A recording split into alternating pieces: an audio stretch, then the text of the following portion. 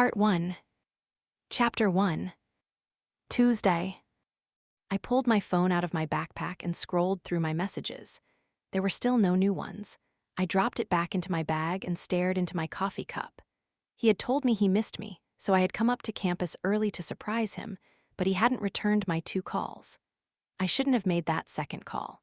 Now I was sitting in his favorite coffee shop, hoping to casually run into him. Luckily, my roommate, Melissa, had showed up yesterday, so I wouldn't have to be alone in our dorm room. We had walked up to Main Street, despite the rain, to buy our books, then spent the whole rest of the day catching up from summer break. Mostly we complained about our minimum wage retail jobs. It had been her idea for me to grab an early coffee here in hopes of running into him. She had even helped me with my hair and makeup this morning. He wasn't here, though, and now I felt rather like a stalker. My phone buzzed and I grabbed it eagerly.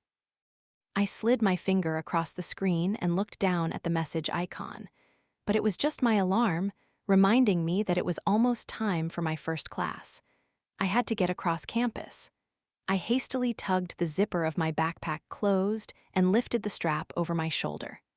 The coffee shop was abuzz that morning. None of the other students were used to waking up this early either. Caffeine was a necessity. I grabbed my umbrella in one hand and my coffee cup in the other and squeezed my way past the other patrons. The floor was slick near the exit from everyone tramping in and out into the rain. Despite Melissa's protests, I had worn my rain boots, and I was glad I had when my feet slid slightly on the linoleum. As I regained my balance, someone came bursting into the coffee shop. The door swung in and collided with my cup. Coffee splashed onto my shirt as my cup fell to the ground. As I began to slip again, I suddenly felt 2 strong hands on me, holding me steady. "I'm so sorry. Are you all right?" said a deep voice. "I'm fine." I kept my eyes on the ground. It wasn't hot anymore. I left off the fact that it was cold because I had been sitting in the coffee shop for half an hour acting like a crazy stalker. His hands slowly fell off my waist. "I'm afraid I've ruined your shirt." I looked at the brown coffee stains that showed clearly on my blue tank top. Oh, crap. I have an 8 a.m. I don't have time to change. I wished I had worn a coat to protect myself from the cool rain instead of bringing an umbrella. "Here," he said. He put down his satchel and lifted off his gray sweater. The white dress shirt he was wearing underneath lifted slightly as he pulled off the sweater, and I caught a glimpse of his abs. I let my eyes wander to his face. It looked like he had stepped out of the pages of a magazine. He looked older, possibly a grad student. His hair was dark brown and wet from the rain. The way it was sticking up made it look like he had just run his hands through it. His jawbone was sharp and there were dimples in his cheeks. His eyes were a deep brown like his hair, and they were staring at me intently. My heart began to beat fast. He handed me his sweater. "That's okay. I can't take that," I laughed uneasily. "I'll be fine." I moved to the side so he could pass by me. I felt my cheeks begin to blush. "I insist." He had a slight smile on his face. "First day of classes," he shrugged. "You'll want to make a good first impression." I took the sweater from him. "Thank you," I said quietly. I pulled the sweater over my head. It was huge but comfortable. The scent of sweet cologne drifted off of it. It made me feel slightly dizzy. I could feel myself staring at him. "I'm sorry, I have to go. I'm going to be late." He was so handsome that I was acting even more awkward than usual.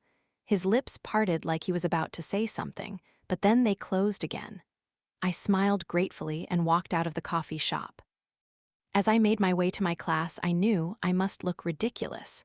A baggy sweater, leggings, and bright red rain boots. I must look like a child, but I was grateful. Coffee stains down the front of me would have been worse than a baggy sweater. Melissa was going to love this story. Chapter 2. Wednesday. I looked down at my schedule to double-check the room number before entering. After yesterday's embarrassment at the coffee shop, I didn't want to make myself look like a fool today, too. I was one of the first ones there, so I made my way to the back of the classroom. At most professors' annoyance, I was more of a spectator than a participator in class. This class was going to be my worst nightmare. Most people put it off until senior year, but I wanted to get it out of the way early. Now I was regretting my decision. I sat down at one of the wooden desks all the way in the corner, pulled out a new notebook and pen, and stared out the window next to me. "Forget about Austin," Melissa had said last night after hearing my story. "I like the sound of this new guy. Plus, he smells like $1,000,000. I didn't disagree with her. I had folded the sweater and left it on my desk chair, but its smell wafted into the room. My dreams had been filled with coffee shop encounters with the stranger all night, dreams where I didn't run away in his sweater and forget to ask his name. "Welcome to COM 212, Oral Communication in Business. I am Professor Hunter." The professor paused in his introduction, and I turned from the window to look at him. He was staring directly at me. I took a deep breath. It was the stranger from the coffee shop. He cleared his throat and looked away from me. "I know that most of you are seniors and have waited until the last minute to take this class. I haven't met a student yet who was excited about COM. Heck, I don't even like teaching it." Light laughter broke out amongst the students. I just stared at him in horror. "Seriously, we have to teach this class on a rotating basis. I'm not even sure I'm qualified. I promise it won't be as painful as the rumors have made it out to be, though. I tend to grade rather easily, so there's no need to be nervous when you're giving speeches. But I like to jump right into things. I'm going to take attendance. When I call your name, please stand and tell me one interesting fact about yourself. Then I'll stop torturing you and you can all leave class early. Not so bad, right? Okay, Raymond Asher." A boy in the middle of the classroom stood up from his desk. "Hi, I'm Ray. One interesting thing about myself? Well, I'm pretty good with the ladies." "Yeah, right, Ray," the girl beside him teased. He tried to kiss the girl on the cheek when he sat back down, but she pulled away. "Well, I can tell we'll all be enjoying your speeches. Ellie Doyle." A girl stood up in the front of the room and began talking, but I tuned her out. My heart was racing fast. I barely liked saying "here" when a professor called my name. I stared at Professor Hunter as he listened to the answers his students were giving. Every now and then a smile would break over his face. He was so handsome. "Tyler Stevens," Professor Hunter called. He was getting close to my name. I looked down at the blank paper in front of me and tried to focus. "Penny Taylor." My throat went dry. "Penny Taylor?" the professor repeated. I slowly stood up. "Hi everyone, I'm Penny." I could feel my face turning red. "Unfortunately, you'll need another of me for my thoughts." I sat back down. What did I just say? "Weird," some girl scoffed near the front of the class. A few other people around her snickered. A smile spread across Professor Hunter's face. "A penny for your thoughts.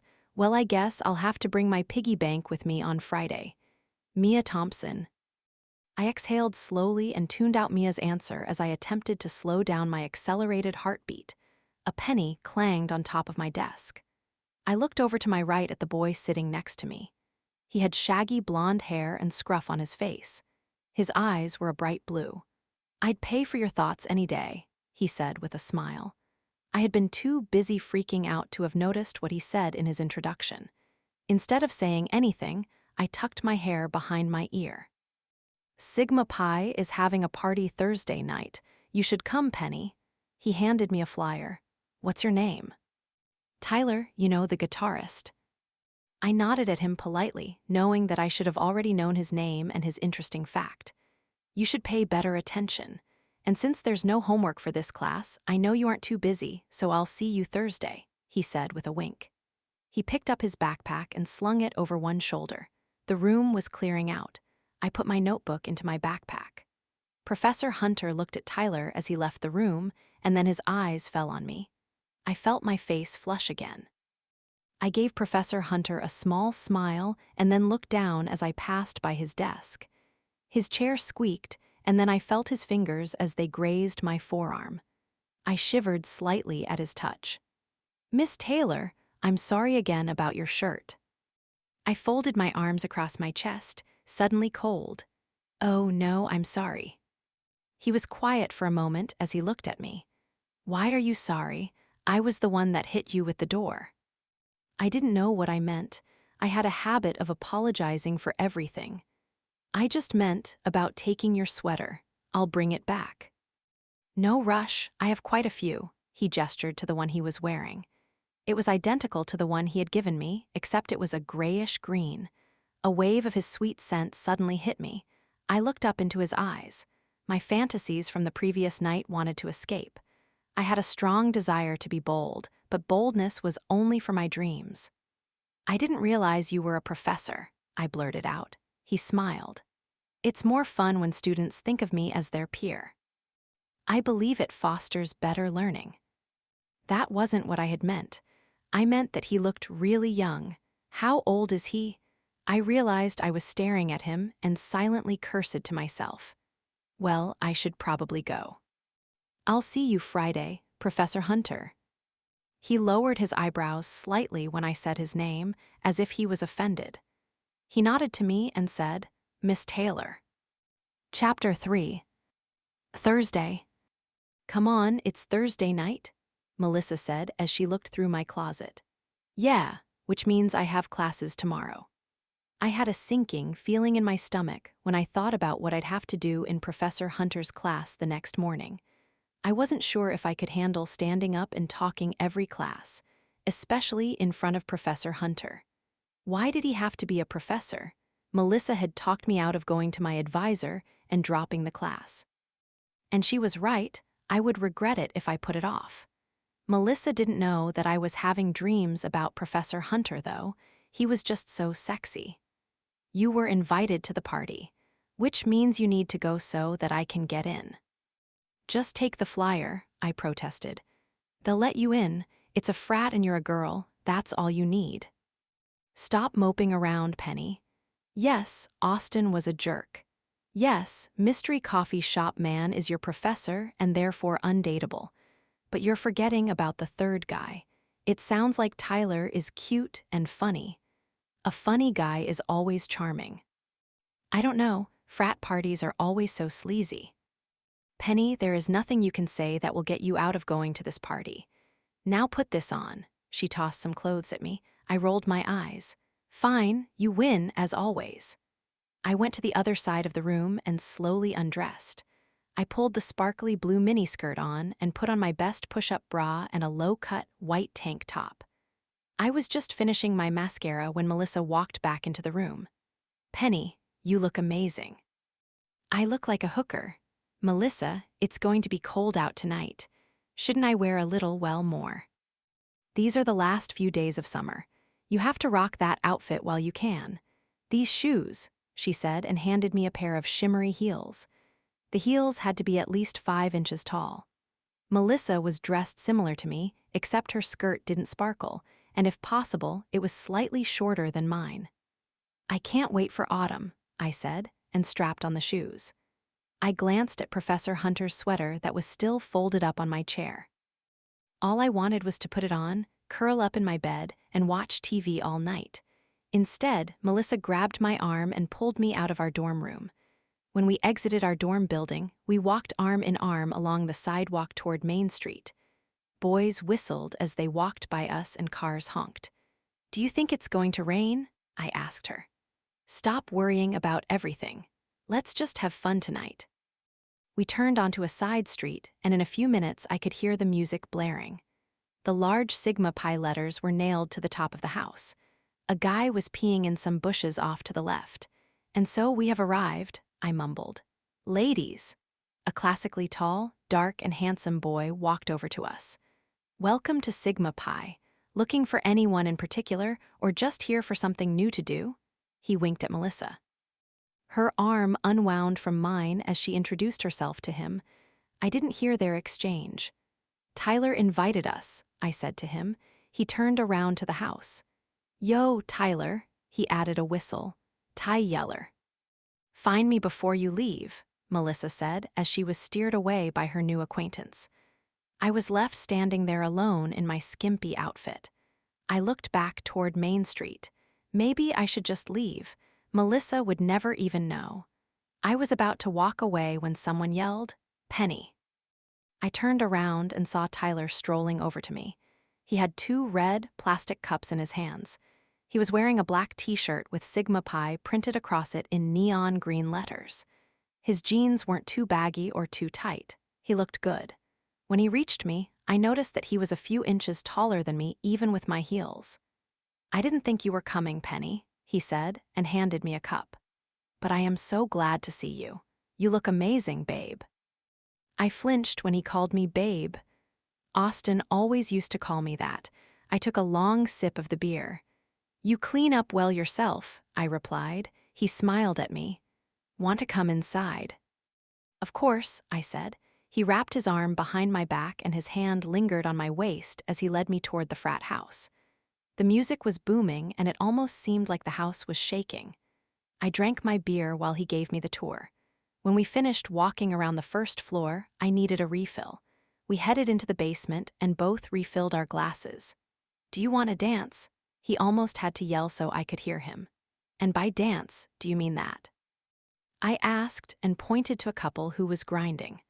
"Well, if you want to dance like that, I might need another drink." I laughed, probably something stronger than beer. I smiled up at him.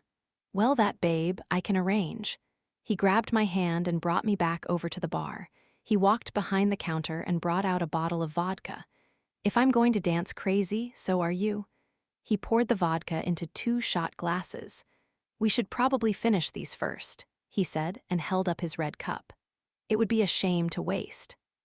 I rolled my eyes and drank the rest of my beer. I tossed him my empty cup. "Satisfied?" "Not yet," he said and stared at me playfully. He lifted up his shot glass and I did too. The alcohol burned my throat as it went down. I slammed it back down on the table. Tyler looked back at the people dancing. "I don't know, still looks pretty provocative. Maybe one more." "Tyler, are you trying to get me drunk?" "Me, you're the one that wants to dance like that. You, Penny, are trying to get me wasted. I don't know what I'm going to do with you." "Fine, one more shot each. Then I'll see what moves you have." Tyler grinned and poured more vodka into the shot glasses. "Here's to a fun night," he said and raised his glass. "Here's to forgetting Austin." My head was beginning to grow foggy, but I downed the second shot as well. Tyler grabbed my hand and we ran into the sea of people dancing. He turned me around and pulled my hips into him. I let my body move to the beat. "Penny," he whispered into my ear, "what are you trying to do to me?" I reached my hand up behind his neck and let him control my hips. He turned me around so that I was facing him. "You're a great dancer." "Tyler, this is not dancing," I laughed. "Oops, alcohol must have worn off." He quickly picked me up and lifted me over his shoulder. "Tyler." He walked me over to the bar and placed me back on my feet. Everything seemed a little blurry. He grabbed the bottle and wrapped his free hand around my waist. He led me toward the staircase. When we reached the first floor, he led me to another set of stairs. "I haven't shown you the second story yet," he said as we made our way upstairs. "You mean your room?" "Penny, you are quite the cynic." "Actually, no, not my room." He touched a tie on one of the doorknobs. "This room," he said, and opened the adjacent door that didn't have a tie hanging from the doorknob. "I can assure you, Tyler, that you will not be getting lucky tonight." "I don't even know what you're referring to. I just wanted you to show me how you prefer to dance, without all those other people around." He took a swig from the bottle and handed it to me. I took a small sip and set it on the bureau. I grabbed his hands and placed them on my hips. Then I reached up and wrapped my hands around the back of his neck. We slowly swayed back and forth. This was probably the sweetest thing a guy had ever done for me. I moved closer to him so that our bodies were touching. "So you like it nice and slow," Tyler said gently. "If you are referring to dancing, yes, isn't this nice?" He leaned down to kiss me. I wanted to forget about Austin, and I needed to forget about Professor Hunter. I grabbed the back of his head and pulled him closer as he kissed me deeply. His hands slid down from my waist and grabbed my ass. I let him squeeze for a second before reaching down and moving his hands back to my waist. "Penny, please, you're killing me." He lifted my chin in his hand and kissed me again. I liked how his hands felt on me. "We should take things slow," I said breathlessly.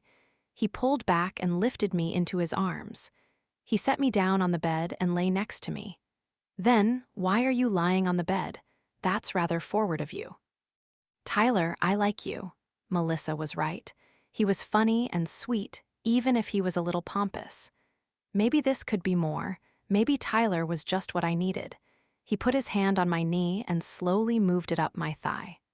"I like you too, babe." I grabbed his hand and held it there to prevent it from rising anymore. "Tyler, we've had too much to drink." My body wanted him, and he could tell. He looked down at me with his blue eyes. He lifted his hand off my thigh and slid his fingers through my hair. I believe that I'm thinking pretty clearly. He kissed me again, and I let my hips rise into him. I did want him, but at the same time my mind was screaming no. Austin had always made me feel insignificant. All he had ever wanted was my body, and I had given it to him. I liked the feeling of Tyler wanting me, but I didn't want to sleep with him on our first date. My flirtations had gone too far. He moved on top of me and pushed my skirt up a little. "Tyler, please." I began to sit up. "No need to beg for it, babe." He unbuttoned and unzipped his pants.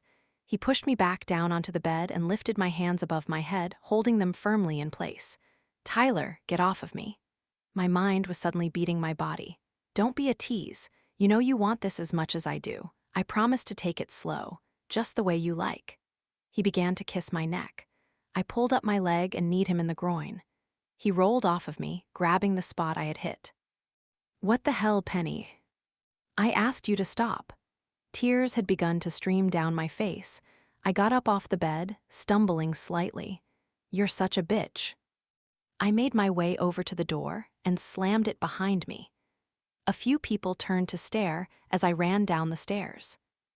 Chapter 4. Thursday. I stumbled out of the frat house. It was drizzling and I had no coat or umbrella. I silently cursed Melissa for making me wear this minuscule outfit. No wonder Tyler had acted the way that he did. This wasn't me. Austin had messed with my head and completely demolished my self-confidence. I was embarrassed and ashamed of what had just happened. The tears began to mix with the drizzle. I had to focus hard on not falling over because of my stilettos and the booze. The drizzle turned into rain as I made my way onto Main Street. "Miss Taylor, is that you?" My whole body froze at the deep voice. I was wearing the most inappropriate outfit I had ever worn, and now my white tank top was drenched and completely see-through. No, you have the wrong person." I quickly started walking again, but my high heels prevented me from moving too fast. "Penny, stop." I turned around and stared up at Professor Hunter, who was as unbelievably sexy as ever. He was wearing a pair of jeans that hugged him in all the right places, and a leather jacket with a plain white t-shirt beneath it. He looked the same as he did in class, except that he had a 5 o'clock shadow and an umbrella. "Professor Hunter, I'm sorry." I let my voice trail off, and I folded my arms across my chest to help hide my most likely exposed breasts. He lowered his eyebrows when I said his name, just like he had in his classroom. "You like to apologize when you've done nothing wrong." I probably imagined it, but it felt like his eyes lingered for a moment on my legs. He moved toward me so that I'd be under his umbrella with him. "Is everything all right, Penny?" My eyes were probably red from my angry tears. I was hoping he wouldn't be able to tell in the rain. "I'm fine." "Then, what are you doing out so late all by yourself?" I could ask the same of you. I rolled my eyes at myself for being so immature. I was just going for a walk. "Me too," I responded quietly. He laughed. It was an enticing sound. I drew a little closer to him and let my arm brush against his. "Are you cold, Penny?" Cold and mortified. I nodded up at him. I liked the way my name rolled off his tongue. He handed me the umbrella as he slid out of his jacket. Then he held his jacket out for me, and I slipped one arm in and then the other. The leather held the scent of his cologne. He took the umbrella and held it above both of us again. He was such a gentleman. Well, you really shouldn't be out alone this late, Penny, he said, especially in those walking clothes. Neither should you. He laughed again. Is your dorm near here? It would make me feel much better if I escorted you home. I live in Sussex. This way then, he said, and placed his hand on the small of my back for just a second. We walked in silence for a few minutes. Every now and then, I'd stumble a little in my heels, and his hand would briefly touch the small of my back again. Each time he did, I felt like my heart would beat out of my chest. I'm not good at giving speeches, I said, finally breaking the silence. I feel like I should just drop your class. I wish you wouldn't. If you ever need extra help, I have open office hours. I really am a fairly easy grader for comm. It's going to be extra painful when you fail me, though. Why extra painful? He said extra, slowly, almost seductively. Because you're, I let my voice trail off. I wanted to say, because you're gorgeous and I have a huge crush on you. I can't believe I almost let him hear me say that. Well, it does seem that you aren't great at giving speeches, he laughed again. Like I said, you can come by any time. We walked along the length of the green. I had dreamt of having a date escort me back to my dorm room, but I only dated immature boys, not men. Professor Hunter was a man. I found myself once again wondering how old he was. Have you been a professor here for long? Not long at all. I do love it here despite how much it rains. Besides, you never know what you'll find during a long walk in the rain.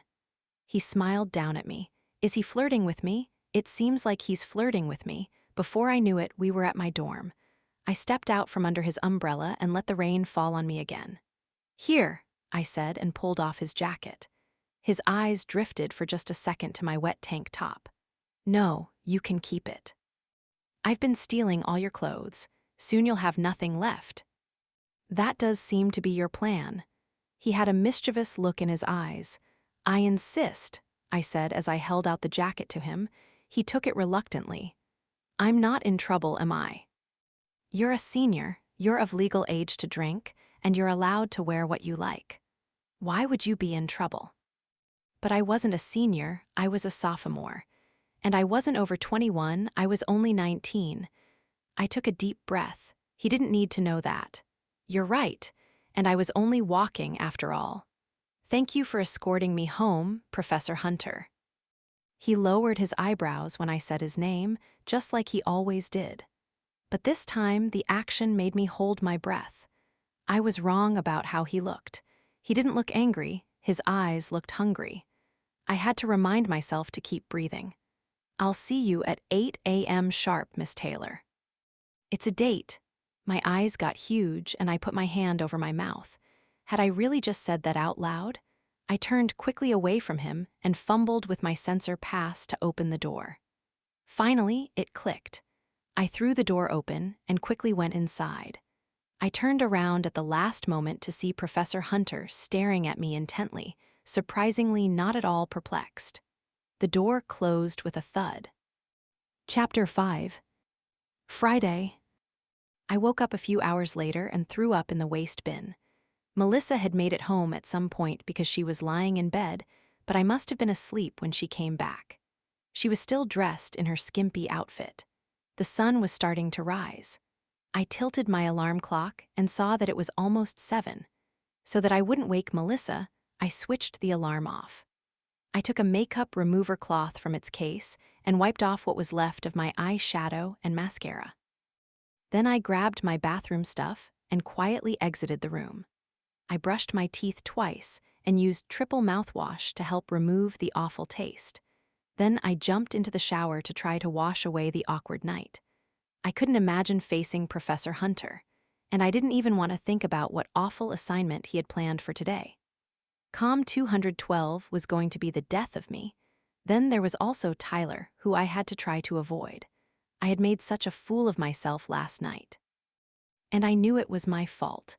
I didn't intend to lead him on. I was just so upset about Austin, and then I wanted to make my awkward crush for my professor disappear. But I had told Tyler to stop. He was the one in the wrong. I let the water fall on my head and took a deep breath and grabbed my stomach. It felt like I needed to hurl again. I swallowed hard and rinsed out my conditioner before switching off the shower. The cold air sent goosebumps up my legs, and I quickly wrapped a towel around myself. I tucked the edge of it into the top of the wrap to keep it in place and headed back to my room. After finally getting a comb through my unruly curly hair, I pinned back my bangs and put some makeup on. A little more than I would usually wear to an 8 a.m. on a Friday. I pulled on a pair of tight jean shorts and a tank top and slid my feet into flip-flops. I glanced at my phone and saw that it was 7:45. Searching through my closet, I found a sweatshirt and pulled it over my head before grabbing my backpack and heading out the door. The sun felt good on my face. I entered Smith, the building where comm was held, and made my way up the stairs. Luckily, I was one of the first to arrive again, and I went to my seat in the far corner. A few minutes passed before Tyler entered the classroom. I turned and looked out the window. I silently willed him not to sit next to me. The seat next to me squeaked slightly, and I closed my eyes. Why me? Penny. I looked over at Tyler. He had dark circles under his eyes. He was sitting on the edge of his seat, as close to me as possible. Geez, Penny, I'm sorry. I don't even remember what happened last night, besides for the fact that I obviously acted like an idiot. He gave me a small, forced smile. Well, I do remember. I wished I could just tuck my head into my sweatshirt and disappear. I really am sorry. The door closed and I looked over. As Professor Hunter walked into the room, I couldn't help but stare. He was wearing black square-rimmed glasses. His hair that was usually pushed up a little looked like it hadn't been touched. The top was even a little curly. He was wearing the same leather jacket that he had almost let me keep. He took off his brown satchel and put it on his desk, then unzipped the jacket and placed it on the back of his chair, revealing a green V-neck t-shirt. The casual air about him made him even more endearing, if that was possible. He shoved his hands into his jean pockets. Doesn't everyone look alert today? He smiled. So, I think the best thing to do is probably hear about your nights. The more comfortable we are with each other, the easier it will be to stand up here later in the semester and give fantastic speeches. Everyone up to share. Some of my classmates groaned. I looked around. I probably wasn't the only one that was slightly hungover. Professor Hunter glanced at me for a moment as he sat down in his chair. He pulled out the class list from his bag and called out the first name. The first few people swore they were just studying. Some people mentioned that they weren't lame and had gone partying. Tyler Stevens. Tyler stood up and stared straight ahead. Honestly, I got drunk and made a fool of myself. I was with this smart, beautiful girl, and I probably blew my shot with her. With one hand, he reached up and scratched the back of his neck as he looked down at the floor. Sounds like an unfortunate series of events, Professor Hunter responded. I looked up at him and he was staring right at me. I gulped. Tyler sighed and looked at me as he sat back down. Penny Taylor, Professor Hunter said. While I stood up, he pulled out a small ceramic pig from his satchel. I came prepared today. You'll have to trust that I have some pennies in here. I wish I could control my blushing, but I knew my face was turning red. My heart was beating so fast. I went for a walk in the rain with a stranger I met at a coffee shop.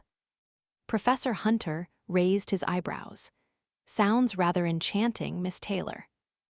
It was. He looked at me for a second more before looking down at his paper and calling the next name. I quickly sat down and looked at my hands. I could feel Tyler's eyes on me. After Professor Hunter had called every name, he stood back up.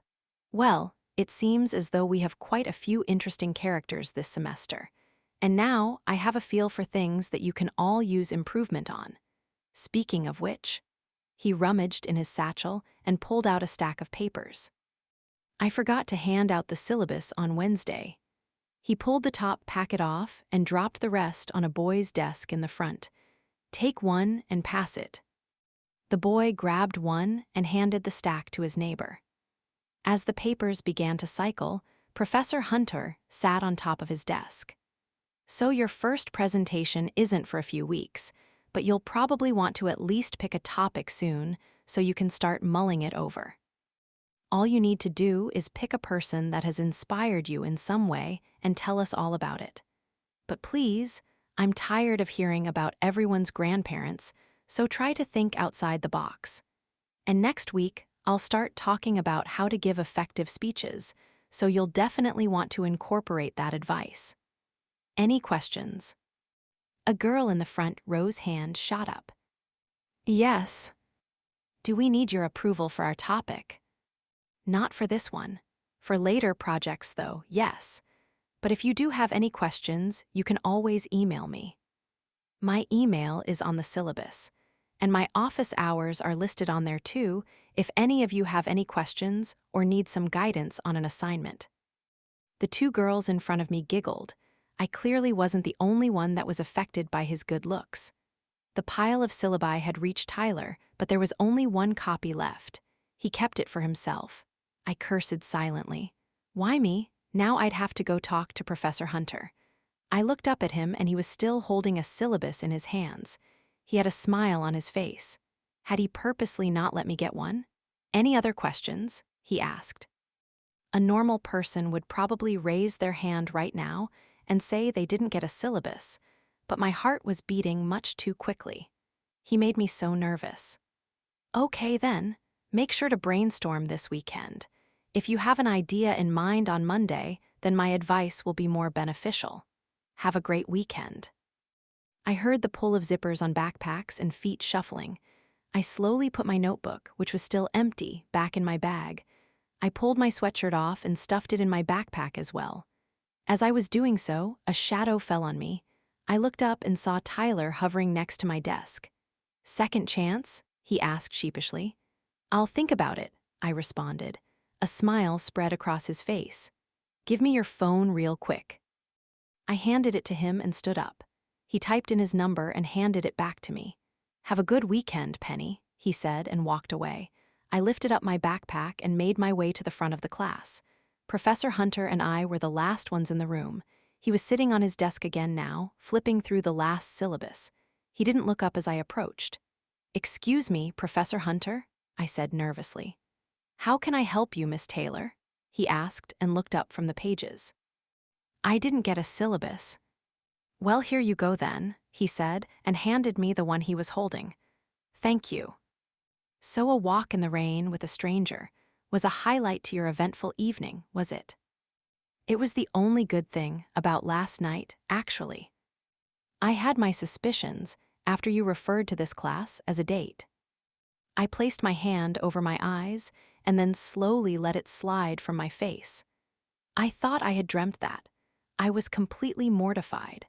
I didn't realize I had made an appearance in your dreams, Miss Taylor. That's not what I mean you didn't, well I meant. Professor Hunter laughed his enticing laugh. Have a good weekend, Miss Taylor. Maybe on Monday I'll ask everyone to share a memorable dream they had over the weekend. I felt my jaw drop slightly. The door creaked open and students for the next class started walking in. Professor Hunter, I said, and quickly turned and walked out of the classroom. Chapter 6. Sunday. Despite Melissa's protests, I had spent the weekend in sweatpants, holed up in our dorm room with occasional trips to the dining hall. On Sunday night, Melissa had practice with her a cappella group. I had just finished putting large curlers in my hair for volume. I could pretend it was for Tyler or at least someone my own age, but that would be a lie. I was trying to look good for Professor Hunter.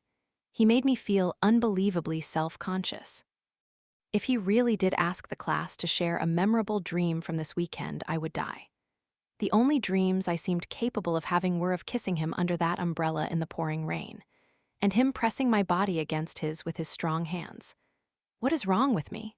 I sighed, lay down in my bed, and turned on the TV instead of looking at the screen. I grabbed my phone.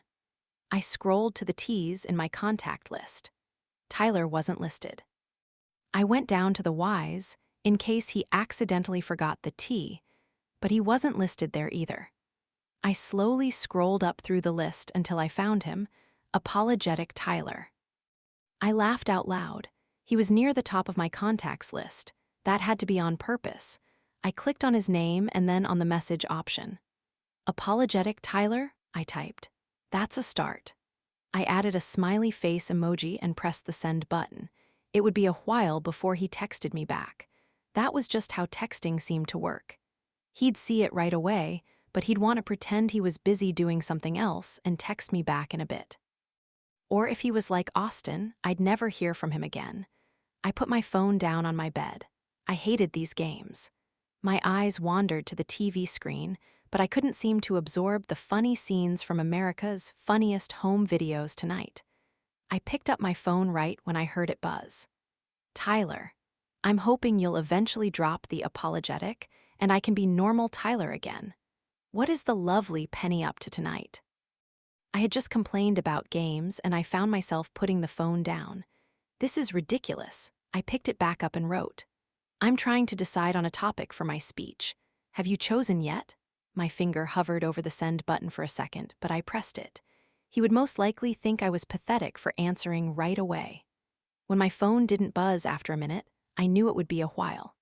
I put my phone down, hopped off my bed, and found the comms syllabus on my desk. I looked down at my desk chair. I usually used my computer and did most of my homework in bed, so Professor Hunter's sweater was still folded on the chair. He said his syllabus had his office hours, so I'd go as soon as I could to return it. My heartbeat quickened with just the thought of being alone with him. I sat back down on my bed and looked down at the first sheet of the syllabus. Professor James Hunter. James. Even his name was sexy. I found myself wondering if he went by Jim or Jimmy. I decided against it, though.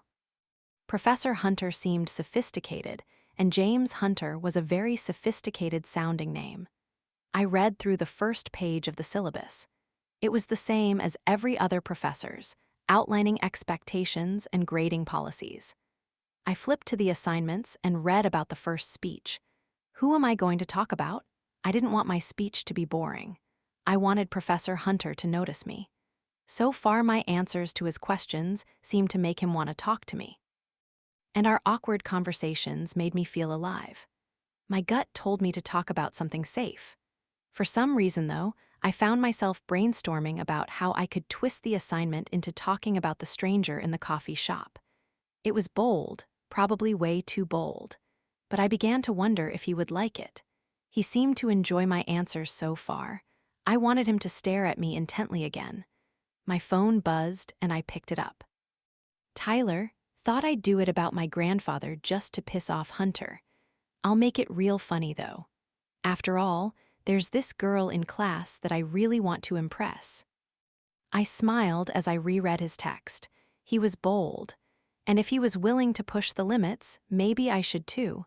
I texted him back. I'm looking forward to hearing what you come up with. See you tomorrow, apologetic Tyler.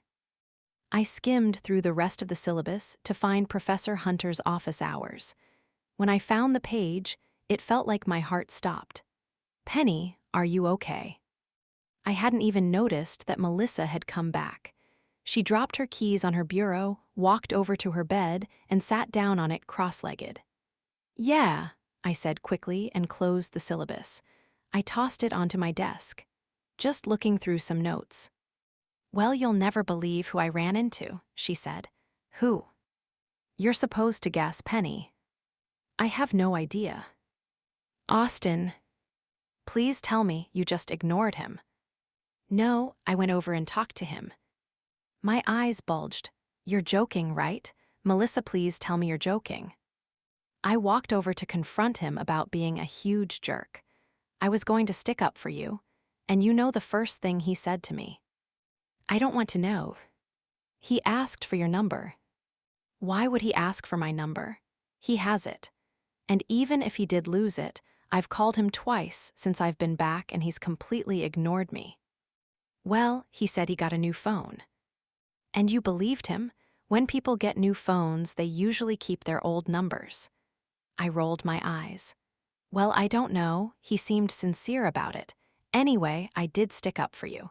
I refused to give him your number. Thanks, Melissa. So he gave me his new number instead. He gave you his number. He's so full of himself. No, not like that. He gave it to me to give to you. She pulled a slip of paper out of her pocket and waved it in the air. I don't want it. Geez, aren't you even going to see if it's a new number? It doesn't matter. There are a million other ways he could have contacted me. If he really wanted to see me, he easily could have. I folded my arms across my chest. Fine, Melissa said. Well, I will just leave this here. She placed the paper on her nightstand, in case you change your mind. You're welcome, by the way. I'm going to go take a shower. She hopped off her bed, grabbed her shower caddy, and walked out of the room. As soon as the door closed behind her, I jumped off the bed.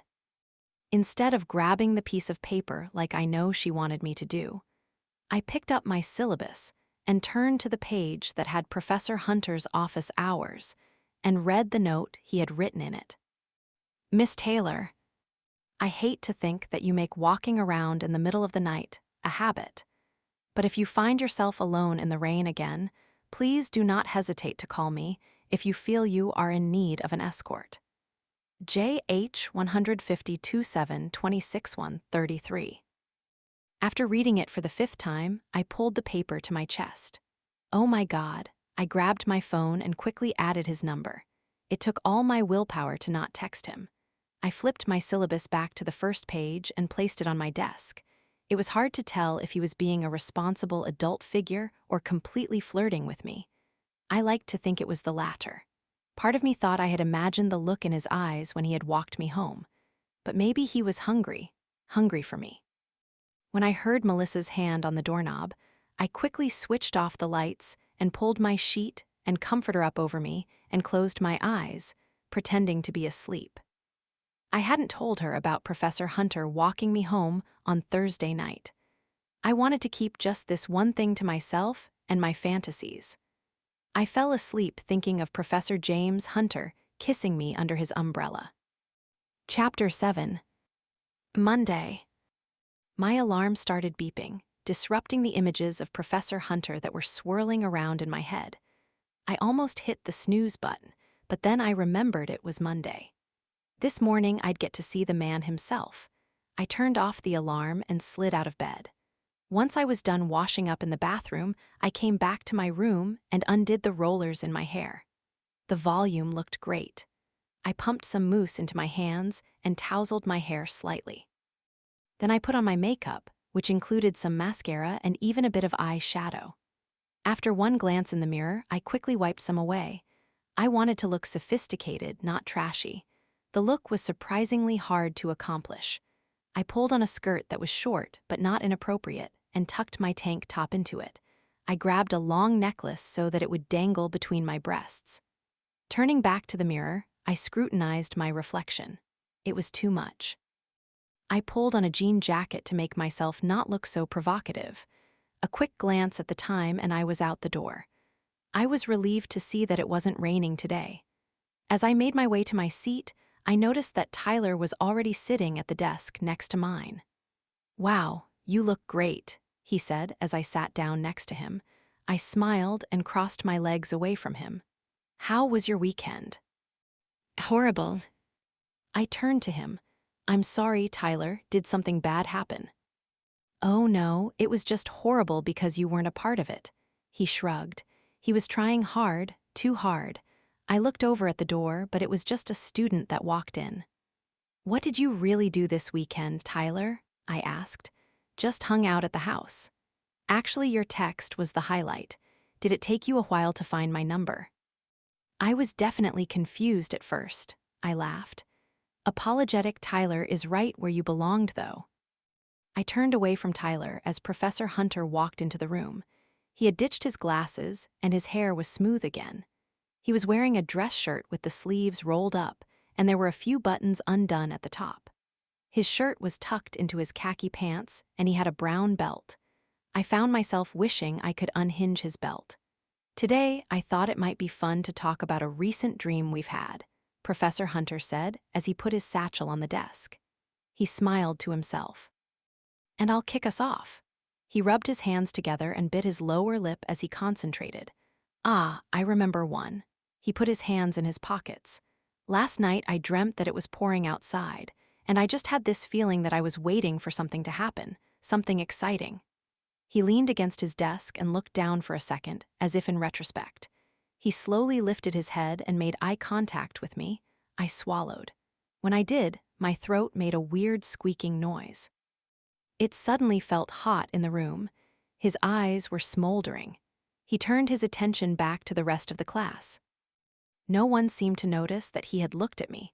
Does he look at everyone that way and I just don't notice? I didn't think so. He was referring to the night we had spent together in the rain. He was referencing the note he had left me. It didn't seem like he had any intention of being a responsible adult. There was no denying that Professor Hunter was flirting with me now. I swallowed hard again. My heart began racing, like it always did when I had to speak in class. He was already going through the names. A few people had funny dreams and I watched him laugh.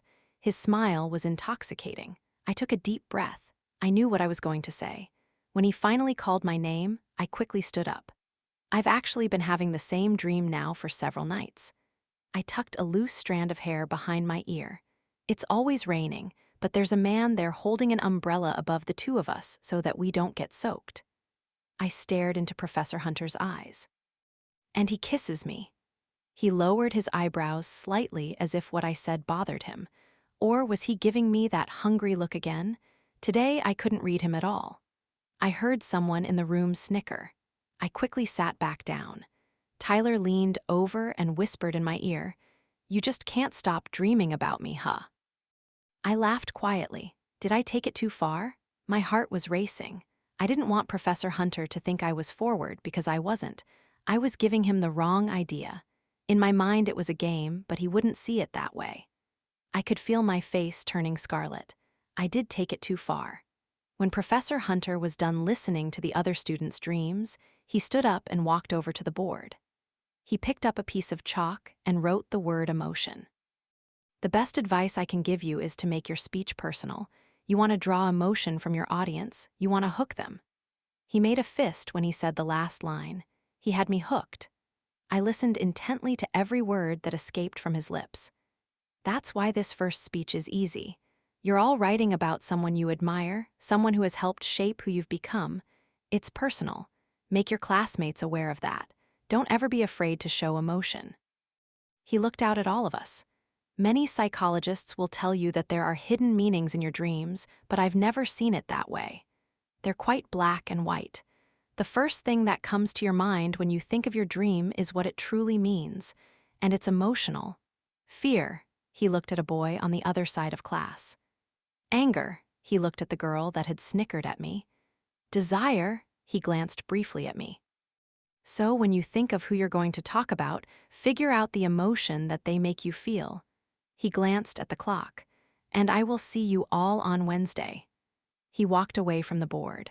Catch you later, Penny, Tyler said as he stood up. A girl in the front row quickly got up from her desk and went up to speak to Professor Hunter. I delayed by rearranging things in my backpack for as long as possible, but the girl was still talking to him. She had long black hair and tan skin. She was wearing a shirt that revealed her stomach. Is that the kind of girl he thinks I am? I closed my eyes. That wasn't me. I looked down at the outfit I was wearing. Tyler was right. I was a tease. I was actually a good girl and Professor Hunter didn't even realize. I blew it. Besides, a girl like that had to be more his type. I didn't have that much to offer. I had another class that I needed to get to. I got up and walked past his desk. I didn't want to look at him, but I couldn't resist glancing over. He tilted his head so he could see me over the girl's shoulder, and we made eye contact for just a moment. He raised his left eyebrow as he watched me exit the room. Chapter 8. Monday. I opened up my textbook and pulled out my notes. Statistics was not going to be my forte. I was great at math in high school. Calculus had actually been one of my favorite subjects, but the foreign professor who was teaching stat was hard to understand. I was going to have to teach it all to myself. Melissa came into the room with a huge smile on her face. You will not believe the day I had. What happened? I turned to face her, pulled the notes off my lap, and placed them on my bed. I leaned over and grabbed my soda from my desk and took a sip. You know that professor you have a huge crush on? I almost choked on my soda. I don't really. Yes, you do. Come on, Penny, I mean. You kept his sweater for God's sake. I'm going to return it later this week. I was planning on it, but I truly did want to keep it. Did you find out something about him, or what? Well, first of all, that he's gorgeous. This girl in one of my classes was talking about this hot professor she has, and it turns out it's the same guy. You didn't tell me that he's basically a model. He is really handsome. You mean smoking hot. Anyway, apparently he got fired from his last teaching job. Why? I tried to ask it nonchalantly, but I felt like I was begging for the information. The girl didn't know. Weird though, right? I mean, what does a professor have to do to get fired? Punch the dean or something? You're just making things up. But I knew what a professor could get fired for, having sex with a student. Well, yeah, it's probably just a rumor. Melissa shrugged. Thought you'd find it interesting. Anyway, and then I met up with that cute guy from the party we went to last Thursday, and we had dinner. He's such a gentleman. He even pulled my chair out for me. That's nice. My mind was no longer on the conversation. There was no reason to jump to conclusions about Professor Hunter. He may not have even been fired. He looked so young. This was probably his first job as a professor. Maybe Professor Hunter didn't have the wrong idea about me. No, I wasn't a bad girl, but I wanted to be bad for him. Doesn't that make me bad? I wanted to do things with him that would surely get him fired. I looked down at my phone. I could text him right now. He gave me his number. He flirted with me every day in class. He even confessed that he dreamed about me too. I clicked on his number and typed out, I enjoyed our first date, but you stood me up today. I smiled to myself. Would he find it funny? It didn't matter. I wouldn't send it. He gave me his number because he was worried about my safety. I was a pathetic girl walking around in barely anything in the middle of the night. Any normal adult should be worried about me. I needed to delete his number before I made a terrible mistake. My phone buzzed and I fumbled it in my hands. It made a light bleeping sound to let me know that my message had been sent. I almost screamed, "No," out loud. I gulped. Oh my God, what did I just do? I felt like I was hyperventilating. Is there any way to undo a text? What if I get kicked out of school? I'm sorry, I didn't mean to send that, I quickly typed out. I was about to hit the send button when my phone bleeped to let me know I had received a message. Miss Taylor, that was never my intention. I put my phone down on my bed and stared at it. He had responded to me right away. He even knew it was me. So that probably meant he didn't give his phone number out to everyone. I deleted the message that I had typed out. I pictured him sitting in sweatpants, lounging on a couch, waiting desperately to see what I had to say next. I was going to be bold and bad. I texted back, "You dreamt about me." A minute later, he responded, "I can't control my dreams, Miss Taylor." He wanted to control his feelings for me. He wanted me to pull back, but I didn't dare. I had confidence when I wasn't staring directly into his deep brown eyes. I don't want you to. I pressed send. I placed my phone on my bed and pulled my hair into a ponytail. My foot began to tap impatiently. I pulled my stat book onto my lap again and began to read the page I had left off on. I had to stop halfway and start over because my mind was wandering. "Trust me, you do," his response read. I took a deep breath, completely flustered. What did he dream of doing to me? "I don't trust you," I texted. Geez, why did I say that? That was a conversation ender, if anything is. "Miss Taylor, are you in need of someone to walk you home?" I sighed. He was angry. I didn't want to make him angry. I wanted him to think I was sexy and alluring. "I wish that I was, Professor Hunter," I responded. I stared at my phone for 10 minutes. No reply. I sighed and rolled over, away from my stat work. Next time I wouldn't play with his temper. Chapter 9. Tuesday. The following night I tossed and turned again as I tried to fall asleep. I had shoved Professor Hunter's sweater into my backpack that afternoon and marched over to his office hours. But there were 3 girls waiting in line to talk to him. I had rolled my eyes and stormed back to my dorm. I was kidding myself. He probably did get kicked out of the last college he worked at. He probably slept with every girl that batted her eyelashes at him. He was a tool. But no matter how hard I tried, I couldn't get the image of him out of my mind. Whenever I closed my eyes, I imagined his hands on me. I wanted to taste his lips.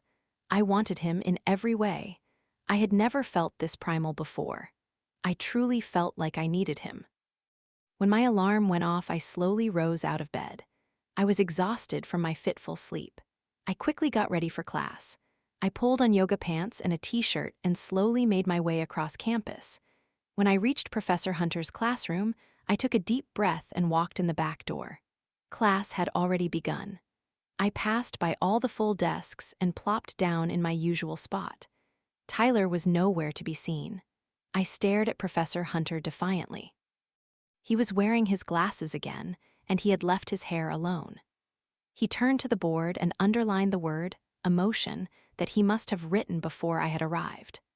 Today, we are going to drive this point home. And first, we are going to share what emotion we are currently feeling, and say the word in the way that the emotion has affected you. For example, if I was upset, I'd probably frown a little and say it in a rather pouty way. Most of the class giggled. He stared at me and I kept a straight face. Had I made him upset? He had certainly upset me. Very well, he said. He called out the first name and went through the list. Tyler Stevens, Professor Hunter called.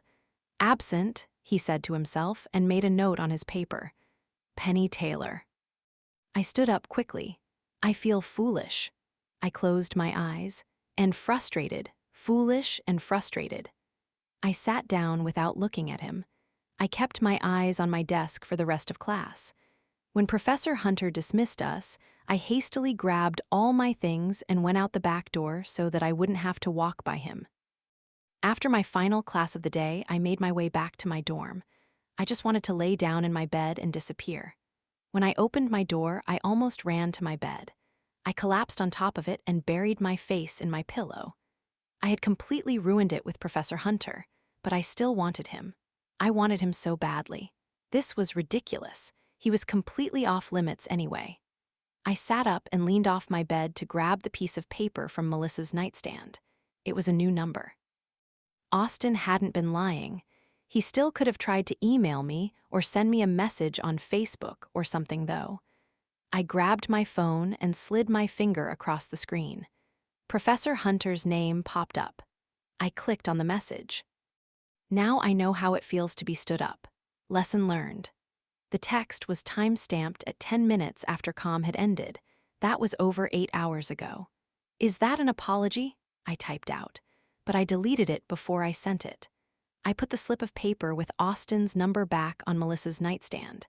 I knew what I had to do if I wanted Professor Hunter to want me as much as I wanted him. I was going to play hard to get. And that started with me ignoring him. Melissa entered the room just as I was turning off my cell. "Did you want to go get dinner?" she asked, putting her backpack down. "Yeah, I'm starving." I jumped out of bed and grabbed my clutch. We walked over to the dining hall. After waiting in line for pizza, I sat down across from her. I could have eaten pizza for every meal. Melissa was eating a salad. "So," Melissa said. "So, what?" "So, did you call him?" Did I call who? My heart was beating fast. Did she know about Professor Hunter? Was it that obvious? Austin? Who else? Oh, wait, are you dating Tyler now? Penny, that's so exciting. I saw him at the party. You two were really cute together. No, I didn't call either one of them. Penny, come on. I heard Sigma Pi is having another party this Thursday that we have to go to. Tyler likes you. I know he does, I sighed. I just don't know if I like him. Well, you have a few days to decide between the two. Because we're going out this weekend, no matter what. And you're going to want a date because Josh asked me to be his girlfriend. Who's Josh? What do you mean, Josh? The one I met at the party last Thursday. You met him too. He was the one who came up and talked to us right away. Oh yeah, sorry. Mr. Tall, dark and handsome, right? That's the one. Anyway, I wanted to go on a double date with you and well, whoever. So who is it going to be? And when is this date taking place? I could feel myself grimacing. I didn't want to ask Tyler out and send him the wrong message. And I didn't want to call Austin again. I didn't do well with rejection. Saturday night. Okay, I'll think about it. That's all I can ask. We ate our meals quietly for a few minutes. Then we started complaining about our new classes and laughing. As we walked back to the dorm, I tried to impersonate my foreign stat teacher. Melissa laughed so hard, she dropped her ice cream cone on the ground. I know, that's how I feel listening to him. How am I supposed to learn anything? You just have to hope everyone else can't understand him either, and that there will be a huge curve. Chapter 10. Thursday. A few minutes before Professor Hunter's office hours ended, I peered around the corner and looked into his office. He was sitting at a desk with earphones on. His door was open and there weren't any girls waiting to see him, except for me. I took a deep breath and walked to the door. He didn't seem to notice me. He was wearing a white dress shirt. The top few buttons were undone and he had a loosened tie around his neck. The sleeves were rolled up, revealing his tanned, muscular forearms. I tapped on the door. Professor Hunter looked up and his eyes bulged slightly. He pulled the headphones off and set them on his desk. Miss Taylor, come in, he said. He walked over to the door and closed it behind me. His office smelled strongly of his cologne. He shoved his hands into his pockets. I didn't expect to see you. I didn't expect to be here. You're angry with me, he said slowly. I'm not. I pulled off my backpack and leaned against his desk. He looked at his watch. My office hours are almost over. I was making him uncomfortable. I tried to come the other day when they first start, but you had quite the line. He reached his hand up and ran it through his sleek hair. I wanted to do that for him. He walked over so that he was only a few feet away from me. Part of the duties of being a professor, he shrugged. Right. I picked up my backpack and pulled out his gray sweater. I had pathetically snuggled up to it in bed last night, but he didn't need to know that. All he needed to know was that I was brave enough to waltz into his office hours and bring it back. I came to return this. He stared down at the sweater and then let his eyes slowly wander up to mine. I could feel my face flushing. You can keep that. It's yours, I responded. I hadn't expected him to reject it. That wasn't part of my master plan. Certainly, it looks better on you. I gulped and placed the sweater on his desk. He drew closer, reached around me, and picked it up. He grabbed my hand and placed the sweater on my palm. His hand stayed on mine as he stared down at me. This wasn't what I had expected. It was way better. It's a gift, Penny. I like when you call me Penny. His breathing sounded heavy. Miss Taylor, you should probably go. I wanted to grab his tie and pull him toward me, but he had just called me Miss Taylor instead of Penny. Did he want me? I gripped the desk with my free hand to stop it from shaking. A wave of his cologne hit me. It was growing hard to breathe. A knock sounded on his office door. Professor Hunter's hand fell from mine instantly, and he took a step back. He looked at the ground for a moment and put his fingers through his hair. With his hand still in his hair, he slowly tilted his head back up and looked at me from under his thick eyebrows. The hunger. Then he glanced back down at the sweater. I swallowed hard, picked up my backpack, and shoved the sweater inside. He walked casually over to the door and opened it as I zipped my backpack and pulled it over my shoulder. A girl walked in. She was wearing a charcoal pencil skirt and a matching blazer. Her high-heeled shoes made her almost as tall as Professor Hunter. She was wearing bright red lipstick. "Ready to go, James?" she asked, and then spotted me. She glanced down at her watch. "Sorry, I thought office hours were over. I can wait outside." She smiled at him. "Just finished up," he said to the mystery girl. "I'm ready to go." He was tightening his tie when he turned back to me. "See you tomorrow, Miss Taylor." He said the words without really looking at me. I walked over toward them. "Thanks for your help, Professor Hunter," I said and made my way out of his office. "Who the hell is she?" I glanced back at them. She was laughing about something and she touched his arm. My stomach churned. She wasn't a girl, she was a woman, and clearly she was his girlfriend. They were both dressed for a fancy date. I added Austin's new number into my phone and then tossed the scrap of paper in the trash. Melissa insisted that I needed a date for Saturday. Austin was a good option. Tyler was persistent, and I didn't want to string him along, whereas I could just go on this one date with Austin, and I'd probably never hear from him again. 2 days seemed like a good amount of time to ask for a date. Not so far in advance that I seemed like a lonely loser, and not too close to the date that I seemed desperate. Or maybe I should invite Tyler. I believed that he was sorry. Plus, he had been so sweet recently. I placed my face in my hands. This was so dumb. All I wanted to do was invite Professor Hunter. But he had a girlfriend, and he was my professor. I was so pathetic. I looked up when Melissa walked into the room. "Great news," she said excitedly. "Well, I think it's great." "That depends." "On what exactly?" "On if you already have a date for Saturday." Oh no, what did she do? I just looked at her, hoping she would continue. When she didn't, I said, "I don't." "Well, you do now. I ran into Austin again, and he's coming." I didn't want to see him. I felt sick to my stomach. Where do you even keep running into him? "First of all, you're welcome. Coincidence? Fate? You can decide on Saturday." She sat down at her desk and opened up a book. She seemed mad at me. "Sorry, Melissa. I'm sure Saturday will be fun. Thanks for asking Austin for me." She turned around with a big grin on her face. "No problem," she shrugged and went back to studying. Crap, I lay back on my bed. I should have invited Tyler when I had the chance. Josh and Tyler were in the same fraternity. They were probably friends. There was no way Josh would fail to mention to Tyler that I had been on a date with another guy. Tyler was going to hate me. For a second, I thought about calling Austin to uninvite him. That would feel so rewarding. I smiled to myself. I wanted him to feel rejected like I had all summer. Too late now, though. A part of me, even if it was rather small, did want to see him again. Chapter 11. Friday. I couldn't compete with the mystery woman from Professor Hunter's office. There wasn't anything to really suggest that they were together, though. Maybe it was just one date. Could I compete? Did I even want to? The woman had been sophisticated. She had even been wearing nylons. I rolled my eyes to myself. She had been sophisticated, but that didn't mean that I needed to be.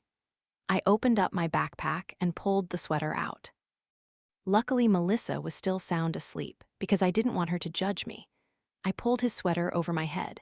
It was pouring outside, so I slipped my red rain boots on and grabbed my matching red umbrella. He had implied that he thought the sweater looked better on me. I took a deep breath and walked out of my dorm room. When I reached class, Tyler was already sitting in the desk next to mine. "Are you feeling better today?" I asked him as I sat down. I didn't miss class because I was sick. I just needed a day off. "Classes only just started?" I laughed. "Well, I needed an excuse to get together with you so I could copy your notes." He was leaning on the edge of his desk, staring at me rather seductively. I laughed again. Professor Hunter basically just defined the word emotion. You're supposed to make your audience feel something when you give a speech. I didn't take notes. "Penny, you're making this impossible. Do you have plans this weekend?" There was something endearing about the way he was looking at me, confident yet eager at the same time. I sighed. My roommate is forcing me to go on this strange double date with her. Hopefully, that would make it seem rather innocent. And it was true, I didn't want to go. Tyler smirked at me. "If you want to ditch it, I'll take you out to dinner." "If you knew Melissa, you would know that that isn't an option." "Sorry, Tyler," I said and smiled at him. "The rejection hurts," he said with a smile. He placed both his hands on his chest and let his head fall back like I had just hit him with a fatal blow. "Oh, come on," I said, and lightly shoved his shoulder. Rather dramatic. "Rain check?" he asked. I nodded. I looked up as Professor Hunter entered the room. He was wearing his glasses and his hair was sexily disheveled.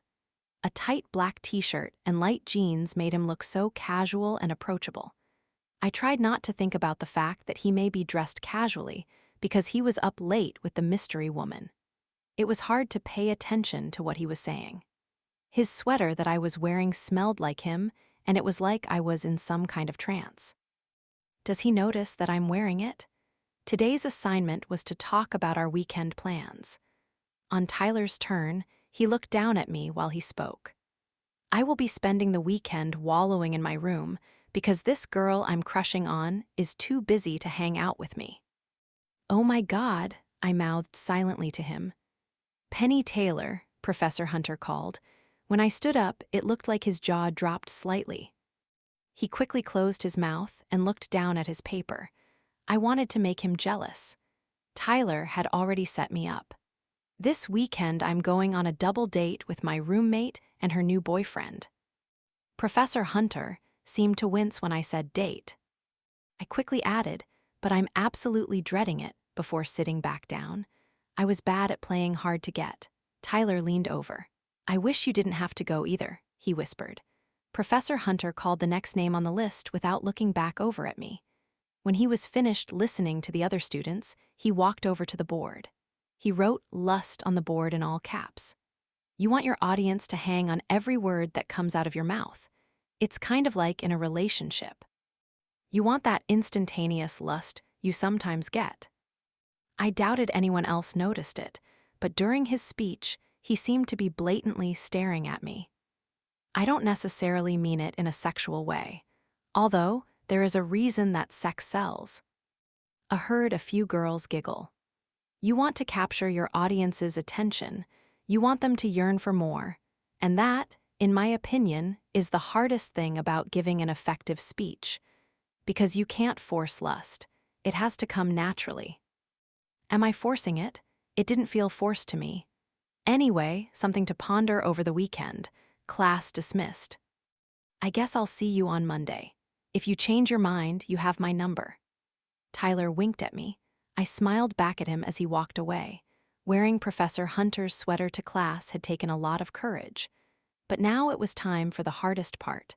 I tried to walk as seductively as I possibly could in rain boots and slowed down slightly when I passed by his desk so that he'd notice me.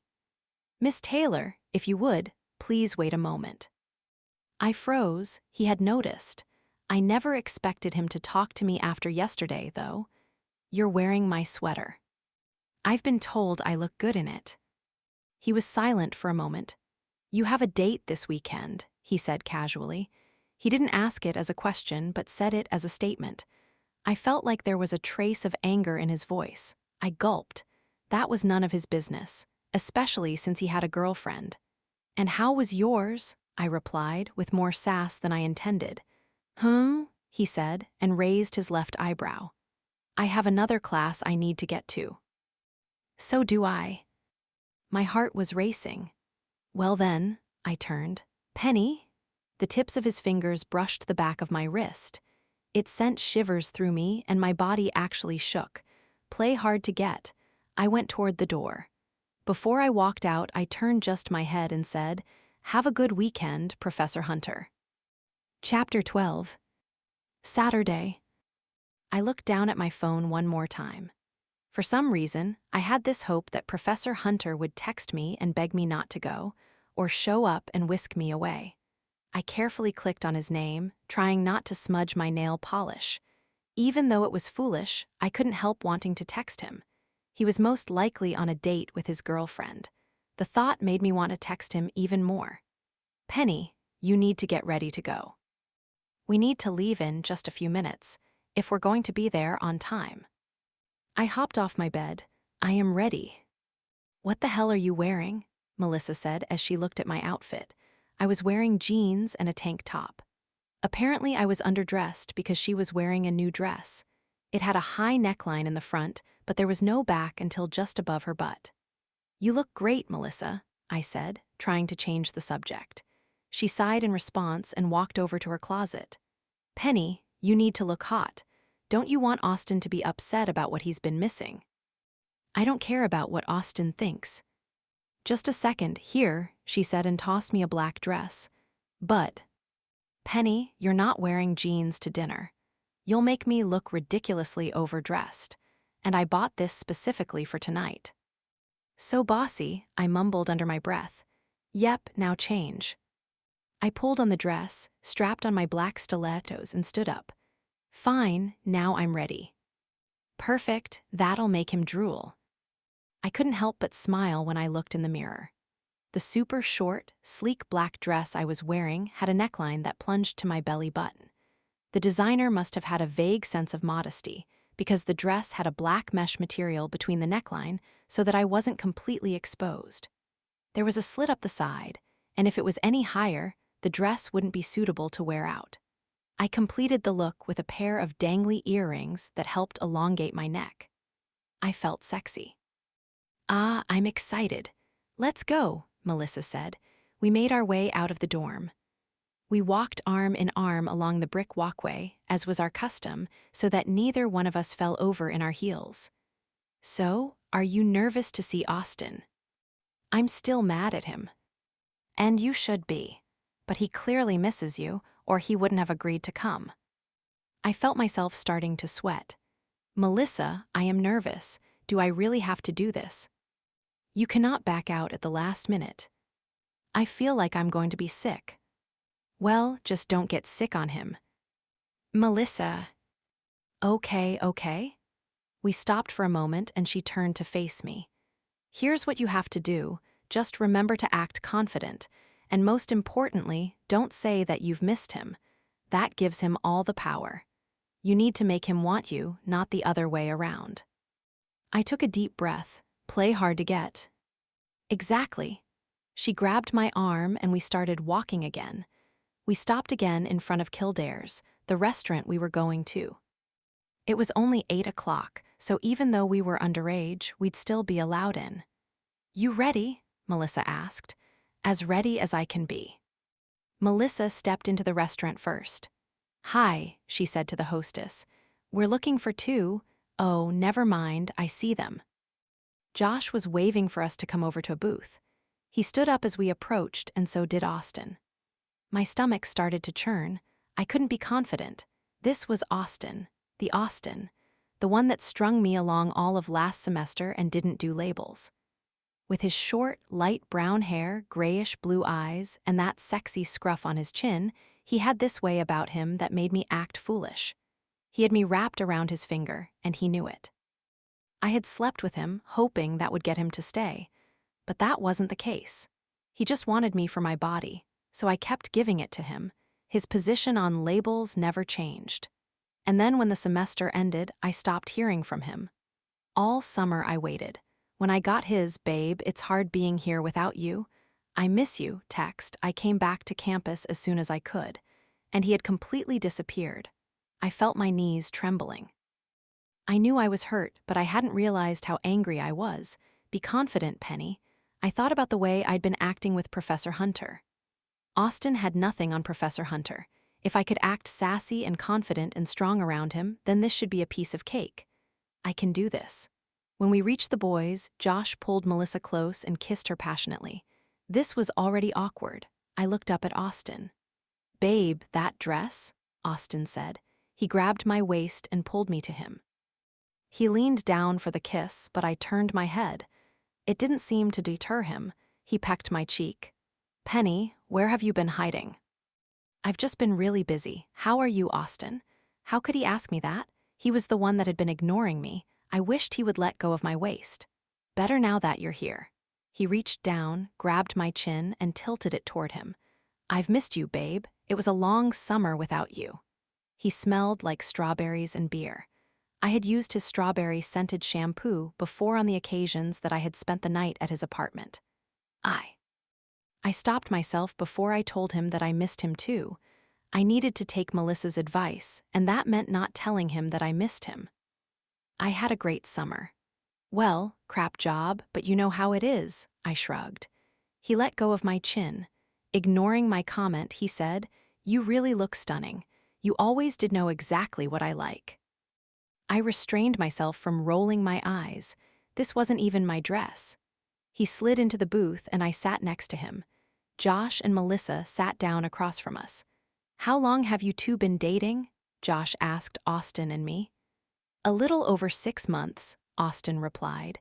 His words were hard to make out because at the same time I said, "We're not really." Austin and I looked at each other. I turned back to Josh. "It's complicated," I said. "Ah," Josh turned to Melissa and made an apologetic face. I could tell that he was flustered that she hadn't told him the situation. "It's not that complicated," Austin said and wrapped his arm around my shoulders. He scooted closer toward me so that our bodies were touching. I looked up at him and he looked down at me. "I'm sorry," he mouthed. I gave him a small smile. That's what I had wanted. For him to apologize, I sighed with relief. Maybe now I could relax a little and enjoy the night. Chapter 13. Saturday. I took another bite of the chocolate cake and glanced up at Austin. The two of us were alone in the booth because Melissa and Josh were still dancing. We had taken a break to have dessert. Austin was starting to stare at me with his cloudy blue eyes in that way that made my knees weak. He had already been through a few beers and I knew what was on his mind. I looked back down at my plate. I didn't know how much longer I'd be able to resist him. "I got a new place," he said. "Same roommates." "No, actually." He had started rubbing the back of my neck with his thumb. The familiarity of it was soothing and somehow arousing at the same time. Austin knew that I didn't like when he smoked. It made him act like an idiot. And his old roommate, Benji, was usually the one persuading him. "How's Benji doing?" "I haven't seen him." I hadn't expected that. He had apologized to me, plus he was done hanging out with his loser friends. Maybe he had changed. Being a senior seemed to make him take things more seriously now. I took another bite of cake, and Austin suddenly started laughing. "What's so funny?" He just kept laughing. "You have chocolate on your face." "Where?" I wiped the side of my mouth with my hand. He leaned toward me and slowly wiped the other side of my mouth with his thumb. He then placed his finger in his mouth and sucked off the chocolate. I could feel my heart rate accelerating. "Why is that so hot? Did you want to come see my place?" he asked. I gulped. He didn't really want me to come see his place. He wanted me, and I loved when he wanted me. "Let me run to the ladies' room real quick," I said, and slid out of the booth. I closed the stall door and just stood there. I didn't actually need to use the restroom, I just needed a second to think. Melissa had told me to be strong and I was about to cave. I needed to go back out there and tell him I wanted to call it a night. If he really had changed at all, he'd respect that. I walked out of the stall, washed my hands, and fixed my hair in the mirror. When I exited the bathroom, Austin was still sitting at our booth alone. But he was turned around, talking to the booth of girls behind him. All 4 of the girls laughed at something he just said. I felt my heart rate accelerating. I walked back over to our table. He continued chatting to the booth of girls and didn't even notice my return. Without even realizing what I was doing, I grabbed my glass and tossed what was left of my water in his face. "Penny, what the hell?" "Have a good life, Austin." I turned around and walked briskly out of the restaurant. I heard footsteps behind me. "Penny, wait," Austin pleaded. I ran down the stairs outside the entrance of the restaurant. My heels clicked on the brick sidewalk of Main Street. "Penny, I'm sorry." "Yeah, I know. You already said that tonight." I turned around to face him. "What exactly are you apologizing for anyway? Are you trying to say that you somehow accidentally ignored me all summer? Or are you referring to the girls you were just flirting with on our date? Or maybe all the times you've stood me up? Or are you just sorry for being an arrogant asshole in general?" Just what, Austin? Just give you another chance. Why? Because you didn't mean all those things you said about labels. You've changed and you want to be my boyfriend now. You know that's not what I want, but I do want you. And every other girl on campus. I was seething. I turned to walk away again. That's not what it's like. Damn it, Penny, won't you just listen to me? He grabbed my arm. My heel got stuck in a gap between the bricks as he pulled me. It snapped off and I fell to my knees. His hands were on me in an instant to help me to my feet. "Get off me," I yelled and pushed him away. I stumbled to my feet. The tears were starting to well in my eyes. "Geez, Penny, lighten up." "Save your advice, Austin. I don't care. We're done." "Until you call me again, begging to see me." He did get my calls. It took every ounce of restraint in me to not slap him. "Well, until then," he said. He turned away and walked back up the restaurant steps. "Grow up, Austin," I yelled. Without turning around, he put his hand up in the air to acknowledge he had heard me and disappeared back inside the bar. He hadn't changed at all. I was done with boys. I wanted a man. And I wanted that man to be Professor Hunter. It was time to find out if he wanted me. Before I could chicken out, I took my phone out of my clutch and texted Professor Hunter. "Any chance I can get a lift?" Chapter 14. Saturday. Not even a minute passed before I got his response. "Where are you?" "Outside of Kildare's." My phone bleeped. "I'll be right there." I put my phone back in my clutch and sat down on the curb. My knees were bleeding and I was holding my broken heel in my hand. I smiled when it began to drizzle. It was like my fantasies were coming true. After several minutes of nervous waiting, a black Audi coupe rolled up next to me. Even his car was sexy. Professor Hunter leaned over and opened the car door from the inside. I climbed inside and shut the door. "Did I wake you?" I asked. He put the car in drive and drove off. His hair was sleek from the rain. He was wearing dark jeans and a gray hoodie. The zipper of his hoodie wasn't pulled up all the way, and he clearly wasn't wearing a shirt underneath. His outfit made him look even younger. He really couldn't be much older than me. "Yes," he replied. The rain quickly picked up. In the silence, the drops began to splash loudly on the windshield. I could tell he was a little grumpy from me disturbing his sleep. "You live near here?" I asked. "Yes." "Where?" The car pulled to a stop at a red light. He leaned across me and opened up the glove compartment. I gulped. I wanted to kiss him so badly. He grabbed a tissue and placed it gently on one of my cut knees.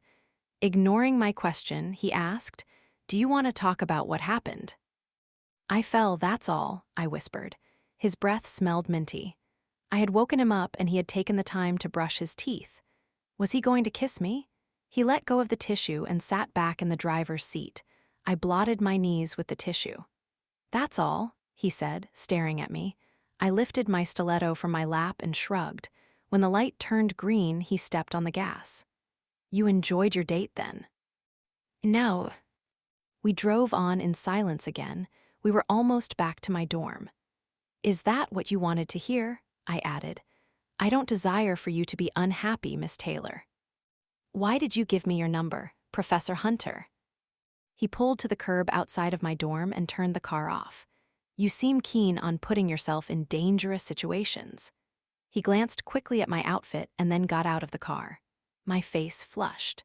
Professor Hunter ran through the rain and opened up the door on my side. I slowly stepped out, not wanting for this moment to end. I kept blowing all my chances with him. Instead of turning to walk me to the door, he just stood there, staring at me. It was like he was waiting for something.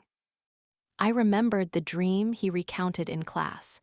He was waiting for something exciting to happen, and it was pouring. Professor Hunter. There was that look again. It took my breath away. And for the first time, I realized that it wasn't anger or hunger. It was hunger and anger. He leaned down and placed his hands on the car, on either side of me. Our mouths were less than an inch apart. He opened his lips slightly like he was about to say something. I could feel the heat of his breath in the rain. He drew a fraction of an inch closer.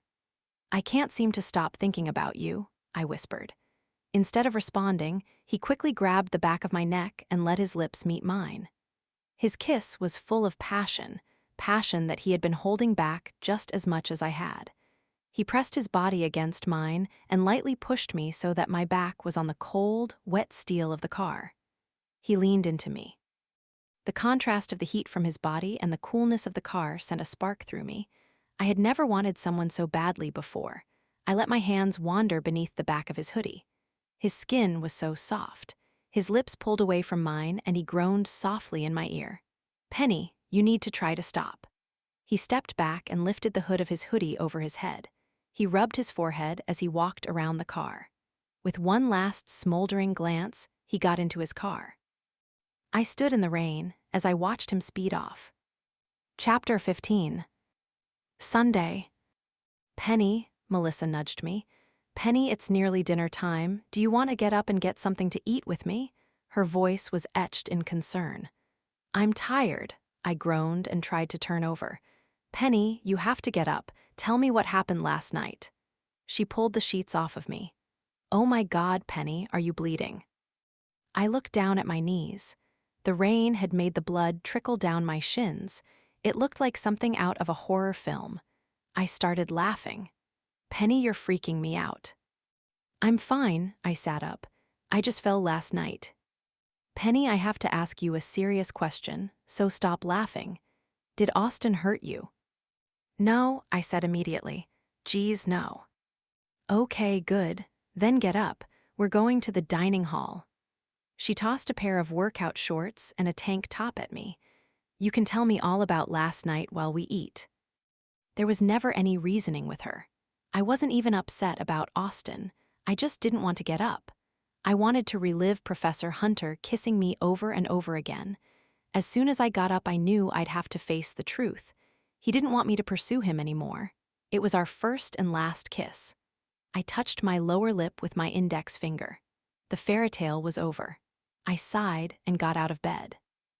After cleaning my cuts with peroxide, Melissa and I made our way to the dining hall. I walked around aimlessly with an empty plate. Nothing seemed appetizing. I finally copied Melissa and got a salad. So tell me what happened, she said right when I sat down. We came back to the booth and you were gone. I had assumed it meant you two had made up. She raised both eyebrows. But now that I've seen you, not so much. He had me, you know, like he always does. I went to the bathroom to try and talk myself out of going back to his place. And when I came back out, I saw him talking to these girls and I just snapped. I don't even know what came over me. So you had a fight? I threw a glass of water in his face. I cringed. Seriously, I can't believe I missed that. Great move, by the way. What did Austin do? Geez, I can picture his face. She laughed to herself. I ran out of the restaurant and he followed me. You know that you're basically describing a romantic comedy, right? Yeah, except we had a huge fight. We both said some pretty horrible things. Hence the staying in bed all day. No, it's weird, but I'm actually okay with it. I just felt so tired afterward, you know? But I'm not sad or upset. I'm so over him. Well, look at you. I'm proud of you, Penny. You finally stood up for yourself. Yeah. I took a bite of my salad. I began to wonder if I should talk to her about Professor Hunter. She always had great advice, but I couldn't do it. There was something between me and Professor Hunter that seemed so private. I felt like I'd be betraying him if I told her. If I told her, it almost seemed like it would be over. But it is over. When I got back to my room, I opened up my laptop. I had to finish my psychology paper for tomorrow. I pulled up the document and finished typing about the implications of Pavlov's experiments with his dogs. You can potentially twist someone into something they are not. The implications are dangerous. It wasn't my best writing, but I hit the print button. While my paper was printing, I opened up my email. There was an unread one from Professor Hunter titled, COM 212 Cancelled. Oh my God, I made him quit. I quickly clicked on it. The first line read, COM 212 will be cancelled tomorrow. I breathed a sigh of relief. My heart was racing. I read the rest of the email. Please read the attached article about the importance of improvising during a speech. You have to react to your audience, so it's important to be able to think on your toes. I know that originally speeches were supposed to start next Monday, but I've decided to throw a wrench in things. Speeches will start this Wednesday instead. The speeches are only supposed to be 2 to 3 minutes, so it shouldn't take more than 2 days of class. Everyone with last names beginning with A through M will be going Wednesday, and everyone else will go on Friday. So, you still have plenty of time to prepare, but I wanted to give you more of a sense of thinking on your toes. I'm looking forward to hearing about the influential people in your lives. Professor J. Hunter. He had kissed me like I had never been kissed before, and then told me to stop thinking about him. Was class canceled because of me? I pulled out my phone and clicked on his name. I hope that everything is all right, Professor Hunter. I knew I was being defiant, but I pressed the send button anyway. He was sending me mixed messages, and I preferred to believe that the kissing me part of last night was what he really wanted too. I climbed onto my bed, pulled my computer to my lap, and opened up Facebook. I clicked on the search bar and slowly typed James Hunter into the box. A photography company from Maryland, some grunge band, and several guys that were certainly not Professor Hunter popped up. I pressed the backspace key until his name disappeared. I was about to X out of Facebook when a message came up at the bottom of the screen. I clicked on it. Tyler, mixed feelings about tomorrow. Class canceled equals awesome. Not getting to see you equals major suckage. I wrote back to Tyler. What really sucks is that we have to give our presentations on Friday. Tyler, that's not really what I'm worried about. Me, so what are you worried about then, Tyler? Tyler, well, I'm waiting for you to spill the beans about your date. Let me down easily. Me, honestly, it was a complete disaster. Tyler, sorry that sucks. Me, I feel like you aren't sorry. Tyler, yeah, not even a little. Actually, I think I can make you feel better. I wanted to cordially invite you to dinner, any night of your choosing. I looked down at my phone. Professor Hunter hadn't responded. Tyler, and I won't take no for an answer. Me, how about lunch one day? As friends, Tyler, let's do it Wednesday, and then we can make fun of all the speeches. Me, haha, okay, Tyler. Tyler, I'm going to go before you change your mind. Night. I smiled to myself and shut down my computer. Chapter 16. Wednesday. As soon as my alarm sounded Wednesday morning, I was out of bed and getting ready. I needed to look super casual for lunch with Tyler so that he wouldn't get the wrong idea. I took off the baggy t-shirt that I had slept in and replaced it with a tank top and an off-the-shoulder, lightweight sweater. I pulled on a pair of old skinny jeans with holes in the knees and slipped on my favorite Keds. I put a little frizz control lotion in my hands and scrunched my wavy hair to give it some added texture. When I looked in the mirror, I felt a tiny bit of hope. Professor Hunter had never returned my message, but maybe he just didn't like the flirtatious version of myself. This was the real me. I felt uncomfortable wearing short skirts and revealing dresses, so I'd try and see if he liked this side of me better. After eating a bowl of cereal, brushing my teeth, and applying minimal makeup, I locked the door behind me. I went into Professor Hunter's class and sat at my usual spot in the corner. Tyler walked in with a huge smile on his face. So where do you want to go for lunch? Can I meet you at Russell Dining Hall at 12:30? We don't have to go to the dining hall, Penny. I'll take you somewhere my treat. But it's steak sandwich day. Tyler laughed. Okay, I guess I can't pass that up. I smiled. Professor Hunter walked into the room. He was his usual handsome self, but it looked like he hadn't shaved in a few days. This morning, he didn't even glance at me. He had told me to stop thinking about him, but I couldn't. Clearly, he had stopped thinking about me, though. It stung. It's presentation day. He pumped his fist into the air. Most of the class groaned. It's not going to be that bad. Okay, first up is Raymond Asher. Let me just fix this. He grabbed a podium from the corner and placed it in the middle of the room. And I'll get out of your way. He made his way to the back of the classroom, and I watched his every step. The only empty seat was the one right in front of Tyler. He sat down and placed his satchel on the floor, still not glancing at me at all. I hadn't realized that I had been holding my breath. Raymond walked confidently to the podium. He placed both hands on either side of the top of it and leaned in a bit. It looked like he had done this hundreds of times. Was I unaware of a prerequisite to this class? I was getting nervous, and I wasn't even presenting until Friday. Raymond gave a funny presentation about his grandfather, who was clearly better than any of Professor Hunter's grandparents and deserved a proper shout-out. Tyler leaned over a little to me. Crap, he stole my idea. I laughed quietly. It looked like Professor Hunter's back stiffened. Without commenting on Raymond's speech, Professor Hunter called out the next name. He never spoke after any of the speeches, just finished writing his notes and called the next name on his list. I heard a wide array of stories about friends, siblings, parents, and significant others. They started to all blur together. At the end of the last speech, Professor Hunter said, "Great job today, class dismissed." He was still scribbling notes. "I'll see you at lunch, Penny," Tyler said and stood up. Crap. Now Professor Hunter knew I had a sort of date. Professor Hunter looked down at his paper and tilted his head a little to the left. He wanted to hear what I had to say. It was the first time all day he had acknowledged my existence. "Don't be late, I have a class at 2, I said. "I wouldn't dare." Tyler laughed and walked out of the back door of the classroom.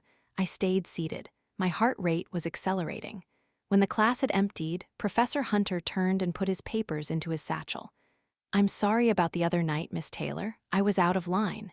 He still wasn't looking at me, just fumbling with his notes. "I'm not sorry." He shook his head back and forth. "You don't need to be. It was my mistake." "I mean that I'm not sorry that it happened." Sitting in that desk made him look just like a student. Why couldn't he have just been a student? He finally turned his head to look at me. He looked angry. For some reason I could tell he wasn't mad at me, though. He was angry at himself. "Enjoy your lunch date, Miss Taylor. I will see you in class on Friday." He abruptly stood up and walked away. I wanted to get up and walk with him, but something kept me in my chair. I gulped. There was something about that anger in his eyes. I suddenly felt extremely cold. The realization hit me hard. This wasn't a game. Flirting with him wasn't the same as it was with guys my own age. Professor Hunter had an air of danger around him. He was intriguing because he terrified me. Chapter 17. Wednesday.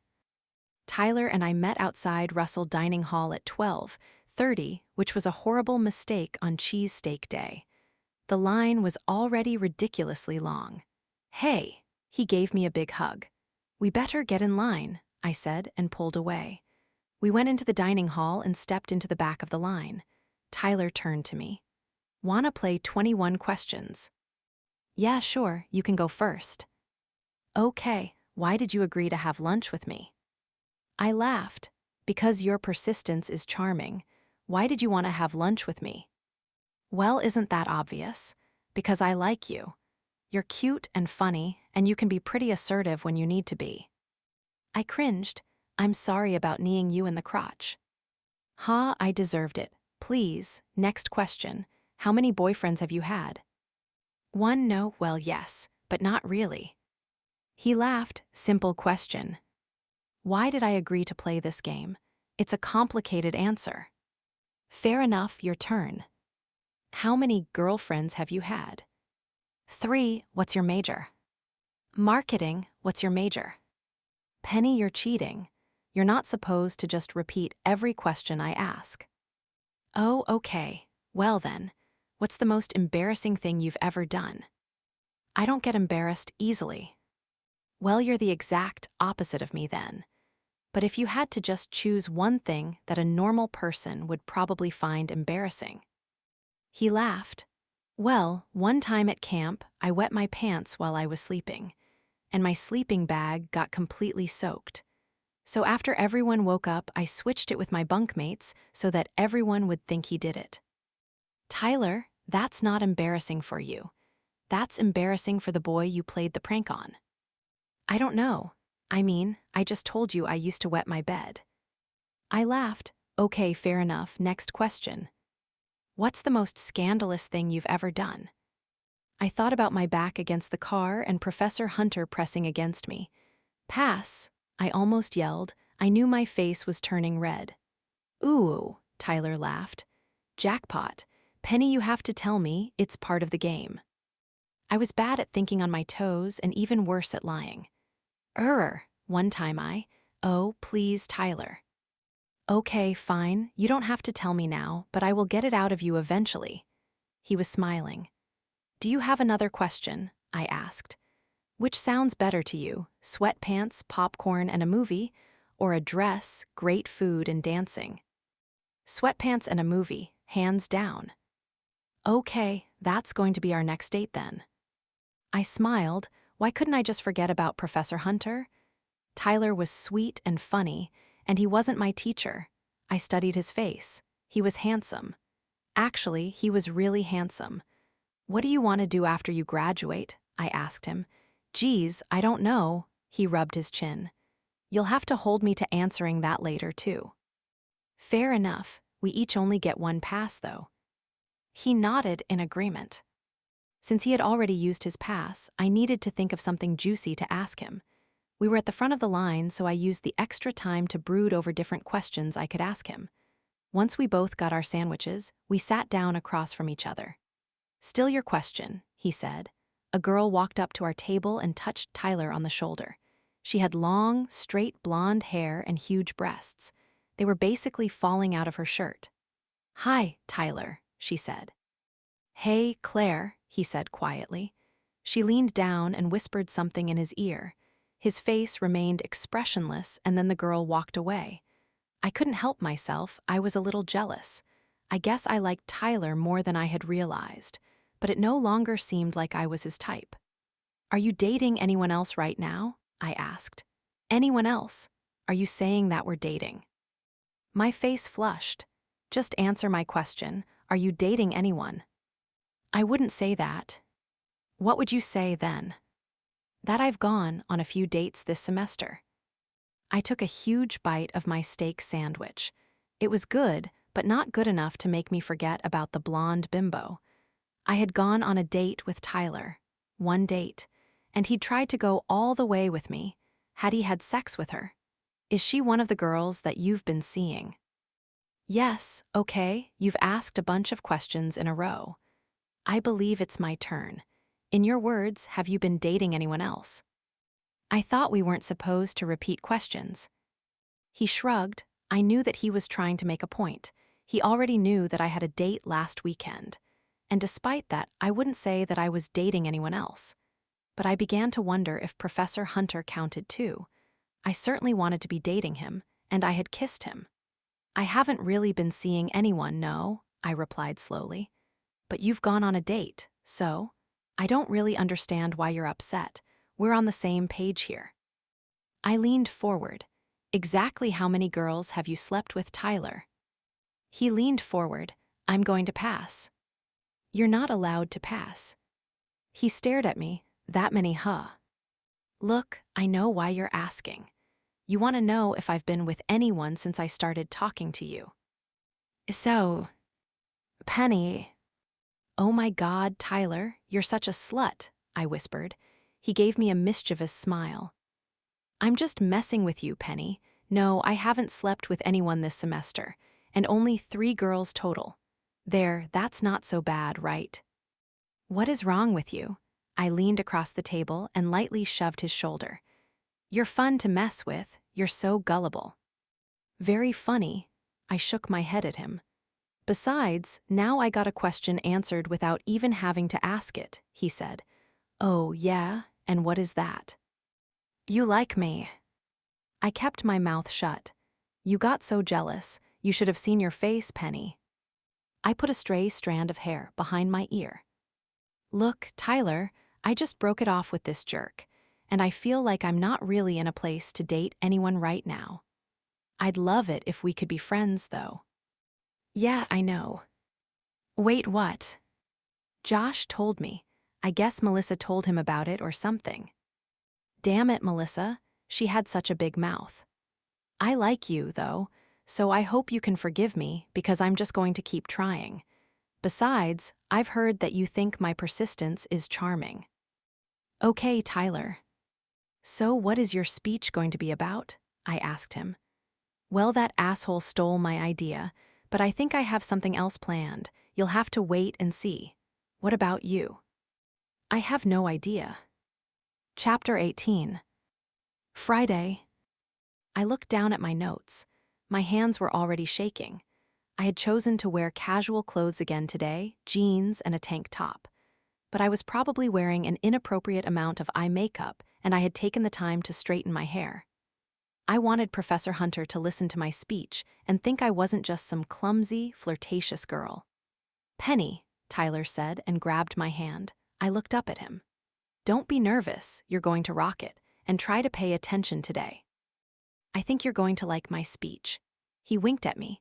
When Professor Hunter walked in, I moved my eyes back to my notes. Seeing him would just make me even more nervous. I felt like I was going to throw up. Being nervous was way worse than a hangover. Professor Hunter called out the first name and made his way to the back of the room. Again, he sat down in front of Tyler. I completely spaced out during all the speeches. I just stared at my notes, hoping that someone would pull the fire alarm. I even began to wonder if I should go to the bathroom and pull the alarm myself. Ultimately, I decided against it because I figured everyone would be able to deduce that it was me. Before I knew it, Professor Hunter called Tyler's name. My heart started racing. I was next. For a second, I put my nerves aside so I could listen to Tyler's speech. He didn't look at all nervous when he reached the podium. Tyler looked at me and began his speech. "I've got to be honest with all of you. I'm going to be incredibly sappy for the next few minutes because I have met the most amazing girl. She's sweet and funny and super cute." I put my hands over my mouth and began shaking my head back and forth. "Oh my God. And she is quite inspirational. Let me give you some examples. She usually says no when I ask her on a date." The whole class started laughing. But it's okay, because she does laugh at all my jokes. She also need me in my junk that one time. Everyone laughed again. But she's apologized, so that was nice of her. As you can see, she's a handful. Wow, now that I think about it, is she really that inspiring? I know it sounds crazy, but I really think so. And hey, at least she's inspiring me to be persistent. His speech garnered a good applause. He walked confidently back to his seat. After he sat down, he leaned over and said, "You're up, Penny. By the way, your face is bright red." Professor Hunter called my name a moment later, and I felt like I was going to faint. I grabbed my paper and stood up. When I walked past his desk, I smelled his cologne and felt even more lightheaded. Forgetting to watch where I was going, I tripped over a backpack in the aisle and fell sideways into someone's desk. The desk screeched a few inches to the right, and the girl sitting there looked like she had just been woken up. I was surprised she didn't scream. "I'm so sorry," I said quickly, and finished walking to the podium. The screeching sound seemed to echo as the girl moved her desk back where it belonged. The majority of the class was still laughing at me once I reached the podium. "Why me?" Professor Hunter rubbed his forehead and looked up at me slowly. I felt my knees begin to shake. It looked like he wanted to laugh at me too. I closed my eyes and took a deep breath. I heard someone cough. Crap, how long had I been up here already? Okay, so that was embarrassing. Good, own it. Anyway, my throat caught. I swallowed and began again. I have been inspired by so many people that it's hard to choose just one, which got me thinking that we actually choose the people that are going to influence our lives. It's our choice. We're able to choose who is going to influence us because we choose which strangers become more than acquaintances. We get to choose that. So really, aren't we all as individuals the ones that inspire ourselves the most? Acquaintances come in and out of your life all the time. And yes, we can certainly be influenced by mere acquaintances, because some are a positive force and others are a negative energy. Sometimes I think that pain is what defines you, the way you react to adversity. I actually have been inspired by many strangers in my life. The elementary school bullies. They helped me grow. They made me stronger. The professor who gave me my first D last semester. A few students laughed at my joke. I've learned to study harder, I smiled to myself. Acquaintances can be impactful, but there's usually a reason that they remain at a distance. Whether it's because you're uncomfortable with the idea of befriending them or they just hate you. I shrugged. I'm stronger because of the acquaintances that have come in and out of my life. but it's the people that become more than acquaintances that really inspire us, the people we choose to grow with. Sometimes it's best to remain strangers, but more often than not, if you choose to let them in, they'll inspire you in more ways than you can possibly imagine. Professor Hunter's lips were parted. He closed them, and I saw his Adam's apple rise and then drop as he swallowed. He looked down and began scribbling on the piece of paper in front of him. I stood there awkwardly until he called the next student's name. I looked down as I walked back to my desk to make sure I didn't trip on anything. Before I reached Professor Hunter's desk, I quickly glanced up and saw him smirking. He looked at me and raised one eyebrow. When he did that, it almost felt like a challenge. He liked my speech. Maybe I wouldn't have to forget about him after all. Tyler put his elbow on the edge of his desk and leaned over. "You decided to talk about me too, huh? I liked it." I stared over at Professor Hunter. Tyler had whispered, but Professor Hunter was right in front of him. Did Professor Hunter hear that? I was talking about him in my speech, not Tyler. Professor Hunter's shoulders slowly rose as he took a deep breath. When they fell back down, I heard a sigh escape from his lips. He ran his hand through his smooth hair and started scribbling on the next piece of paper. After the last speech, he dismissed the class. I said goodbye to Tyler, but remained seated, fiddling with things in my backpack. When the class was empty, I stood up and walked in front of Professor Hunter's desk. "Did you enjoy my speech, Professor Hunter?" He looked up at me. "Miss Taylor, you'll have to wait until Monday for your grade, just like the other students." Great, I was now lumped with all the rest of his students in his mind. I looked down so that he couldn't see that I was hurt by his words. He lightly touched my elbow. I looked back up at him. But I will say that it was rather enlightening. I almost melted under his touch. His fingers lingered for another moment, and then he let his hand fall to the desk. He stood up so that he was now towering above me. He leaned forward as he went to grab his satchel. When his head was level with mine, he paused. Our faces were only a few inches apart. He flashed me a smile. "Have a good weekend, Penny," he said, and then grabbed his satchel and quickly exited the room, leaving me speechless. His intoxicating scent lingered in the air for a few moments after he disappeared. Chapter 19. Monday. I had eagerly waited for the weekend to end, but now that it was over, I was incredibly nervous. Professor Hunter had definitely liked my speech. I had made him smile. Originally, I thought that Tyler's comment had upset him, but then Professor Hunter had acted the way he had before our kiss. He seemed to like me again. I took great pains getting ready for class. I added a few curls to my hair with my curling iron and then ran my hands through them to give them a looser, more natural look. After scrutinizing my closet, I ended up wearing a turquoise high-low skirt and a black tank top. It was casual, yet still chic. I wanted Professor Hunter's eyes on me, and he didn't seem opposed to the more casual look. I strapped on a pair of sandals, and without another look in the mirror, I went to class. Tyler was already in his seat. When I sat down, he was all smiles. "Well, you look fantastic," he said. "Thanks, Tyler." "So, do you want to have lunch again on Wednesday?" "Yeah, I'd like that. Do you think we'll get our grades today?" "Probably. I think he was just grading them while everyone presented." "Why, are you nervous that you failed?" "Should I be?" My jittery nerves were taking a quick turn into panic mode. "No, Penny, it was a great speech. You seemed a little nervous presenting, but so did everyone else. Besides, you did exactly what he wanted. You thought outside the box. I wouldn't be surprised if you got an A." A moment later, Professor Hunter walked into the classroom. I turned to face him. He was wearing his usual sweater and dress shirt combo with a pair of dark jeans. He seemed to get sexier every time I saw him. His hair was sleek and sticking up a little at the top today. He was clean-shaven again. "So I have the grades here," he said, and lifted a stack of papers out of his satchel. "You'll get them at the end of class." The main problem that I saw with the first speeches was the amount of eye contact. He grabbed the podium from the corner and placed it in the middle of the room. "Okay, I'm going to give you 2 examples, and I want you to tell me which speech is better. He pulled out a piece of paper from his pocket and began reading it word for word without looking up.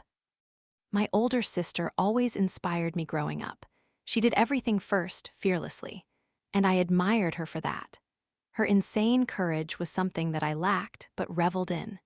She always pushed the boundaries and knew what she wanted, and she was determined enough to go after all her dreams.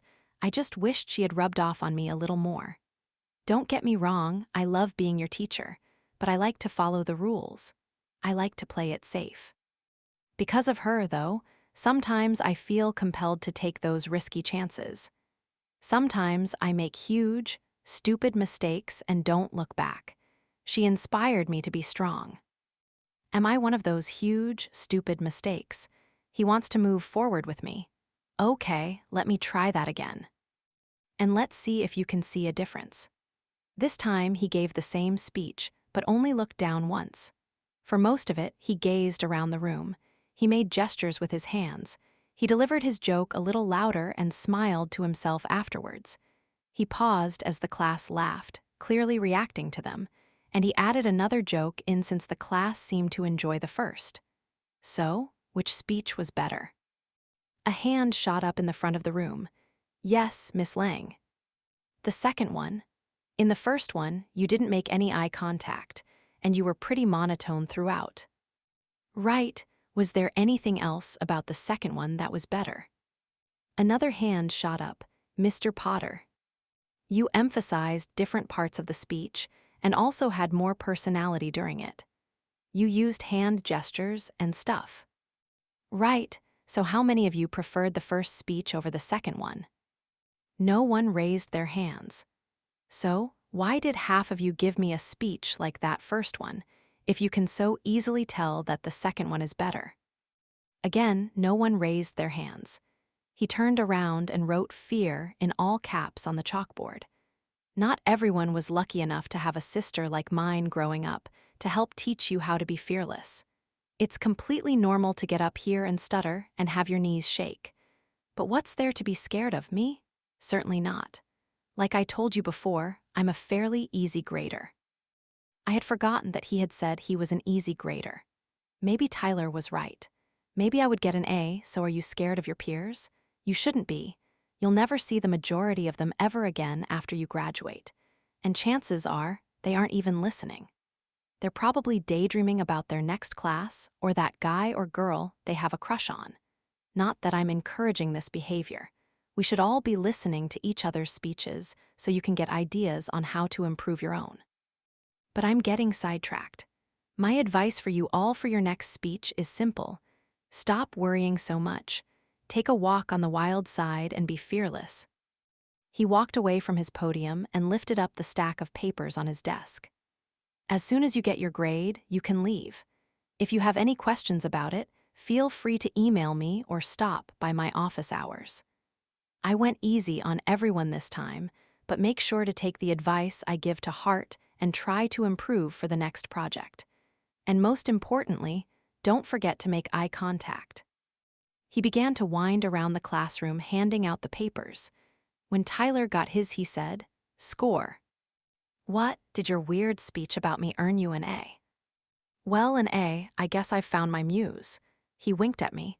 See you Wednesday, Penny. I continued to watch Professor Hunter walk around the room. Every now and then he'd call out a name that he wasn't sure of. Finally, he walked to the back of the room and placed my paper face down on my desk. I turned it over, and my eyes skimmed for the grade. At the bottom of the page, in bold letters, a C was scrawled. What the fuck? I quickly read through the whole sheet. Student Penny Taylor. Topic, your self-acquaintances. Miss Taylor.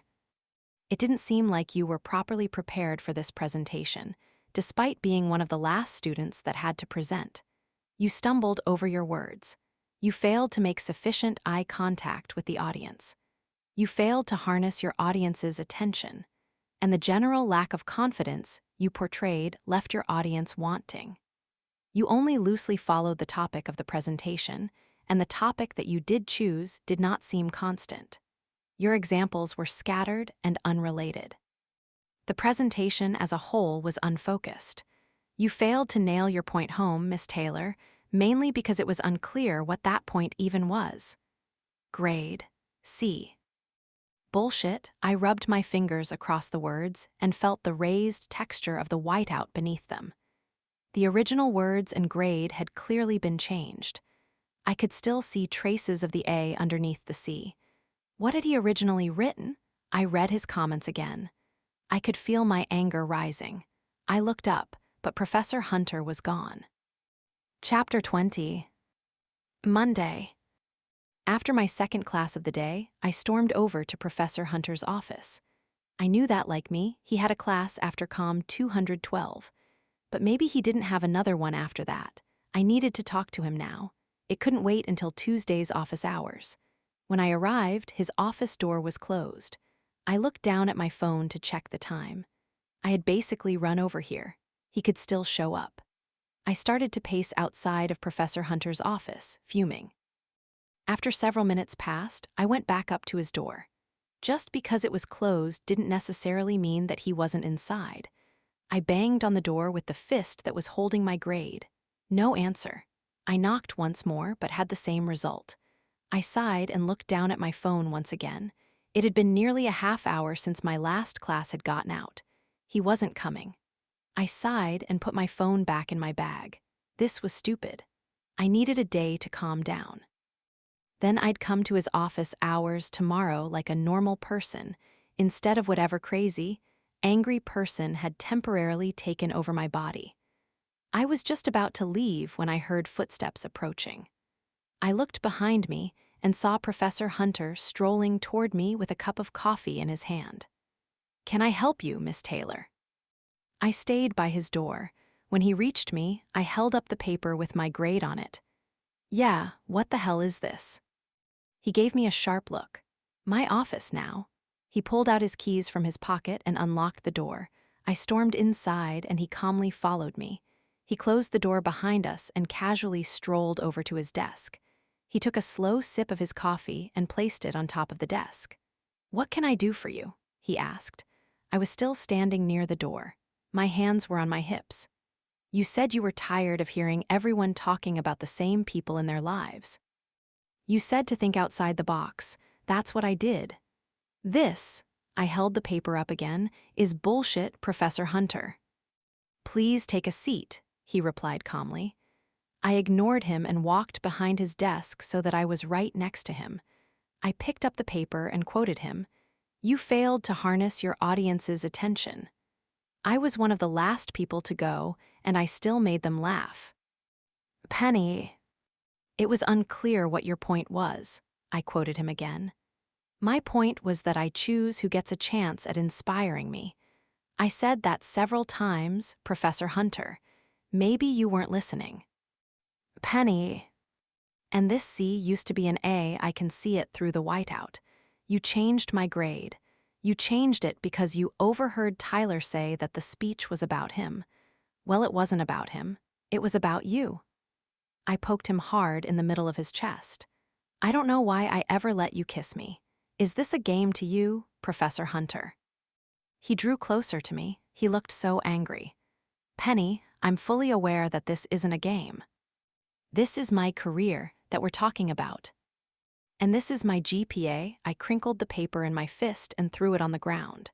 My heart was beating fast. He was glaring down at me from under his thick eyebrows. The hunger in his eyes was a temptation I could no longer resist. I had been lying to myself this whole time. I wasn't a good girl, I was bad. And boldness suddenly came easily to me. I reached up behind his neck and pulled his head down. Without hesitation, he tilted his head the rest of the way down and kissed me deeply. When our lips touched, my whole body tingled. He placed his hands on my back and slowly let them drift to my ass. I loved his hands on me. He squeezed my ass hard and lifted me up. I wrapped my legs around him as he shoved my back against the adjacent wall. He buried his face in my neck and let his lips trace my collarbone. It sent shivers down my spine. I slid my fingers through his thick hair. He lifted his head. "I told you to stop thinking about me." His breathing was heavy. He pressed his body even more firmly against mine. I can't possibly. You're infuriating, Penny, he whispered into my ear. Then punish me, Professor Hunter. He moaned slightly at my words and pulled me off the wall. His arm bumped into a filing cabinet and sent a vase toppling off the top. It smashed against the ground, but he didn't flinch. Holding me firmly against him with one hand, he shoved the contents on his desk to the floor with his free arm.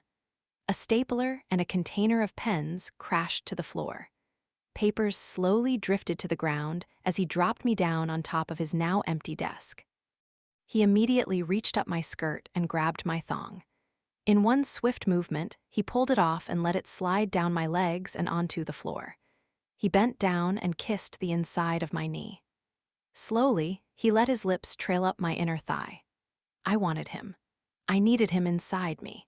And right when his kiss would have answered my needs, he pulled me to a seated position and grabbed the sides of my tank top. I raised my hands over my head and he slowly lifted it off of me, pushing against my bare skin with his palms. With one hand, he undid my bra and threw it across the room. The anger remained in his eyes. He tugged his sweater off and let me clumsily undo the buttons on his dress shirt.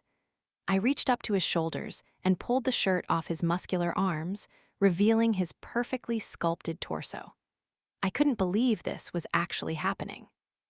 I gulped as he leaned over top of me and pushed my naked back onto his wooden desk. I could feel his erection on my leg, trying to break free of his jeans. My hands wandered down his rock-hard abs to his erection. I unbuttoned and unzipped his pants. Oh God, his cock was huge, almost falling out of his boxers. I wanted him so deep inside of me. He leaned over and lightly sucked one of my nipples as he squeezed the other, then he brought his lips to my ear. You're going to want to scream, he whispered. But don't make a sound. He moved back down to my other thigh. Again, he traced his lips along my inner thigh, torturing me.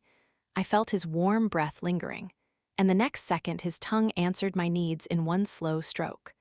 Oh my God, no one had ever done that to me before. I felt my hips rise, wanting more. But he pressed me down and spread my thighs even wider, letting his tongue explore even deeper inside of me. I felt his tongue circling me. His left hand slid up my thigh to join his tongue. Before it did, he leaned up to me and whispered in my ear, "Just this once, Penny." He bit my earlobe as he pressed down firmly on my clit with his thumb. I gasped. I hadn't expected that, but it felt so good. My hips rose, wanting him inside of me, but he pushed down on me forcefully. Do you understand? Yes, I replied breathlessly. He grabbed my thighs and pulled me to the edge of his desk so that my legs were dangling off the sides. His finger slowly entered me, and I began to writhe under his touch. He was teasing me. It was just the tip of his index finger, encircling me. I groaned softly when his tongue once again found my clit. He slid his finger all the way inside of me, and before I realized it, another of his fingers had joined in. He moved them in and out slowly, torturing me even more, faster and faster. His tongue was in tune with his fingers. He was driving me crazy. My whole body shook as he took me over the edge. When his fingers pulled out, I moaned again. I was greedy. I wanted more. His thumb drummed against my clit as he leaned toward me.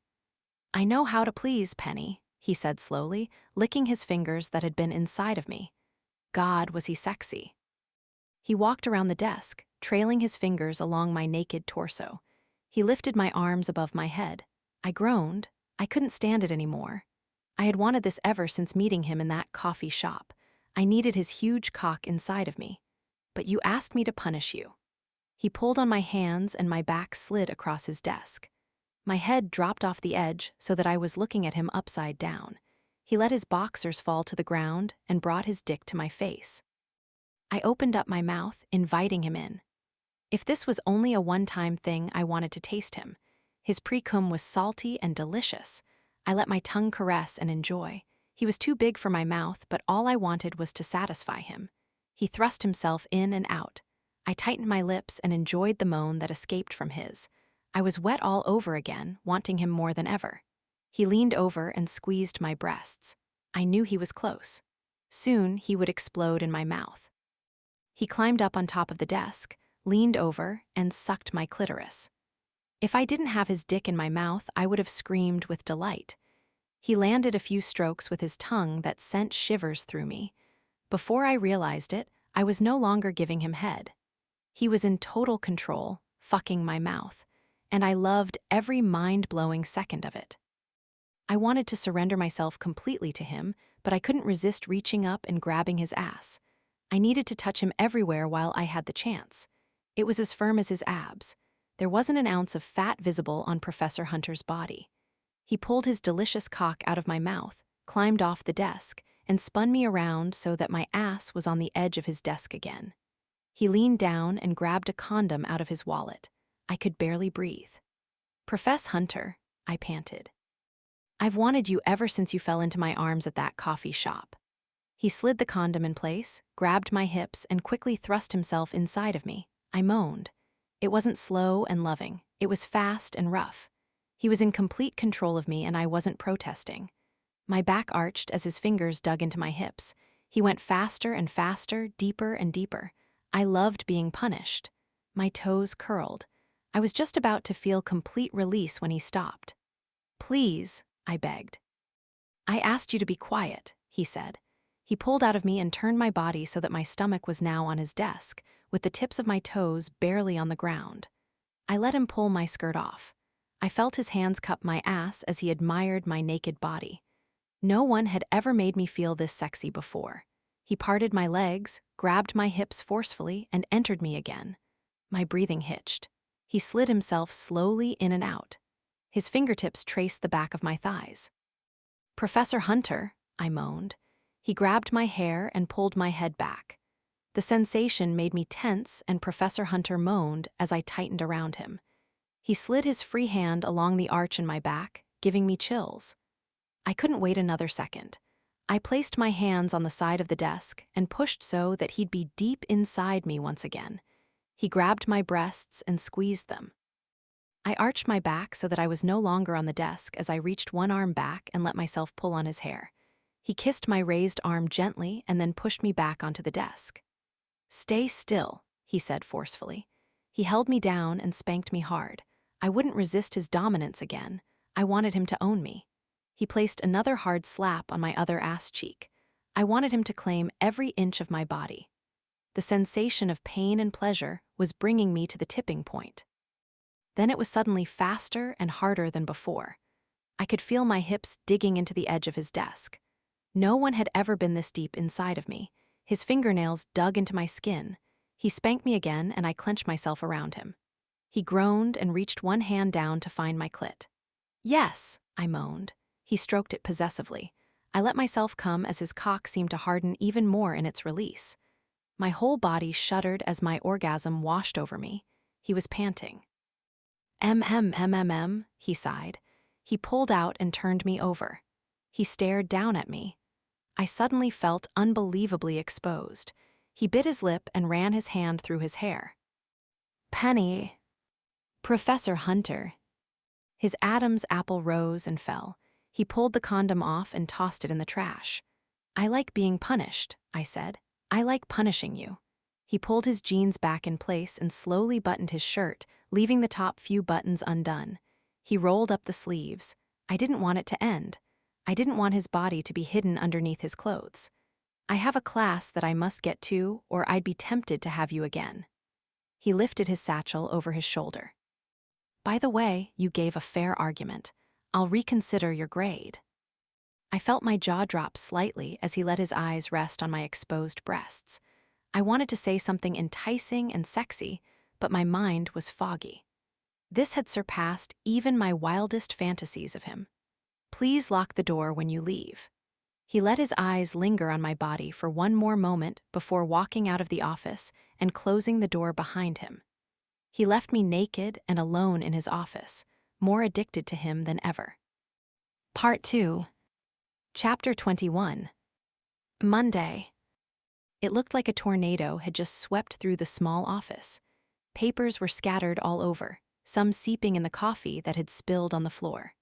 A broken vase lay on the ground in fragments, just this once. How could he expect me to give him up now? I put my arms across my naked body to cover myself and climbed off of Professor Hunter's desk. My bra was in the corner, next to a filing cabinet. I maneuvered around the obstacle of pens on the ground and quickly clasped it back on. My skirt, tank top, and underwear were lying by his desk. The shirt was partially wet from landing in the pool of coffee on the floor. I put it on anyway. I let my breath escape after I had finished dressing and looked around the room. This was the only professor's office I had ever been to, but I assumed it was similar to everyone else's. The only thing that seemed out of place, besides for the office supplies strewn all over the floor, was the suitcase in the corner.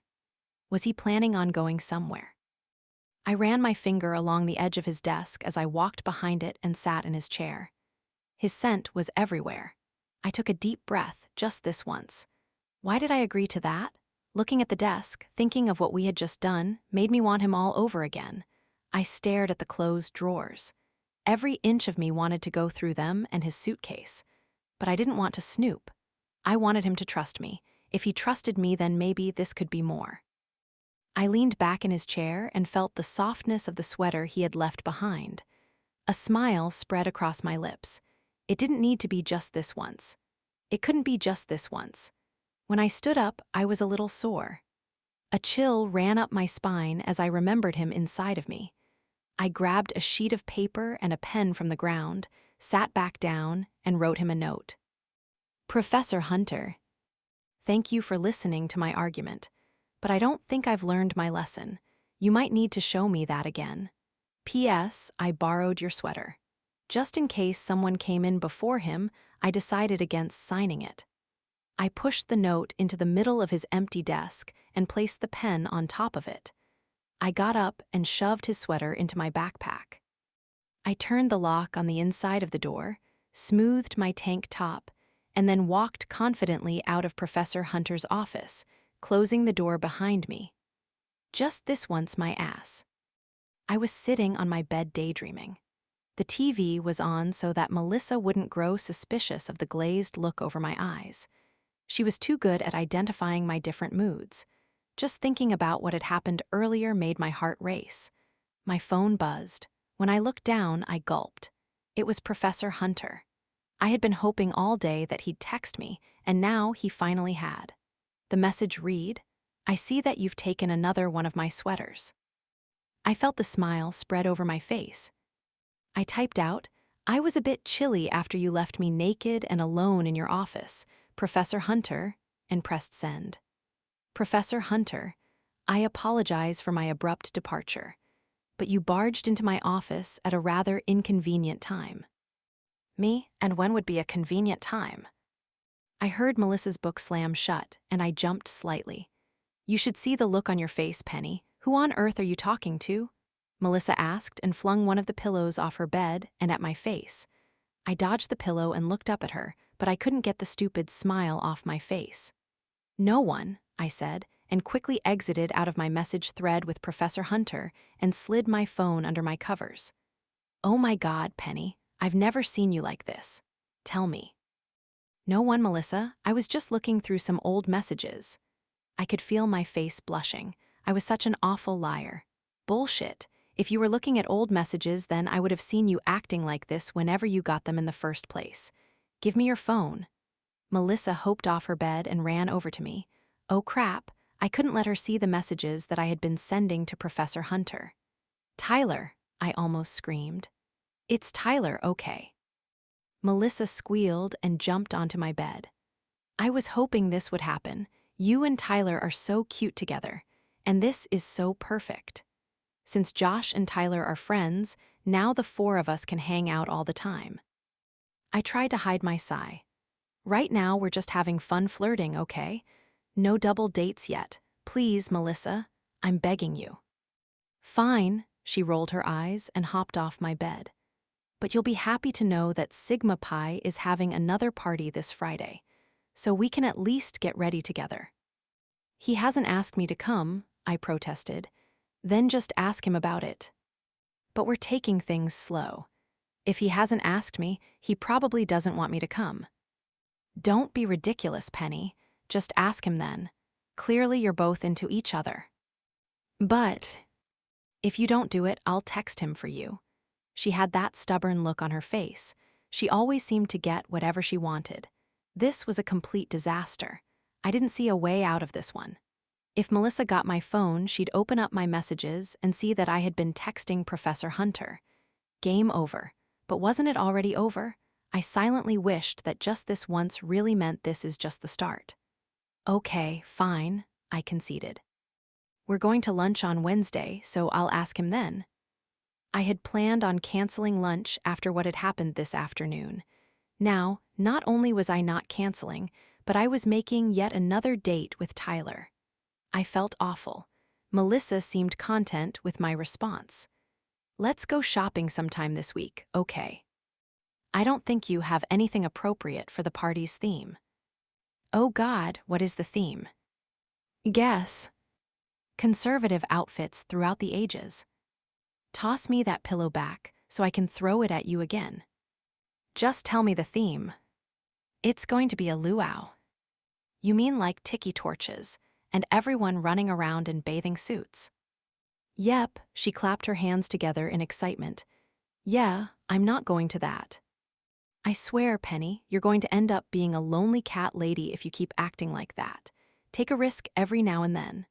Melissa sighed and sat back on her bed. I couldn't help but smile. If she had any idea what I had done with Professor Hunter, she'd be high-fiving me instead of scolding me. I had to resist the urge to tell her. I'll ask Tyler about it on Wednesday, like I said. Good night, Melissa. I switched off the light on my desk and pulled the covers up under my neck. Pretending to be asleep, I closed my eyes and listened to Melissa turn off her light and get in bed. When I heard her light snoring, I lifted my covers over my head and pulled out my phone. There was a message from Professor Hunter. It would be most convenient after you graduate in the spring. I held my breath. The lie of me being a senior was looming over my head. He had assumed I was a senior like everyone else in his comm class seemed to be, and he had escorted me home one night because I was drunk. I couldn't tell him the truth, but what would he do when he found out I was only a sophomore? Maybe he wouldn't care. He liked me. He didn't want it to be just a one-time thing either. He wanted to date me after I was no longer a student. What happened to just this once? I replied. A minute later, I got his response. We can discuss it over dinner.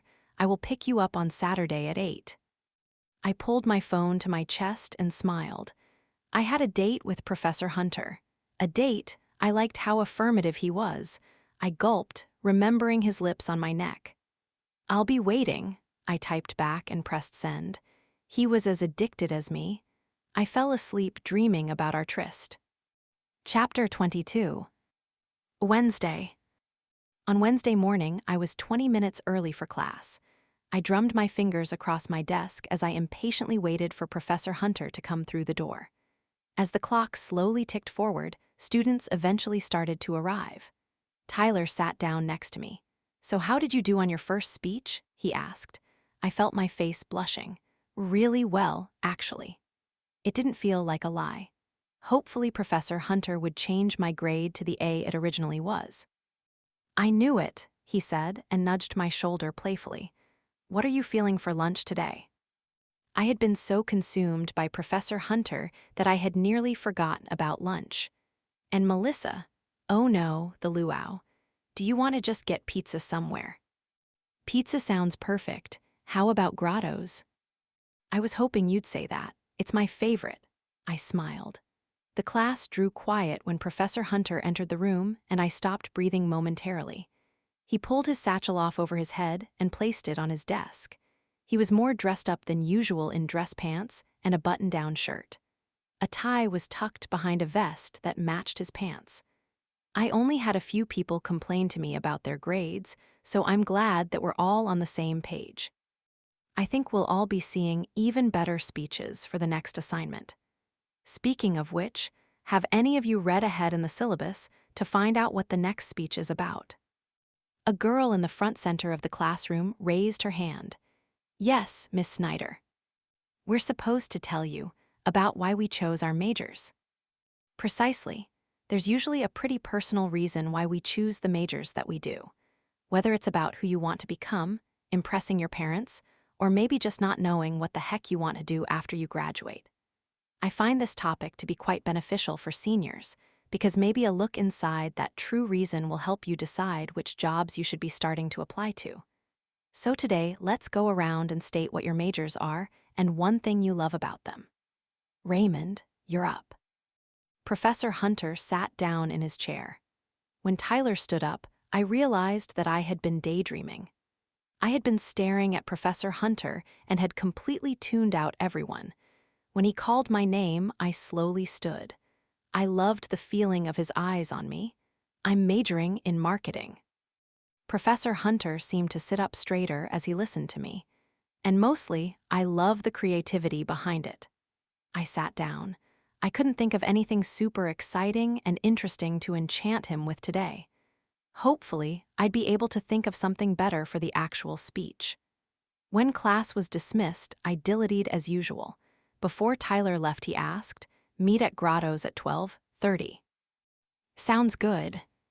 He smiled and walked out of the room. I went straight for Professor Hunter's desk once the class had emptied out. "I'm surprised to hear that you're majoring in marketing, Miss Taylor." I didn't want to be formal. I wanted him to kiss me, but I knew that he couldn't. Not here, but I could barely control myself when I looked at his lips. "Why does that surprise you?" He stood up and pulled his satchel over his shoulder.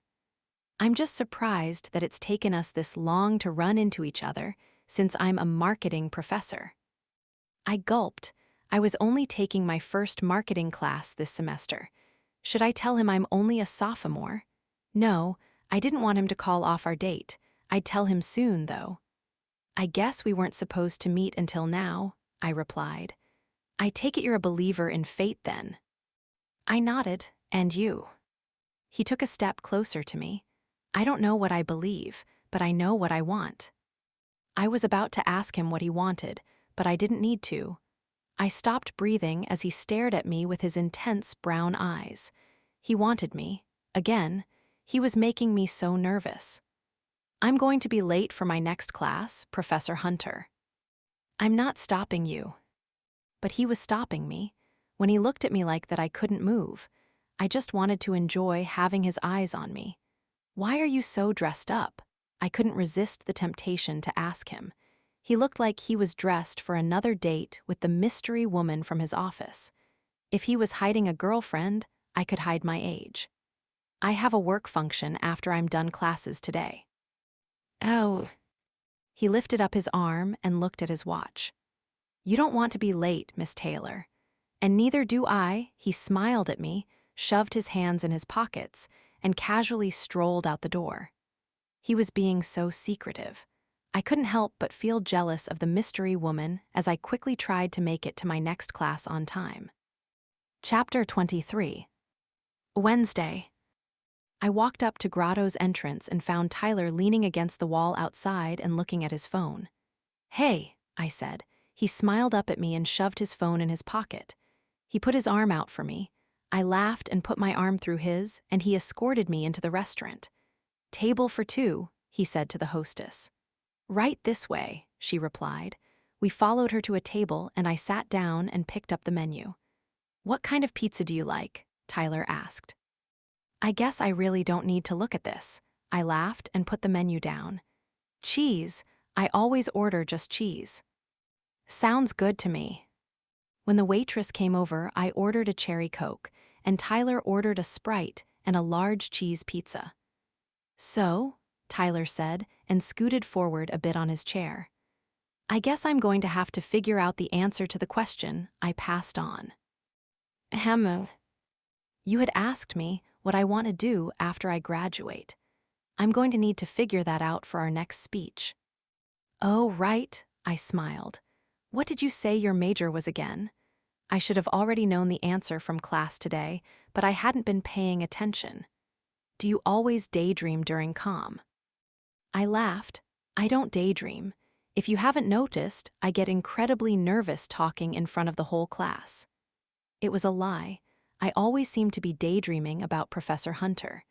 During stat, I hadn't even tried to make out what the heck my foreign professor was saying. I was just picturing the hunger in Professor Hunter's eyes. Yeah, which is incredibly cute. I couldn't help blushing. I'm double majoring in finance and economics, he said. I was a little surprised. Really? I wouldn't have guessed that in a million years. You must be really smart. He laughed. Does that surprise you? It doesn't surprise me that you're smart. It's just that you're really funny and endearing. Why such serious majors? Yeah, I don't know. They just seemed like logical choices, I guess. And I really don't have a clue what I want to do when I graduate. You'll need to do some soul searching before your speech then. I guess so. Anyway, this was leading me to the fact that you're going to need to answer the question that you passed on. What was that again? I asked, pretending to look confused. The waitress came over and placed our drinks on the table. I know you remember the question. I took a sip of my soda and stared innocently at Tyler. He laughed. I asked you what the most scandalous thing you've ever done was. When he had first asked me the question in the dining hall, I completely freaked out. Professor Hunter had just kissed me, but now it was so much more than that. A kiss didn't seem nearly as scandalous. Before I even knew what I was doing, I was answering his question. I kissed a professor once. I tried to say it nonchalantly. Tyler laughed. After a few seconds of silence, he said, "Wait, are you serious?" Well, he kissed me actually. Which professor was it? I could hear a hint of jealousy in his voice. The waitress arrived and placed the pizza down on the rack in the middle of the table. "One cheese pizza," she said with a smile. "Anything else I can get for you?" Tyler continued to stare at me. "No thanks," I said to her, and she walked away. Penny, which professor? Why couldn't I keep my mouth shut? It just felt so good to finally tell someone. Yeah, I'm not going to tell you that. That's the most scandalous thing I've ever done, though. Consider the question answered. I grabbed a slice of pizza and put it on my plate. "Where did you kiss?" Tyler asked. Not answering that. "How long ago was it?" Not answering that. "Were you trying to get your grade changed or something?" "No, kind of. Was it just the one kiss?" Tyler. "Fine, but for a scandalous story, you left out a lot of the scandalous details." "I think kissing a professor counts as scandalous enough." I took a bite of the pizza. "So good." Tyler smiled at me and grabbed a slice for himself. "You are quite intriguing, Penny." As I ate my pizza, I thought about the luau I was supposed to ask him about. I couldn't say no if he invited me, or Melissa would be suspicious of me. Would Professor Hunter be mad if I went? He couldn't be. He was probably dating other people too. And were we even dating? I was so confused. And I could always say I was sick at the last minute. "So my roommate, Melissa, is getting along really well with your friend Josh." "Yeah, Josh really likes her." Tyler was looking at me curiously. "What?" "Well, I know you're still getting over your ex, and I completely understand that that takes time. But it physically hurts me to know that someone as beautiful as you is just sitting in your dorm room every weekend. It's a sin." I blushed. I like staying in. "How about you make an exception this Friday?" "What did you have in mind?" Oh good, he was going to ask me. Asking him just so I could cancel later seemed horrid. "My frat is having this luau thing. I was hoping you could come." "As friends." "As my date, Penny. God, you're infuriating." That's what Professor Hunter had said to me right before our second kiss. Right before the mind-blowing sex that I was sure could never be topped. Am I really that infuriating? "I'll come as your friend," I replied. Tyler smiled and shrugged. "It starts at 10. Did you want to meet me there?" "Yeah, I can walk over with Melissa." "Great." He looked pleased with himself despite my denying it was a date. My stomach churned with guilt. Tyler was so sweet. I always laughed with him and had fun. I felt like I could always be myself around him, and he really was handsome. His crystal blue eyes always made me smile, but he deserved someone who wasn't daydreaming about their professor half the time. When the check came, I rummaged through my backpack for my share. Tyler pulled out a 20 and placed it on the table. "I'll pay for half," I protested. "Don't be ridiculous." He stood up and put his hand out for me to grab. I took it and let him pull me up out of my chair. "Thanks for lunch," I said. "Hey, what are friends for?" he said with a smile. Chapter 24. Friday. My new bikini was hanging in my closet.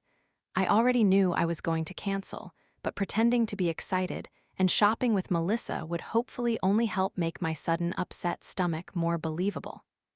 I didn't like deceiving her, but she could be so relentless. If she ever became suspicious of me, she'd easily be able to get the truth out of me. And Melissa couldn't find out. I didn't want Professor Hunter to get in trouble, and I certainly didn't want to get in trouble. I lay down in my bed and tucked the covers under my chin. During class earlier, I had watched Professor Hunter's lips move, but I couldn't seem to concentrate on the words that he spoke.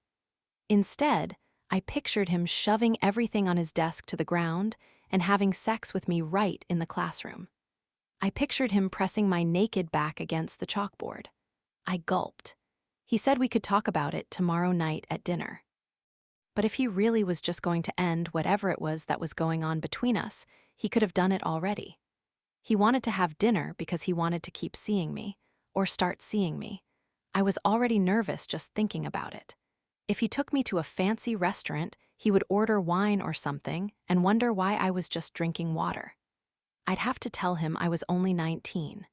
This was going to be a disaster. I needed to see what he had to say, though. Because I couldn't stop thinking about him. If Professor Hunter felt the same, maybe there was some way we could make this work. Melissa walked in the room with a huge smile on her face, but as soon as she saw me in bed, she put her hands on her hips. "Penny, what are you doing?" "I don't feel well." I tried to make a pained expression. "You just don't want to wear that bikini. You'll live. Get up." "Melissa, my stomach is really upset." "Are you throwing up?" "Well, no, but..." "Good, there's 2 hours until the party starts. Have some Tums." She tossed me a bottle from her bureau. I unscrewed the cap and popped 2 in my mouth. Fortunately, they were also a calcium supplement, or I'd have to spit them out when she wasn't looking. "You're probably just nervous to see Tyler. It's called butterflies. There's absolutely nothing wrong with you." She wasn't going to let me get out of this easily. I quickly got out of bed, clutched my stomach, and ran for the door. Melissa looked up at me from her desk. "Penny, are you?" I didn't hear the rest of her sentence because the door had closed behind me. Keeping my hands on my stomach, I walked to the bathroom. If there was one thing Melissa hated, it was hearing about bodily fluids. This would make her stop bugging me. I sat in the bathroom stall for 10 minutes before heading back to the room. I groaned as I entered our room and plopped down on my bed. "Penny," Melissa sounded concerned. "I really don't feel well. I just ruined a toilet," I lied. "Oh my God, Penny. You're disgusting. Please spare me the details. I don't even understand how all of that was in me." "You, stop, please, Penny. You're grossing me out." "Sorry, I just really don't feel well." Okay, just stop talking." Melissa walked over to the fridge and pulled out a ginger ale. "Here, hopefully this will help." She opened up the top and placed it on the desk by my bed. "I'm really sorry I can't come." I lifted the soda and took a small sip. "Don't even mention it. Look, you should probably get some sleep. I'm just going to get ready there." She tossed some things in her backpack and lifted it over her shoulder. "Anything you need before I go?"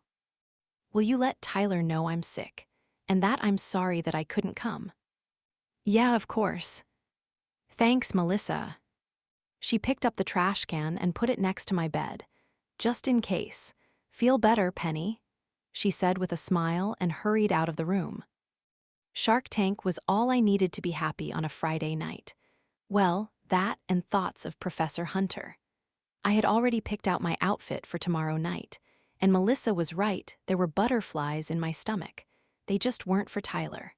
I was a little nervous to see Professor Hunter again, but mostly I was worried about dinner. I had practiced saying, "I just want water," in the mirror. He couldn't know I was under 21. Not yet. Not before we had explored what this really was between us. I just hoped he wouldn't press the issue.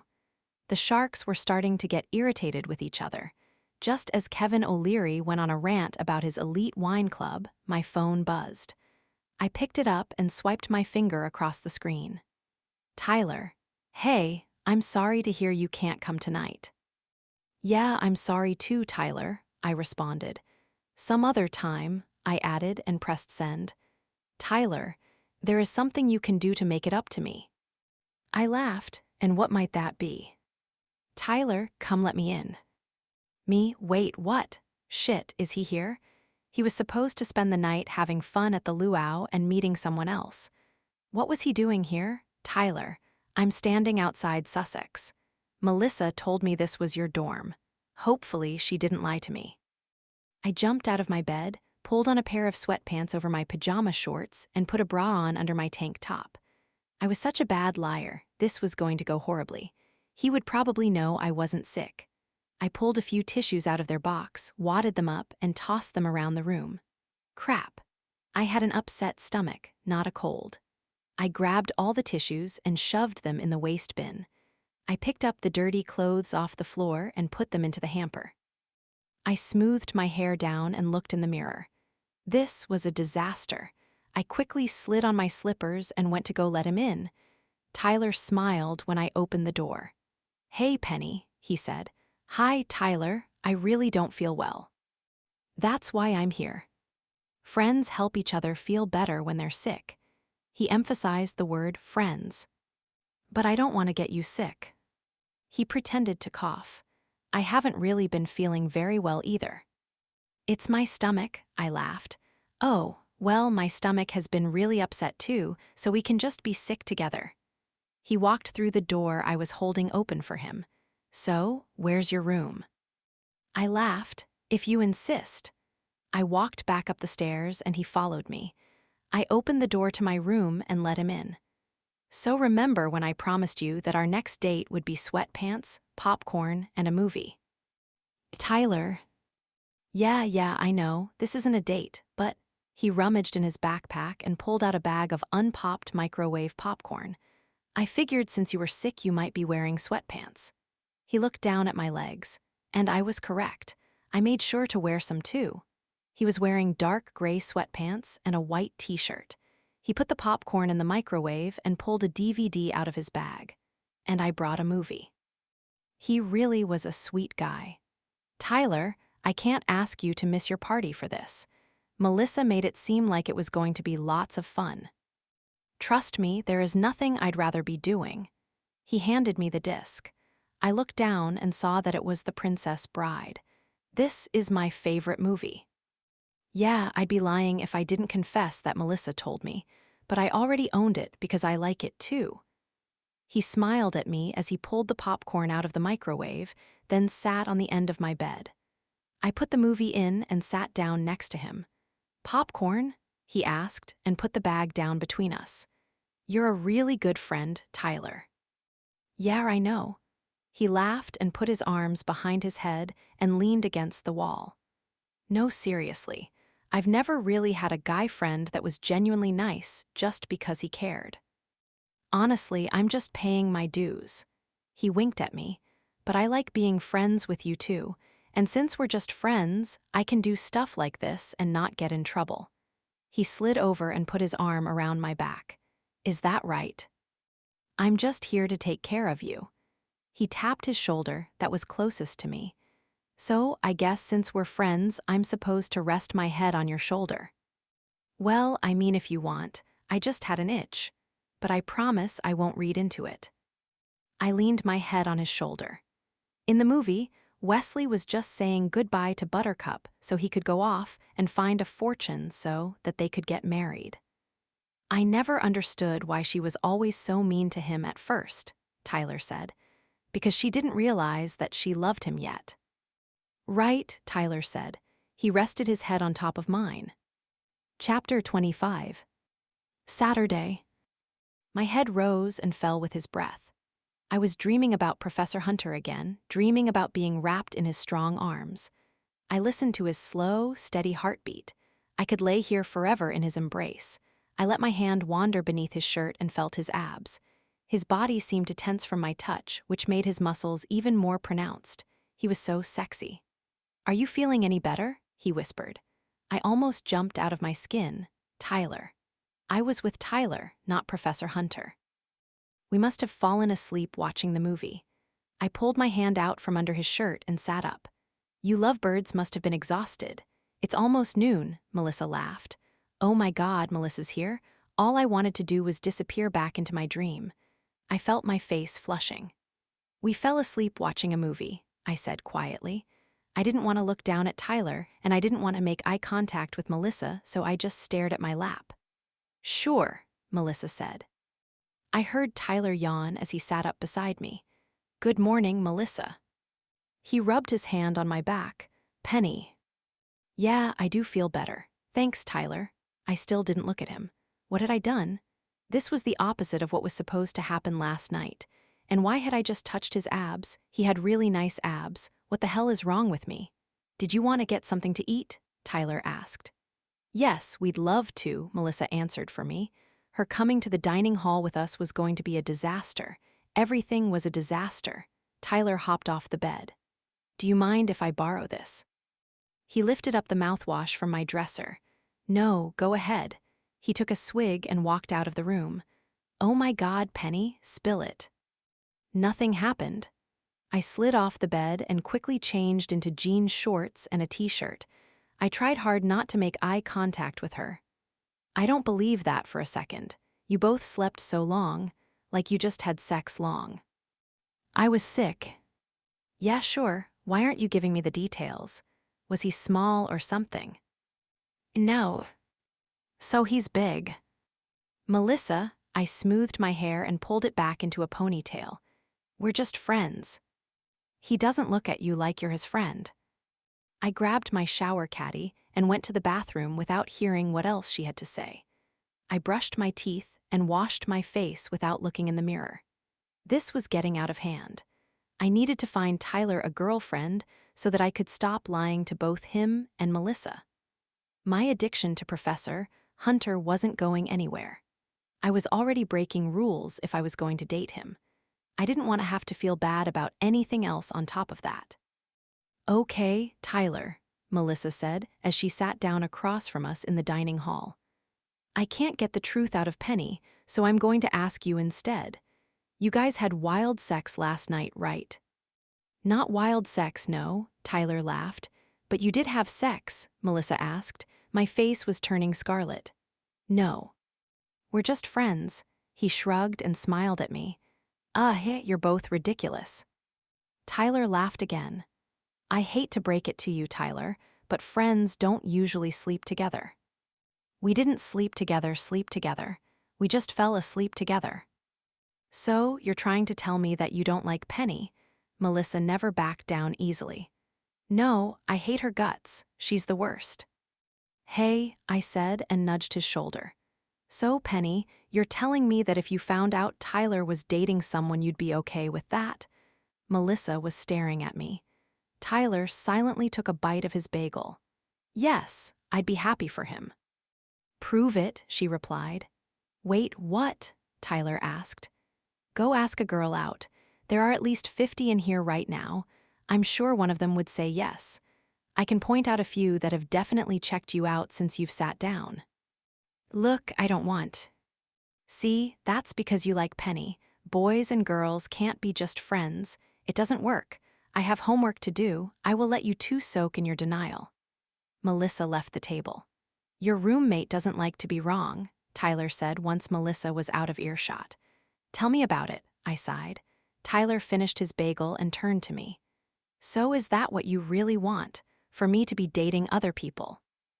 "Well, we're friends. I want you to be happy."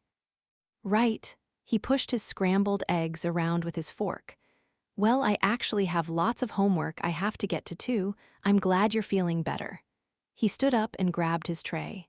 "Tyler." He walked away without looking back at me. Chapter 26. Saturday. As I got ready for my date with Professor Hunter, I tried not to think about hurting Tyler's feelings. I truly did want him to be happy. and I wasn't the person that could do that for him. He deserved better. I just hoped we could remain friends because he had become one of my closest friends since we had met. Professor Hunter hadn't told me where we were going, but I assumed we were going out to eat. Fortunately, Melissa was out to dinner with Josh, or else I would have had to sneak around and get ready in the bathroom.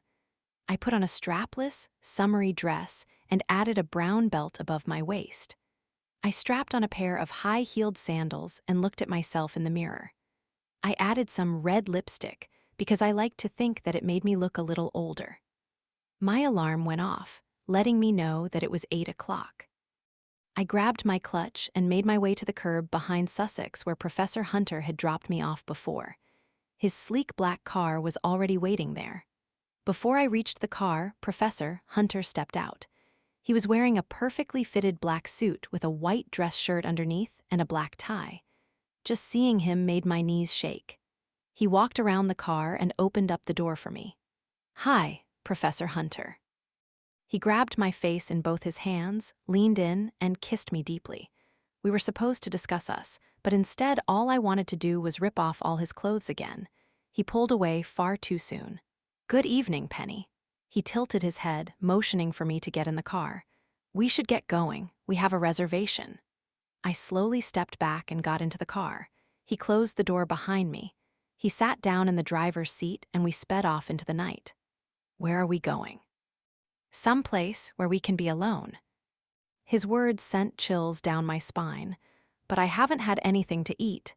He made me so nervous. He had a funny look on his face.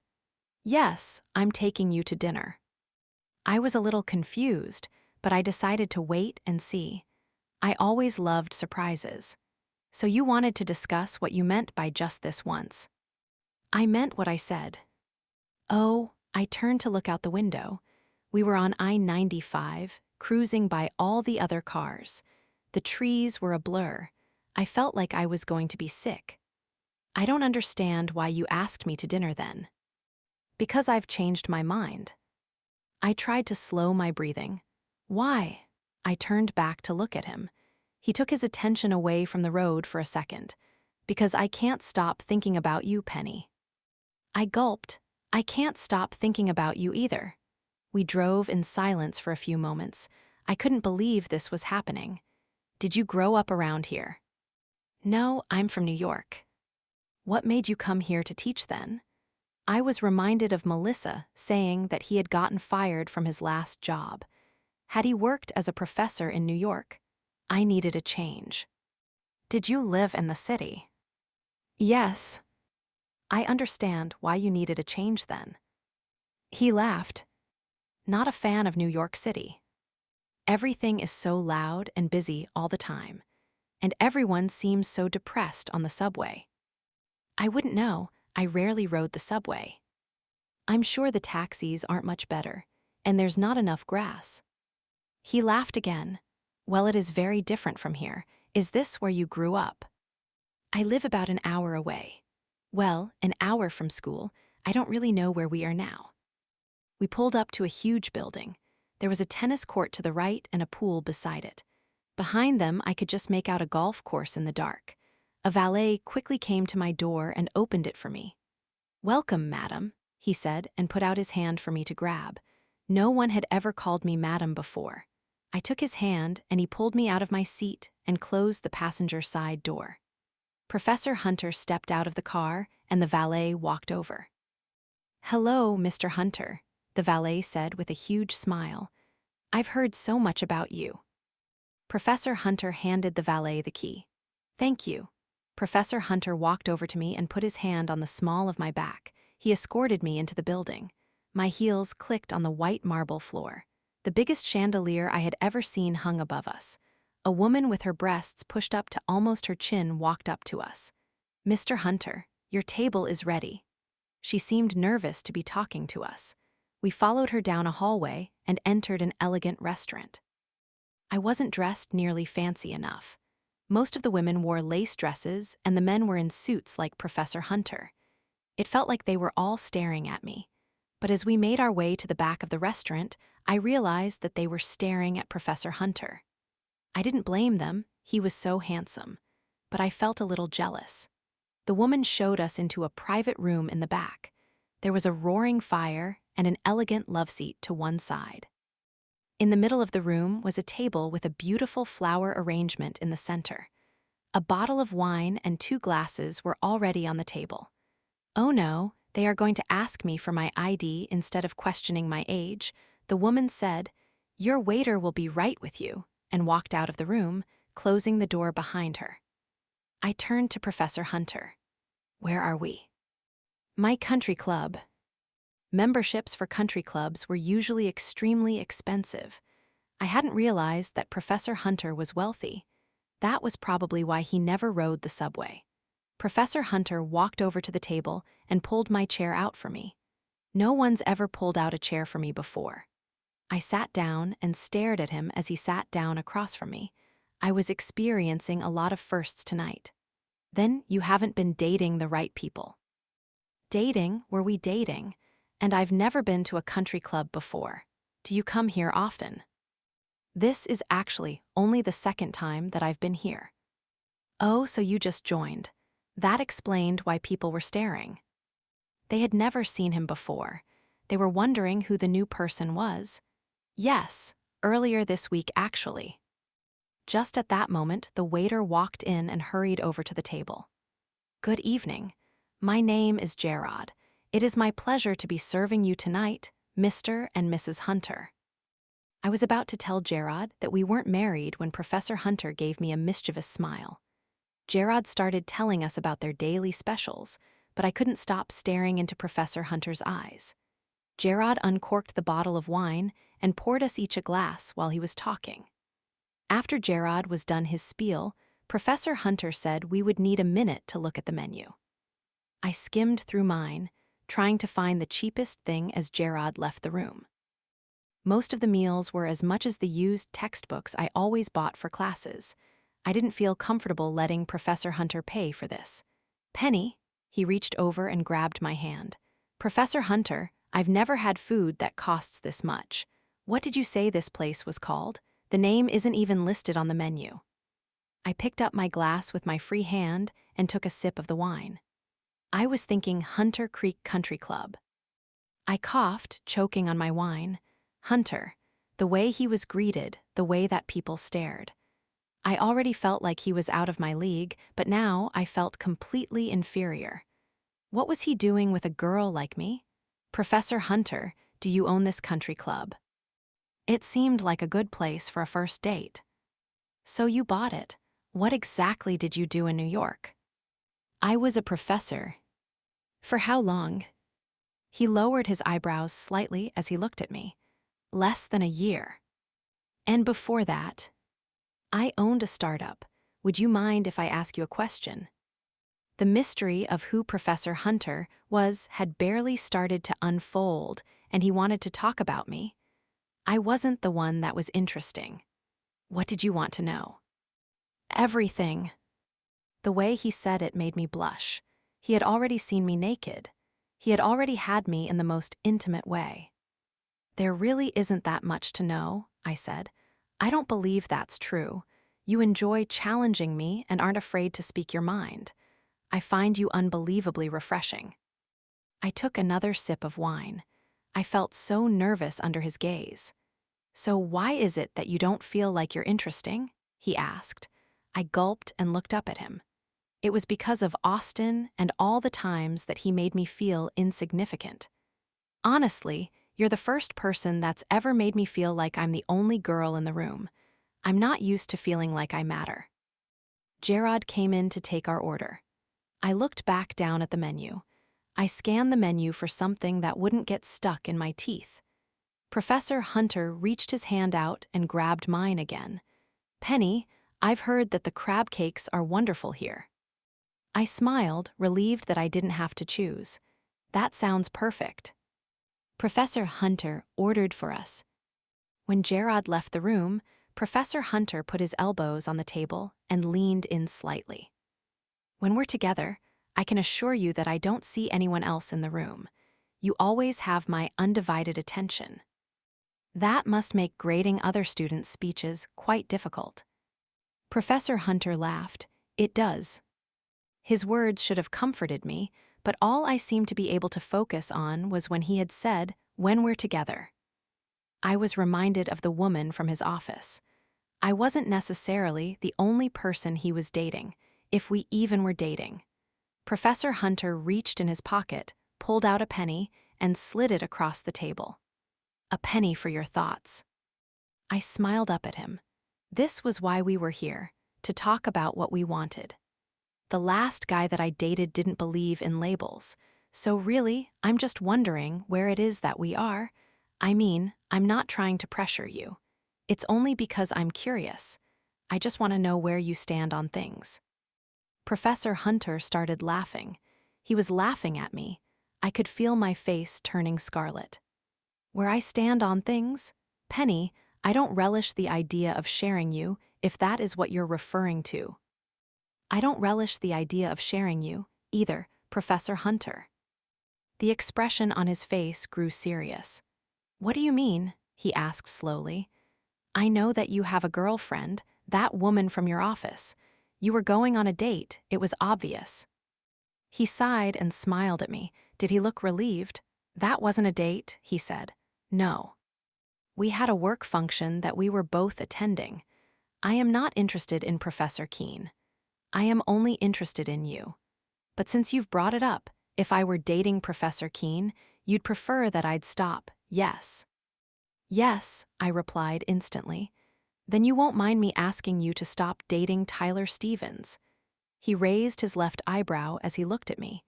"Tyler and I are just friends." He sat back in his chair. "Then, I guess neither of us have anything to worry about." Chapter 27. Saturday. There is one more thing, Professor Hunter.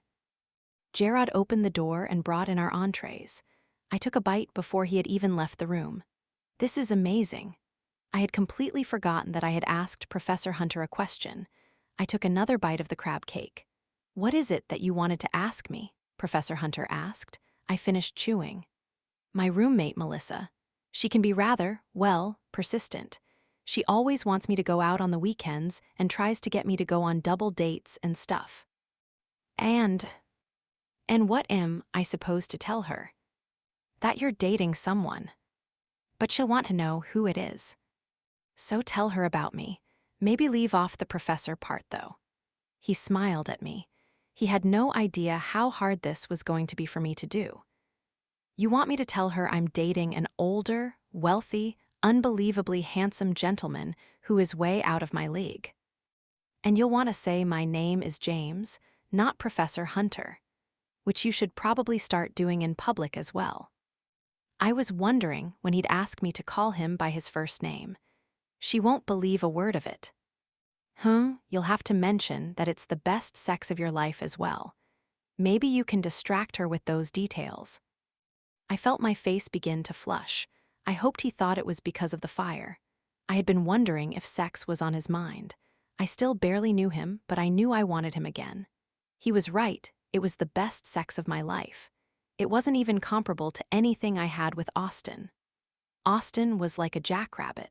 He always finished in just a few minutes. I didn't even know what an orgasm felt like until I met Professor Hunter. And I think I knew how to get what I wanted. "Thank you for dinner. That was one of the most amazing things I've ever put in my mouth." His Adam's apple rose and then fell. "Certainly not the best, though. Do you need to be reminded?" He was making me wet with just his words. I remembered him ramming his huge cock in and out of my mouth. I gulped. I may need a refresher. Gerard walked in holding 2 dessert menus. "Are either of you interested in dessert this evening?" He placed the menus down in front of us. "I'd absolutely love some dessert," I said, looking at Professor Hunter. "Could you give us a while to discuss our options?" He smiled politely at Gerard. As soon as Gerard closed the door, Professor Hunter was on his feet. He pulled out my chair for me. I was about to stand up. "Sit back down," he growled. I quickly obeyed. There was hunger in his eyes. It was the same intensity he had back in his office. "I already know what I want for dessert," he said and dropped to his knees. He removed my panties and spread my thighs with his strong hands. But Gerard will be back in just. His tongue found my clit, and my words quickly turned into a moan. He sucked on it hard and then let his tongue enter my wetness. My hips rose slightly, wanting him deeper inside of me. He moved his mouth back to my clit and let his fingers fill me. I gasped at the sudden pressure. "What were you saying, Penny? That you want me to stop?" He pulsed his fingers faster. "No, please don't." "Don't what?" He was teasing me. He wanted me to beg for it. "Don't stop. Please don't stop," I moaned. He let his fingers go deeper still. I wasn't going to be able to hold on much longer. The door creaked and Professor Hunter quickly stood up. He lifted his hands above his head and yawned, pretending to stretch. "Damn it, Gerard." Gerard walked over to us. I was having trouble slowing my rapid breathing. I was awkwardly panting. Oh, shit. My panties were dangling around my ankles. "Does Gerard notice?" I quickly tucked my feet under my chair. "What is it that you decided you wanted again, Penny?" Professor Hunter asked me. My face was flushed. It had to be obvious what we had just been doing. I looked at Professor Hunter in horror. I hadn't even looked at the menu. He had a challenging look in his eyes. I gulped. I knew what he wanted me to do, but I could feel Gerard staring at me. "Oh, please don't notice my panties." I took a deep breath. "I'm actually in the mood for something warm and salty." I raised an eyebrow at Professor Hunter. Game on. Professor Hunter bit his lip. "Well, we have salted caramel squares," Gerard said. "If you'd like, we can heat them slightly. I'll have to ask the chef, though. I'm not sure if they'll melt." I felt like I was the one that was melting, trying hard not to unravel under this awkward exchange. "I'd rather have something sweet," Professor Hunter interjected. "Well, our lava cake is made from scratch, and it is warm and sweet. Best of both worlds, then." "That sounds perfect," I said. Gerard needed to leave the room right that second. "We'll split the chocolate lava cake then," Professor Hunter said, without taking his eyes off me, and handed Gerard the menus. "Very good choice, sir," Gerard said. He collected the menus and walked back out of the room. "Your juicy cunt is the most amazing thing I've ever had in my mouth, and I'm not done with it yet." He got back down on his knees, grabbed my ass, and pulled me into him. One long, slow stroke with his tongue brought me to my breaking point. I let the orgasm wash over me as his tongue still slowly encircled me. He placed one gentle kiss on my clit that sent shivers down my spine, and then slid my panties back up my legs. He stood up and pulled me to my feet with him. "We almost got caught," I said breathlessly. "We're not out of the clear yet." He unzipped his pants and unbuttoned the flap in his boxers, letting his enormous erection spring to life. "I still need to remind you what the best thing that's ever been in your mouth is." Ever since his office, all I ever wanted in my mouth was him. I wanted to suck on his length and bring him to orgasm this time. I wanted to taste him. I sunk to my knees between his legs and let my tongue slowly trace around his tip. I let my lips slide down his shaft. This was my chance to show him I knew how to make him groan too. I could feel myself growing wet again as his dick throbbed against my lips. I held my breath as I went all the way down, letting his massive cock enter my throat. "Penny," Professor Hunter moaned. When his fingers intertwined in my hair and he began guiding me, I didn't mind. I wanted him to come, and I liked when he fucked my mouth. I loved how in control he was. His cock throbbed against my lips again as he thrust in and out of my mouth, faster and faster. Hot, salty liquid shot into my mouth. I drank him down, lapping up every ounce of it. I licked my lips and locked eyes with him as I zippered his pants. He pulled me to my feet. "Are you convinced now?" he asked. "There's nothing I'd rather do than that." "Are you sure about that?" He grabbed my ass and pulled me in close. I could feel his muscles underneath his shirt, and he was right. There was something I wanted more. I wanted him deep inside of me. I wanted him to make me scream his name. "No," I felt my body trembling. "Tell me what you want then." He lifted my legs and wrapped them around him. He carried me over to the love seat and laid me down on its silky cushions. I gulped. What did he want me to say? Everything in my mind was dirty and unspeakable. He leaned over me and whispered in my ear. "I think I know exactly what you want, because you like a little danger." You liked having Gerard's eyes on you when you were seconds away from coming. You like breaking the rules, and the idea of getting caught turns you on even more. And right now, all you want is my dick so deep inside of you that you scream. My heart was pounding, but I have no intention of giving you what you want, at least not yet. Professor Hunter, I panted. He got off the love seat and put his hand in front of me. I didn't want to get up. I wanted him on top of me, pushing my dress up my thighs. I think we need some fresh air, Penny. I didn't know what he had in mind, but I grabbed his hand and let him pull me to my feet. I'd follow him anywhere. He kept my hand in his as he led me out of the private dining room. It seemed like everyone in the restaurant turned to look at him as we walked through. He squeezed my hand and smiled down at me. God, was he sexy. We exited the restaurant in the back and stepped onto a huge terrace. It was chilly, and there were only a few people standing by a fire with glasses in their hands, enjoying an after-dinner drink. Professor Hunter escorted me past them, and we made our way down a set of stairs. His strides were longer than mine, and it was hard to keep pace with him. If I walked any faster, I'd be jogging. We reached a row of golf carts. He leaned in and turned the key. "This will do," he smiled at me. "Are we allowed to use those? We're going to get in trouble." Professor Hunter laughed and got behind the wheel. "Get in." Of course he could use them. He could do whatever he wanted. He owned the place. I climbed in next to him, and as soon as my butt hit the seat, he pressed down on the gas pedal. He stuck to the small paths and wooden bridges on the course for a while, and then veered off into the grass. We rolled up next to a small waterfall, and he cut the engine. Lightning bugs flittered in the dark sky around us. It felt like I was in a dream. And even though we were surrounded by fresh grass and beautiful flowers, all I could smell was his sweet cologne. Every inch of me felt alive when I was next to him. I got out of the cart and walked over toward the little waterfall. The water splashing against the rocks was surprisingly loud.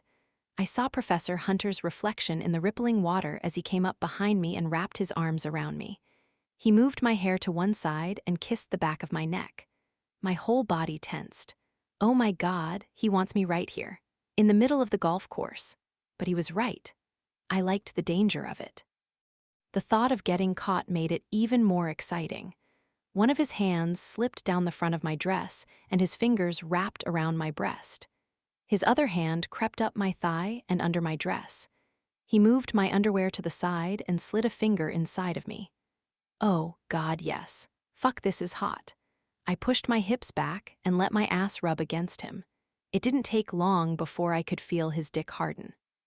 Don't pretend for a second that you don't get excited by the idea of someone catching me deep inside of you. He slid another finger inside of me and began to pump his hand.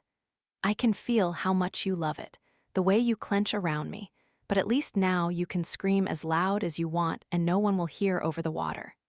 He moved his fingers faster. Yes. How could I feel so much satisfaction with just his hands? Tell me what you want. But I wanted more.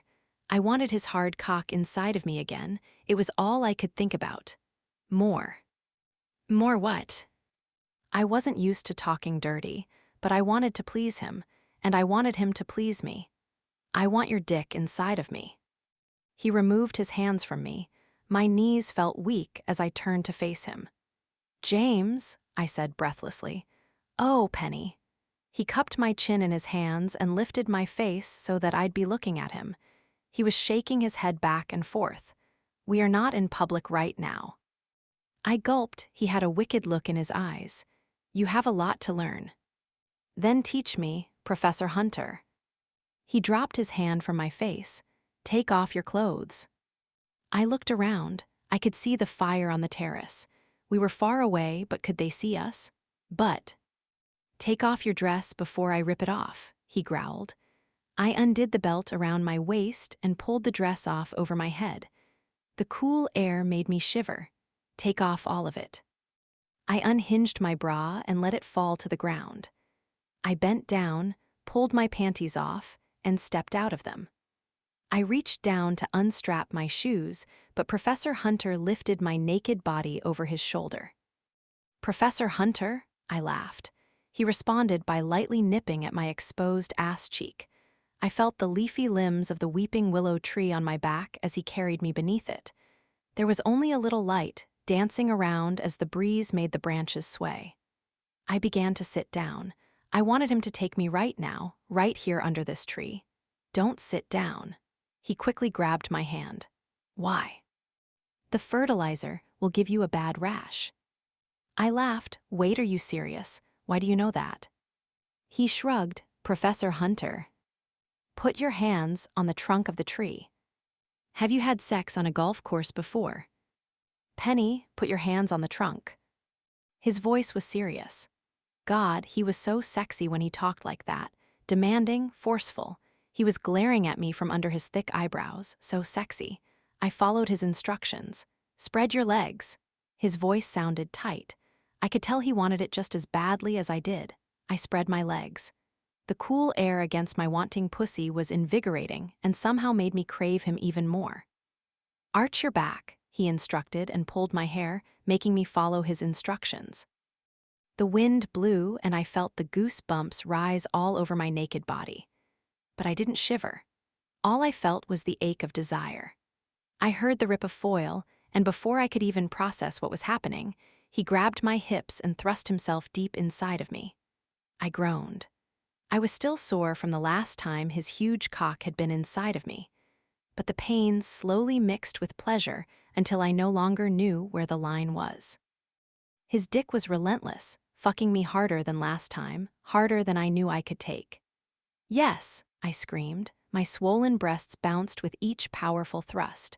I pushed my palms against the trunk of the tree, moving my hips in time with him. His fingers dug into my flesh. I liked it rough, and he knew it. He reached around my waist and grabbed my clit between two fingers and squeezed. Hard. Fuck yes. I felt myself clench around his throbbing cock as a wave of release washed over me. He pulled out and turned me toward him. I knew he wasn't nearly done with me yet. I wanted to make him come. I wanted him to lose control for once. I grabbed his tie and pulled his face down to mine. James, I said as seductively as I could muster and bit my lip. He grabbed my ass, lifted me up, and pushed my back against the trunk of the tree. He raised one eyebrow and thrust his length back inside of me. My bare back rubbed against the rough bark of the tree, but I didn't cry out. I didn't want him to stop. I never wanted him to stop. What are you trying to do to me? He moaned. He pushed into me and pinned me in place as he let his hands wander away from my ass. I wrapped my legs firmly around him as he squeezed my breasts and rubbed my hard nipples. He grabbed my arms and raised them above my head. I was immobilized by his touch.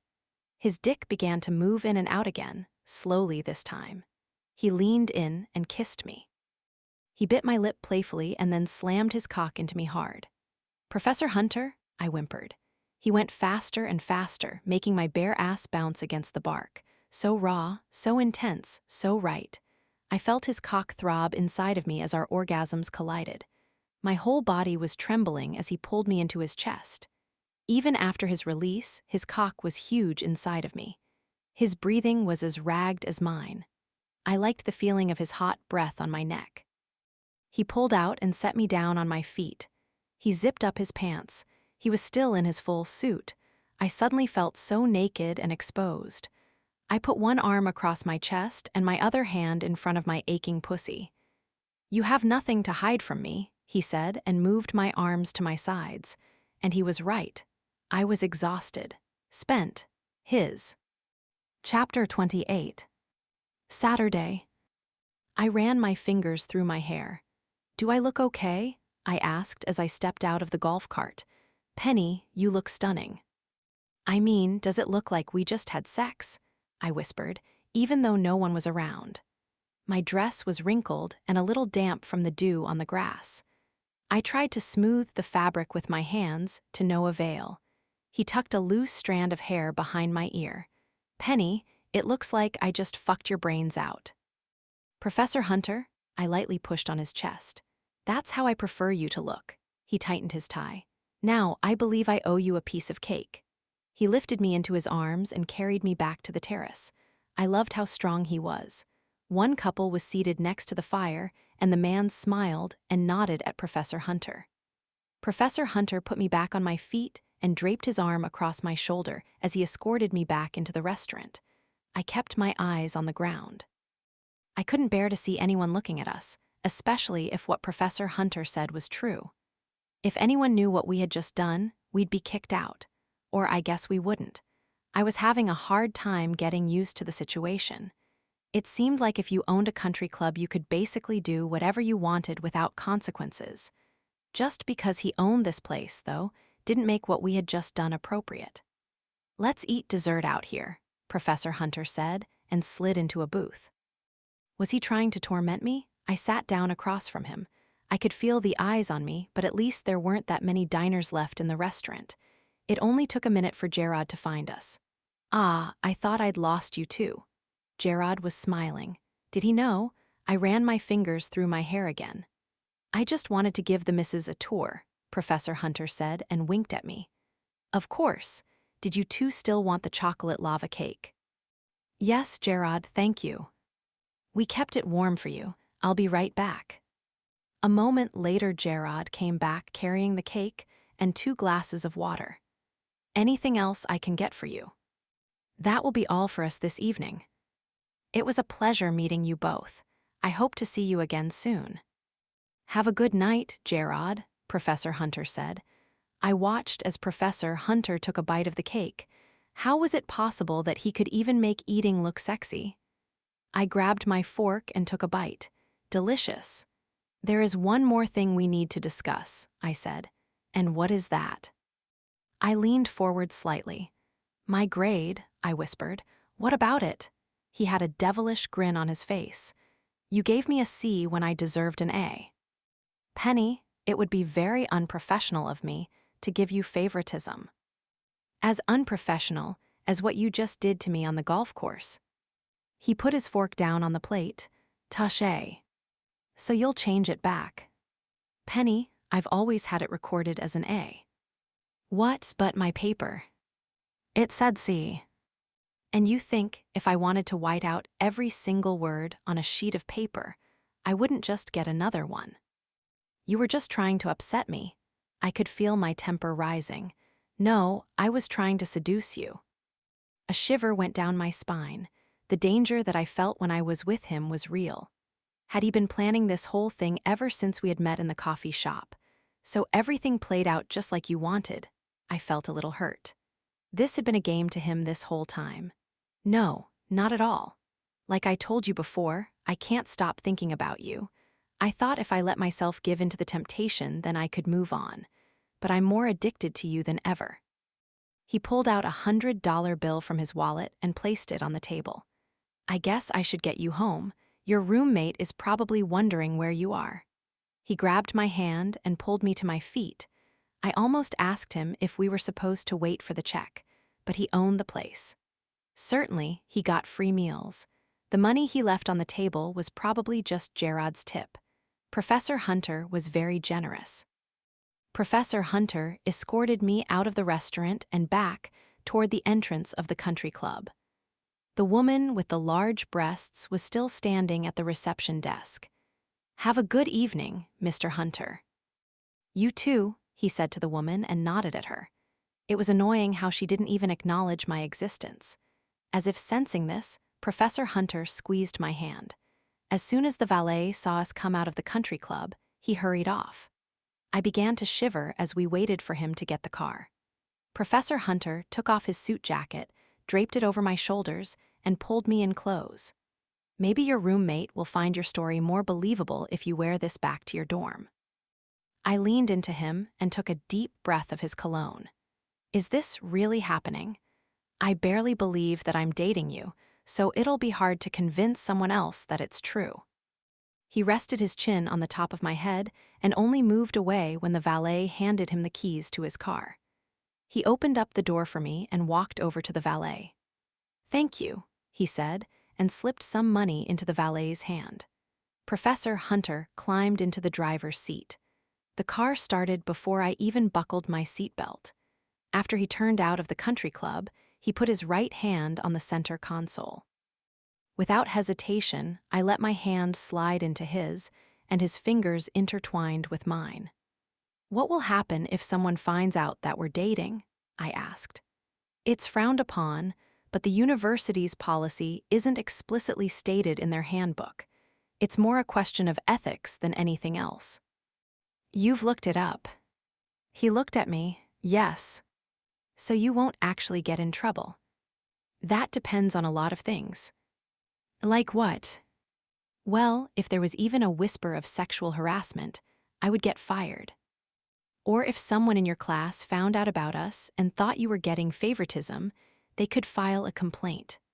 Or, I'm not going to tell anyone, Professor Hunter. Then I don't think we have anything to worry about.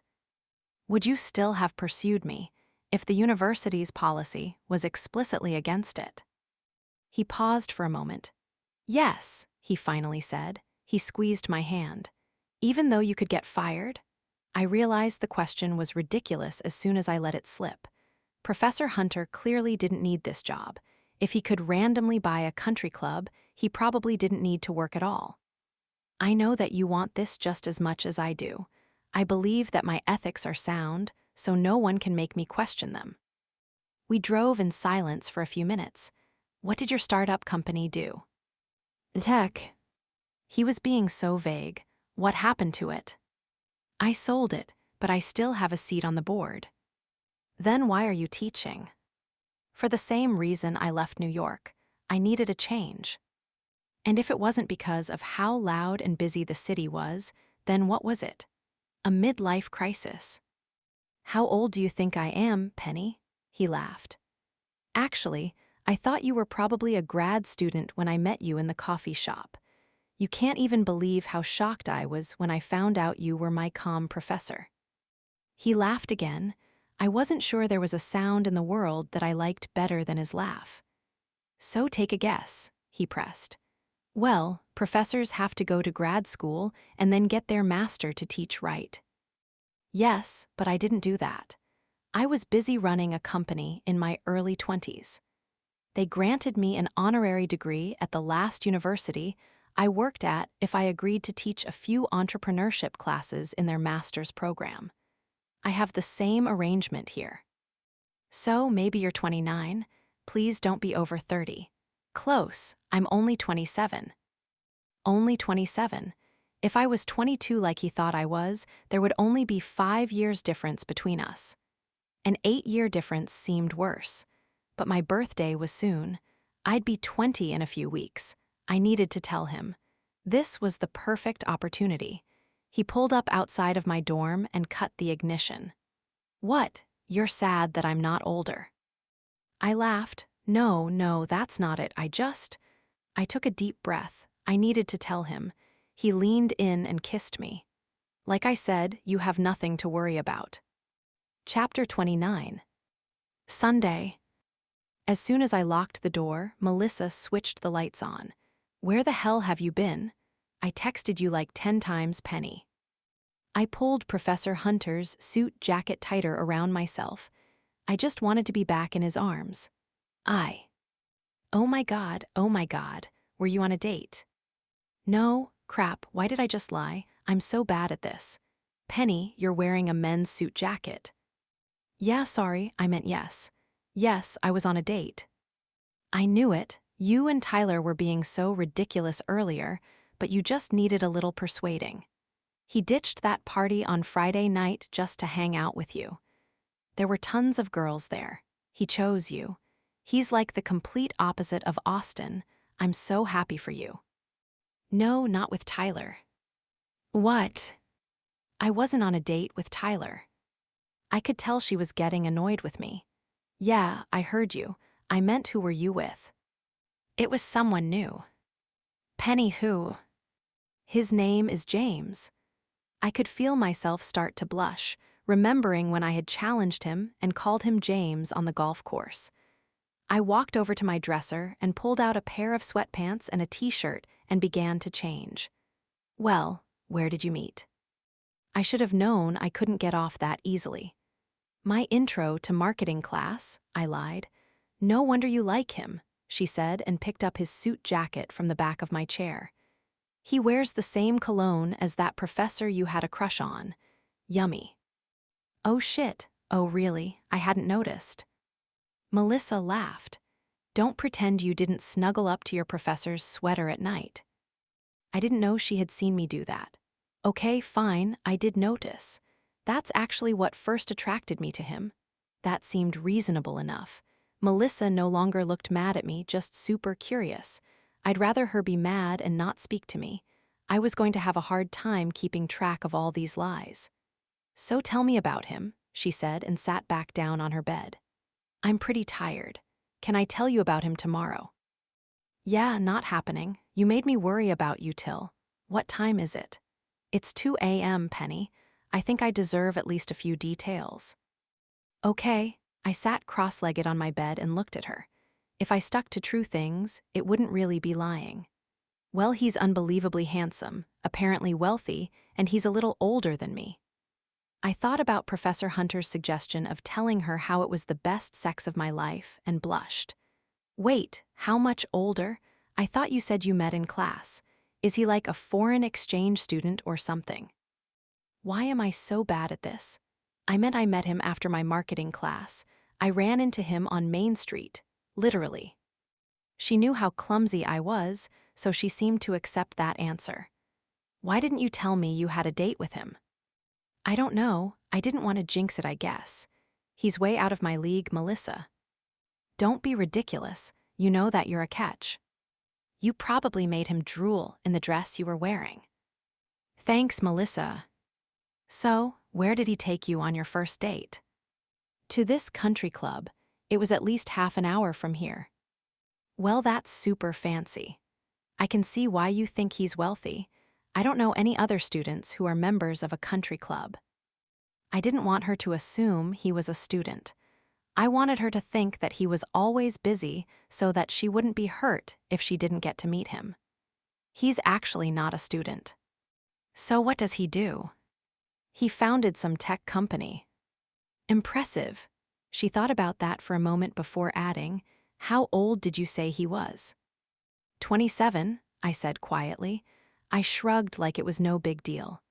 My stomach was still in a knot from not confessing my age to Professor Hunter in the car. I thought you said he was only a little older than you. Penny, that's like 8 years. It was time to take Professor Hunter's advice. Melissa, you don't even understand how sexy he is. I can't even think straight when I'm around him. She laughed. Okay, I need some sleep. Next time text me back so I don't have to worry all night. Sorry about that, Melissa. I was distracted. I bet, she said and turned off the light. I was too tired to go get ready for bed, so instead I lay down and pulled the covers on top of me. Poor Tyler, Melissa mumbled. I heard her turn in her bed. I took a deep breath and closed my eyes. Chapter 30. Monday. It was going to be so awkward to see Tyler. I hadn't spoken to him since he had walked out on me at the dining hall. I had encouraged him to see other people because I cared about him.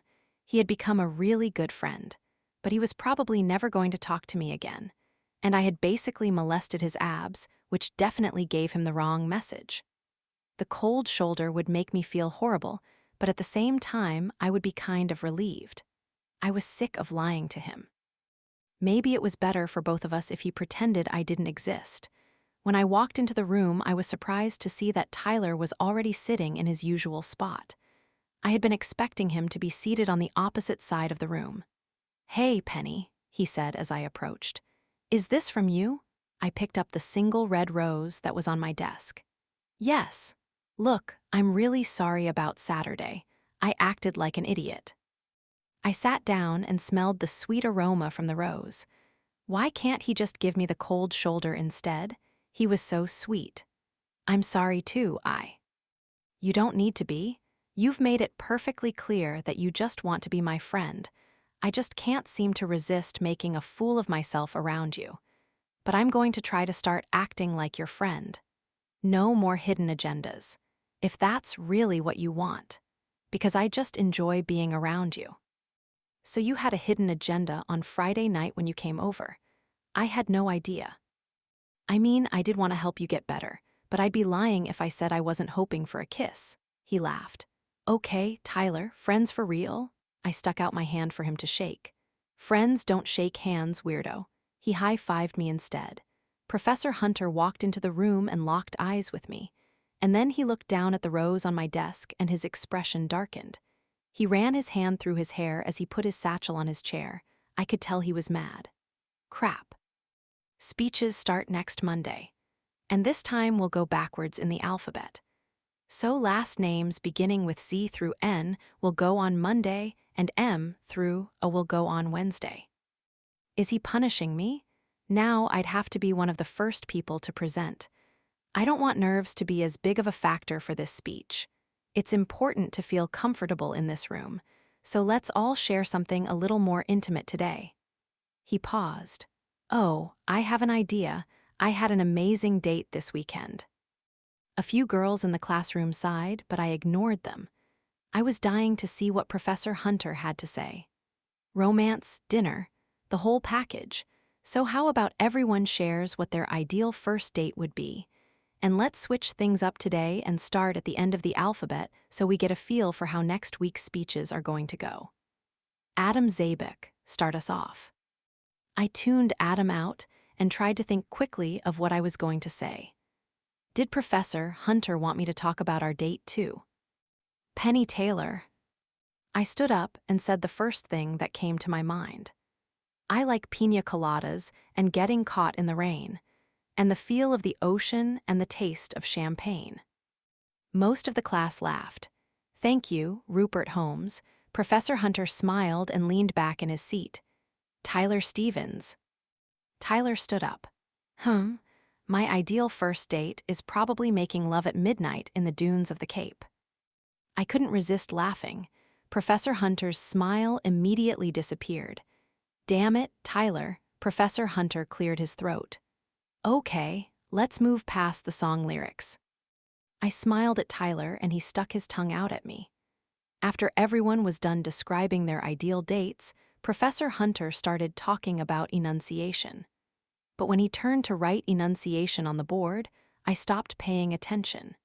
Instead, I was looking at how his khakis hugged his ass, and how he bit his lip when he was concentrating. When class was finally dismissed, I said goodbye to Tyler and waited for the class to empty out. Not knowing what to do about the rose, I grabbed it and held it down by my side. Please don't be mad. I see that you are continuing your relationship with Mr. Stevens despite my request, he said as soon as I was close to his desk. I'm not. He eyed the rose in my hand. It's just a friendship rose. He rested back on the side of his desk and folded his arms across his chest. Penny, there is no such thing as a friendship rose. But we really are just friends. He gave me a challenging look. I'll be picking you up at 1. I hadn't expected him to change the subject. I was busy thinking of examples of how Tyler and I were just close friends. Wait, what? I'm taking you on your ideal date. But I can't. I have a class at 2. He put his satchel over his shoulder. So skip it. You're a terrible influence, Professor Hunter. I don't think you really believe that. I'll see you at 1. He winked at me and walked out of the room. Chapter 31. Monday. A delivery came for you, Melissa said as she stood up from her chair. She was all smiles. There were a dozen red roses in a vase on my desk. I put my backpack down and walked over to my desk. A bow was tied around the vase and a card was attached to it. Penny. I know that you think roses symbolize friendship, but believe me when I say that these ones do not. I hope you're excited for our date. Thank you for skipping class. James. The roses were beautiful. No one had ever bought me flowers before today, except for my parents when I graduated from high school. I read the note again. It was sweet, even if he was a little cocky. And even though he was just trying to show up Tyler. But Professor Hunter was right, I was going to skip class. When did these come? I didn't even realize that flowers could be delivered that fast. Just a few minutes ago, so who are they from? I laughed. You expect me to believe that you didn't read the card. I didn't, she protested. but I confess that I did read who they were from. James, so what did you do to earn those? Melissa asked. Nothing. I made him angry. You are one lucky girl then. I leaned in and smelled the roses. I'm so lucky. I thought about the date he was planning. I like piña coladas and getting caught in the rain, and the feel of the ocean and the taste of champagne. What the hell was I thinking? I was basically asking Professor Hunter to get me tons of illegal drinks. So, what are you doing here anyway? Don't you usually just grab lunch and go to class? I coughed. Shit, I almost said Professor Hunter. I took a deep breath and tried to think of a quick recovery. Probably gonna skip it. Who the hell talks like that? Melissa stared at me. Skip what? Lunch. We can go to the dining hall together real quick if you want. No, I'm going to skip my class. I can't even imagine you skipping a class. You never break the rules. She paused. Are you feeling all right? Does your stomach hurt again? No, I'm fine. I was tempted to tell her that I was about to go on a date with a professor. I knew how to break the rules too, but of course I couldn't. I could mention James though. James had some free time this afternoon, and I didn't want to miss getting to see him. He's turning you into quite the badass. If only she knew. So where are you going? It was a beautiful, warm September day, and if we were going early, it was probably because the destination was far away. I eyed the new bikini in my closet. He didn't really say, but he dropped some hints. I think he's taking me to the beach. It's good that we went shopping last week then. I know. Thanks for helping me pick out a new bathing suit. I always appreciate your fashion advice. So tell me more about him. I want all the juicy details. Well, he's spontaneous. Obviously, last-minute beach trip, but I mean what's he like? He's funny, but serious. There's just something about him that's so intriguing. I stopped talking. The more vague I was, the better. I honestly don't know him all that well. Hopefully, I'll find out more about him today. I did have a lot of questions for Professor Hunter. It was true that I barely knew anything about him. So I guess that means you didn't do much talking on your last date then? Melissa gave me one of her challenging looks. I felt myself blushing. I knew what she was hinting at, and she was right. I've never seen you this flustered before, Penny. So when exactly do I get to meet this mystery man? I laughed awkwardly. I'm sure you'll get to meet him soon. I changed into my new bikini and pulled on a pair of jean shorts and a tank top. I rummaged around in my closet until I found a canvas bag. After mentally checking off a beach towel, sunscreen, sunglasses, and a hoodie, I was ready to go. Well, have fun. I can't wait to hear all about it. Being whisked away to the beach sounds so romantic. It really does. So romantic. Oh, and you better take a picture with him today, because I need to see what he looks like. He sounds so dreamy. Yeah, definitely, I lied. I grabbed my bag and headed out of my dorm. See you later. I only had to wait a few seconds before Professor Hunter pulled up in a red convertible with the top down. His hair was mussed up and he was wearing aviators. He smiled as he leaned over and opened the door for me from the inside. He was wearing khaki shorts and a polo. His legs and arms were tan and muscular. I took a deep breath as I got in. New car? I asked. It still had that new car smell. No, but I haven't driven it much. I grabbed my sunglasses from my bag as he sped off. The wind rushed through my hair. I had never been in a convertible before. I pictured people in the movies standing up in their seats, spreading their arms wide, and screaming at the top of their lungs. I felt like I was already experiencing that feeling just by being next to Professor Hunter. So, where are we going? I think you can probably guess. Well, it's not raining, so I'm not sure where we could get caught in the rain. But we've been caught in the rain before, so maybe you're skipping that portion. Which means you're probably going the feel of the ocean route. So I'm guessing that we're heading to the beach. Professor Hunter smiled at me. You should have warned me, though. What if I hadn't worn a bathing suit? I was actually hoping you would forget it. I lightly pushed his shoulder as I laughed. He pulled onto I-95, and the noise of traffic filled my ears. Professor Hunter was now speeding past all the other cars on the road. "You're going to get a ticket," I yelled over the roar of traffic. He slowed down a little, but was still going faster than most of the other cars. "You don't break the rules very often, do you?" "Not really, but I do sometimes." "Give me an example." "You." He laughed, besides for me. "Well, one time, no, that was okay. Well, there was another time." "Maybe you're right about me then. I am a terrible influence on you." "Yeah, you're the worst."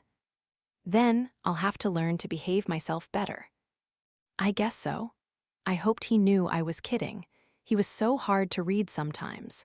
I liked that he was a bad influence on me. I felt alive when I was with him. He was the best thing that had ever happened to me. "I don't actually want you to behave around me, Professor Hunter.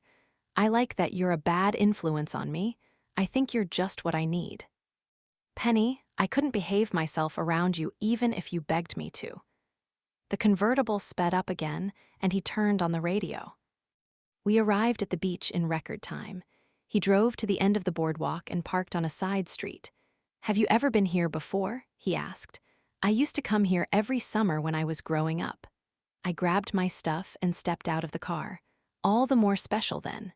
He got out of the car, reached into the back seat, and pulled out a towel and a cooler. He put the towel over his shoulder and grabbed my hand. "What about you?" "I've come down here a few times." "So this is where you take all the ladies to impress them?" He laughed. "No, I've only ever been here by myself." "You're kind of a loner, aren't you?" "I guess you could say that I have a hard time trusting people." One of the first times I had texted him, I had told him that I didn't trust him and he had gotten mad. Everything was different now, though. I did trust him, and I wanted to know more about him. No, I wanted to know everything about him. "Why?" I asked. He squeezed my hand. When we stepped onto the boards, I heard a buzzing noise. Professor Hunter dropped my hand and reached in his pocket. It looked like all the color drained from his face. "I'm sorry, I have to take this." Walked a few paces away from me. I could just barely make out his conversation. "This isn't a good time." He sounded angry. "I don't even know why we're still talking about this." He paused and listened to the person on the other end of the line. "I told you I didn't care about any of the specifics. Just sign the damn papers." He ended the call and put the phone back in his pocket. He put a smile on his face as he came back over to me, but I could tell that it was forced. "Sorry about that." "Is everything okay?" "Just a business call." He grabbed my hand again, and we took the few steps down to the beach. "Something with your tech company." "Well, it's not mine anymore, but yes." I looked out at the ocean. I had always imagined how cool it would be to come to the beach when there was no one around. Today was that day. There wasn't anyone on the beach down here except for the occasional passerby. I slid off my flip-flops and picked them up in my free hand. The feeling of sand underneath my bare feet was exhilarating. We began walking toward the water. "Professor Hunter." "You didn't answer my other question." He ran his hand through his hair. "I'm sorry, what was your question again?" "Why do you have a hard time trusting people?" He took a deep breath. He seemed unsettled. "People have a tendency to wear many different masks. I've been bad at seeing people for who they really are until it's too late." Shit, and he shouldn't trust me either. I was lying to him about my age. He put his towel on top of the sand and sat down, pulling me on top of him. "I barely know anything about you," I said breathlessly. "You know that I like you and that you like me. What else does anything matter?" He lightly tugged my hair so that our faces were only an inch apart. I wanted to tell him that it did matter, but I couldn't resist him when his lips were this close to mine. He was too good at distracting me. I leaned down and kissed him. After a minute, he rolled over so that he was on top of me. He gave me one last kiss and then sat up, pulling me into a seated position with him. So I couldn't bring the real thing, but... He opened the cooler and brought out 2 bottles of piña colada cocktails. "I guess these are the next best thing." He popped off each top and handed me one of the bottles. "Cheers," I said, and clanged my bottle against his. I took a small sip. "This is so good." Professor Hunter started coughing. Hey, it's disgusting." "What? It's delicious. It tastes like the love child of a coconut and a bottle of NyQuil." I started laughing. "You can have mine too. I brought backup for myself," he said, handing me his bottle and replacing it with a bottle of beer. "So pina coladas and getting caught in the rain aren't your thing?" "I'm all about getting caught in the rain, but I prefer scotch." "I like how sophisticated you are." "Penny, nothing I'm going to do to you here is sophisticated." I gulped. "What do you have in mind?" He reached over and touched the strap of my tank top. "Well, I don't think you need this anymore." I put down my drink and pulled my tank top off over my head. He reached over, undid the button on my jean shorts, and slowly unzipped them. I lifted my hips slightly, and he slowly pulled my shorts down my thighs and off my legs. I felt myself blush as he looked at me in my bikini. He stood up and took off his shirt. Now I was the one staring at him. He had an Adonis belt worthy of the god himself. He offered me his hand and pulled me to my feet. "Want to go for a swim?" "Yes, just let me put some sunscreen on first."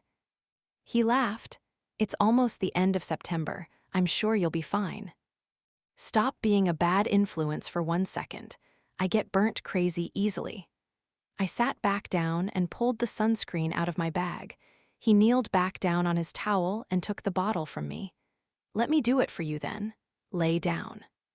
I lay down on my stomach. He lightly touched my back. "Penny, I'm so sorry." I knew he was referring to the small cuts on my back. The bark from the tree had left a few marks. The risks of having sex on a golf course, I guess. It doesn't hurt, though. He gently started to massage the sunscreen onto my shoulders and arms. "Are you sure it doesn't hurt?" "I'm sure." I wanted to change the subject. I didn't want him to feel bad about what had happened on the golf course. It was one of the best moments of my life. "You know, when I was younger, I used to be so envious of all the girls on the boardwalk that had boyfriends. I couldn't wait until I was older. Holding hands on the boardwalk seemed like the epitome of romance." He rubbed the lotion underneath the strings of my bikini and began to massage my lower back. "So did you force your high school boyfriends to take you here? To show all the other girls up?" All of my senses seemed on alert when his hands were on me, except for my hearing. I had been too distracted to hear what he had said. "Yes, I mean, no, I'm sorry, what did you say? I wasn't paying attention." He laughed. "So you must have brought all your high school boyfriends here. Turn over." "No, I wish."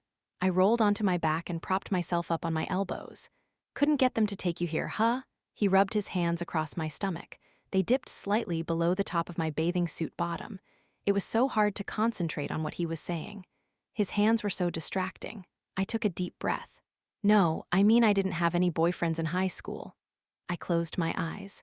Why did I just tell him that? He was going to think I was weird. But I am weird.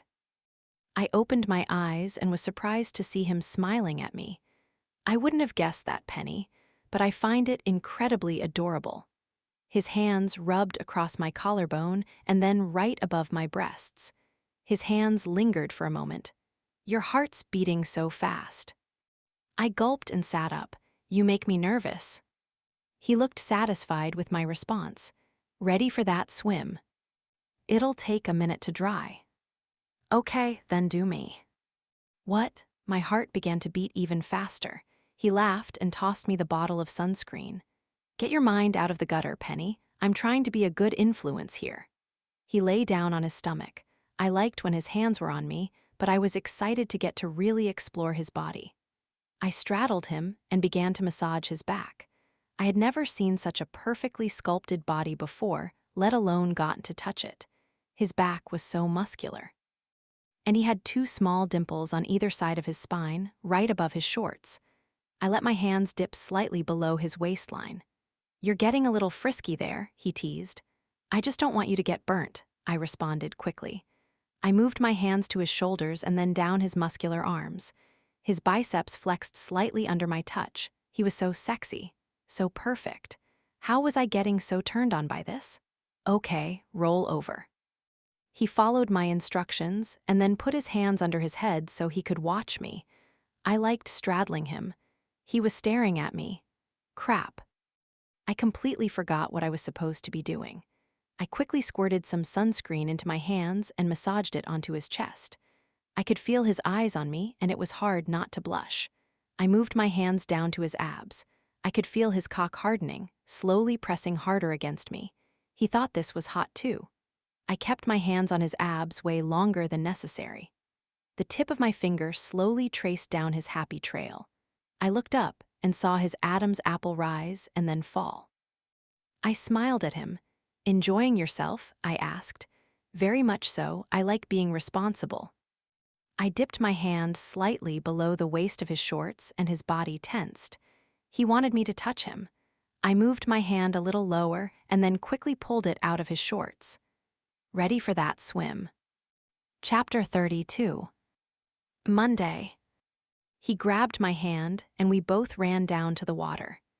As soon as my toes touched the icy water, I screamed and stopped in my tracks.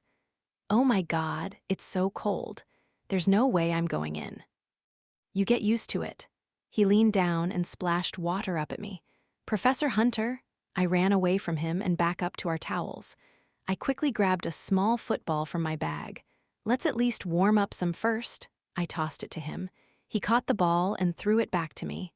"I never would have guessed you could throw a football," he said. We continued to throw it back and forth. "What? Why? Has nobody ever told you that you're clumsy?" I laughed. "The next time I caught it," he said, "now try to see if you can run by me."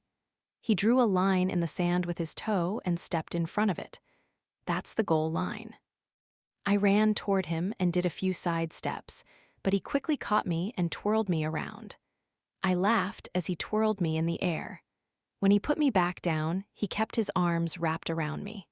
"You lost. So now we both have to run in the water as fast as we can." "Professor Hunter, you're not even wearing a bathing suit. How about a rain check?" "Yeah, I thought it would be more fun without a bathing suit." He let go of me, unbuttoned and unzipped his shorts, and then tossed them into the sand. He was left standing there in his gray boxers. "Have you ever been skinny dipping, Penny?" My heart was beating fast. "No." "Well, I thought you might join me." "You did you?" I glanced around me, but no one was nearby. Still, I couldn't possibly. He grabbed me and kissed me passionately. His hands wandered up my back and untied my bathing suit top. "Professor Hunter," I screamed and held the front of my bikini in place. "It's the middle of the day." "I dare you." His words sent a fire through me. I could never say no to him. I looked around again. There really wasn't anyone around. He pulled off his boxers. And there he was in the middle of the beach, completely naked, with an erection that had already sprung to life. His eyes were challenging me, and I had never backed down from one of his challenges. I pulled my top off over my head and stepped out of my bathing suit bottom. My heart was beating so fast. I was standing naked on the beach with Professor Hunter. "I can't believe this is happening." He grabbed my hand and we ran screaming into the freezing ocean. I let go of his hand as a wave came toward us. I dove into it as it crashed down. When I came up, we were deep enough that my shoulders were under the water. "I can't believe we're doing this," I said. My whole body was shaking, but I wasn't sure if it was because of the cold water or the thrill of what I was doing. We were in far enough so that the water was pretty still. He hugged me close. Despite how cold it was, he was hard. I wrapped my legs around his waist. "Shit, it's cold," I said. My teeth were chattering. "How do you always get me to do such crazy things?" He had a smile on his face. "Because you trust me." "Well, I don't know why. You've convinced me to do so many things that could get us in trouble. There's actually something else that I've always wanted to do." He placed a cold, wet hand on my cheek. "And what is that, Professor Hunter?" "I've always wanted to have sex in the ocean." "Are you on birth control?" he asked, without giving me time to process what he had just said. Yes, I gulped. And is there anything I need to worry about? You mean, do I have any STDs? Yes. No, I don't. As soon as I said I was clean, his hard cock filled me. I hadn't expected it so soon. I let out a tiny cry. Professor Hunter, we can't do this. He silenced me with a kiss. I let his tongue caress mine as he slowly started to move his length in and out of me. I wrapped my arms around the back of his neck and pressed my naked torso against his. He lightly bit my lip and then kissed me more passionately. His lips tasted salty from the ocean water. I moved my hands down his shoulders and felt his strong biceps. I let my hands wander to his back and felt the muscles beneath his soft skin. Professor Hunter, I moaned when his lips left mine. I tightened my legs around him. The initial panic I felt for doing this in the open was now overcome with the feeling of pleasure. I let my head fall back as he thrust deeper inside of me. He wrapped one arm behind me and made me arch my back. My hair dipped into the water and a chill went through my body. His other hand wandered to my breasts and squeezed each one. His hand then swept down my stomach and I felt his fingers brush against my clit. My breathing hitched. He continued to thrust in and out of me, a little faster, as he matched the rhythm with his fingers. Yes, I screamed. He pulled me back up against his chest and squeezed my ass as he guided himself in and out of me, faster and faster. The sound of the waves crashing and the seagulls cawing suddenly disappeared. The only sensation I had was the feeling of him inside me, the pleasure building. His cock throbbed and I felt a sudden heat course through me. Oh my God. I clenched around his throbbing cock as my own orgasm washed through me. He kissed me again as more of his hot cum filled me. The sudden warmth inside of me and the coolness of the water made my whole body shiver.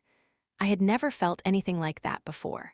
One last ripple of warmth shot through me. I felt so connected to him, so in sync.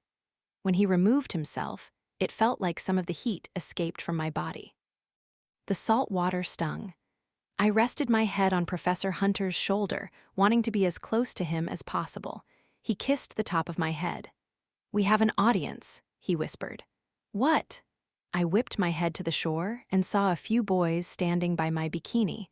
They looked like they were probably in high school. The tallest of the three gave Professor Hunter a thumbs up. Oh my God, I put my head back on Professor Hunter's shoulder and closed my eyes tight. This isn't happening. He held my naked body tightly, protectively against his. Oh shit. Hey, he yelled to the boys. I opened my eyes and saw them running off with my bathing suit. Crap, his hands left my back and I realized he was about to run after them. Don't you dare leave me in this ocean. Professor Hunter started laughing harder than I had ever seen him laugh. Penny, I'm so sorry, he was able to say, interspersed between his laughter.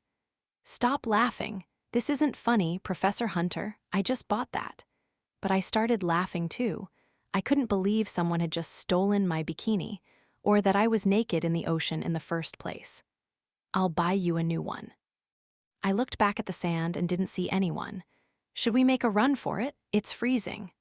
I unwound my legs from his waist and let him grab my hand. We began to run. Oh, wait.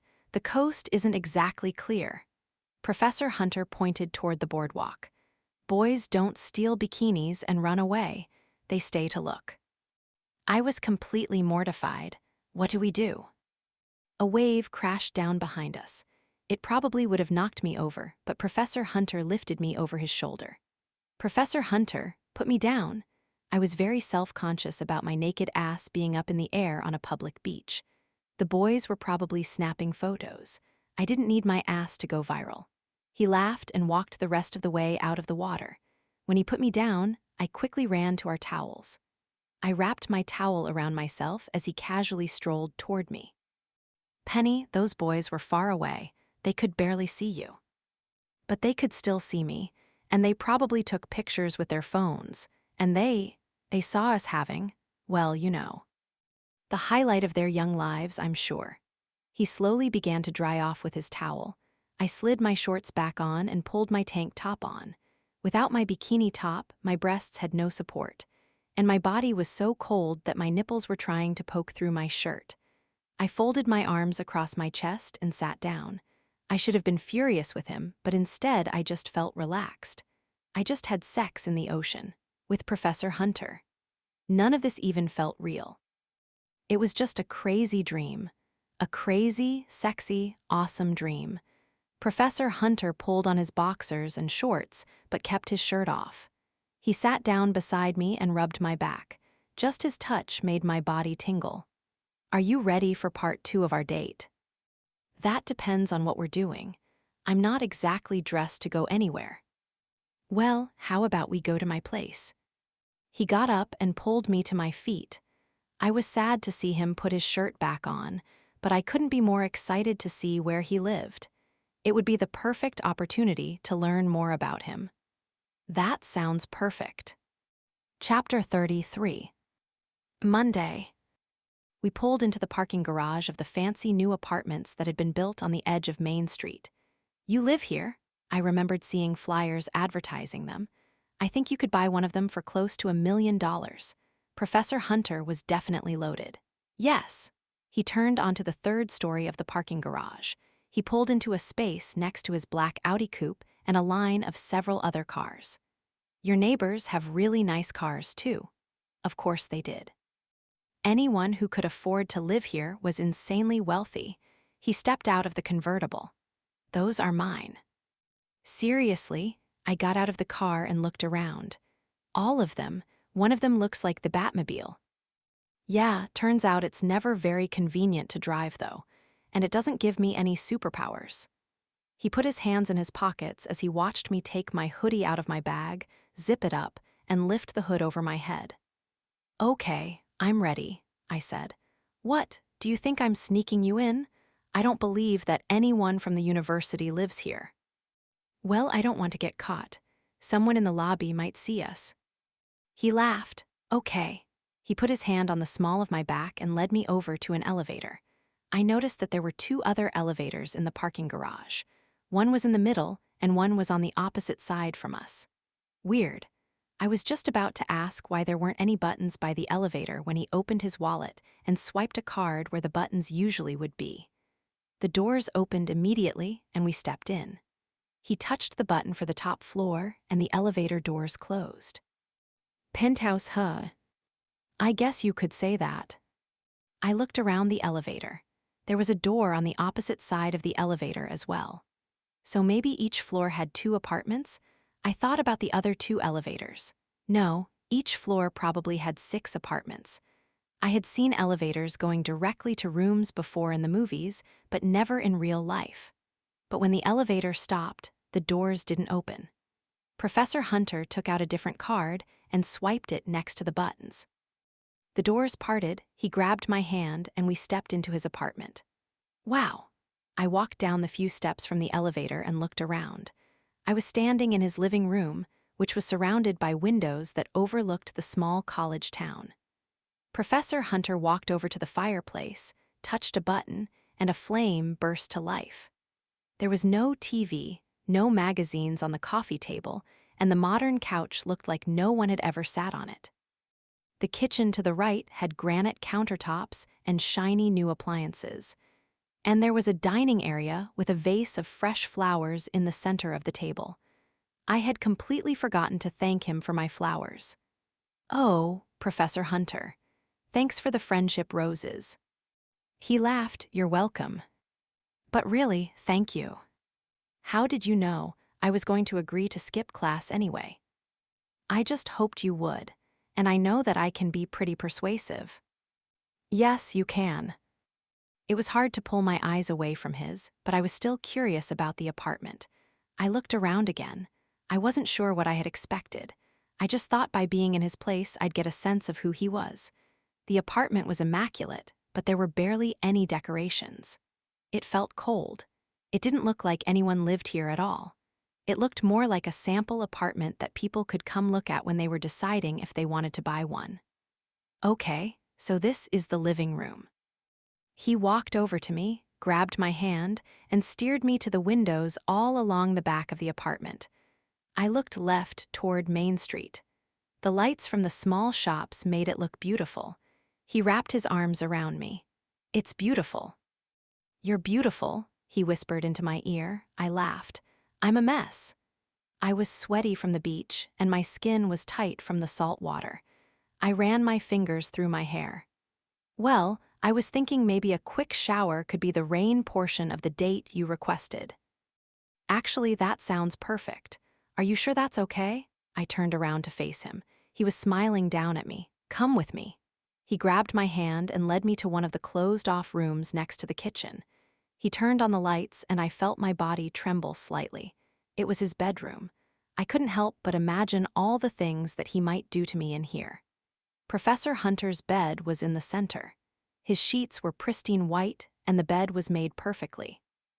I never made my bed, ever, not even when my mother bugged me about it. He turned on another light and stepped into his walk-in closet. There was a whole row of white-collared shirts and suit jackets, and below it, all his pants were folded on hangers, even his jeans. Who hangs up jeans? I thought about the clothes all over the floor in my dorm room. He'd be horrified. He had more shoes than even Melissa, and they lined the bottom of the closet. And the whole closet smelled like his cologne. It was like I had died and gone to heaven. "You really don't need your sweaters back." I stepped beside him and looked at the dozens that were folded on shelves next to his dress shirts. He laughed. "I'm afraid I don't really have anything for you to change into." He opened up a few drawers. "Could I just borrow one of those shirts?" He handed me one of the V-neck t-shirts from the drawer he had just opened, switched off the light, and led me to his bathroom.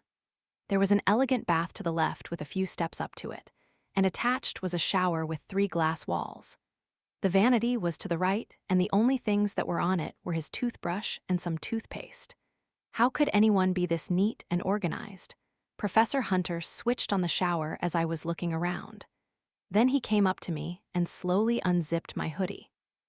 His hands touched my shoulders and slowly slid down my arms, pushing my hoodie until it fell to the ground. I had never felt so sexy in a hoodie before. He pulled my tank top up my sides and over my ribcage. I lifted my hands in the air and he pulled it off over my head. He unbuttoned and unzipped my pants and then slowly slid them off my hips. Since I wasn't wearing a bra or underwear, I was left completely naked in the center of his bathroom. "Do you mind if I join you?" I shook my head no. Professor Hunter pulled his polo off over his head. After spending the day at the beach, he was even tanner. He shed his shorts and boxers. He was already starting to get another erection, and I felt a shiver of electricity go through me. I wanted him again. I wanted him here, in his apartment, in his shower. I wanted to be his. He stepped into the shower, and I followed him. His hands were on me as soon as I was under the water. The water fell on our heads as we kissed under its constant stream. He reached over and grabbed a bottle from the ledge. I had never heard the brand name before, but when he poured some of the liquid into his hands, I realized that it was part of what made him smell so good. "Face the wall," he said. I did what I was told. He pushed me lightly so that my breasts were taut against the tile. He slowly rubbed his hands up the back of my legs, massaging my thighs. He cupped my ass in his hands. His fingers wandered over my ass and between my legs. My heartbeat quickened. I knew that I was wet. His fingers could easily slide inside of me. I moved my hips back slightly. But instead of answering my needs, he swept his hands away from my wetness and across my back. He massaged my shoulders. He ran his soapy hands up my arms and across my clavicle. He pulled me away from the wall slightly, and his hands fell to my breasts. He massaged them gently. I could feel his erection pressed against the small of my back. I knew he could feel my heart beating fast. He had to be aware of what I wanted, but he wasn't giving it to me. "Professor Hunter," I groaned, "please." He pulled me underneath the water. Chills went over my body as the soap washed away. "Is something wrong, Penny?" No, it felt like my heart was going to beat out of my chest. He pushed my back against the tile. "Is there something that you wanted?" His voice was so seductive, I gulped. "Yes." His torso glistened from the water flowing down it, and the steam from the shower surrounded him. God, he was sexy. He looked almost ethereal. He leaned over and took one of my nipples in his mouth and bit it lightly. He pinched my other nipple between two of his fingers. I writhed under his touch. "And what is it that you want?" He left a trail of kisses down my stomach and stopped right where I wanted it the most. I could feel his warm breath. "You. Do you mean like this?" He stroked my pussy with his tongue. "Professor Hunter," I moaned. He put his knees on the tile floor and lifted my thighs over his shoulders. While I was admiring his strength, he slid 2 fingers inside of me. I gasped. "Or maybe you'd prefer that I fuck you with my fingers." His dirty words made me want him even more. "Yes." He moved his lips to my clit and sucked on it hard. I was pinned against the shower wall, completely immobile. He pumped his hand faster, moving his fingers in and out of me. His tongue continued to stroke my clit, driving me crazy. "Yes," I screamed again. He pushed my thighs even farther apart. The position allowed his fingers to go even deeper. He was licking and swirling his tongue over my clit. I could feel my body begin to shudder in his arms. He placed his lips around my clit again and sucked hard. "Professor Hunter." He continued to thrust his fingers in and out of me as I orgasmed. When I was completely spent, he lowered my feet back to the floor. He grabbed the bottle from the ledge and quickly washed himself in front of me. I just stood there, weakly, staring at him. I felt like I could just let my body slide down the sleek tile wall and fall asleep in the steam. But I wanted him. He turned around to leave. "Don't go." I reached out and let my hands slide down his wet abs. I grabbed his erection and moved my hand up and down his shaft. He didn't say a word, but I knew exactly what he wanted. I got down on my knees and stared into his eyes as I let my tongue stroke up and down his length. The muscles in his stomach tensed. I brought my lips to his tip and kissed it. I opened my mouth and licked my lips. His Adam's apple rose and fell as he watched me. I took his thick, muscular cock in my mouth and slowly slid up and down. I tightened my lips as I heard him groan. I wanted to take him deeper. I took a deep breath and let his tip enter the back of my throat. "Fuck." He liked that. I tightened my lips again and went up and down his shaft as fast as I could. Then I forced him deeper into my throat. His cock twitched slightly and he pulled out of my mouth. Oh my God, is he going to come on me? He pumped his fist up and down his length and a hot stream landed on my breasts. It was so sexy watching him lose control. His abs tensed. He looked so sexy standing there above me. Professor Hunter aimed another shot a little higher and it hit my chin. "Shit, don't hit my eyes." I tilted my head back slightly and squeezed my breasts. His cock pulsed once more and the hot liquid landed once again on my chest. That was so hot. Making him come made me want him all over again. His cum dripped down my chest and stomach and onto my thighs. "You look so sexy, Penny." He rinsed off under the water as he looked down at me. "I know you don't like when I leave you naked and alone, but I'm going to go make dinner while you finish up if that's all right." "Okay." I stared at his firm ass as he exited the shower. So sexy. I slowly got to my feet. I put soap on my breasts and washed away the sticky semen, and then grabbed his bottle of shampoo and washed my hair. I took a deep breath as I rinsed off. This was the best day of my life. I didn't want it to end. I closed my eyes and let the water hit my face. I wished it was more of his hot cum rather than hot water. There was a towel folded on the ground for me when I stepped out. It was the softest, fluffiest towel that had ever touched my skin. Professor Hunter lived like he was in a luxurious 5-star hotel. After drying off, I pulled his shirt over my head. Originally, I had planned to wear my jean shorts with his t-shirt, but his shirt was too long. I looked in the mirror. It just covered my butt. I turned to the side. I think he'll like this. I went over to the vanity and opened one of the drawers. I didn't want to snoop, but I badly needed a comb. After the swim in the ocean and the breeze from the convertible, it was a mess of knots. There was barely anything in the drawer, and everything seemed perfectly in place. I found his comb in the back of it and tried to get the knots out of my hair. I smoothed my hair into a ponytail and found some moisturizer to put through it so it wouldn't get frizzy. Self-consciously, I looked in the mirror at my reflection. I had never not worn makeup around him. Actually, I had never not worn makeup around any boy. I pinched my cheeks to give them a rosy hue. That was the best I could do. Trying not to think of it, I pushed my dirty clothes and towel into a corner and headed out of the bathroom. Chapter 34. Monday. You look breathtaking, Penny. I don't understand how everything I own looks better on you. I could feel my face blush. When I reached him, he grabbed my hand and twirled me around. He was wearing a pair of jeans and a shirt just like the one I was wearing. I couldn't help but realize how normal this was, and comfortable. I laughed. It smells amazing. What are we having? I sat down on a stool at the island in his kitchen.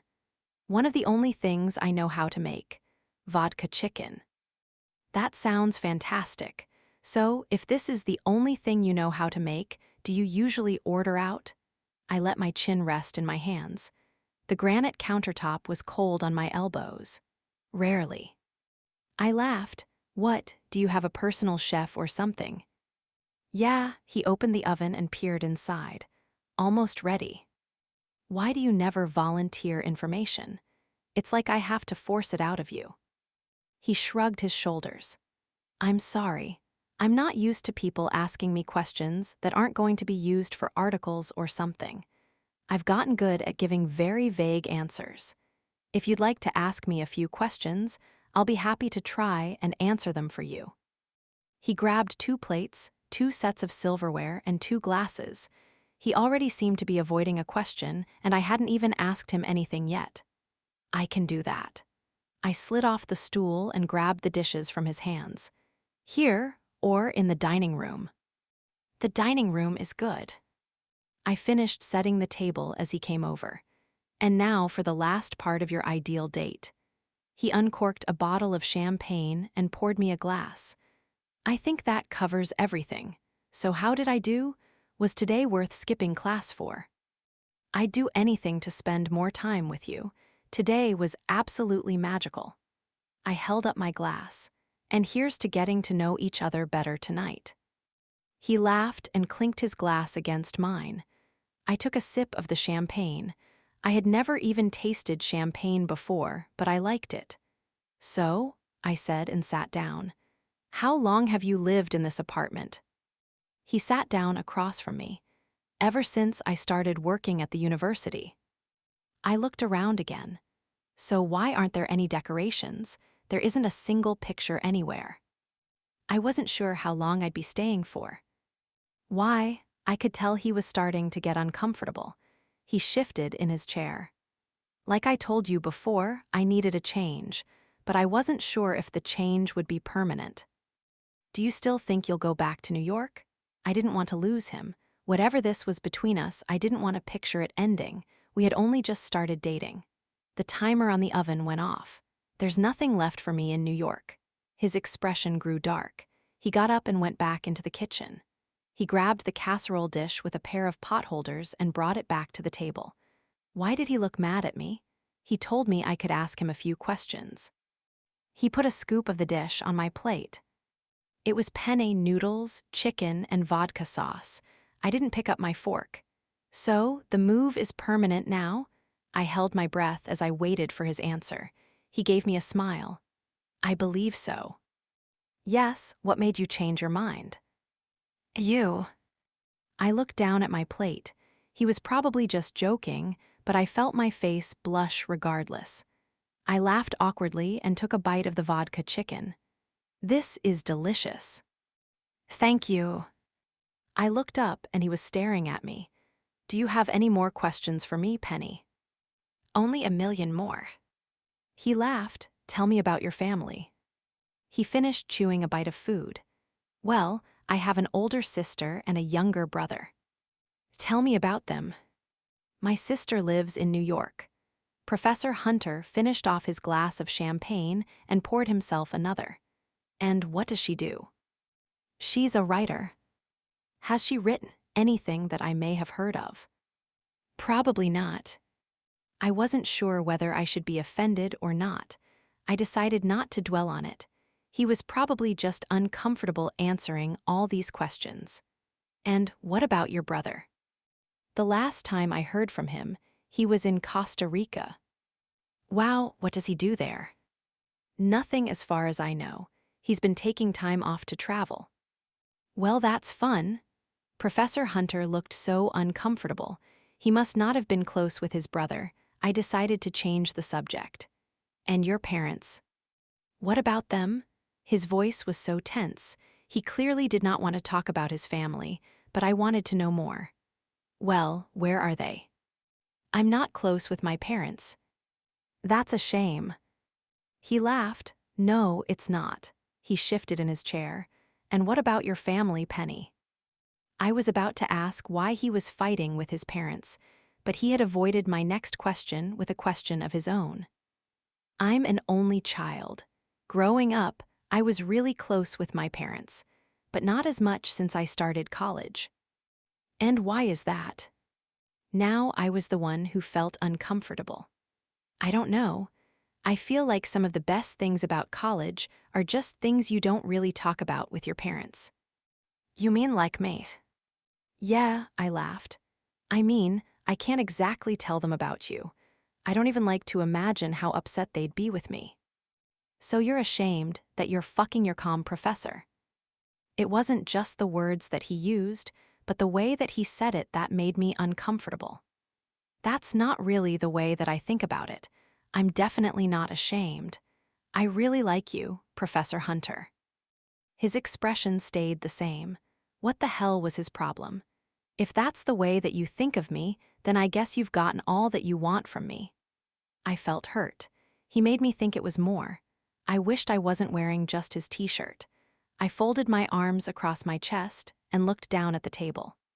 I knew I wanted you since I first ran into you in that coffee shop, but I wasn't going to pursue you because you're a student. When you showed up in my class, it complicated things, though. Every time I saw you, every answer you gave for the daily assignments, and every time we spoke made it impossible for me to get you out of my head. I knew I wanted you. I thought if I let myself give into the temptation, I could move on. I felt so cheap. He just wanted me for my body. He was just like Austin. No, he was worse. I stood up. I had to get away from him. I didn't want him to see me cry. Penny, sit down. I didn't move. Sit down, or I'll make you sit down. I gulped. His words had such a power over me. What the hell was happening to me? I sat back down in my chair and looked at him. I don't understand why you're upset. We've already talked about all of this. Everything is different now. I couldn't move on. I don't want to move on. You're all that I think about. He rubbed his face in his hands. Geez, you have this way of crawling under my skin. Why? Because I want to know more about you. That's what people that are dating do. I don't know why you always get upset when we try to talk. Because I don't want you to know what kind of man I am. I think that you're exactly the kind of man that I want. I swallowed hard. I grabbed my glass and took another sip of champagne. Can you please just try to answer a few more questions without exploding? I'm sorry. He took a deep breath. Are your parents wealthy? I didn't want to antagonize him, but I needed him to answer my questions. He sighed. Yes, but everything I have is because of the choices I've made. I don't want a cent from them. I could tell he was trying hard to stay calm, but there was such anger in his voice. Penny, do you enjoy pushing all my buttons? You're always so in control. It's a little fun to see you squirm. He raised his left eyebrow at me. I just feel like you're hiding something from me, and I don't understand why. I told you that I trusted you. Don't you trust me? My stomach churned when I said it. He shouldn't trust me. I was lying to him about my age. I was being a hypocrite. He didn't answer right away. I could feel his eyes boring into my soul. Does he know I'm hiding something too? I do trust you, he finally said. So what happened with your parents? Why are you so mad at them? It's complicated. Well, you're a professor. You should be good at explaining things. Make me understand. He sighed. My whole life, they put so much pressure on me, to the point where I felt like I didn't get to make any of my own choices. It took me far too long to realize, and when I finally did, my life was no longer mine at all. I felt like I was drowning. Becoming a professor was the first thing that I decided for myself in a long time. I could see how vulnerable he was. The strength and control he possessed were gone for a second. He looked up at me. "So screw them," I said. He laughed. "Penny, being here with you, I finally feel like I can breathe again." "I feel the same way. You make me feel alive. Come with me?" He got up, put his hand out for me, and pulled me to my feet. I followed him to his bedroom. My heart was racing. He pulled his shirt off, then his jeans, then his boxers. "Professor Hunter, I'm a little sore." "Penny, you'd be surprised to find out how many times you can orgasm in a day. Your body can take it. And I want to show you that this is more than just fucking for me too. So I promise to be gentle." More than fucking? What is he going to do to me? I really did trust him. I lifted my shirt off over my head so that I was standing naked in his pristine bedroom. Now I was the one feeling vulnerable. He lifted me into his arms and placed me down on his bed. He kissed the inside of my ankle and traced kisses up the inside of my leg. I felt him lightly nip my inner thigh, and then he moved to my other ankle and repeated the process. When he nipped my inner thigh this time, I groaned. My whole body tingled with desire. It didn't matter that I was sore. I wanted him. I needed him inside of me, filling me, claiming my body. I could feel that my clit was swollen when he slowly circled his tongue around it. But it didn't matter. I had never wanted him more. My hips rose to meet him, but he quickly moved his head and kissed the palm of my left hand. He trailed kisses up my arm, slowly across my shoulder and clavicle, and then down my other arm. When his lips kissed my other palm, it felt like every inch of my body was aroused. He had awoken something inside of me that I didn't even know existed. He kissed between my breasts and slowly went down my stomach. Yes, that was it. His lips gently sucked on my clit while his hands massaged my inner thighs. When his fingers finally touched me, I knew I was ready for him. But he still entered me slowly, lovingly. My heartbeat quickened even more. His fingers felt so good. He leaned over top of me and kissed my forehead, my nose, and then my mouth. His fingers pressed against my walls, massaging me in the most intimate way. I could feel his erection stiffen as he kissed me deeply. When he pulled away, I could see my want reflected in his own eyes. I swallowed hard. My lips parted. I was panting. He moved one hand under my ass and lifted my hips slightly as he slowly filled me with his length. "Oh." He bit his lip as he looked down at me. I liked when he was rough with me. I loved when he fucked me, and this was somehow completely different yet the same. He pushed firmly against me, going deeper than he had ever been before. Yes, was it possible that this was even better than fucking? I felt so connected to him. My hands explored the muscles on his back.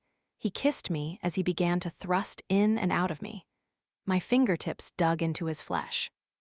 His abs pressed against me as he went in deeper still. "You're so gorgeous," he whispered into my ear. "Every inch of you." He bit my earlobe, and I felt myself clench around his hard cock. "Yes," I moaned. He kissed me passionately, riding out my orgasm. When my orgasm subsided, he rubbed his nose against mine. A smile curled on his lips. "I'm not done with you yet. I'll never be done with you." His voice was doused with desire. He rolled over and pulled me with him so that I was now on top. He grabbed my ass and guided his cock in and out of me. I could see him watching my breasts bounce with every movement. He moved his hands to my waist, slowly slid them up the sides of my torso, and grabbed my breasts in his hands. I continued to move my hips, letting him slide in and out of me as he firmly squeezed my breasts. He rubbed my swollen nipples and then looked into my eyes as one of his hands slid down my stomach. His fingers began to massage my clit. "Professor Hunter." I let my head drop back. I was going to come again. His hands grabbed the sides of my face and pulled me down into him, kissing me. We rolled over again, and I was pinned to the soft mattress. He thrust himself a little faster in and out of me. I wrapped my legs around the back of him and grabbed his ass. I pulled him into me. As his hot cum entered me, he closed his eyes and groaned. It was the most wonderful feeling in the world. His hard cock throbbing inside of me was all I could take. My own orgasm washed over me as his heat burst through me again. He slowly opened his eyes and looked into mine as he pulled out of me. Smolder. Chapter 35. Monday. There was a strange pressure building inside of my chest. It felt like I was about to cry. Why was I falling apart here? I had everything I wanted in this man, but what he had just done to me, the way he had made me feel, now everything felt more real. I quickly sat up and pulled my legs in, hugging them close. The tightness in my chest was growing. It felt like I was drowning. I took a deep breath to try to calm myself. What is wrong with me? Professor Hunter sat up and cupped my chin in his hand. Penny, what's wrong? His brow was furrowed. Nothing. I blinked to try and remove the tears that were trying to fall. I hugged my legs tighter. He rubbed the side of my chin with his thumb and didn't say a word. He looked truly concerned. It's just. For some reason, this whole time, it seemed like I made this all up. Like it's this fantasy and you're not real. And I'm afraid that I'm going to wake up from this amazing dream and you're going to be gone. That you're just going to disappear. I've told you that I'm not going anywhere. There's no reason to be upset about that. Please don't cry. He wiped away one of the tears that had fallen down my cheek. But what we just did, I know you said you were going to be gentle, but I expected it to be like the other times.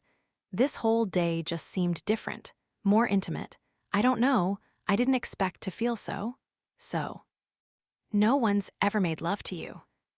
I felt embarrassed. He didn't even ask it like it was a question. He just knew. Why had I opened my mouth? Well, I thought so, but no, not like that. I was so pathetic. I didn't mean to make you uncomfortable. He rubbed another tear off my cheek. How many partners have you been with? Sexual partners? What the hell is this conversation? One. I felt so inadequate. If I wasn't uncomfortable before, I definitely was now. He wrapped his arms around me and pulled me down on top of him. I expected him to say something, but he just held me against his chest. I listened to his steady heartbeat. I had a feeling that I didn't want to know the answer to my next question, but I couldn't resist asking anyway. And how many partners have you been with? He sighed, a little more than that. How many more? Penny, I don't want you to think poorly of me. More than 5. He sighed again, more than 10. I spent a large portion of my college years fairly drunk. More than 15. We should probably stop playing this game. Professor Hunter, you're a slut. He laughed. You seem to enjoy all my experience. I cringed. I didn't like to picture him with other women. And what about your one Penny? What about him? I didn't want to talk about Austin. Not at all, ever. But especially not here in Professor Hunter's bed. I slid off of him onto my side and rested my head in my hand. One is rather intimate. Is he someone I should be worried about? I laughed. No. So you no longer speak to him. Did he somehow know that I had seen him this semester? No, I doubt that I'll ever talk to him again. He's an immature asshole. And why is that? Why do you want to know? I didn't want to be talking about this. Because I don't want to make the same mistakes with you that he did. I sighed. I wanted this conversation to be over. There isn't much to tell. We dated last semester. He didn't speak to me all summer. He made me feel worthless. So you broke up with him. You can't really break up with someone who you never officially went out with. He took my hand in his. Penny Taylor, I promise not to make you feel worthless, and I'll try not to act like an asshole. He smiled. His fingers intertwined with mine. I don't know, Professor Hunter. From what I've found out about you, it seems like I'm just going to end up as another notch on your bedpost. He laughed. That's not who I am anymore. I thought it was impossible for people to change. I came here for a change, and I think I'm better off because of it. He pulled me toward him so that my head was resting on his chest again. I let my leg cross over him. I felt so safe in his arms. I knew why I had gotten so upset tonight, because I wasn't just fucking my professor. I was in deep. I loved him. I'm in love with my calm professor. I breathed in his sweet scent. This moment could last forever and it wouldn't be long enough. I reached out my hand, expecting to feel his chiseled abs, but all I felt was soft, silky sheets. I opened my eyes. The bed was empty. The sound of the shower must have woken me. I rolled over and looked at the alarm clock on the nightstand. It was 7 a.m. I needed to get back to my dorm room so I could change before my first class. I slowly slid out of bed, lifted my arms above my head, and yawned. The shirt I had borrowed from him was nowhere in sight. I walked into his closet and turned on the light. I ran my fingers along the row of his dress shirts. If I didn't have to get to class, I'd put one of those on and tempt him to seduce me. I smiled to myself. He had made love to me last night. This was real. He wasn't going to disappear. His intoxicating smell was all around me. I pulled open the drawer that I had borrowed a shirt from last night. There were a few different colors. I grabbed a blue one off the bottom. As I pulled it over my head, I heard a clink on the ground. When I looked down, I didn't see anything. I got down on my hands and knees and looked under the bureau. Something shiny glinted from the corner. I grabbed the item and pulled it out from under the dresser. It was a gold ring. It can't be. There were words inscribed along the inner band.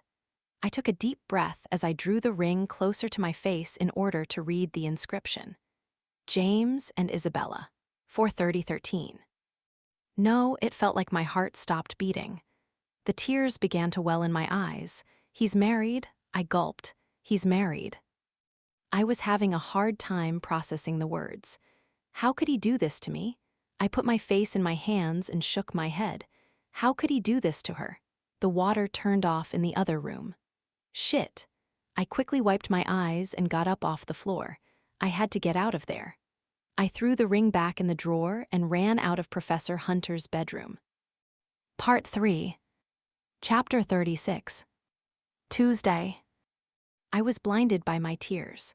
How could I be so naive? He was the predator and I was the prey, and I had willingly fallen into his trap. His perfect physique and his suggestive words had worn down all my inhibitions. I tripped over my own feet and fell onto his kitchen floor. Every inch of me wanted to stay down. I felt so weak. The weight of what I had done was heavy on my shoulders. I was a mistress. Fuck, I murmured out loud. I wiped my eyes again and stood up. I had to get out of there. I didn't want to hear his explanations. The guilt would always weigh on me. It didn't matter that I hadn't known it at the time. Either way, I had slept with a married man.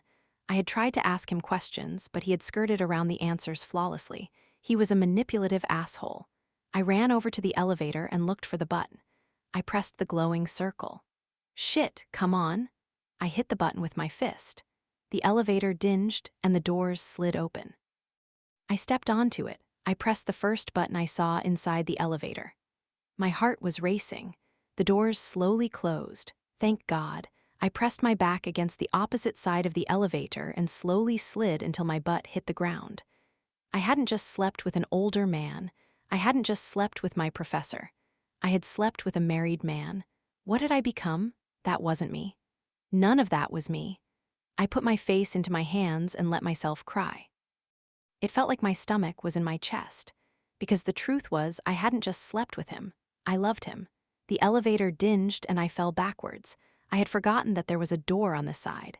Shit, I pulled the t-shirt down so that I didn't reveal myself. I was looking up into a man's crotch. Miss, are you okay? His hands were on my shoulders, pulling me to my feet. I'm fine, I'm fine. My face was more crimson than it had ever been. I wiped my tears off my cheeks. I was standing half naked in the lobby of Professor Hunter's prestigious apartment building.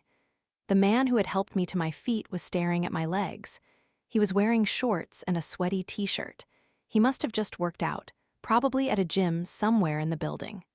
I pulled the sides of my shirt down again. This isn't happening. Are you sure you're okay? It looked like he wanted to laugh. Yes, thank you. I stepped back onto the elevator. Please don't get on. The man stepped onto the elevator beside me. Damn it. I'm guessing you weren't trying to go to the lobby, he said. He had stopped staring at me and was now looking at the elevator doors. Where were you trying to go? The parking garage, 3rd floor. The man pressed a button on the elevator. His lips were pursed together, and there were a few small lines around his eyes as he tried not to let his laughter escape. Bad morning. You have no idea. I looked away from him. This was so embarrassing. the ultimate walk of shame. I had never been more mortified in my life. I suppose it will only get better from here then. God, I hope so. I squeezed through the doors as they were still opening and ran as fast as I could. The cement floor of the parking garage was freezing against my bare feet. I wrapped my arms around myself and ran toward Professor Hunter's convertible. Luckily, my bag was still on the passenger seat of the car. I pulled my sunglasses out and put them on my face. If I was lucky, no one would notice me on my way back to my dorm room. My beach towel was wadded in a ball at the bottom of the bag, and it was cold and damp. I sighed. I grabbed my bag and hoisted it over my shoulder. I looked around the parking garage for a set of stairs and ran toward them. Professor Hunter would have realized I was missing by now. Would he try to come after me? Would he even realize something was wrong? I ran down the stairs and stepped outside of the parking garage. There was a chill in the air this morning. It was as if autumn had appeared overnight. If I went toward Main Street, I'd easily be able to find my way back to my dorm. But I didn't want to be seen in just a men's t-shirt. My teeth chattered as I crossed the road. I walked as casually as possible down a side street. People lived here. Respectable families were probably just waking up for their normal days. Please don't see me. I quickened my pace and turned down another street. My phone buzzed. I grabbed it out of my bag and looked down at Professor Hunter's text. I would have driven you home. Persuading you to miss 2 classes would have been way too irresponsible. Persuading me to have sex with you when you're married was irresponsible. That pretentious bastard. I shoved my phone back into my bag. A car drove by and beeped at me. Are you kidding me? Screw this. I began running. I didn't care if anyone saw me. I just wanted to be safely in my dorm. Behind one of the houses ahead of me, I could see the small parking lot by my dorm. I looked around but didn't see anyone around. I ran through someone's yard. The ground was slightly muddy, and I tried to ignore the squishing noise that my feet were making and the mud splattering on my legs. I peered around the back of the house to see if anyone was there. The coast was clear, but there were large bushes all along the perimeter of their backyard. Damn it! I moved a few branches with my hands and squeezed through as best I could. I tried not to cry out as the small thorns pricked against my bare skin. When I got untangled from the foliage, I was left with a torn shirt, tons of tiny scratches on my arms and legs, and splotches of mud on my calves and shins. But my dorm was right there, and everything was silent. Thankfully, college students were always reliable at not waking up until they had to. I ran through the parking lot and up the stairs of Sussex. I quickly pulled out my wallet and pressed the access card against the sign. The familiar buzz of the doors unlocking almost made me cry. I opened the door and ran into the building, up the stairs, and to my room. Panting, I unlocked the door and tiptoed into my room.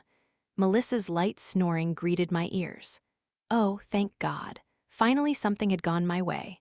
I grabbed my shower caddy and went to the bathroom. I needed to get the smell of Professor Hunter off of me. I locked the shower door, pulled off Professor Hunter's destroyed t-shirt, and closed the curtain. The water stung the cuts on my arms and legs. The bottom of my feet were sore and scratched too. But soon I didn't feel the pain, just the shame of what I had done. The pressure I had felt building in my chest last night was back. Why did I let myself fall in love with such a creep? I grabbed my soap and began to scrub my skin harder than I ever had. Get off of me. Get off of me. I began crying again. I lifted my face under the shower head and let the water wash away my tears. I dried off, wrapped my towel around myself, and stepped out of the shower. Just don't think about him. I brushed my teeth and combed my hair. Back in my room, I put on a pair of jeans, a t-shirt, and a light jacket. My phone buzzed. I hesitated before pulling it out of the canvas beach bag. I swiped my finger across the screen and saw another text from Professor Hunter. Did you get back to your dorm okay? You left your clothes here. He could tell something was off. Good, I didn't have anything to say to him. He could figure it out on his own. Fuck him. Chapter 37. Tuesday. My anger hadn't dissipated. If anything, having all day to think about it made me even angrier. I continued to stare at the roses on my desk. The cocky liar roses. I should have seen some kind of sign, but there hadn't been any. Professor Hunter had been so sweet. I took a deep breath. Screw him. I got up and lifted the vase off my desk. It was tempting to throw them in the trash, but they were so pretty. Instead, I put them into my closet and closed the door. Okay. Melissa held up the 2 bags and scrutinized the handwriting. I think that says vegetable lo mein. This one must be yours. She handed me one of the bags and sat down on her bed. I opened up the bag and pulled out the chopsticks and cute little cardboard container. Chinese takeout was my comfort food, and right now I needed it more than ever. So, are you going to tell me why you wanted Chinese food tonight? What do you mean? I ripped the paper off the chopsticks and snapped them apart. I could barely use chopsticks, but I refused to eat Chinese food without them. It was half the fun. I could feel Melissa's gaze on me. Penny, you only ever want Chinese takeout when you're upset. That's not true. I wished I was alone right now, Melissa laughed. Right, so you're saying that nothing is wrong. Yeah, everything's peachy. Okay, so 2 things real quick. First, no one uses the phrase peachy unless they are in fact not peachy. Plus, your roses are gone. People say peachy all the time. That's a thing, and my roses are still here, I just moved them. Melissa looked around the room and then at the trash. Where? In the closet. Melissa laughed. And why are your roses in the closet? Because I hate Professor Hunter. Allergies. Penny, you are not allergic to roses. I think I might be. Why? I have the sniffles. You're being weird. Melissa took a bite of her food. So you're really not going to tell me what's wrong? No. So there is something wrong then. Crap, I didn't want to answer her question. Instead, I fumbled with my chopsticks and somehow got some lo mein into my mouth. My phone buzzed, but I didn't look at it. It was probably Professor Hunter, and I didn't want to know what he had to say. Did you and James have a fight? I tilted the cardboard container so that I could shovel some of the food into my mouth. I mean, you hid the roses. You're not all smiles anymore, even though you just spent all day and night with him yesterday. And you're ignoring his texts. So what did he do? She was good. He didn't do anything. It's more what he didn't do. He forgot to tell me he was married. He left off the fact that he was a cheating pig. Melissa ate quietly for a moment. She was definitely scrutinizing me. And is that making you feel better? I had tilted the container again. I knew I was being barbaric, but my patience with the chopsticks had waned a while ago. Yes, I said with my mouth still full. Melissa laughed. You know, if he doesn't even realize that you're fighting, he won't be able to fix whatever it was that he didn't do. I know. So maybe you should talk to him. Whose side are you on anyway? Yours, of course, but I also know how stubborn you can be. And maybe you shouldn't let go of a good thing just because it suddenly got tough. It wasn't just hard. It was horrible, immoral, disgusting. I just wanted the conversation to end, so I nodded my head. Maybe you're right. Melissa smiled. She loved being right. How's Josh? He's good. She bit her lip. I could tell she was holding something back. What? I asked. He invited me to the Sigma Pi formal. She couldn't hold back her smile. That's awesome. Penny, I really like him. I know, and I'm really happy for you guys. I was able to say it sincerely despite my dreadful mood. Chapter 38. Wednesday. Professor Hunter lifted his shirt over his head and stared down at me. His tanned abs made desire explode through my body, all the tension between us gone. He leaned over me, his strong arms on either side of me. I wanted him. Why wasn't he kissing me? I ran my hand through his hair.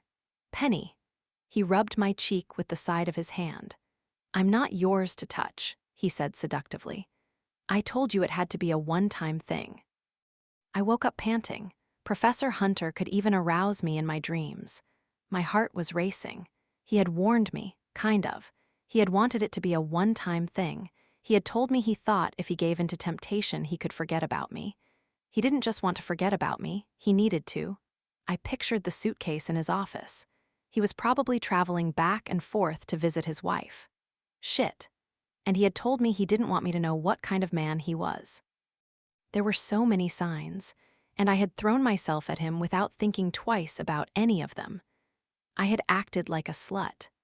I pulled my phone off my desk and opened up the message I had ignored last night. Penny, I had a wonderful day with you, and a wonderful night. If there's something that I've done to upset you, I'll fix it. Just tell me what it is.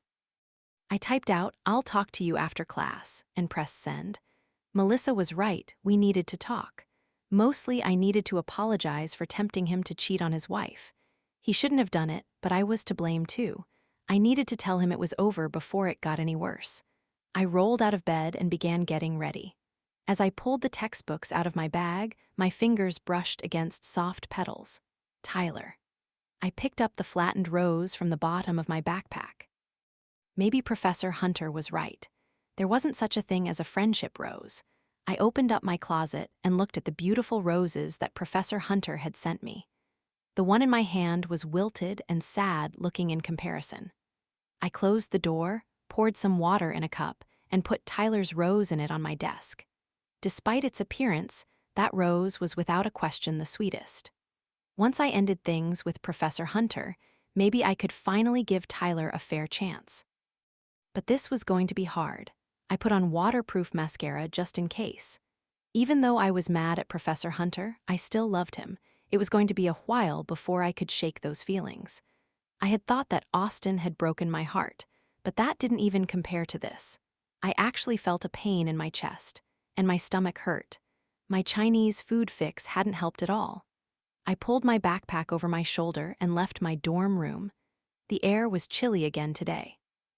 A few leaves were even turning yellow and red.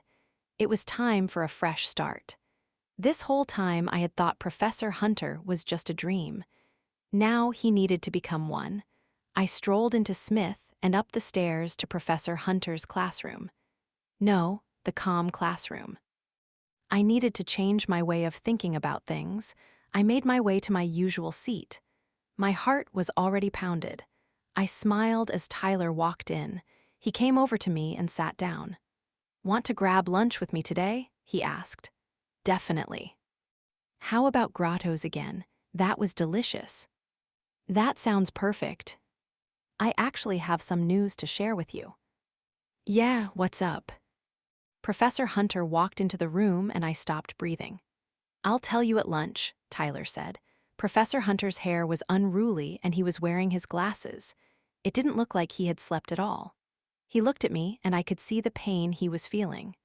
I felt the same way he did. Not talking to him had been impossibly hard. For a second, all I wanted to do was kiss him. I broke eye contact and looked down at my desk. I needed to be stronger than that. Professor Hunter cleared his throat. "Passion," he said. "Passion is what drives a good speech. Passion drives everything, and it's probably one of the reasons why you chose your majors." I heard the squeak of the chalk on the board and looked up. I had to will myself to not undress him with my eyes. Without passion, there really is no meaning in life. He turned around and locked eyes with me again. Is he trying to justify his actions? I had lived this long without passion and I was fine. I took a deep breath. But was I really? The way I felt around Professor Hunter was so different. It was like I was alive for the first time. "Today, I'd like us all to talk about something that we're passionate about. Ray, kick us off." Ray stood up. "I'm passionate about any good booty." The class laughed and he began to sit down. "Ray, don't you dare sit down." I had never heard Professor Hunter sound so angry before, except for when he talked that way to me in private. Ray laughed awkwardly and continued to stand there. "Passion is not humorous, unless your passion is humor. Don't make a joke of my assignments, Raymond." "I'm not manned." "That's Professor Hunter to you. Get the hell out of my class," he growled. Ray leaned down and grabbed his backpack. He left the room without turning around. The whole class was silent. Professor Hunter cleared his throat. I am passionate about teaching. That would be an acceptable answer. He called the next name and the girl rose to her feet. It looked like she was shaking. I tuned out her answer. What the hell was happening? Had Professor Hunter completely lost his mind? I had never seen a professor freak out on a student like that before. He had a hot temper. I remembered what Melissa had said about how he got fired from his last teaching job. It probably was true. Penny Taylor, Professor Hunter said. The way my name rolled off his tongue made all my muscles clench. I rose to my feet and locked eyes with him. I'm passionate about honesty. I quickly sat back down. That's right, Professor Hunter, I know your secret. He raised his left eyebrow. Did he really not know what I was referring to? How dense was he? After the last student shared what they were passionate about, Professor Hunter dismissed the class. See you at Grotto's, Tyler said and walked off. When the class had finally emptied, I got to my feet and walked toward his desk. My heart was pounding. I needed to be strong. He was a pig. Penny. Professor Hunter put his hand on my arm. I didn't want to melt under his touch. Would his effect on me ever go away? I'm sorry, Professor Hunter. We need to end this before we make it any worse. I took a step back from him, removing his hand from me. End this? Have your feelings for me changed? Professor Hunter, everything's changed. You're right, I like you more than ever. He smiled at me, but the smile didn't go to his eyes. He looked upset. I shook my head. I know. Then what's the problem? Professor Hunter, I know. I took a deep breath. I know your secret. I could see his body tense. I expected him to start talking right away, but he didn't begin explaining his side. He just stared at me, waiting for me to explain, which gave me a terrible, unsettling feeling. He didn't know what I was even referring to. He had more than one horrible secret. I probably hadn't even scratched the surface. The fact that you don't even know what I'm referring to is disgusting, I said. I could feel the tears beginning to well in my eyes. He stepped toward me and put his hand on my arm again. Penny, let's go to my office to talk about this. I'm not going anywhere with you. I took another step away from him. Whatever you think you know, you couldn't possibly understand. Just give me a chance to explain. Why do I have an urge to console him right now? The hurt in his eyes was weighing on me. No, I think I do understand, and I'm sorry that I let anything happen between us. Don't say that, Penny. He was getting mad. I didn't want to fight with him, and if cheating on his wife wasn't his only secret then, I didn't want to be anywhere near him. You were right to hide what kind of man you are from me. You're not at all who I thought you were. Don't text me, Professor Hunter. I turned briskly and walked out of the room. Penny. As soon as I left the room, I let the tears stream down my cheeks. I couldn't believe that he wouldn't even admit it. And what other horrible secrets was he hiding? I kept walking so that he couldn't come after me. Chapter 39. Wednesday. Hey, Penny, Tyler said. He was all smiles. I took a deep breath and smiled back at him. It felt so good to smile. We walked into the restaurant together and the hostess showed us to a booth. I sat down across from Tyler. He was looking at me curiously. Are you okay, Penny? What? Yeah, I'm fine. I looked down at the table and tucked a loose strand of hair behind my ear. I was suddenly nervous to be around him. So have you figured out what you're going to talk about in your next speech? You know what? I think I have. But you'll have to wait and hear about it in class.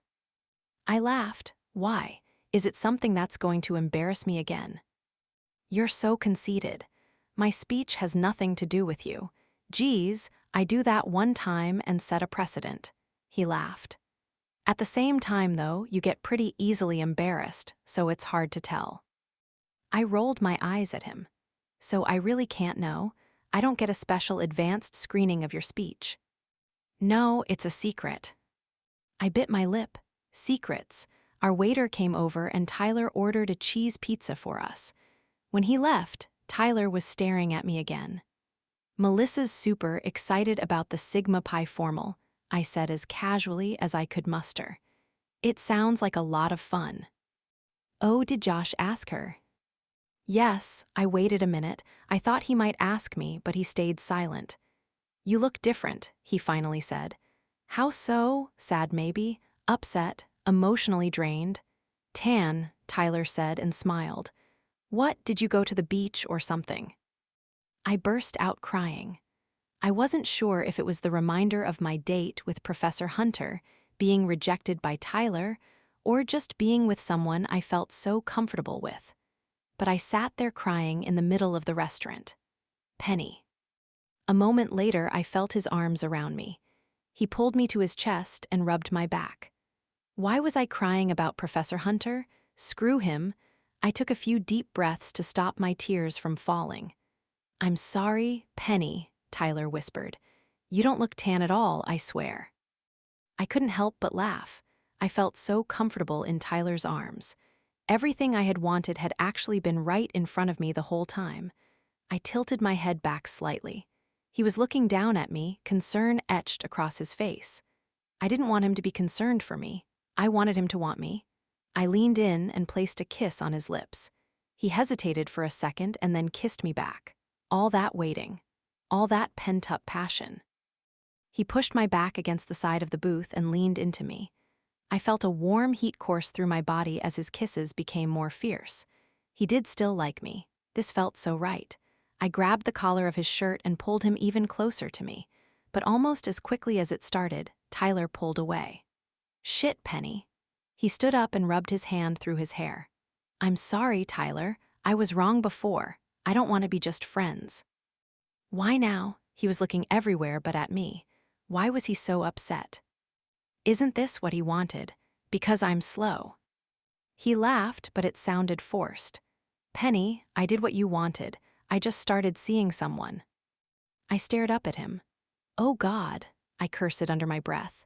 Tyler, I'm so sorry. I didn't know. I'm sorry. I'm going to go. I got to my feet. Penny, we haven't even eaten yet. I'm not hungry. I'm sorry, Tyler. Please just pretend this never happened. I pulled my backpack over my shoulder and fled the restaurant. I had made 2 men cheat in the course of 1 week. I flopped down onto my bed and screamed into my pillow. What the hell is wrong with me? I sat up and pulled my laptop onto my bed. I had been putting it off ever since I had found Professor Hunter's wedding ring, but I needed to know the truth. I turned on my computer and clicked on the internet icon. He wasn't on Facebook, but certainly I could find him online. I typed James Hunter into Google. I held my breath as I clicked on the Images button, and there he was, smiling back at me from my screen. No, there they were. I clicked on an image with him and a woman. She was gorgeous. She had straight, shoulder-length brunette hair that was perfectly smooth. Her eyes were unproportionately big on her face, like a Disney princess. Her skin was tan, and I had never seen someone so skinny with such big breasts. Maybe they were fake. I looked at the caption. James and Isabella Hunter at the 50th New York Film Festival. Professor Hunter's arm was wrapped around her waist, and he was smiling at the camera. Isabella was looking off to the side, laughing at something. They looked so happy.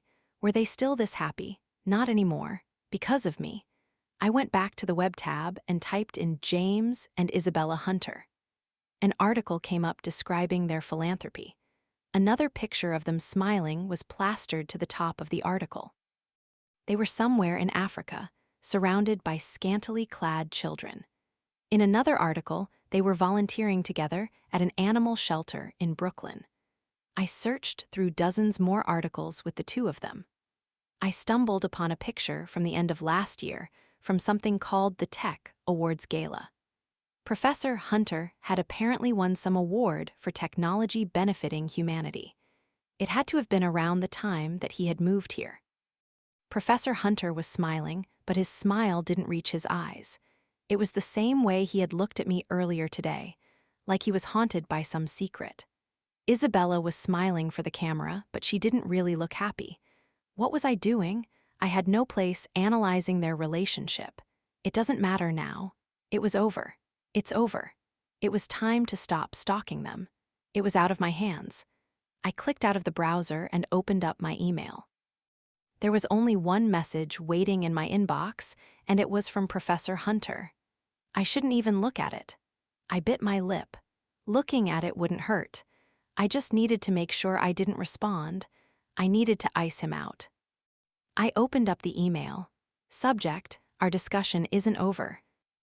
Penny, I wish you wouldn't always feel so compelled to argue with me. I told you that I have done some things in my past that I regret. I am not withholding information from you to be spiteful. I'm doing it to protect you. If you will allow me to come talk to you, I can explain. James. Seriously, trying to protect me? That jackass. My anger flared up, stronger than ever. But there was hurt there too. It felt like my chest was being crushed with a ton of bricks. So I heard about what happened with Tyler. Did you want to talk about it? Melissa asked. I hadn't even heard her come into the room. I was too busy fuming over Professor Hunter's email. I was still mortified about what had happened with Tyler. No. Are you sure? Melissa, why didn't you tell me he was dating someone? Melissa laughed. You told me you two were just friends, so I figured he already talked to you about it. And since you two are just friends, I figured it didn't matter to you either way. Plus, you were upset about James. But you let me kiss him. Whoa, you cannot blame this one on me, Penny. I'm sorry, I know, Melissa, it was so embarrassing. I put my face in my hands. I know. She jumped onto my bed and put her arm around me. How do you even know about it? Was he making fun of me? I could feel myself blushing. A whole frat was probably laughing right now at my expense. No, Penny, not at all. He came back to the frat house all upset and Josh went to talk to him. I just happened to eavesdrop on the conversation. I laughed. So what did you find out? That you assaulted him at Grotto's. That's not true. Melissa laughed. I know, I'm just kidding. He said that he had invited you to lunch to tell you he had taken your advice and had started dating some girl. But then you had a meltdown, and when he went to comfort you, you started making out with him. He kissed me back. This isn't all on me. I had to defend myself. Tyler wanted that kiss as much as I did. Of course he did. He's crazy about you. Well, it's over now. I'm completely mortified. But you ran out on him before he could talk to you about it. He just asked a girl to the Sigma Pi formal. They aren't serious yet, or exclusive. But still, I don't want to be the other woman. And I never meant to put Tyler in an awkward situation. You're completely overreacting, Penny. It's not like he's married or something. It's not a big deal at all. I felt like I was going to throw up. Professor Hunter was married, and that was a big deal. It was a huge deal. Everything was so messed up. Melissa hugged me. Really, Penny, don't even worry about it. It will all blow over, unless you don't want it to. If you really like Tyler, I don't think it's too late to tell him. Besides, dating someone closer to your own age would be a lot easier. I'm just so confused. I put my head back in my hands. Melissa rubbed my back. Have you still not talked to James yet? I tried, it's hard. I'm just so mad at him. Well, no matter what you decide. You need to figure out where you stand with James if you want to start dating Tyler. I know, I took a deep breath. I'll try talking to him again. Chapter 40. Friday. Hey, Penny, Tyler said as he sat down next to me. My face was already crimson. I didn't want to have this conversation. Hey, I said, but continued to look down at my desk. What was the kiss that bad? Tyler asked. Tyler. I put my face in my hands. My stomach was in knots. Penny, look at me. I moved my hands and looked up at him.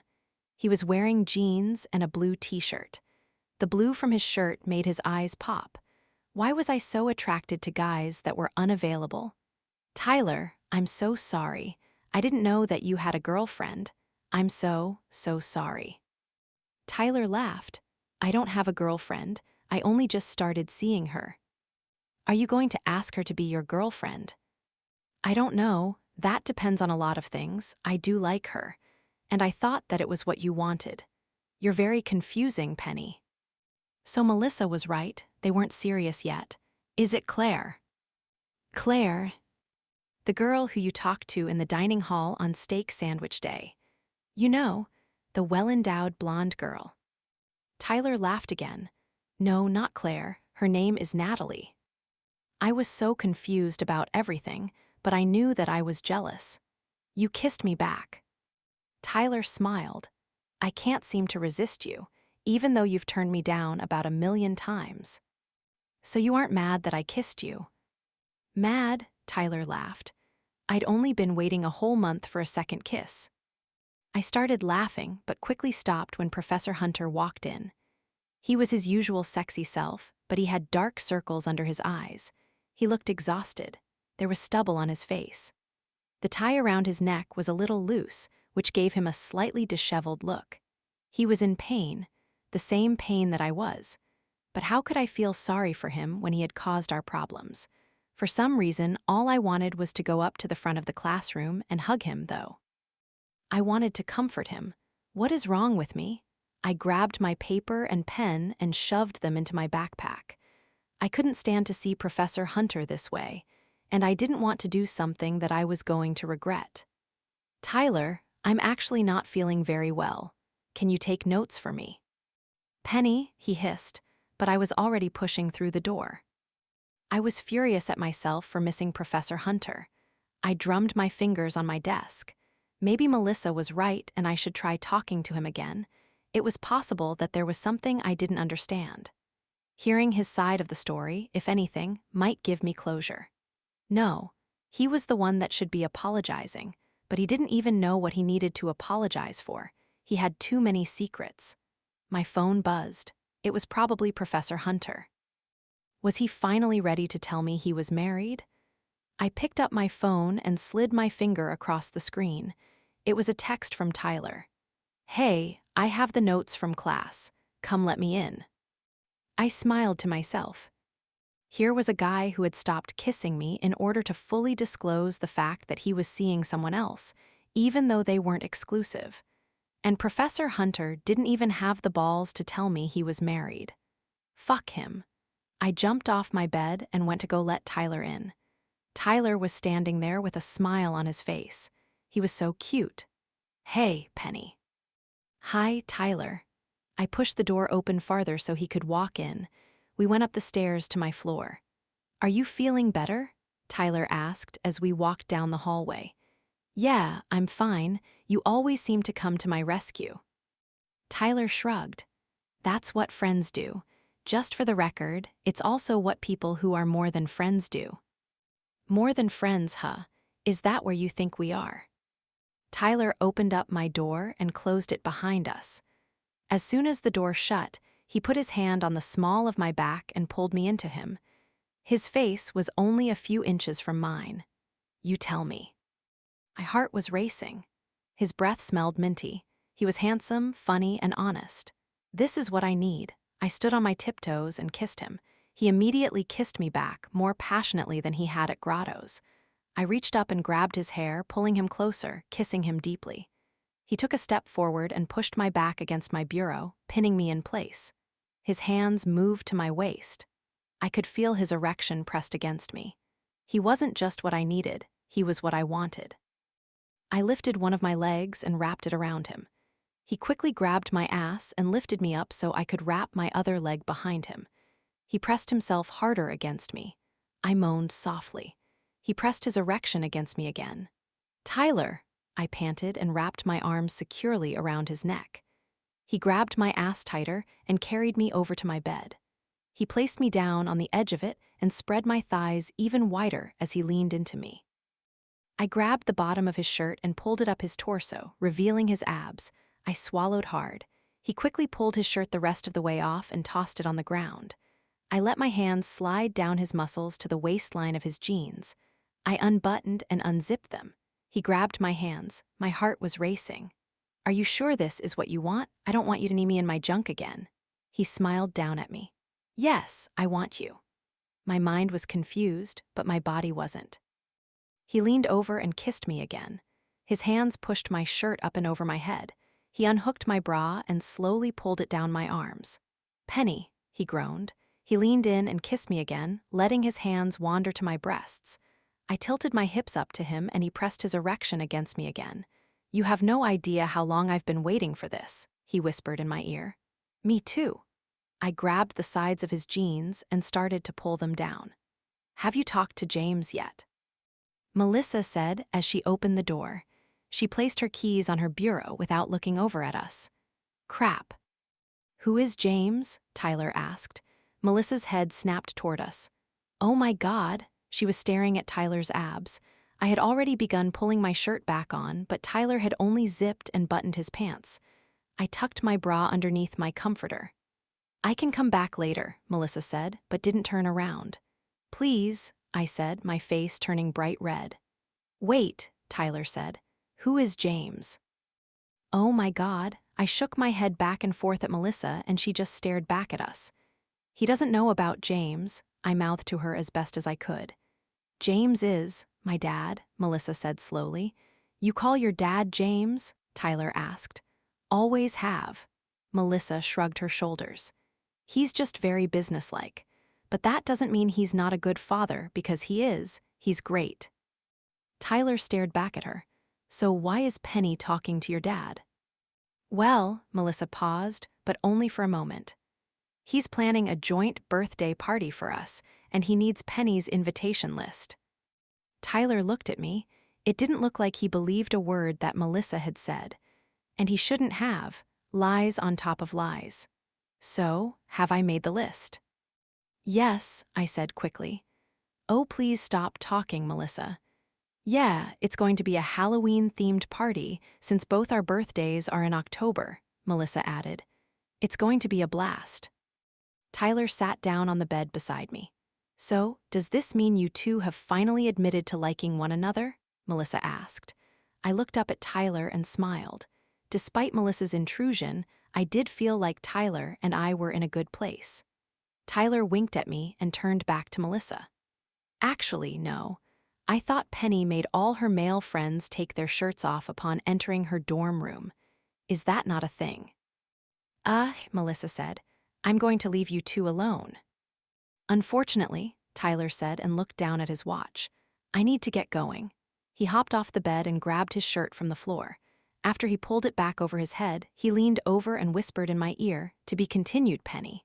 He grabbed my face in his hands and kissed me. If my face could possibly turn any redder, it did. Bye, Melissa, Tyler said and walked out the door. Oh my God, Melissa said before Tyler had even closed the door. She sat down next to me on my bed. Out of bed with James and into bed with Tyler, huh? Melissa, we didn't have sex. Yeah, right. I needed to change the topic before it got any more awkward. Thanks for covering for me about James. Well, have you talked to him?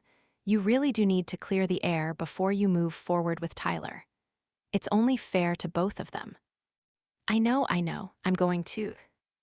When? I sighed. I didn't want to think about Professor Hunter. I'll do it this weekend. So how about Tyler's six-pack? I laughed. He is sexy, isn't he? I couldn't stop staring. Sorry, awkward. Chapter 41. Saturday. Professor Hunter had sent me a few more texts asking to meet with me, but I couldn't see him. I had never been so angry with someone in my life. I opened up my email and clicked on the one from Professor Hunter. Maybe I could end this through email. I reread what he had written. Subject: Our discussion isn't over. Penny, I wish you wouldn't always feel so compelled to argue with me. I told you that I have done some things in my past that I regret. I am not withholding information from you to be spiteful. I'm doing it to protect you. If you will allow me to come talk to you, I can explain. James. I forgot how angry his email had made me. He was so full of himself. I quickly wrote back to him. Subject: Trying to protect me, Professor Hunter. I thought that I was naive, but I believe that description fits you better. I don't think that I'm the woman in your life that you should be protecting. Penny. There, I felt better already. I pressed send. It was cowardly to hide behind my computer, but I didn't have the guts to do it in person. It didn't take long before my computer dinged, signaling that I had a new email. Subject: You're the only woman in my life. Penny, I'm not sure what you think you know about me, but I can tell you that I'm falling for you. There is no woman in my life that is more important to me. It's you. I'm coming over now. James. Why was I smiling right now? I bit my lip. Yes, his words were sweet, but he was lying. He was treating me like a child. I wasn't the only woman in his life. I was the other woman. I quickly typed out my response. Subject, don't you dare. Professor Hunter. Don't waste your time. Even if you come here, I'm not coming out to talk to you. Penny. He couldn't come here. I didn't want to see him. This had to be done through email. It was the only way that I'd be strong enough to confront him. My computer dinged again. Subject, I do dare. Penny. Stop being so stubborn. I'm leaving now. I'll see you in 10 minutes. James. Crap, I had quickly lost control of our email conversation. Was there anything I could say so that he wouldn't come? It didn't seem like it. I took a deep breath. Could I do this? I just needed to not look at him and his stupid, beautiful face. My attraction for him had blinded me before. I needed to make sure that wouldn't happen again. If I could focus on his adultery, I could be strong. He was an awful person. I glanced in the mirror, fixed my hair, and wiped away some oil on my face with a tissue. I changed into a nice pair of yoga pants and a tank top. Why am I trying to look nice for an adulterer? I closed my dorm room door behind me and went out the back of my building to where he usually came to pick me up. His car was already there. My heartbeat was already accelerating, and I hadn't even seen him. I walked down the steps and approached the car slowly, trying to remain calm. Professor Hunter opened the passenger's side door from the inside. Get in the car. But I don't want to go anywhere, I stammered. The idea of being so close to him in the car made me feel uncomfortable. I didn't trust myself around him. His hair was smoothed and he was clean-shaven, unlike in class earlier. He was wearing a t-shirt, a jacket, and jeans, and I could smell his intoxicating scent through the open door. Professor Hunter glared at me. I'm not taking you anywhere. I just want to be able to talk to you in private. I looked around. It was a chilly night, and most of the students were either out partying or snuggled up in their dorms. There's no one around. Penny, get in the car. I didn't want our conversation to start this way. I sighed and sat down in the passenger's seat. He drove the car to the small parking lot by my dorm, pulled into one of the last spots, and cut the ignition. He stared out the windshield. I thought he would start talking, but he stayed silent. My heart was beating so loud that I thought he might be able to hear it in the silent car. He was gripping the wheel of the car tightly, and his knuckles were turning white. I glanced down at his ring finger. There weren't any tan lines or anything. I thought that's what I was supposed to look for. Was it possible that I was wrong about everything? He finally turned to me. I thought you weren't going to come out and see me. There was something definitely wrong with me. All I wanted to do was start making out with him. I crossed my arms over my chest and looked out my window. I figured I owed it to you to hear your side. You're cute when you're upset. He was the infuriating one, not me. I was already fuming. We weren't supposed to be talking about us. We were supposed to be talking about him and his wife. Why didn't you tell me? I asked. I clenched my jaw. Tell you what? He was still going to play dumb. This was fucking ridiculous. How could you possibly not know what I'm referring to? What is wrong with you? Professor Hunter took a deep breath. You looked me up online, didn't you? His brow was furrowed. Why was he pissed at me? What else was there online about him besides his hidden wife? No, well, yes, but that has nothing to do with anything. I found your ring, Professor Hunter. I could feel the tears welling in my eyes. He nodded his head, absorbing the information. But there was a slight smile on his face. Why the hell did he look relieved? What else was he hiding from me? He was such an ass. So you have nothing to say to that? I asked. It's not what you think. He put his hand through his hair. Stop doing sexy things. And what is it that you think I'm thinking? He raised his left eyebrow. Damn it, don't look at me like that. All the muscles below my waist seemed to clench. This car was stifling. The smell of him was everywhere, wearing me down. You're probably thinking that I'm a lying cheater that you want nothing to do with. I swallowed hard. Am I wrong? Yes. Enlighten me? I couldn't believe I was having this conversation, with my professor no less. This situation was unbearable. I could feel myself starting to sweat. First of all, I never lied to you. I withheld information that I deemed unimportant to our relationship. Important? You're such an asshole, I said, cutting him off. I grabbed the door handle. Penny. He put his hand on my shoulder. His touch made me tingle. And you did lie to me. At the country club, when you said you didn't relish sharing me, you made me believe that I wasn't sharing you either. You even denied having a girlfriend if I had known you were married. My voice trailed off as I started to cry. Penny, please don't cry. Professor Hunter reached over and wiped my tears from my cheek. Don't touch me. I pushed his hand away. How could you do this to me? Why didn't you just tell me then? I trusted you. Because Isabella and I are over. What? You're divorced? I sunk into the passenger's seat. Thank God, I wasn't a mistress. I felt the weight fly off my shoulders. You still could have told me. He sighed. It's just a matter of finalizing the paperwork. I would have told you once it was official. I just didn't want to upset you for no reason. So you're technically still married right now? Technically, yes, but I've already signed the divorce papers. It hasn't been a smooth process, but I have no connection to Isabella at all. We're done. We've been done for a long time. I stared at him, waiting for him to elaborate. Why was he so horrible at talking to me? Well, what happened? He pressed his lips together. We didn't love each other. Then, why did you get married in the first place? It's a long story.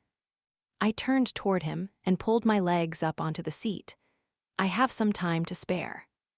Professor Hunter looked uncomfortable. He leaned toward me slightly and put his hand on the center console.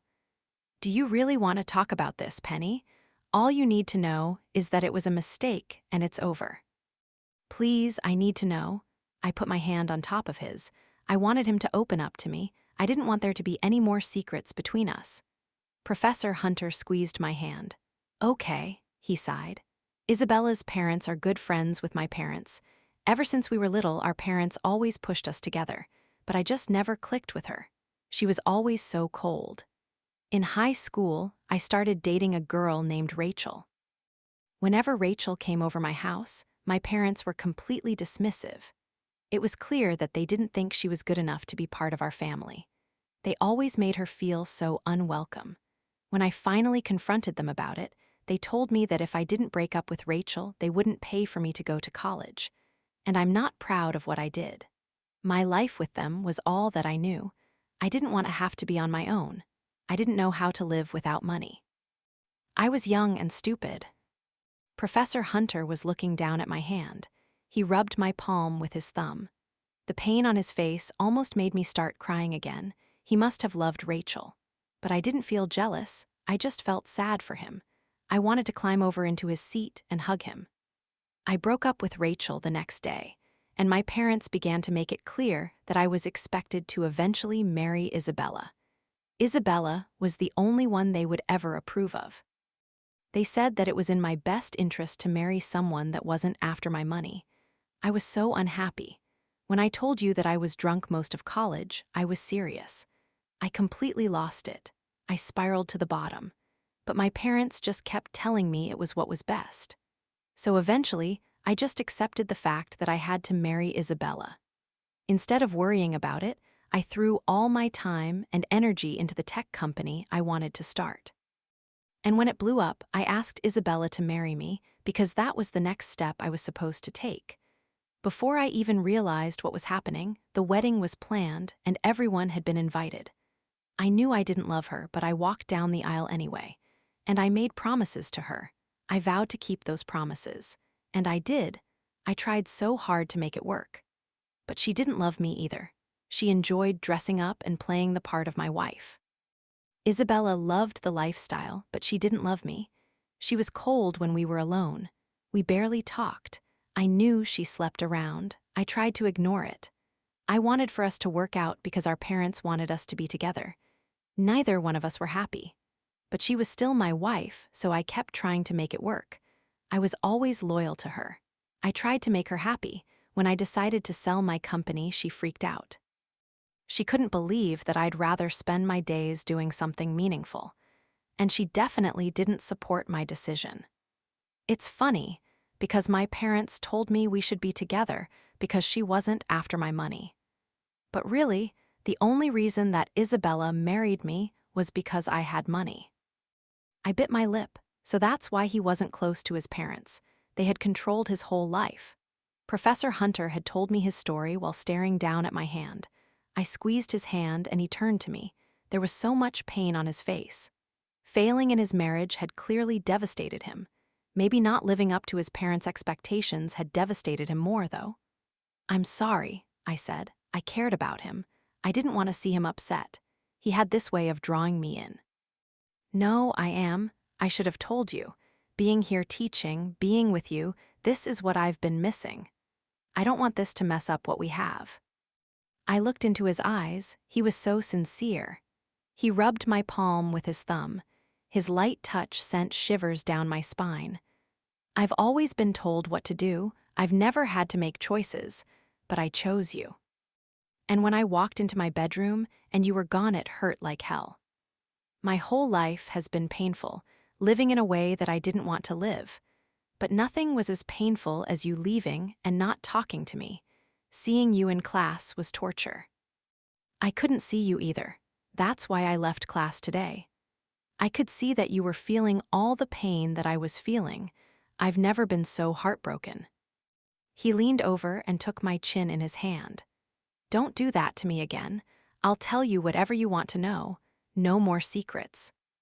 "Okay." My heart was beating fast. He was going to answer all my questions. I needed to make sure that him liking me wasn't part of the reason why he was getting divorced. "When did you file for divorce?" "Last year, I walked in on Isabella having sex with someone else in our bed. I filed for divorce the next day." "And came here?" "Yes." He was back to his short answers. I remembered Melissa telling me that Professor Hunter had been fired from his last job. She had made a joke about how he had probably punched the dean in the face or something. "There's a rumor that you got fired from your last job." Professor Hunter grimaced. "It's not a rumor, it's true." "What did you do? Have sex with a student?" I asked the question as casually as possible and laughed awkwardly. "What? No, Penny, I haven't made a habit of sleeping with students. You're the exception." He shifted uncomfortably in his seat. So he hadn't gotten fired because of that. What had he done then? He hadn't answered my question. "So, what did you do?" "The dean of the college was the one that I walked in on having sex with Isabella. It didn't end well." "Melissa was right. Did you have a fist fight or something?" "Penny, he was in my bed. It's one thing to suspect it, it's another to see it." "You have anger problems, don't you?" He rubbed his hand down his face and then back up. Everything he did was so sexy. "I don't think I'd put it that way," he said. "So what would you call it?" I tucked a loose strand of hair behind my ear. "Passion, maybe." He leaned over and kissed me.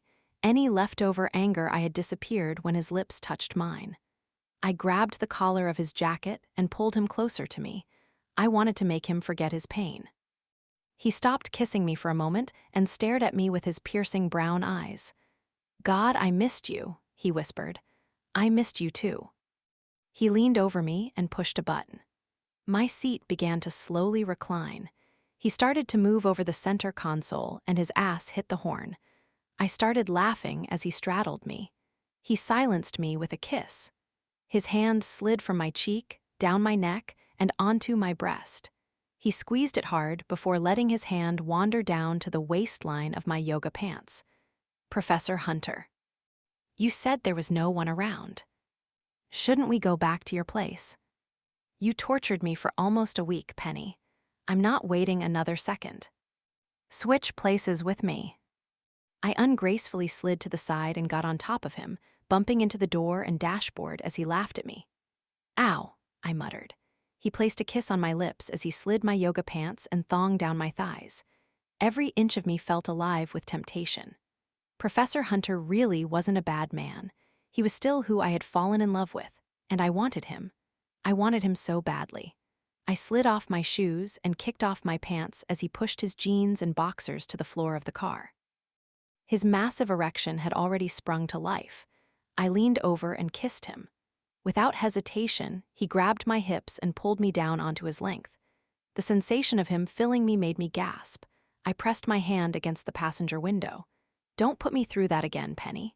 He kissed my neck as he moved my hips faster and faster. "Never." His hands slid to my ass, and he slammed his cock into me. I moaned as his fingers dug into my skin. I loved the way he knew exactly what to do to make me completely surrender my body to him. He pulled me closer to him. "Promise me." "I promise," I said breathlessly. The seat belt buckle hit my knee and I quickly pushed it aside. The angle in the car was awkward, but the sensation of him inside me was all that mattered. "You're mine," he growled. I felt a pang of guilt about Tyler, but the thought quickly disappeared as Professor Hunter thrust himself deep inside me again. "Yes, I'm yours," I moaned. The windows were soon completely fogged up besides for my handprint. Professor Hunter continued to guide my hips, going faster and faster. "Come for me, Penny." He lifted his hips slightly, pressing his erection into a spot that I didn't even know existed. Oh God, the sensation made my whole body shake. "Professor Hunter." I clenched myself around him as his hot cum shot through me. He pulsed inside of me again and again. I collapsed on top of him. He kissed the top of my head and wrapped his arms around me. Chapter 42. Sunday. I reread my speech again and took a deep breath. My stomach was in knots, and not just because of the speech. Professor Hunter had finally opened up to me, and I was the one that was still hiding the truth from him. He probably wouldn't want anything to do with me once he found out I was only 19. And then there was Tyler. How could I have feelings for two men at once? My room felt hot. I put my hair into a ponytail and started to read my speech again. "That's quite the hickey, Penny," Melissa said. "What?" I ran over to the mirror. "Shit." I tilted my head and looked at the small bruise on my neck. I quickly pulled my hair tie out and let my hair fall over the dark spot. "So you hung out with Tyler again last night, huh?" I began to blush. "No, last night I was talking to Pro. Chew." I tried to cover up my mistake with a fake sneeze. I added a light cough. There were too many secrets and too many things to remember. I must be getting a cold or something. "No, last night I was following your advice and talking to James." "Penny, you've gone from future cat lady to quite the slut." I put my hand over my hickey. "Melissa, I'm just messing with you." But really, do they both know about each other now? You're allowed to date more than one person at a time, but you should probably be upfront about it. James really must be sexy as hell because Tyler is hot, like really hot. I sat back down on my bed. I don't think I know how to date two people at once, and I don't think I want to. What should I do? Make a pro-con list. Melissa grabbed a sheet of paper. Okay, pros for James. Well, he really is sexy, and he's sweet. He's also very mature, and I have so much fun when I'm with him. He's so spontaneous. Penny, you're forgetting that James is loaded. Money is definitely a pro, even if you don't think so. I winced. That's really not important to me. Melissa rolled her eyes. Too late, it's on the list. Now Tyler. Tyler is really sweet too and sexy, but he's also a great friend. He's thoughtful and he's definitely patient. He's a really nice guy. Okay, cons for James. James can be pretty controlling. Or is that a pro? I felt myself blushing. He kind of has a bad temper and he is quite a bit older. He can be pretty mysterious at times too. And he's my professor. I have to keep our relationship a secret, and I have to lie constantly. Isn't him being mysterious a good thing? I feel like that probably makes him even sexier. I shrugged. I don't like that he's held things back from me. but he just told me his secrets. We're in a good place. Cons for Tyler. Well, he's graduating soon, so I don't really know what his plans are after school. And I don't know, Tyler is really nice. There aren't any other cons I can think of. Melissa held up the list. James definitely has more cons than Tyler. I bit my lip. Of course James had more cons than Tyler. Well, I think you know how you feel now. What? Penny, you look like you're in pain. I shook my head. No, it's just, all those different points aren't even with each other. Some things are more important than others. Melissa put the paper down. I think I know what this is about. It's the sex, isn't it? No, I bit my lip again. I don't know, it's just that James, he makes me feel. I put my face in my hands. Okay, so the sex is amazing. And what about Tyler? We haven't done that. You're joking. No. So maybe that's your answer. You need to have sex with Tyler, and then you can properly decide. I can't do that to James. You were about to on Friday when I walked in on you guys. But that was before I talked to James. Well, the answer seems pretty obvious then. It's James. Clearly, it's always been James. I sat at my desk hoping that the speech before mine would never end, because as soon as it did, I was up. I glanced down at the outfit I had worn to try to impress Professor Hunter. Or is it Tyler? Either way, it was too much. My tank top combined with my push-up bra showed entirely too much cleavage, and my skirt was too tight and too short. I don't know how high the heels were, but they were definitely too high for me to comfortably walk in. Why did I choose this outfit? Penny Taylor, said Professor Hunter. Here we go. I grabbed my notes and shakily approached the podium. By some miracle, I didn't break my ankle in my heels. I looked out at the class. Tyler was smiling at me. Seeing him gave me a boost of confidence. He looked sexier than ever. I glanced down at my paper. My speech sucked. I took a deep breath. I had a better idea. Tyler staring at me with his sexy smile was just the confidence boost I needed. I could lie about the reason why I chose to major in marketing. I could say it was to get a decent job when I graduate or that someone recommended it to me. But that's not true. I picked it for one reason only, because sex sells, and everyone loves sex. Professor Hunter shifted uncomfortably in his seat as he watched me. I liked seeing him squirm. Using sex in advertising does require some skill, though. The first step is knowing your target audience. In the case of this speech, my audience is Professor Hunter and a class of about 60% guys, so I figure that this would be received favorably. I untucked my tank top and pulled it over my head. I paused for a moment to make eye contact with the class. Tyler and the majority of the guys in the class looked excited. Professor Hunter was scribbling something furiously, and a lot of the girls were rolling their eyes. One common pitfall of sex in advertising is that an ad might only target one gender, but really, both guys and girls are probably going to view it, so it's important to cater to both. Can I please have a volunteer? Tyler's hand shot into the air, along with a few other guys in the room. How about the handsome gentleman in the back row? Come up here and give me a hand. Professor Hunter looked less than thrilled as Tyler made his way to the front of the class. He was wearing jeans and a polo. He looked sexy as hell. Like I was saying, it's important to cater to both sexes. I grabbed the bottom of Tyler's polo and pulled it over his head. His abs were even more fantastic than I remembered.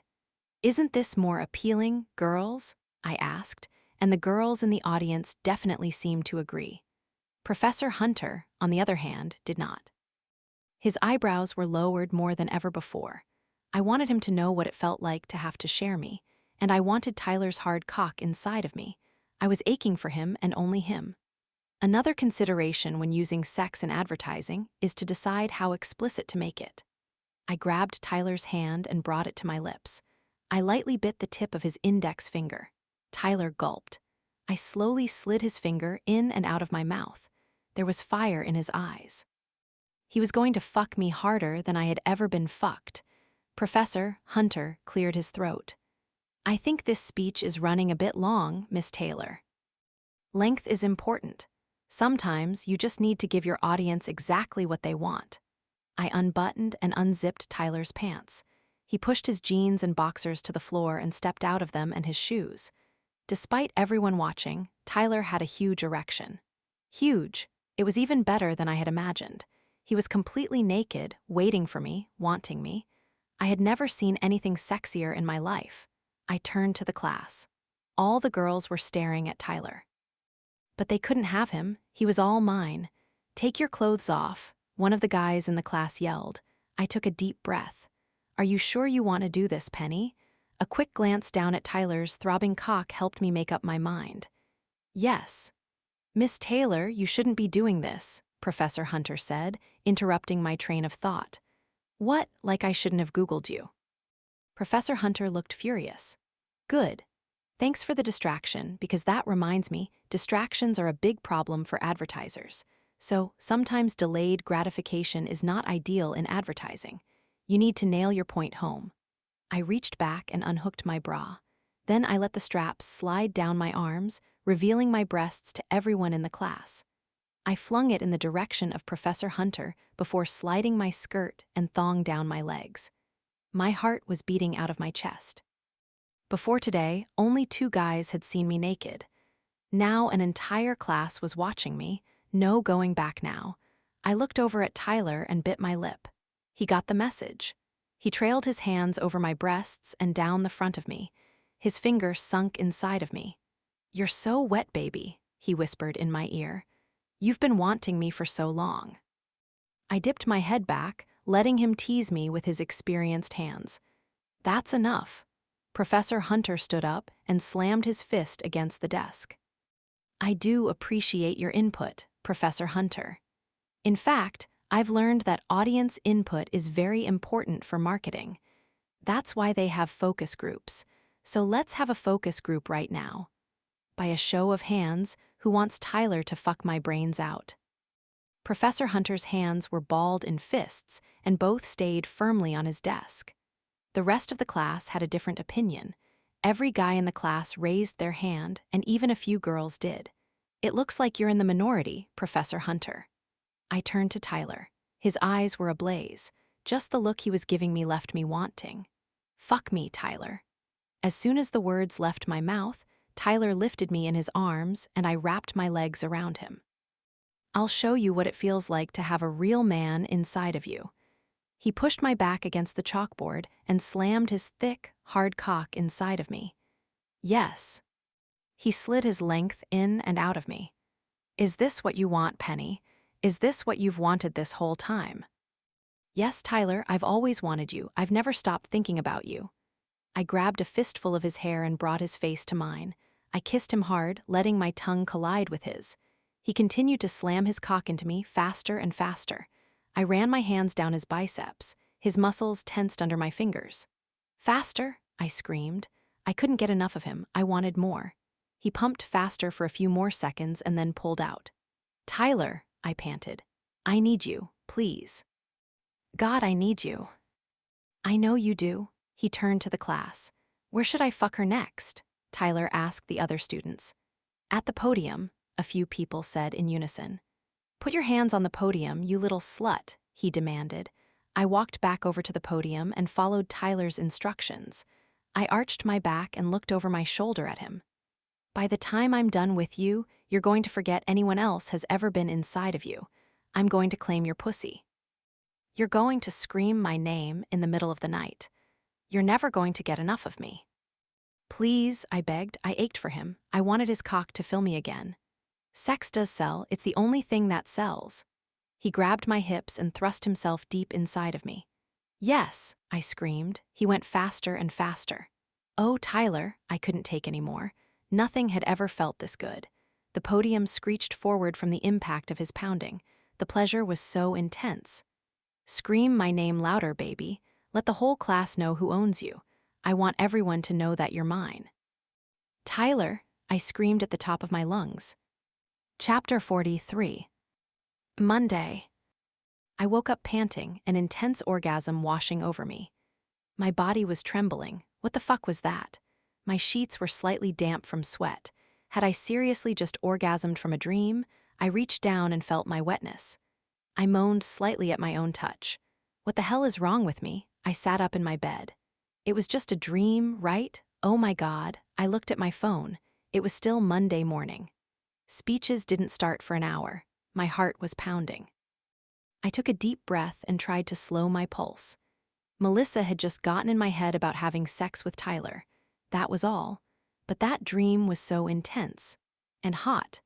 Maybe I had gotten in my own head about having sex with Tyler. I quickly got out of bed, grabbed my shower caddy, and walked to the bathroom. This was ridiculous. I had already made my decision. Melissa was right. It was Professor Hunter, and it always had been Professor Hunter. I lathered my hair and rinsed it under the warm water. What, like I shouldn't have Googled you? My words from my dream came back to me. I knew what was going on. I had that dream because something was still bothering me about Professor Hunter and my conversation. He thought I was upset because I had looked him up online. What else would I have found out about him if I had searched longer? I quickly finished showering, wrapped my towel around myself, and almost ran back to my room. I didn't have much time before class, but I could do some light snooping. I typed James and Isabella Hunter divorce into the search bar. The article at the top of the search results was from just a few weeks ago. It was titled, "The Fairytale Couple Calling It Quits." I sighed with relief. Professor Hunter was telling the truth about getting divorced. But it was an interview with Isabella, and I wanted to see her thoughts on what was going on, so I clicked on the article anyway. The beginning was about how Professor Hunter had gotten a teaching opportunity that he couldn't pass up. That was a good cover-up for him leaving her. I read some more. I gulped and reread Isabella's quote. "I will be moving to join him soon. He already has a place picked out for us. He's even waiting for me to decorate it. We've really never been happier. Any rumors that you've heard about our split have been completely fabricated." Completely fabricated. I swallowed hard. Never been happier. I thought about Professor Hunter's empty apartment. There wasn't even one picture hanging on the wall. He's waiting for her to decorate. And then there was the suitcase in Professor Hunter's office. I had decided it must have been for traveling back and forth to talk to his divorce attorney and sign documents. But had he really been traveling back and forth a lot to see her? He had even done it once during the week and had to cancel class. How could I have been so blind? Would I never learn? I had let him manipulate me again. Why did I have to fall in love with such an asshole? Because he's sexy and dangerous. I shook my head. I didn't need danger to be happy. Professor Hunter certainly hadn't made me happy recently. Just sad, upset, frustrated, and guilty. Tyler was a good choice. Tyler would never lie to me, and he wasn't my professor. And he wasn't 8 years older. And he certainly wasn't married. There wasn't anything left for me to search. I didn't care about what else Professor Hunter was hiding. A wife that he was pretending to divorce was enough. And I was done. Last week had been emotionally draining. Professor Hunter and I were just too different. I closed my laptop and opened up my closet. The roses were turning black and lots of the petals had fallen to the floor. That was it. Our relationship lasted about as long as a dozen roses. I pulled on a pair of skinny jeans and high-heeled boots, hooked on my favorite push-up bra, and put on a tight black V-neck shirt. I grabbed a lightweight jacket and an infinity scarf. After applying a small amount of foundation, mascara, and eyeshadow, I glanced in the mirror. I tilted my head a little and saw the hickey that Professor Hunter had given me. It was like he had branded me. I added a little concealer to the hickey to cover it up. After scrutinizing it in the mirror, I was ready to go. I walked to class way faster than usual. My nerves must have made me jittery. I sat down at my desk, crossed my legs, and tapped my foot as I waited for Tyler. Melissa was right. I needed to be honest. Tyler deserved that. I needed to tell him that I was seeing someone else, but that I was going to end things, and that I wanted to be with just him. Tyler was seeing someone else too, though. I wasn't sure what his reaction was going to be, but it was a conversation we needed to have. Tyler walked into the room with a huge smile on his face. He was wearing jeans and a polo, just like he had in my dream. I shook my head. He wore that most days. That wasn't unusual, get a grip. When he got to his desk, he leaned down and kissed me. I hadn't expected that. I hesitantly kissed him back. If Professor Hunter walked in and saw us, I'd be mortified. He'd freak out. I told him I wasn't seeing Tyler. Soon my dream returned to me and my heart started beating fast. It felt like we had really had sex right in this room. I felt my face blushing. He pulled away. "Good morning, Penny." He sat down in his chair. "You look really pretty today." "Thanks, Tyler." "You have no idea how many times I've walked into this room and wished I could kiss you like that." I smiled. I had really only ever thought about Professor Hunter in this room, except for my dream where Tyler had fucked me right on the chalkboard. I gulped. Right at the podium where I'd be giving my speech in a few minutes. "Hey, are you okay?" "Yeah, there's just something that I need to tell you. Do you want to get dinner tonight or something?" "Sounds good to me." "Oh, Tyler, you never gave me the notes from Friday. Anything helpful for our speeches today?" Tyler laughed. Not really. I actually didn't even take notes in this class. I just wanted an excuse to come see you. Professor Hunter was talking about fighting or something on Friday. Like how in your speech you need to make the audience listen. Almost like it's a battle you need to win. It was really weird. You know how he is. All of his advice is super unhelpful and strange. Interesting. Was that because Professor Hunter was fighting for me? I felt sad for a moment but shook the feeling away. He should be fighting for his marriage. My anger was growing again. Are you ready to finally find out why I chose economics and finance? I think you'll like my speech. Does that mean you're finally going to answer my question of what you want to do when you graduate? Indeed.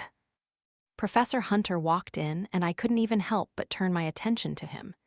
It wasn't just the danger, he was the sexiest man I have ever laid my eyes on.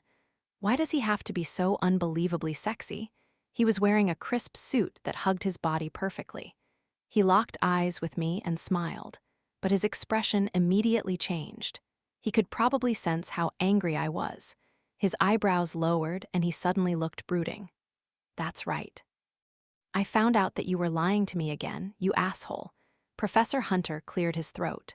"Okay, time for speeches. I'm excited to learn why all of you chose your majors." He pulled the podium to the middle of the room and made his way to the seat in front of Tyler. Professor Hunter's scent reached my nose, but it just fueled the flame growing inside of me. I had never been angrier in my entire life.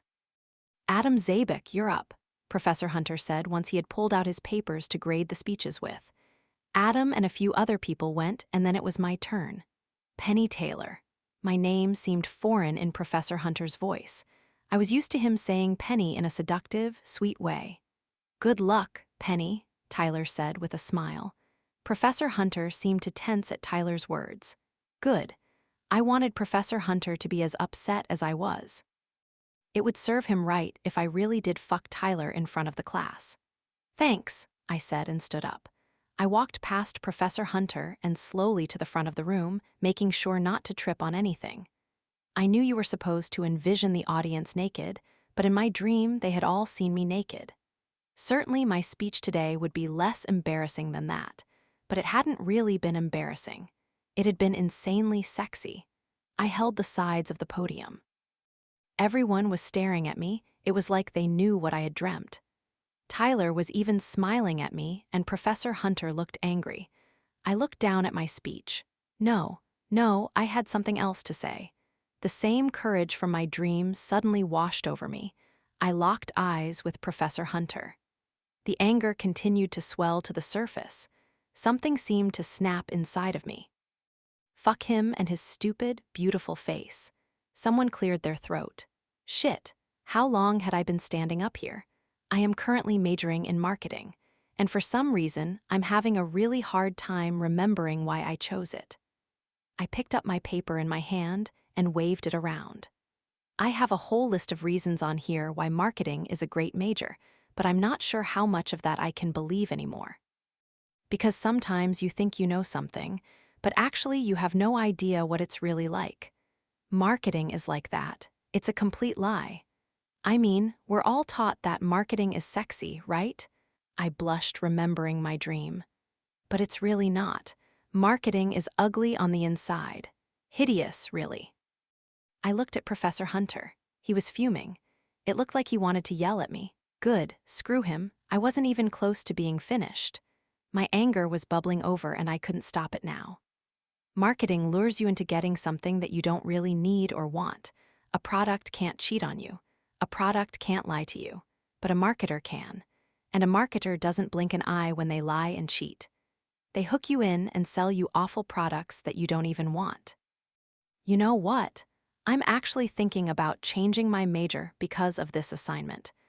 Because I can't, for the life of me, think of a reason to continue pursuing marketing. Because marketing is a fucking joke. That's enough. Professor Hunter slammed his fist on his desk. Marketing can go to hell. I grabbed my paper and ran out of the room. Penny, I heard Tyler yell as the door closed behind me. What the hell did I just do? Chapter 44. Monday. The rain started to fall as I stood outside my dorm. I didn't have my sensor pass to get into the building. How could I leave class without getting all my stuff? I shook my head. That wasn't the question I needed to answer.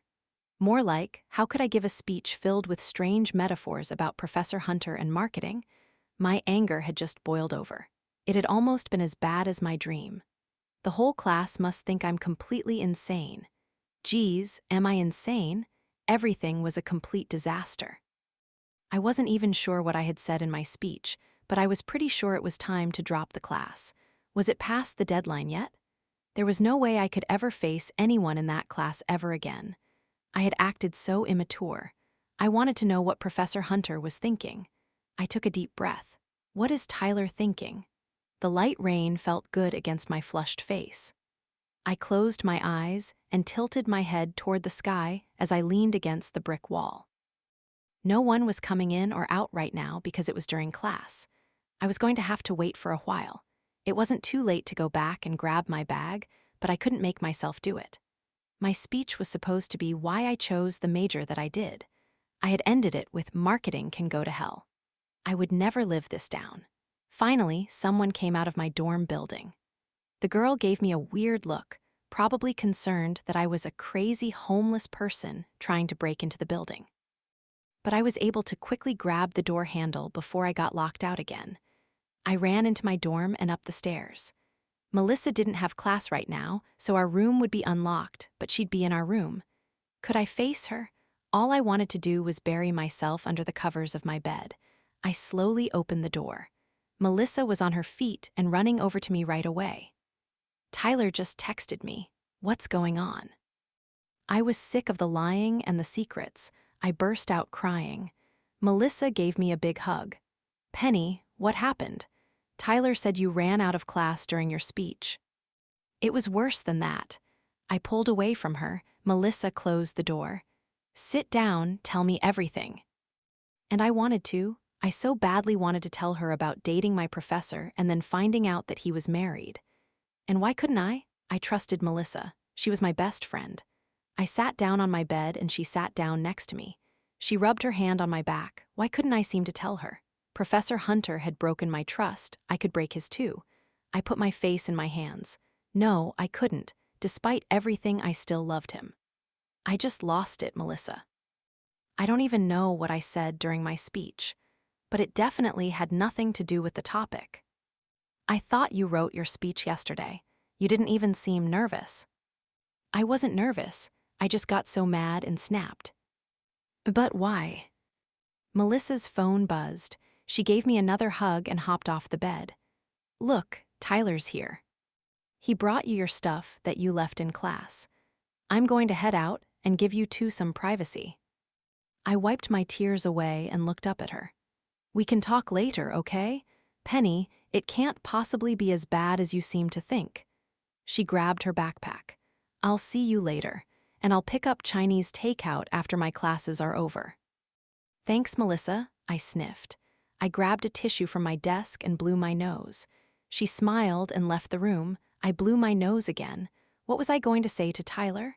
I grabbed another tissue and blotted my eyes. After a few minutes, I heard a knock on the door. "Come in," I said without moving from my bed. Tyler walked in, carrying my backpack. He didn't look like his usual happy self.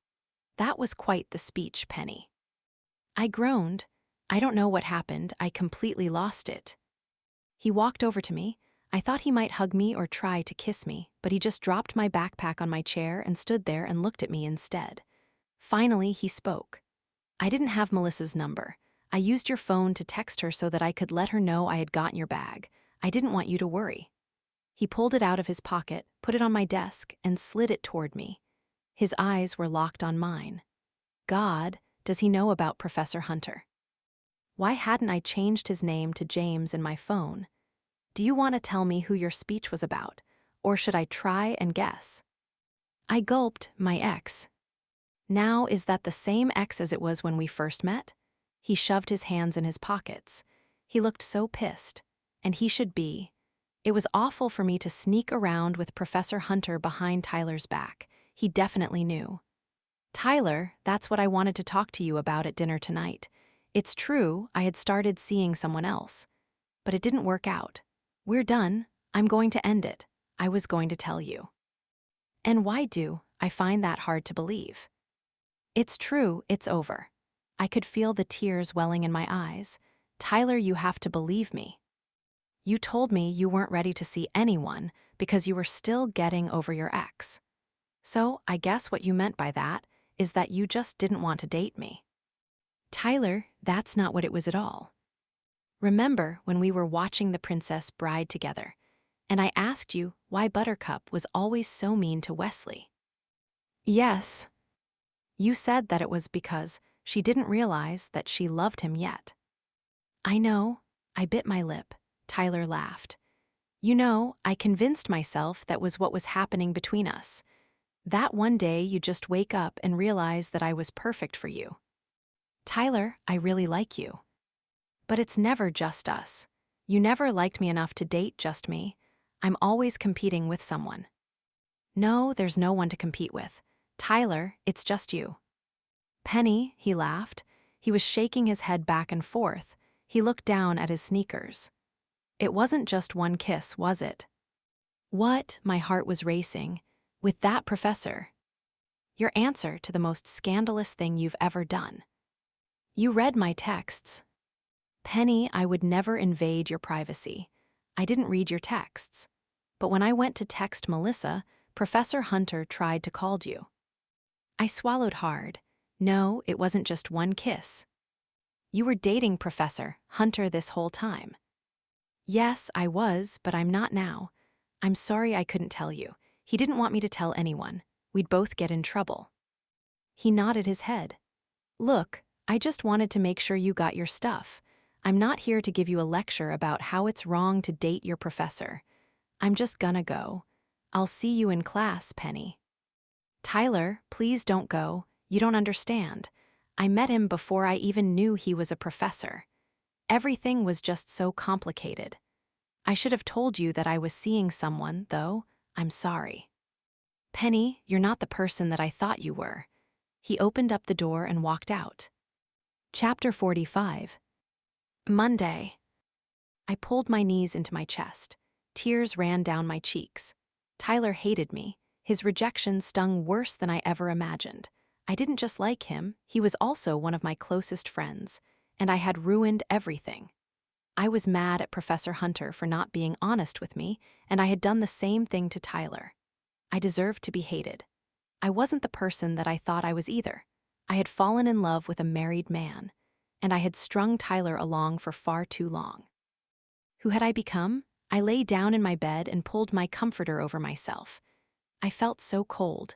Before I knew it, my pillow was damp. I cried until I couldn't cry anymore. I had gotten what I deserved. I had broken the rules. My phone buzzed, but I ignored it. I just wanted to be alone. I didn't think it was possible, but I started crying again. I got off my bed and went to my closet. I pulled the dead roses out of the vase and threw all of them in the small trash can, then slammed my closet door.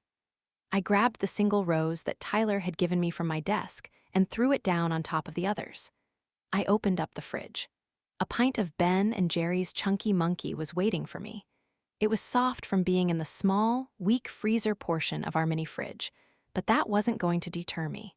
I grabbed a spoon and sat back down on my bed. Delicious. Who needed men when there was ice cream in the world? I ate half of it before I started to cry again. A knock sounded on the door. I tried to stay as quiet as possible, but continued to eat my ice cream. Hopefully, whoever was out there would just think no one was here. People on my floor could be so annoying. Penny. I stopped mid-bite. Professor Hunter. How the hell did he get in my dorm? Penny, it's me. Can I please come in? I set down the pint of ice cream on my desk. He couldn't be here. People would see him. I quickly wiped my tears away and opened the door. He was still wearing his suit from class. His hair was unruly from the rain. Oh, Penny. He grabbed my face in his hands and wiped my tear-stained cheeks with his thumbs. What are you doing here? I needed to see you. Don't you have a class? I canceled my classes for the rest of the day. But, Professor Hunter, the most important thing right now is that we talk. He stepped back and closed the door. I think it's safe to say that something is bothering you. He looked so out of place in my dorm room with his dark gray suit and dress shoes. I suddenly felt self-conscious. There were clothes strewn on the floor, and my pint of ice cream was sitting on my desk melting, and his roses were in the trash. I moved slightly to the right to block his view of the trash can. How did you know which room was mine? Your name is on the door. So you walked around the whole building looking at all the doors for my name. Are you trying to get caught? Everyone's in class, and you're avoiding talking to me. If you don't tell me what's wrong, it's impossible for me to fix. I don't want you to fix anything. I couldn't think straight when he was staring at me like that. His smoldering gaze made my thoughts swish together. I turned away from him. Penny. He walked into the center of the room and turned me toward him. Just tell me what's wrong. I mean, I gathered from your speech that I'm a lying cheat who's ugly on the inside. I'd like to know why you think that, because I thought that we were in a good place, unless you were talking about someone else. His face looked grave. He was thinking about Tyler. I gulped. On Saturday, you asked me if I had looked you up online, and you were really mad. So I was thinking maybe there was more to find out about you. So you Googled me. His look was impassive. He wasn't giving anything away today. I just wanted to make sure you were telling the truth. I would never lie to you, Penny. He grabbed both sides of my face again. He always seemed so sincere, but he never truly was. I looked at his mouth. I wanted to kiss him, but I needed to be strong. I shook away from his grip. I found an interview with Isabella that makes it seem like you were lying, and it was only from a few weeks ago. You can't believe everything you read in tabloids. This one seemed pretty convincing. So what did it say exactly? That you two have never been happier, and that the rumors of your split were completely fabricated. Professor Hunter sighed. I told you that it hasn't been a smooth process. She won't sign the papers. She's being incorrigible. Our beach trip flashed in my mind. He had taken a phone call, and I had overheard him saying, just sign the damn papers. He had been talking to her. How had I not seen all the signs? She said in the interview that you were waiting for her to decorate your apartment. He looked down at me. She's lying. Then how did she know your apartment hadn't been decorated? He crossed his arms over his chest. Because she's been there before. What? Why? I was jealous. Of his wife. What is wrong with me? She came a few months after I moved here to talk about our relationship, or lack of one, I guess. I don't know if I can trust you. And I don't know if I can trust you. Why? I haven't done anything wrong. But that wasn't true. If anyone had been paying attention to my speech, I had basically told our whole class that Professor Hunter was an asshole. I hadn't told him that I was only 19. And I had almost started a relationship with Tyler despite promising Professor Hunter that I wouldn't see him. I saw Tyler Stevens coming out of your building when I pulled up. He just came to drop off my stuff that I left in class. Professor Hunter raised his left eyebrow. He knew I was lying. He could read me as well as Melissa could. After I found your wedding ring, I told myself we were over. I was in so much pain. I had never felt so broken before. My tears started to well just thinking about the ache in my chest. So I started to think about my relationship with Tyler. I thought maybe it could be more than a friendship. He's always wanted it to be more. It just seemed like the right time. Professor Hunter took a deep breath and leaned against my bed. He looked distraught. "You're dating him." "No, I thought I wanted to, but I was still confused about you. I've been a mess, if you can't tell. I still don't know how I feel. Things seemed easy with Tyler. You just have so much baggage. I think I was just trying to get over you." By getting under someone else? He was gripping my comforter in his fists. He had been cheated on by his wife. And now me, I was a cheater. He wasn't the bad guy, I was. It didn't go that far, Professor Hunter, and it never will. Tyler found out about you, and he wants nothing to do with me. Professor Hunter's body tensed. "What do you mean?" I looked into his eyes. He was going to think I was so stupid. Tyler looked at my phone. He saw that I had missed calls from you. "You had me in your phone as Professor Hunter." He looked incredulous. "I'm sorry."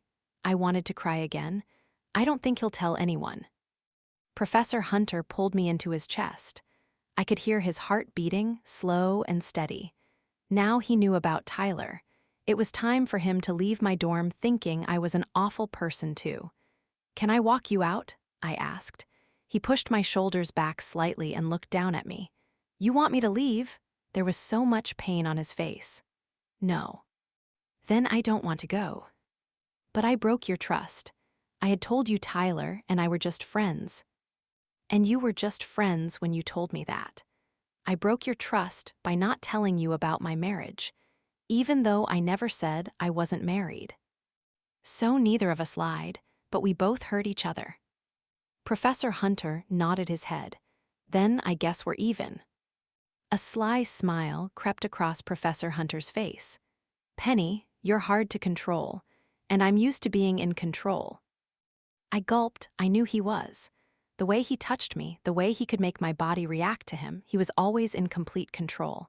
His hands were still on my shoulders. I didn't understand why he was still here, but I was glad that he was. Even though I had been angry with him, I still loved him. "So what do we do now?" I asked. It felt like we were in a stalemate. We had both hurt each other, and neither one of us knew if we could trust the other. "Penny, what do you want to do?" "I don't know. You're the one that needs to make a decision. I still want you. I don't care about what happened between you and Tyler. All I care about is what we have. I've never felt the way I feel about you with anyone before. You make me feel like I'm living for the first time, but I'm sick of secrets. I don't want to hide that I'm dating you anymore. All the secrets make everything so much harder." "Who do you feel like you're keeping secrets from?" "Melissa." "So tell Melissa that I'm your boyfriend." I gulped. Boyfriend? My heart was beating fast. I had never heard anything more glorious in my life. "Is that really what you want?" "Yes, I want you to be my girlfriend, Penny. I told you before that I didn't relish the idea of sharing you. I don't want you to be with anyone else ever again, just me." He leaned down and kissed me hard. When he pulled away, he looked around my room. "So this is where you live?" Professor Hunter pulled off his suit jacket and draped it over the back of my desk chair. He had a mystified look on his face. "It's a dorm room. What did you expect?" He shrugged his shoulders. "I haven't been in one for a while. It's a lot smaller than mine was." He turned to the montage of pictures on my bulletin board. "You're quite popular." He smiled at me. I laughed. "No, not really." "Why do you always put yourself down like that?" He reached for my hand. "Don't you see how wonderful you are? No one else sees me the way that you do. All I see is you." I gulped. He looked over my shoulder. "Do you always make a habit of sleeping with clothing that you've stolen from people?" He pulled his sweater out from underneath my comforter. My face flushed. "Just you." Just me. He traced his finger along my jawline. I wanted him to kiss me. This past week has been exhausting, he said. Then maybe we should take a nap. Professor Hunter's lips curled into a smile. As you wish. He slowly pulled his tie loose and unbuttoned his dress shirt. He laid both on top of his suit jacket. I would never stop admiring his sculpted torso. He unhinged his belt and pulled it free. He sat down in my chair and leaned over, unlacing his dress shoes. I bit my lip as I watched him. Unlacing shoelaces shouldn't have been sexy, but everything he did somehow seemed sexual. He kicked off his shoes and socks and stepped out of his dress pants. Professor Hunter was standing in my dorm room in just his boxers. He folded his pants and draped them on the back of my chair. "Are you going to join me?" he asked with a smile. I had been staring. I unzipped and unbuttoned my pants, slid them down my legs, and pulled off my black t-shirt. I was left in just my panties and bra. He picked up the pint of ice cream from my desk and took a spoonful as his eyes gazed over my body. "Delicious," he said seductively. I wasn't sure if he was talking about the ice cream or me. "Get in bed." He put the lid on the ice cream and put it back into the fridge. I pulled the sheets back, hopped into my bed, and slid all the way over so that he could join me. He climbed in beside me. The twin bed was barely long enough for him and definitely too small for both of us together. He put his head down on the pillow beside me and looked into my eyes. We stared at each other in silence for a few minutes. Him lying beside me felt so normal and so comforting. The pain in my chest had completely subsided. "What are you thinking?" he whispered. "That I'm not that tired." I moved closer and wrapped my legs around him. "I thought you wanted to nap." He put his hand through my hair, pushing it away from my face. His hands on me made my whole body alert. Not anymore. Thank God.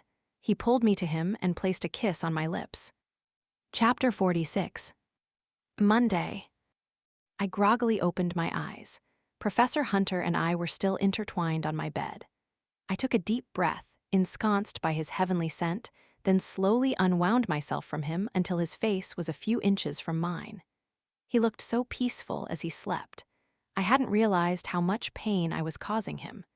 I ran my fingers down the side of his beautiful face, but he didn't even stir. He had made love to me slowly and gently, but so passionately. His feelings for me hadn't changed at all, and neither had mine. The way he had stared into my eyes as he had made love to me made me feel closer to him than ever. His words from earlier made me smile.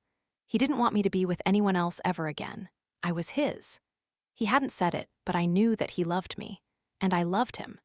This was real, more real than anything I had ever experienced.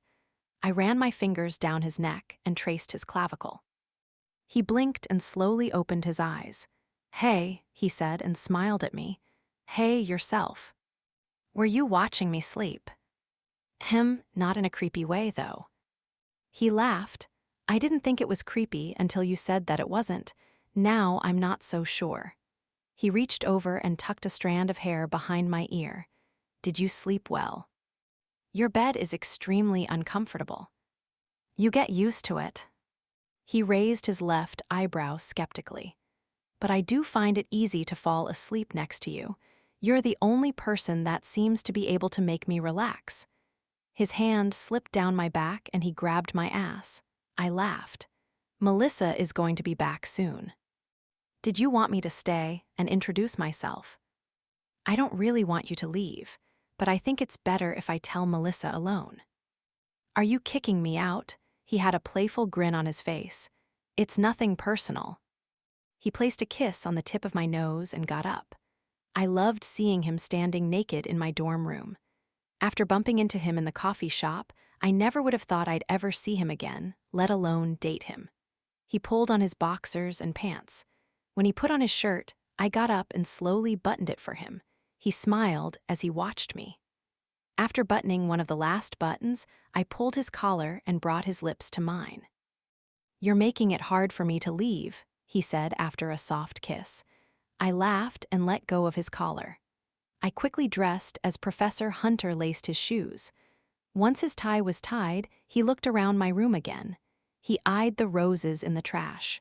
Not a fan of roses. Oh, I am. It was just that a domineering professor gave them to me, or else I would have loved them. Professor Hunter laughed. Before I leave, let me see your phone. My cell phone was still sitting on my desk. I grabbed it and handed it to him. He typed in something and handed it back to me. I looked down and saw that he had changed his contact name to James. I thought I wasn't supposed to call you James in private. Apparently your phone isn't private. I bit my lip, so he was mad. He rubbed his thumb along my lower lip and gave me a small smile. My girlfriends usually call me James. That makes it sound like you have more than one girlfriend right now. Am I one of several? Dozens. I nudged his shoulder with my hand. No, just you, Penny. He grabbed his suit jacket and draped it over his shoulder. Let me know how your conversation with Melissa goes. I will. I wrapped my arms around his neck and kissed him again. I'll text you later, James. Chapter 47. Monday. Melissa came in the door with 2 bags. She kicked the door closed with her foot and put her backpack on the ground. Hey, Melissa. Hey, wow, you look a lot better, Penny. Did you take a nap or something? Yeah, I sighed, and I do feel a lot better. Okay, this one is yours. She tossed me one of the bags as she sat down beside me on my bed. Thanks for picking up dinner. I opened up the container and snapped my chopsticks apart. So, how did your conversation with Tyler go? Tyler? I felt sick to my stomach thinking about him. I had treated him so horribly. I twirled a noodle around my chopsticks. Not great. Did you tell him about James? He found out on his own. James tried to call me while Tyler had my phone. Oh, well, he's dating someone else too. He couldn't have been that upset. But it wasn't just that I was dating someone else. It was that I had lied about it to him. I kept using getting over Austin as an excuse to not date Tyler, when really I was seeing James the whole time. I should have told him right away. Just like I should have told you. Maybe I should have let Professor Hunter stay to explain things. What did Tyler say to you? I hurt him, Melissa. He hates me. I'm sorry, Penny. Things with Professor Hunter were great, but I had lost one of my closest friends in the process. Even though I had told Tyler I only wanted to be friends, I had lied to him about the reason why. And then I almost jumped into bed with Tyler as soon as there was a glitch in my relationship with Professor Hunter. What is wrong with me? As if hearing my question to myself, Melissa said, Okay, I have to ask. What is going on with you? Dating 2 guys at once is really not like you. No, it's not at all. I guess I was going back and forth in my head just because I was mad at James. I've never had such an instant connection with anyone before. It's really hard to explain. When we went through the pro-con list between James and Tyler, Tyler clearly won. But I could tell that you wanted to be with James. I get it. Either there's that connection or there isn't. I nodded. There's one thing I'm still confused about, though. Why didn't you just tell Tyler you were seeing someone else right away? Were you worried you were going to hurt his feelings? On paper, Tyler had won. Why hadn't I just told him I was seeing someone without saying it was Professor Hunter? Because I told Melissa that I was dating someone else. It was because I knew I could see myself with Tyler too. I really could. I had been keeping him as a backup plan. I was an awful person. I never really believed James could possibly like someone like me. I thought our relationship was doomed from the start. I think I wanted Tyler to like me. Because I knew he would be great to date too. Please don't think less of me. Tyler was my backup plan. Melissa laughed. Everyone has a backup, Penny. I don't think anyone has ever made Tyler a backup before, though, because he is damn sexy. She paused. Sorry. I looked down at my food. Do you think he'll ever want to be my friend again? Penny, I don't really think men and women can be friends. I already told the 2 of you this when you were both pretending to be friends. Someone always wants more, and in this case, you both wanted more. Unless Tyler is gay. If he's gay, you guys can be friends. He's definitely not gay. Then you were never just friends, and never can be just friends. Besides, if you ever wanted to get serious with James, he would probably get jealous if you were friends with another guy. Professor Hunter was jealous. He had asked me on our first date not to see Tyler anymore. Melissa was so good at stuff like this. I should have been talking to her about everything from the start. Okay, so what happened with your speech today then? You said you were mad. It was time to tell her now. I swallowed hard. Remember when I slept over James' apartment last week? Melissa nodded. When I woke up, I wanted to change into clean clothes. I tried not to blush. I had actually been naked and needed something to wear. So I borrowed a shirt from one of his drawers and I found his wedding ring. Melissa stared at me. I thought she was waiting for me to say just kidding or something. When I didn't, she said, "What an asshole. Oh my God. And I convinced you to try and work things out with him? Why didn't you tell me, Penny?" I was embarrassed. I was so mortified. I felt like it was partially my fault and I felt so guilty. But your advice was actually good. Because when I talked to him on Saturday, I found out that he had left his wife. He filed for divorce last year. So they're divorced? Well, that's a relief, you little homewrecker. Melissa smiled. My stomach nodded. The divorce isn't official yet. Apparently she won't sign the papers. Melissa scrunched her mouth to the side. I could tell that she still thought Professor Hunter was sleazy. She definitely didn't approve. But she didn't know how sincere he was when he talked to me. He didn't love his soon-to-be ex-wife. "Are you sure he's telling you the truth?" she asked. Well, that brings me to this morning. It really seemed like he was, but I wanted to look it up to make sure. And I found an interview with his wife saying that everything was fine between them, so I freaked out. You need to learn how to control your temper, Penny. I get being upset, but ruining your calm speech because of it? You probably failed. It would have been easy to get over before my speech if I didn't have to see him while I was giving it. I thought you said he wasn't in your class. He isn't exactly. I took a deep breath. He teaches it. James is the guy from the coffee shop. He's Professor Hunter. Melissa laughed. Right, like you date a professor. I stared back at her. Melissa's jaw dropped.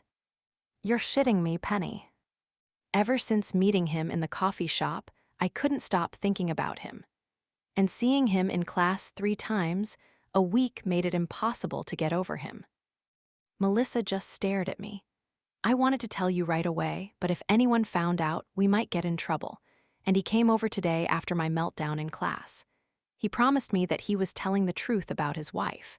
And I believe him. If you could have seen how upset he was that I was mad at him, he would never hurt me. I knew I was rambling, but Melissa was still just staring at me. He asked me to be his girlfriend, and I said yes. I know it probably sounds crazy, but I want to be with him. Melissa, please say something. Well, it makes sense now. What? Dating James is against the rules. Tyler was a safe choice, but you wanted a bad boy. That's not true. Was it true? I found Professor Hunter irresistible. Was I drawn to him because he wasn't good for me? Your boyfriend is a married professor, and you're a student. So, yes, I think you could classify him as a bad boy. Penny, bad boys are exciting, but they are always the wrong choice. Haven't you ever seen a romantic comedy? Melissa, you don't even know him. He makes me so happy. He's wonderful.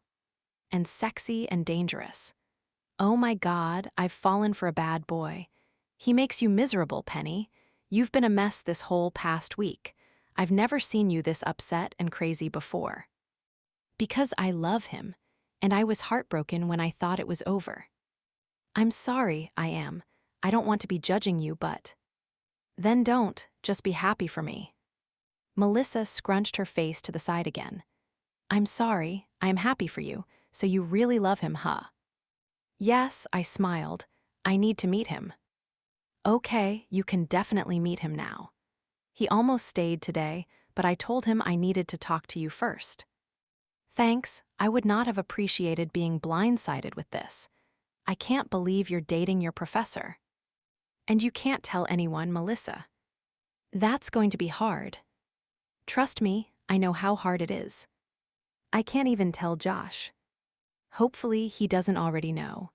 I haven't asked Tyler not to tell anyone yet, but if Josh doesn't know, please don't tell him. Wait, Tyler knows that James is Professor Hunter. He doesn't just think you're dating someone. No, he knows. You have to text him, like now. He's probably bad-mouthing you to the whole frat. I don't think he'd do that.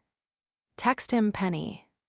I grabbed my phone off my desk and quickly typed out a message to Tyler. Tyler, I'm really sorry about everything. If you could please not tell anyone about Professor Hunter, though, I'd really appreciate it. I'm hoping that we can still be friends. I pressed send. Tyler thought I was no longer with Professor Hunter. If he knew I was with Professor Hunter again, he definitely wouldn't ever speak to me again. I put my phone back down on the desk. I just wanted to be happy about Professor Hunter asking me to be his girlfriend. Dealing with everything else made it hard for me to be excited, though. Chapter 48. Wednesday. I sat down in my usual seat and took a deep breath. After my meltdown during my speech, I knew people would be making fun of me. I was blushing already, and no one else was here yet.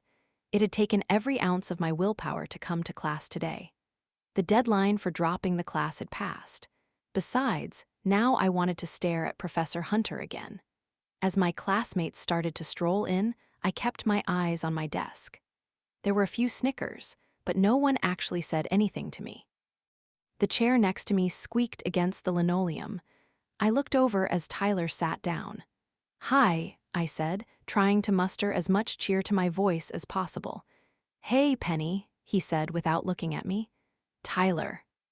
Penny, I really don't feel like talking right now. Okay, I said softly and looked back down at my desk. But I am sorry. You're sorry, Tyler scoffed. Right, I'm sure that you're real sorry that you're fucking our professor. Tyler, I hissed, I can't do this. Tyler stood up and moved to the empty seat in front of him. I bit my lip. I had never wanted to hurt him. Our friendship meant so much to me, but he had never wanted to be my friend. There was nothing I could do to fix it. When Professor Hunter walked into the room, Tyler's back stiffened. I closed my eyes. It was too painful to see Tyler this way. I so badly wanted for him to be happy. So, the first day of speeches was interesting, Professor Hunter said. Several students laughed. Professor Hunter gave me a reassuring smile. I'm hoping that today will be a little more toned down, but I guess we shall see. First up, Heather Matthews. Professor Hunter made his way to the back of the room. Tyler looked in the opposite direction as he walked by. Professor Hunter gave me a smile as he sat down in the seat next to me that was usually occupied by Tyler. I put my left elbow on my desk and rested my chin in my hand. I didn't care what anyone had to say during their speeches. All I wanted to do was stare at Professor Hunter. He pulled out a stack of papers and began writing as Heather started talking.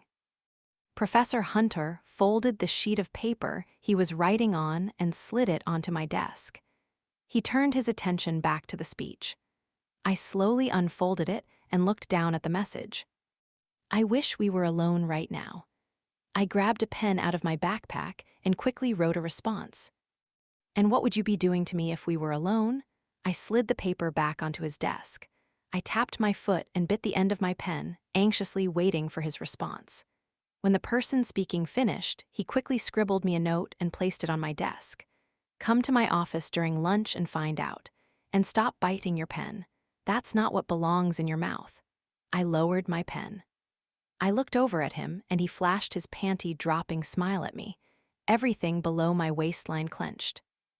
I gulped and quickly turned away. There was no way that this afternoon could come soon enough. My heartbeat was already accelerating in anticipation. I folded the paper and slipped it into my pocket. The thought of the naughty words so close to my skin made me even more excited. When class finally ended, I was surprised to see that Tyler didn't move. He waited patiently as the class emptied out. Then he rose from his seat and turned around. Mr. Stevens, Professor Hunter said. What you're doing is wrong, Tyler said. There was venom in his voice.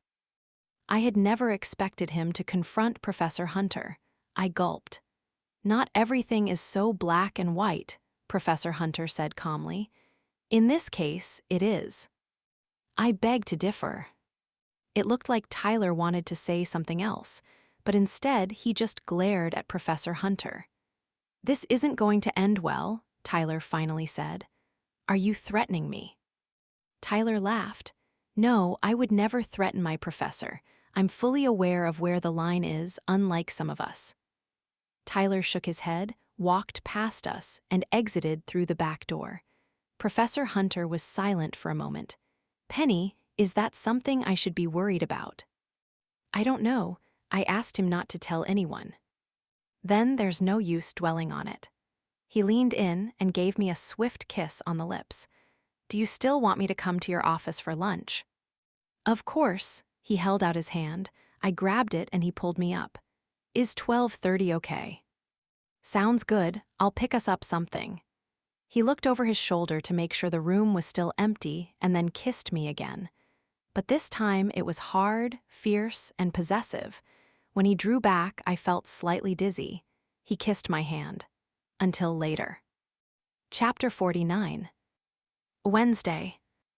My stat professor droned on in what he thought was English, but I didn't understand a word of it.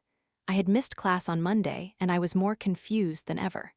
By the time class ended, I had several pages of notes that made zero sense. I sighed and put them into my backpack. I was probably going to need to hire a tutor. I pulled my backpack over my shoulder and headed out of class. The sunlight hitting my face made me smile. Right now wasn't the time to think about school. I had a lunch date with Professor Hunter. I made my way across campus and toward the Business and Economics building. Professor Hunter had never invited me to his office before. I had always just showed up. The last time I had been there was the first time we had had sex. Just thinking about it made me excited. He had completely possessed me. I opened the door to Learner and made my way upstairs. Professor Hunter's office was on the 3rd floor. My heart was racing when I reached his door. I knocked and stepped back.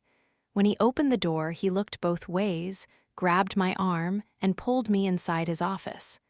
As soon as he closed the door, he pressed my back against it. Penny. Professor Hunter. He leaned forward and touched his nose against mine. I thought you were going to start calling me James. It's hard to break a habit, and besides, we are in your office. He smiled and pulled away. We should probably eat. He released me and my back slid down the door. Oh, I was breathless. I wasn't thinking about food. Professor Hunter walked over and sat down behind his desk. There were 2 wrapped sandwiches and bottles of something on his desk. I picked up sandwiches from Capriati's. I wasn't sure what you'd like, so I just got 2 of my favorite. And what is your favorite? Turkey, lettuce, provolone cheese, and mayo. He looked at me hopefully. That sounds delicious.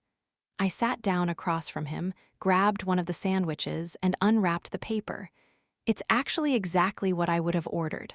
I took a bite. So good. He laughed. We have more in common than I thought. Apparently so. I slowly chewed my sandwich. There was a question gnawing at me. Can I ask you something? Of course. There was a small line across his forehead. He was still uncomfortable talking to me about personal things. I wanted to ask him how much longer his divorce was going to take, but I didn't want to upset him. Instead, I tried to keep things up-tempo and said, I failed my speech, didn't I? You'll have to wait until tomorrow to find out, just like everyone else. No favoritism, remember. I thought you were joking, so I really don't get special treatment. Professor Hunter shook his head. None at all. I really think there should be certain perks to dating a professor. Well, that depends on what you have in mind. I think maybe there could be. I'm sure you could persuade me if you really wanted to. I put my half-eaten sandwich down on the paper. This is good, but I'm actually hungry for something else. Professor Hunter lowered his eyebrows slightly. He knew exactly what I was referring to, and I could tell he wanted it. I stood up and walked around his desk, trailing my finger along the wood. I've had dreams about what you did to me on this desk. I leaned against it and gripped the edge in my hands. His Adam's apple rose and fell. It would be better to relive it. He lightly brushed the inside of my thigh with his fingertips. I gulped. That's not exactly what I had in mind. I lifted my foot and pushed it against his chair until his chair had rolled back from his desk. I knelt down in front of him and pushed his knees apart. This is going to be fun. I ran my hands up his thighs and slowly unbuttoned his jeans. He was looking down at me under his thick eyebrows. I wanted to make him moan. He was letting me take control, and it was invigorating. You're going to want to scream, but don't make a sound. I repeated the words back to him that had made me want him so badly. Penny. His voice sounded strained. I unzipped his pants and he lifted his hips ever so slightly. He wanted my mouth around him, claiming every inch of him. I opened the flap on his boxers and pulled out his rock-hard cock. I locked eyes with him as I brought my lips to his tip. I slowly took him in my mouth and tightened my lips around him. Professor Hunter moaned softly. I swirled my tongue around his shaft as I sucked him all the way down.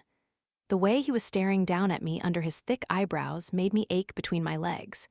He gripped my hair in his fist and shoved his cock deeper, hitting the back of my throat. Now I was the one moaning, and the vibrations of my mouth seemed to make him even harder. A knock sounded on the door. Shit, Professor Hunter said under his breath. He quickly zipped up his pants. Without thinking, I climbed underneath his desk. No, Penny, don't. Hello, James. The office door squeaked as someone walked in. He had a deep, husky voice that I didn't recognize. Professor Hunter cleared his throat. Ben, I was just in the middle of lunch. I heard the shuffle of paper on Professor Hunter's desk. He was probably pulling my sandwich toward him. If Ben had any sense, he'd know there was someone here. 2 sandwiches and 2 drinks meant 2 people. I bit my lip. Well, don't let me bother you. I heard the click of the man's shoes as he walked over to Professor Hunter's desk and sat down in the chair I had been sitting in. Hungry today, James. Professor Hunter laughed. Then I got an idea. It was fun and dangerous and exactly what I wanted to do. I ran my hand up his thigh and grabbed his zipper in my fingertips. I didn't care that someone was here. He didn't seem to think anything was amiss, and I didn't want to wait to have Professor Hunter's cock back in my mouth. No, Professor Hunter said firmly. He held my hand away from him, but I didn't listen. With my left hand, I slowly unzipped his pants and pulled out his cock.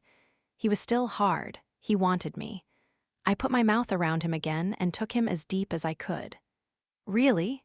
2 sandwiches is normal for you? No, he groaned. I mean, yes. I heard him take a bite of his sandwich and moan lightly.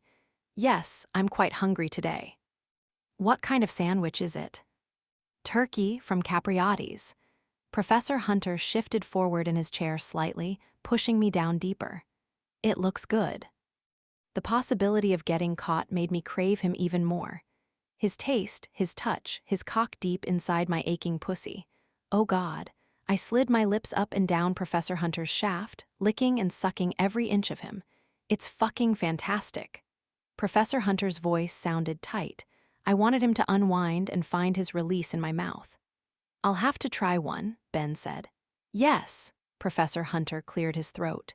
You have to, they're irresistible. Ben was quiet for a second. I will then. I've heard lots of good things about Capriati's, but I don't want to disturb your lunch, James. I just had a quick favor to ask. I wanted Professor Hunter to explode in my mouth. I went up and down, faster and faster. Oh, Professor Hunter said. I almost giggled. He had meant to say it as a question, but it came out as more of an exclamation. What's the favor? He asked a little more calmly. I could tell he was close. It's for my class. I was just wondering if you could come and talk to them about some of the catalysts that made your company explode, so they can see how marketing makes all the difference. I took Professor Hunter's cock all the way to the back of my throat and felt him pulse between my lips. Professor Hunter slammed his hand against his desk. With his other hand, he grabbed a fistful of my hair and pushed his thick cock even deeper into my throat. Fuck, he groaned. A second later, his hot cum filled my mouth. I drank him down greedily. "Are you okay, James?" "Yes, I'm just excited to talk to your class." Professor Hunter sounded like he was out of breath. "I'll do it. Just email me the details." "Thank you, I really appreciate it." Ben's chair squeaked as he stood up. "I think I might go get one of those sandwiches right now." "I can't recommend it enough," Professor Hunter sighed. "Have a good afternoon, James." "You too, Ben." I heard Ben's feet shuffle across the floor and then the door close behind him. Professor Hunter stood up, put his hand out for me, and pulled me to my feet. "Your mouth is a miracle, Penny, but I will get you back for that," he growled. "And when will that be?" "When you least expect it." He leaned in and kissed me, pressing my ass against the edge of the desk. "I forgot how much doing naughty things in public gets you off. You're probably dripping wet, wanting me more than you ever have before." I already wanted him, but his naughty words sent a shiver down my spine. I didn't just want him, I needed him and only him, deep inside of me, making me scream. I want you so badly." A smile curled on Professor Hunter's lips. He pulled my leggings down and pushed my thong to the side. Just like I thought. His finger pressed against me, teasing me. "You're so wet for me, Penny." He brushed the tip of his nose against mine. My heart was racing. I tilted my head back and he answered my call, ravaging me with a kiss that made my head spin. He bit my lip and plunged a finger inside of me. I gasped. He slid his finger in and out of me in a torturous rhythm. "I didn't realize that my cock in your mouth turned you on so much." "Everything about you turns me on." He slid another finger inside of me. I moaned softly. He began to pulse his fingers faster, deeper. I could feel myself clenching around him, climbing higher and higher, like only he could do to me. He pressed his thumb against my clit. I gripped the edge of his desk. He curved his finger slightly, hitting that spot that I never knew existed before meeting him. "Yes!" I screamed and shattered around his fingers. My release washed over me as he pulled his fingers out and slid them into his mouth. I gulped, watching him. Everything he did was so sexy. I wasn't done with him yet. I moved my eyes down his torso to his pants. His erection was bulging against the zipper, eager to come out. "I only have a few minutes before my next class," Professor Hunter said. "Then you better fuck me fast." He raised his left eyebrow. "Penny, I know I can make you come in 60 seconds. There was a challenging look in his eyes. "Turn around and place your hands on the desk." I quickly followed his instructions. I had never wanted something so badly in my life. He hooked his thumbs around my waistband and slid his hands down my ass and thighs, pushing my panties and leggings to my knees. He pushed me forward so that my torso was on top of his desk and my ass was jutting in the air, waiting for him. He ran his fingers down my spine. "This is going to be fast and rough, just the way you like it." I heard the zipper on his pants. The waiting was killing me. I needed him to fill me. As if answering my silent pleading, he slapped my ass hard and thrust his huge cock inside of me. The sting of his hand and his cock spreading me wide made me gasp. He slid his length in and out of me slowly, making the pain turn into immeasurable pleasure within seconds. I gripped the other side of his desk and pushed back into him, wanting more. He slammed into me and began pumping relentlessly, fucking me harder than he ever had before. My hip bones dug into the side of his desk, but all I could feel was him inside of me. His cock made me forget about everything. He leaned forward and brushed my cheek with his knuckles as he gyrated his hips. "You only have 30 seconds left, Penny. If you don't come, then you'll just have to wait."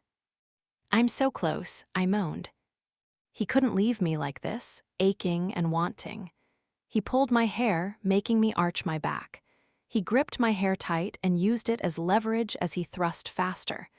The sensation made me clench around him. "That's right," he growled. "Come for me, Penny." And as if he had given me a simple instruction, I found my release.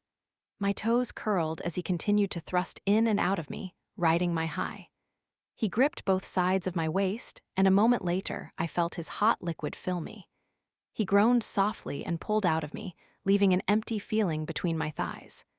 I heard him zip his pants, and I rose from his desk and turned around.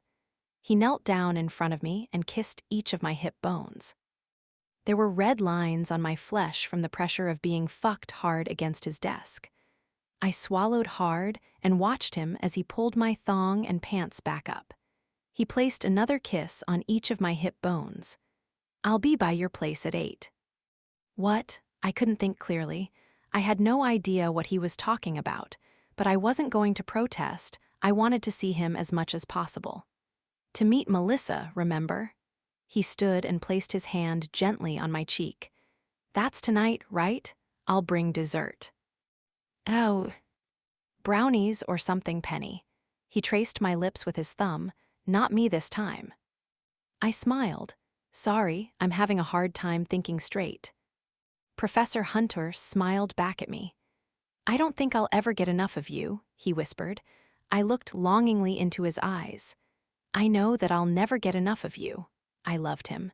There was no doubt in my mind. I loved him so much. Chapter 50. Wednesday. Last time Professor Hunter had been here, I hadn't known he was coming, so I wanted to make sure my dorm room looked better this time. I grabbed the last piece of clothing on the ground and tossed it in my hamper. "Geez, hasn't he been here before?" Melissa was watching me. "Yeah, but I don't want him to think I'm messy." "But you are messy." I put the bottle of Windex down on my bureau. "I guess you're right. Is there anything else I should know?" "About James." "Do you call him Professor Hunter?" "No," I lied. I could feel my face turning crimson. "You're so weird." "Melissa, please don't embarrass me." "I promise that I'm not on a mission to embarrass you, but I do have some questions for him, if I happen to mortify you along the way." "Melissa." "I'll be on my best behavior." She lifted her hands in the air, pretending to surrender. I didn't believe her for a second. My phone buzzed and my stomach rose to my chest. I grabbed it and read his text. "He's here." "So go let him in." Melissa crossed her legs on her bed. I gave her one last pleading look and went to go let Professor Hunter in. I opened the back door to our building. He was standing there in a leather jacket, jeans, and a t-shirt. He truly looked like a college student, the most handsome college student in existence. It had started to rain, which made his hair glisten. He stepped inside and kissed me. "Penny," he whispered. "James," I said breathlessly. My knees felt like jelly. "Is she excited to meet me?" "I think so." "You don't seem very confident." He had a playful grin on his face. "It's just that she can be kind of intense. Please just remember how much I like you." "I'm sure it won't be that bad. I brought brownies." He held up a pan covered with aluminum foil. Brownies were second only to condoms on my list of favorite things that come in foil. "I'd rather have you." I was feeling bold, a feeling I knew would disappear as soon as we walked into my dorm room. "Maybe later. Right now, I promise to meet your friend." He pulled back and put his hand out for me. I let him lead the way up the stairs to my room. I took a deep breath as I opened the door. "So you're the elusive Professor Hunter?" Melissa asked. I closed the door behind us, hoping that no one on our floor had heard her. Professor Hunter gave Melissa a charming smile. "Please, call me James, and you must be Melissa." Professor Hunter put out his hand for Melissa to shake. Melissa hesitated a moment too long and then shook his hand. She was being awful on purpose. Letting them meet was looking like a terrible idea already. I brought brownies. Professor Hunter lifted the pan in the air. "Yum, did you bake them yourself?" Melissa asked. Professor Hunter paused. "No, I doubt they'd be edible if I had." "You don't cook?" "Not very often." Professor Hunter scratched the back of his neck. He looked so uncomfortable. I wound my arm around his. "He has a personal chef," I offered. Could this be any more awkward? Melissa was going to spend the whole night rapid-firing questions at him. "Very fancy," Melissa said. She crossed her arms in front of her chest. "It's strange. I never pictured a professor in our dorm room." I never pictured myself in a student's room either. It just happened. Melissa smiled. So, tell me about yourself. Well, I grew up in New York. I lived there my whole life until I moved here last year. I'm sorry, what is it that you want to know exactly?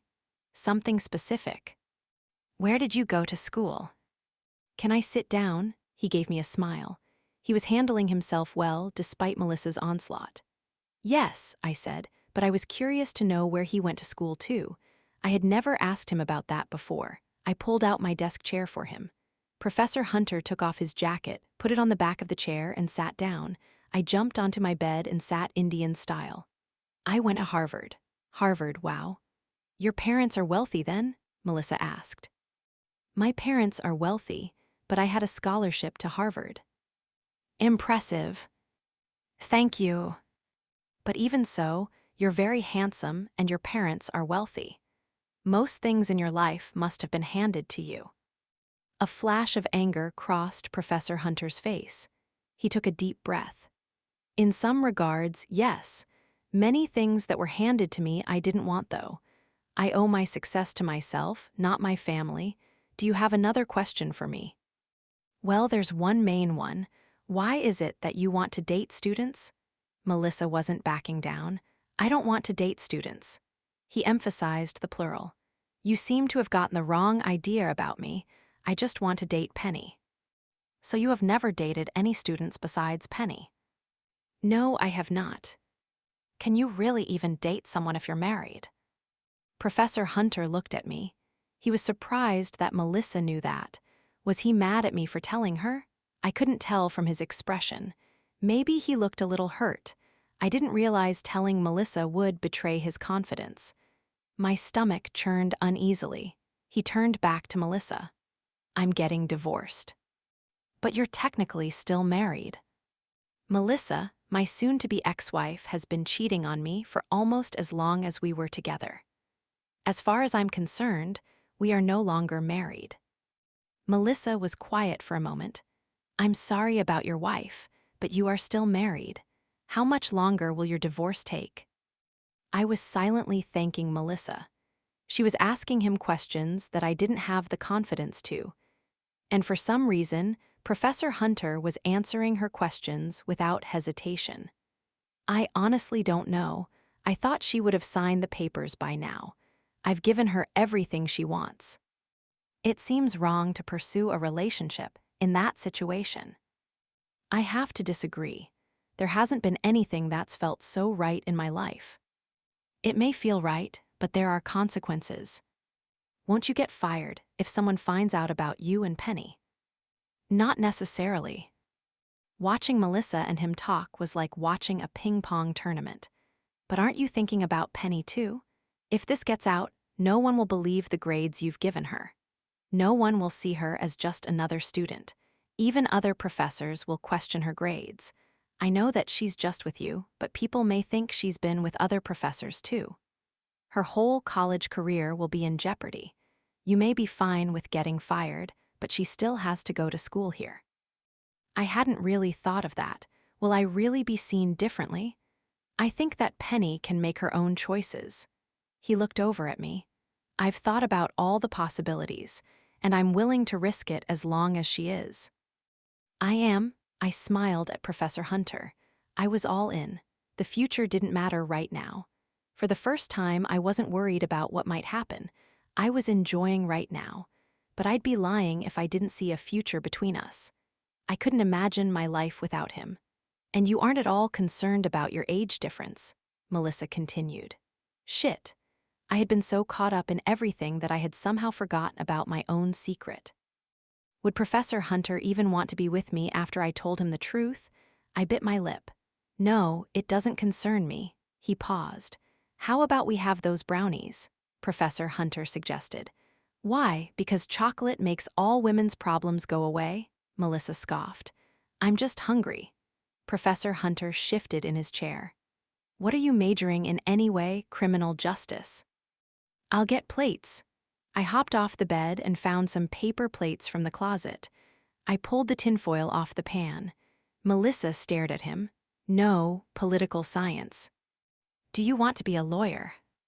This isn't really about me, James, it's about you. I was under the impression that we were supposed to get to know each other tonight. Yes, I want to be a lawyer. Now back to you. I find it hard to believe that you can't find someone to date that's your own age. Melissa was being relentless. The only person I want to date is Penny. I don't know what else I can say to make you believe me. Melissa sighed. Okay. Okay. I believe you. I'm sorry about all the questions. I'm just looking out for Penny. Dating a professor just isn't like her. I froze as I was cutting the brownies. Please don't say I'm a future cat lady. I would hope not, Professor Hunter said. That's a little hypocritical. Then I guess I'm a hypocrite. He smiled at me. My body relaxed. It always did when his gaze was on me. I finished cutting the brownies and handed them out. These are really good, Melissa said sweetly. I relaxed even more. Maybe her onslaught was finally done. I'll pass on your compliments. Professor Hunter put his half-eaten brownie down on the plate. So, if Penny isn't the type of girl who dates a professor, what type of girl is she exactly? Melissa laughed. The type of girl who likes to stay in on a Saturday night. She doesn't break the rules. I mean, I thought she was joking when she told me she was dating you. I break the rules sometimes. It was weird just sitting there watching them talk about me. No, you don't. You're ridiculously straight-laced. I basically have to drag you out of the dorm on weekends. Professor Hunter laughed. He put down his plate, stood up, and sat down on the bed next to me. The tension in the room seemed to completely evaporate once he put his arm around me. He wasn't a professor in our room anymore, he was my boyfriend. I was the luckiest girl in the world. Melissa smiled at us. Going from taking no risks to dating a professor is a huge leap. I didn't really understand it, but seeing you two together, Melissa shrugged. I get it. Well, I'm glad we have your approval. Your opinion seems to be very important to Penny, and therefore important to me. And I promise not to tell anyone. Your secret is safe with me. Thank you, Melissa. And let me officially invite you to our birthday party.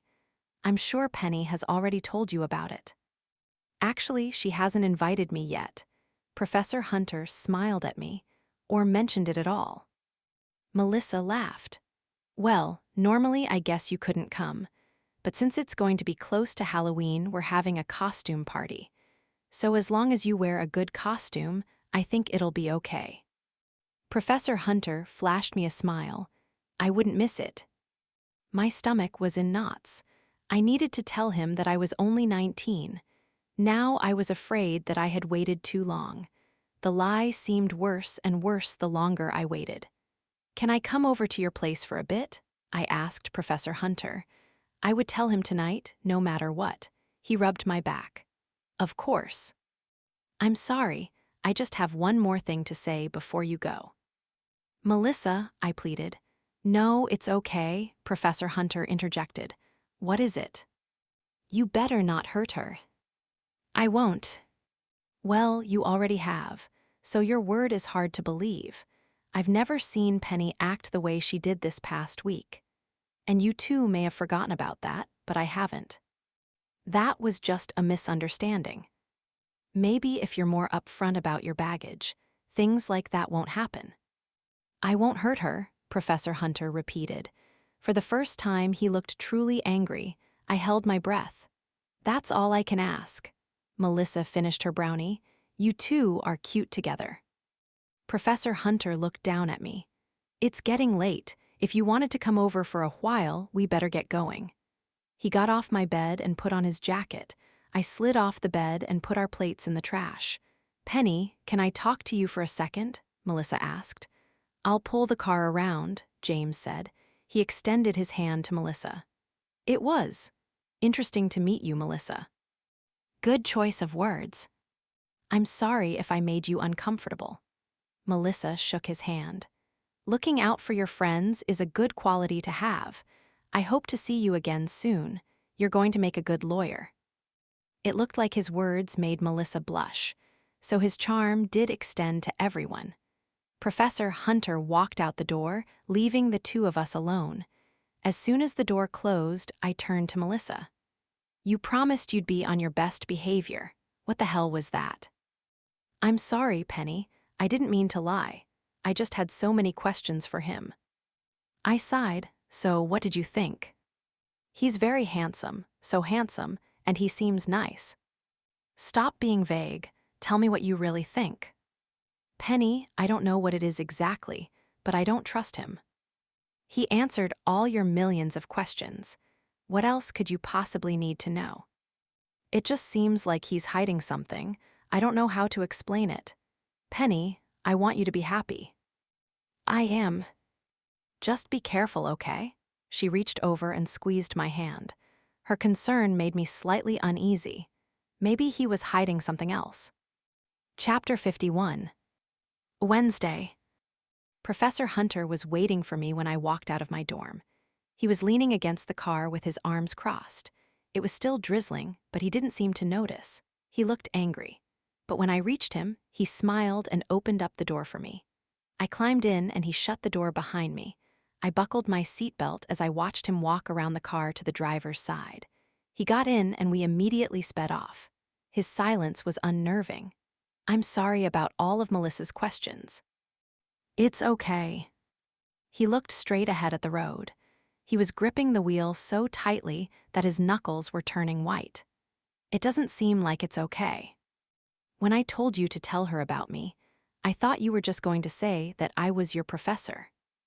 I thought I was allowed to tell her everything.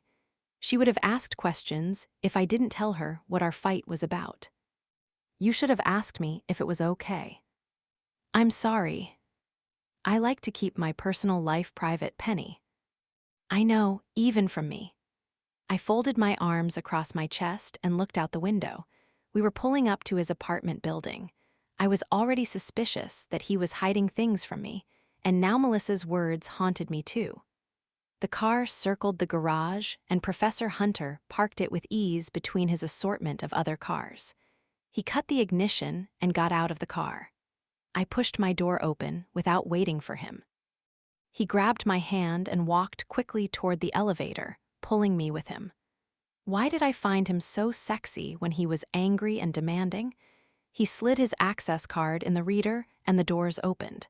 He pulled me inside. "I said that I was sorry. I should have asked you." "It's not just that." "Then what is it?" "Your friend hates me. She didn't even give me a chance. I think that maybe it's because she has someone else in mind for you." "She doesn't." "So she dislikes Tyler too." "This has nothing to do with Tyler. She's just looking out for me." "I don't think that's true." "Stop." I lightly pushed his chest. He grabbed my hand. His eyes were ablaze as he stared down at me. He pushed my back against the elevator wall and lifted my hands above my head. Desire exploded through my body.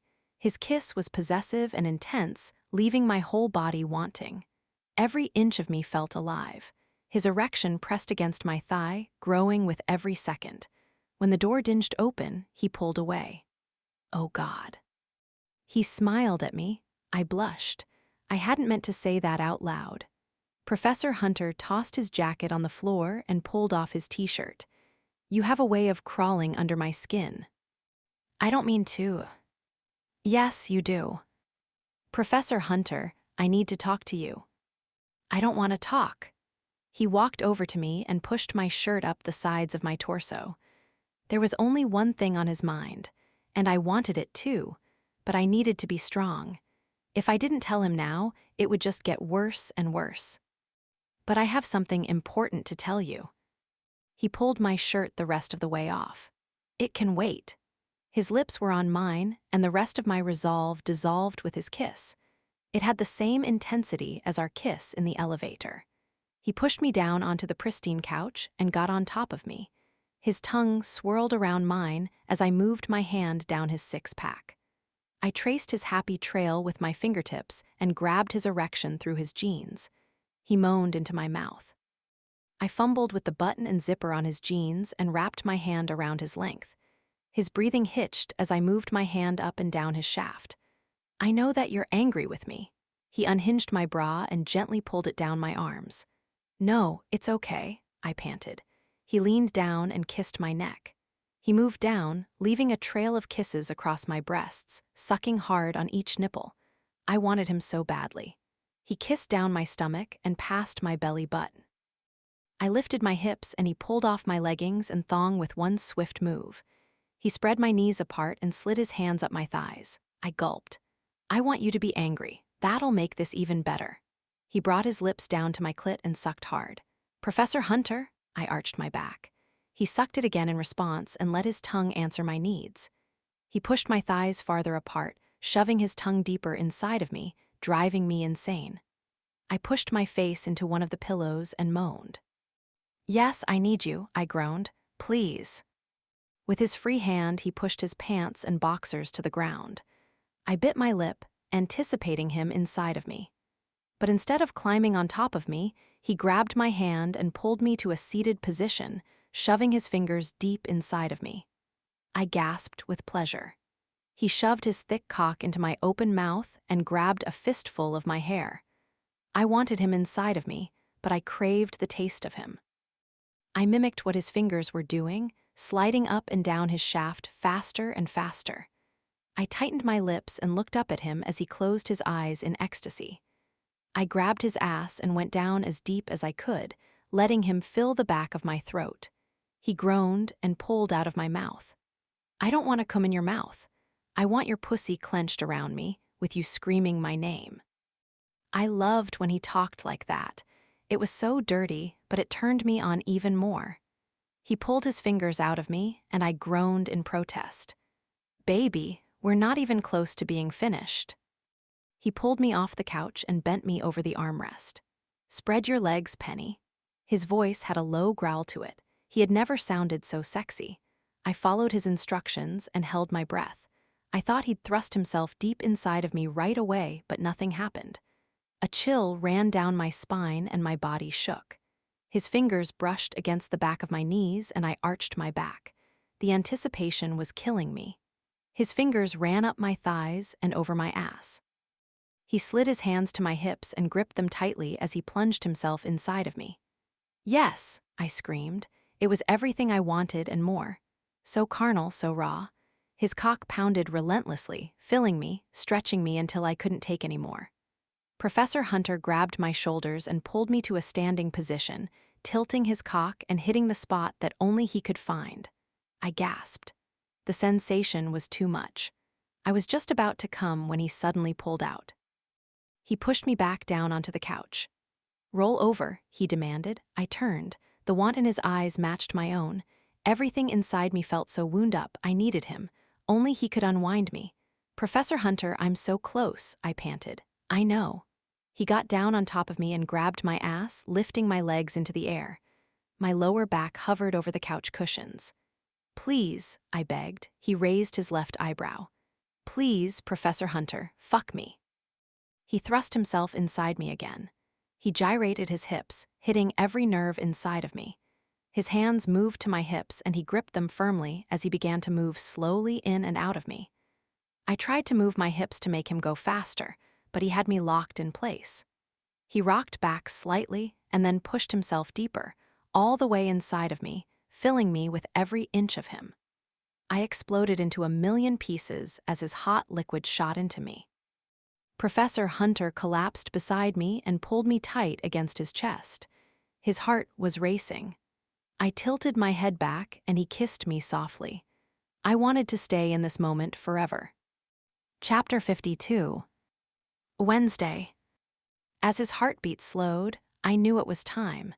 There was nothing preventing me from telling him my secret now. "You called me baby." "I'm sorry, did you not like that?" "No, I did. You've just always called me Penny, or Miss Taylor. Everything you say sounds sexy, though. You could call me anything." Professor Hunter smiled. "And you've always called me Professor Hunter. I think you like that I keep calling you that." "You do, huh?" "It makes everything sexier. Mysterious and forbidden, wrong but so right." "Nothing is wrong about you and me." He tucked a strand of hair behind my ear. Melissa said something after I left, didn't she? I can tell that something is bothering you. No, it's not that. Only partially. Hold that thought. He slowly rose from the couch. I stared at him longingly. What, have you not had enough? I'll never have enough of you. He smiled and zipped up his jeans. I'll be right back. I have something for you. I slowly sat up. I grabbed my panties off the floor. I went to pick up my pants but suddenly had a better idea. I pulled Professor Hunter's shirt on instead and sat back down on the couch. God, you're sexy. He reemerged from a room that I hadn't been in yet. I could feel my face flushing. This is when you look the most beautiful. When your hair is mussed up, your cheeks are pink, and you're wearing one of my shirts. He pulled a wrapped box out from behind his back. But my birthday isn't for another few weeks. It's not for your birthday. He sat down beside me and placed the box in my hands. It was wrapped perfectly with white paper and a silky pink bow. What is it? Open it, baby. I smiled at him. I pulled the bow loose and tore into the paper. I lifted up the lid and slid the tissue paper to the side. It was a new bikini. It was a deep blue, the same color as the ocean. There were more strings than I was used to seeing on a bathing suit, but it looked beautiful. I ran my fingers across the fabric. You didn't need to do that. I wanted to. Besides, it's my fault that we lost your last one.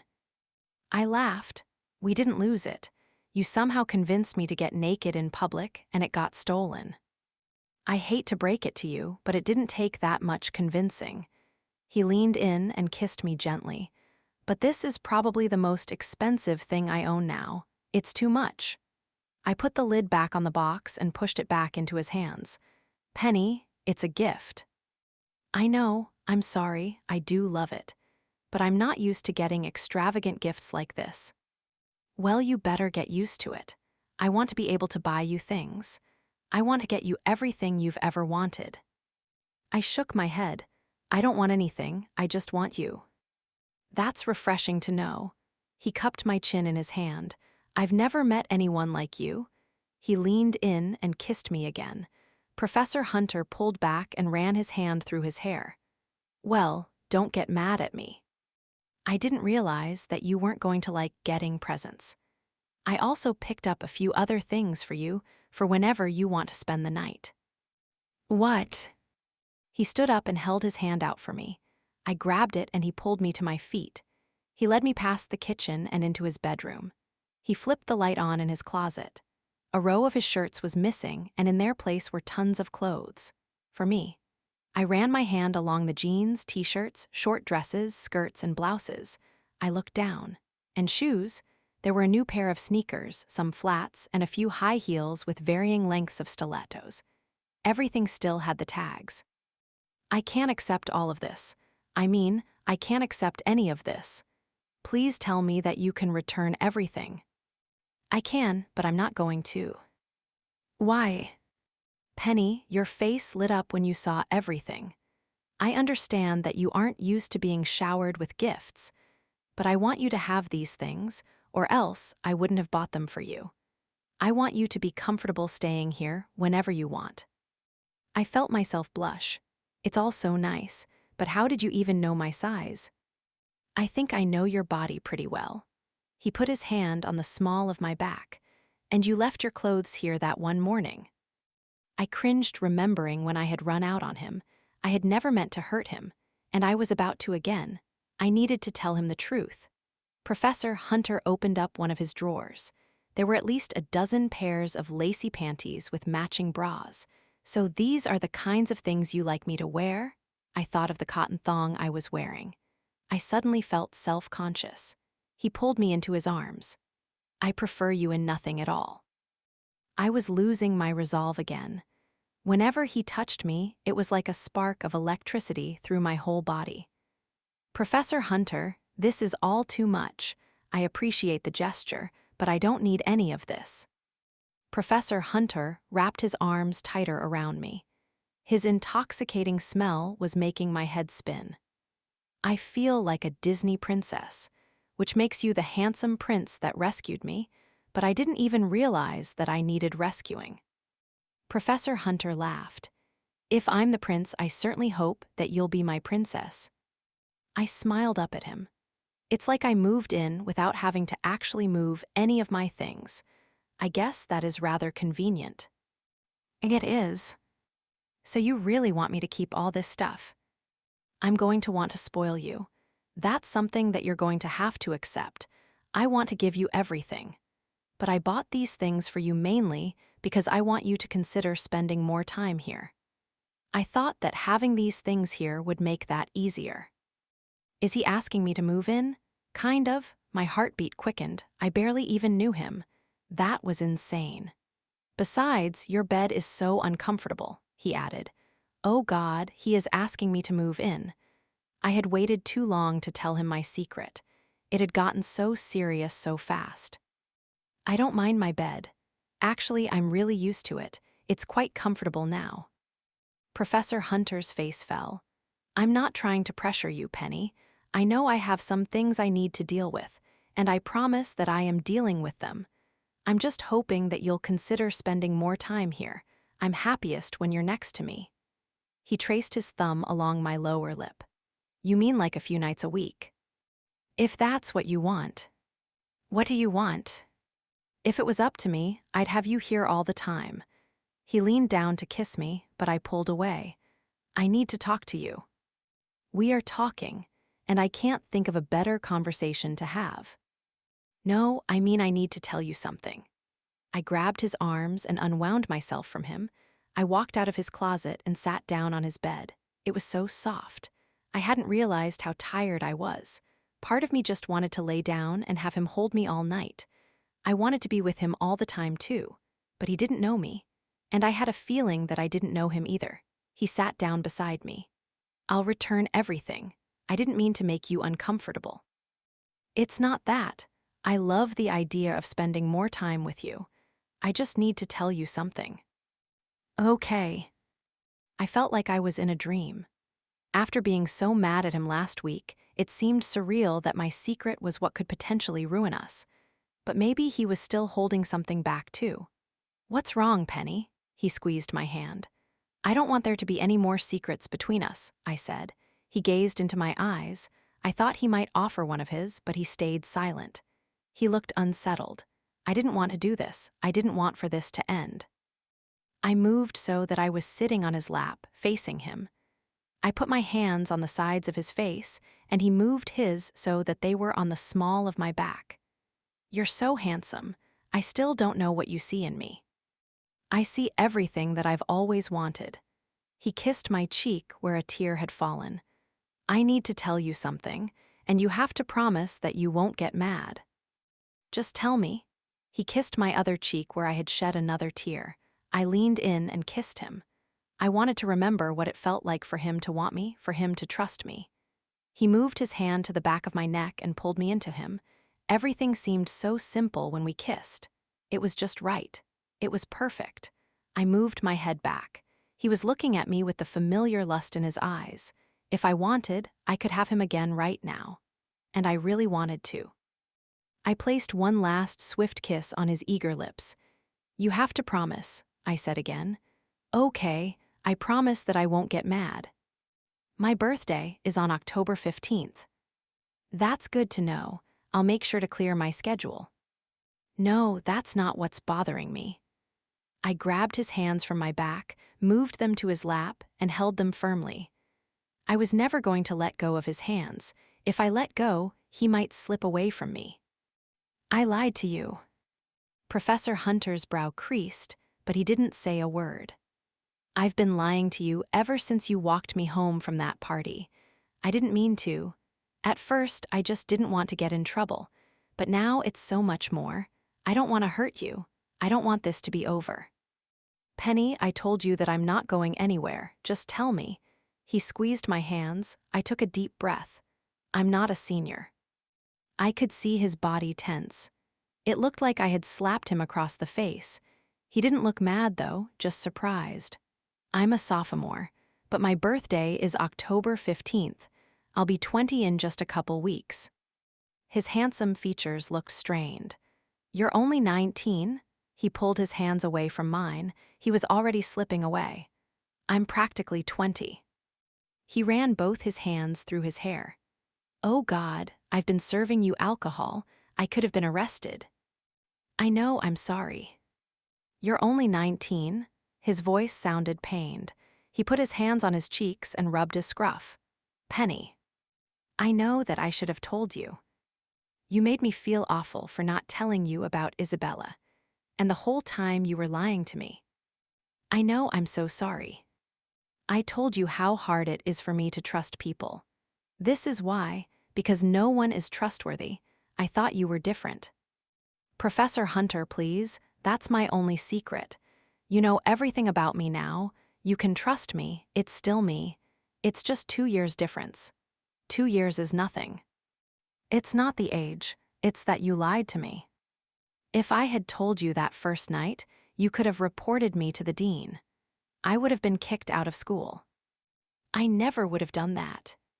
But it's your job. I don't care about my job, I care about you. I had a crush on you. It took every ounce of control I had to not lift up that short, sparkly skirt you were wearing and have my way with you right there in the middle of campus. I didn't know that. All I knew was that I was drinking underage and I had a crush on my professor. I was so out of my comfort zone, I didn't know what to do. Well, you should have told me. I know, and I'm sorry. I reached for his face, but he pushed my hand away. I thought you were different. I let myself fall for you, even though I knew better. My stomach churned. I've fallen for you too. He ran his hand through his hair. The things I've done to you, if I had known you were a teenager, I wouldn't have. Don't say that, don't take away what we have, I love you. I was choking on my words. Professor Hunter, I love you so much. Professor Hunter looked distraught. Penny, you don't know what love is. He pushed me off his lap. You promised you wouldn't get mad. Damn it, Penny, you made me believe that this was real. I let myself dream about a future with you. We only had to wait 2 semesters. I wanted to be with you. But 6 semesters. I couldn't stop my tears. Stop using the past tense. What do you expect, Penny? You waited a whole month to tell me.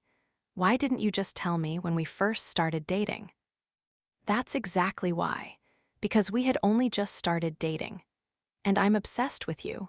I knew you'd be mad. I knew that you'd leave me. I wanted to have you as long as possible.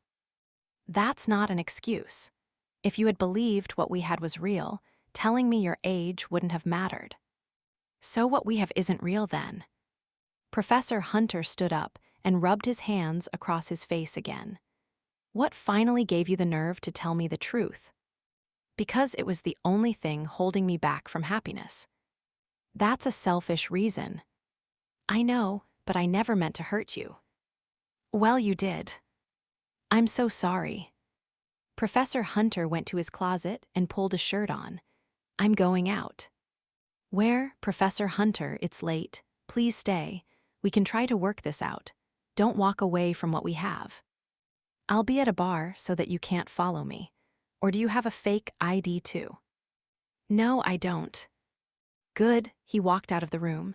I stumbled off the bed and ran after him. He was already standing by the elevator. He hit the button and the doors opened. Please don't go. I walked over to him. I wanted him to hug me and tell me everything was okay and that he loved me too. He stepped onto the elevator. I believe that you know how to let yourself out.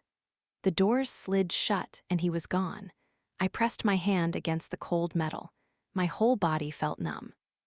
I thought telling him would be a relief. A part of me thought he would forgive me.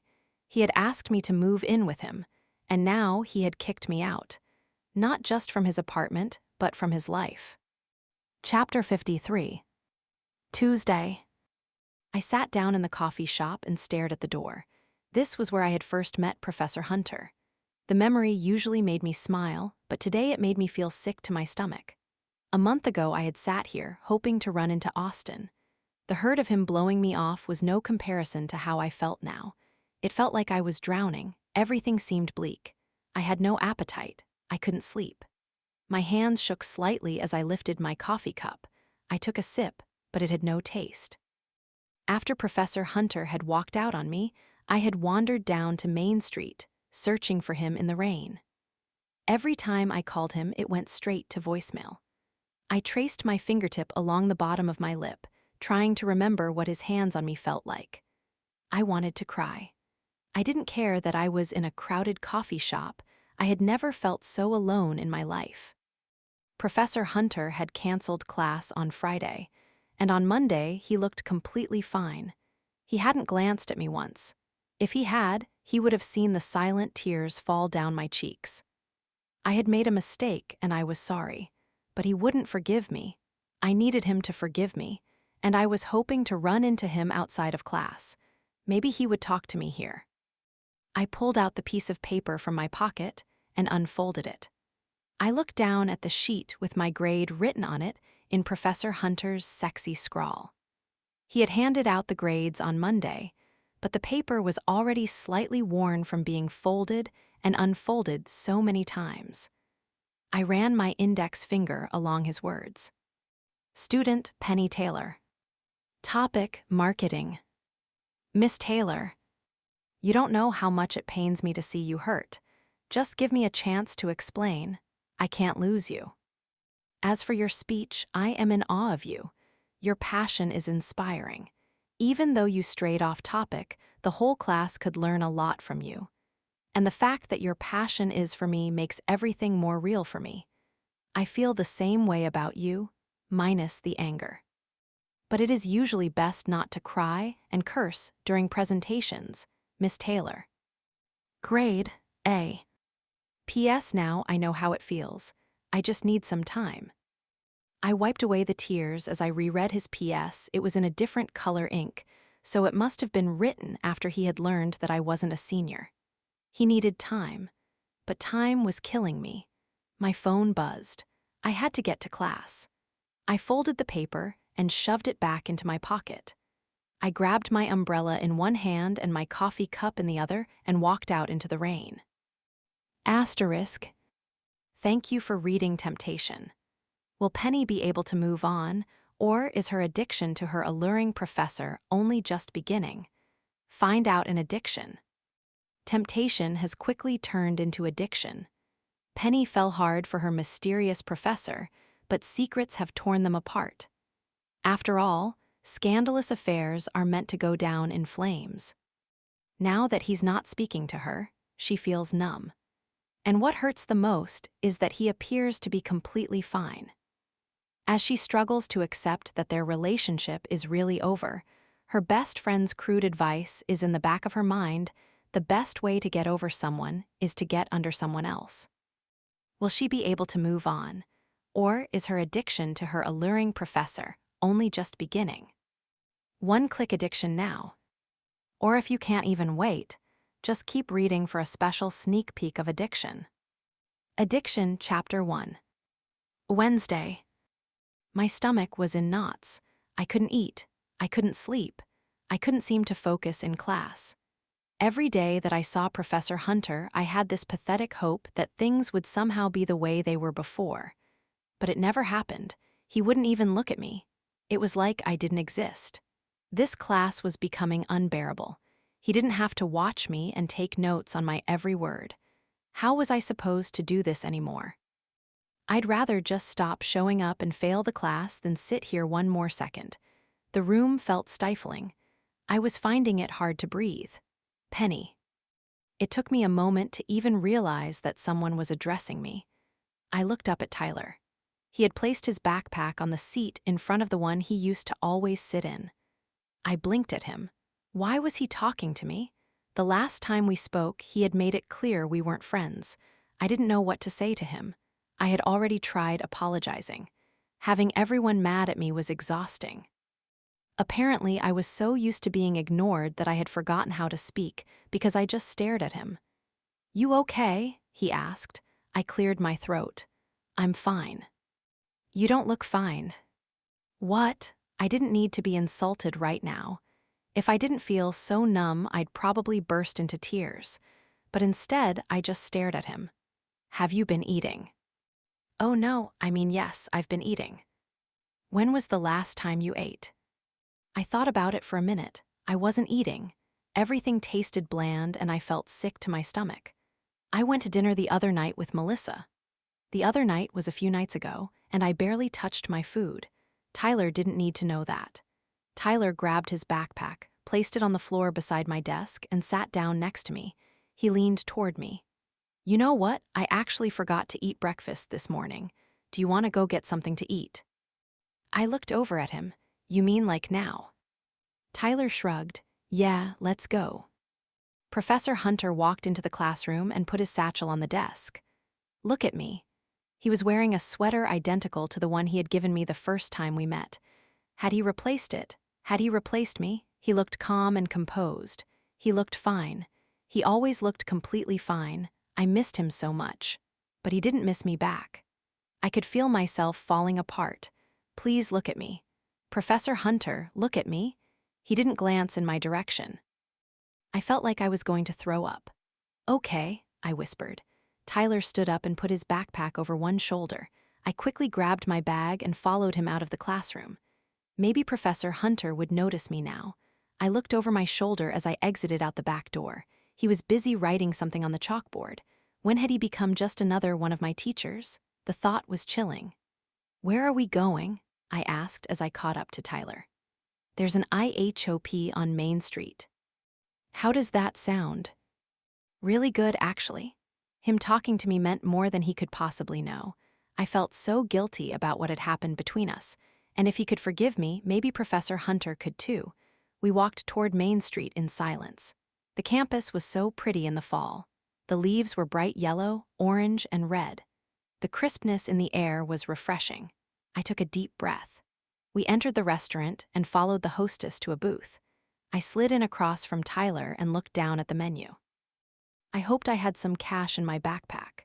Regardless, I searched for something cheap just in case Tyler insisted on paying. I didn't know you were one for playing hooky, Tyler said.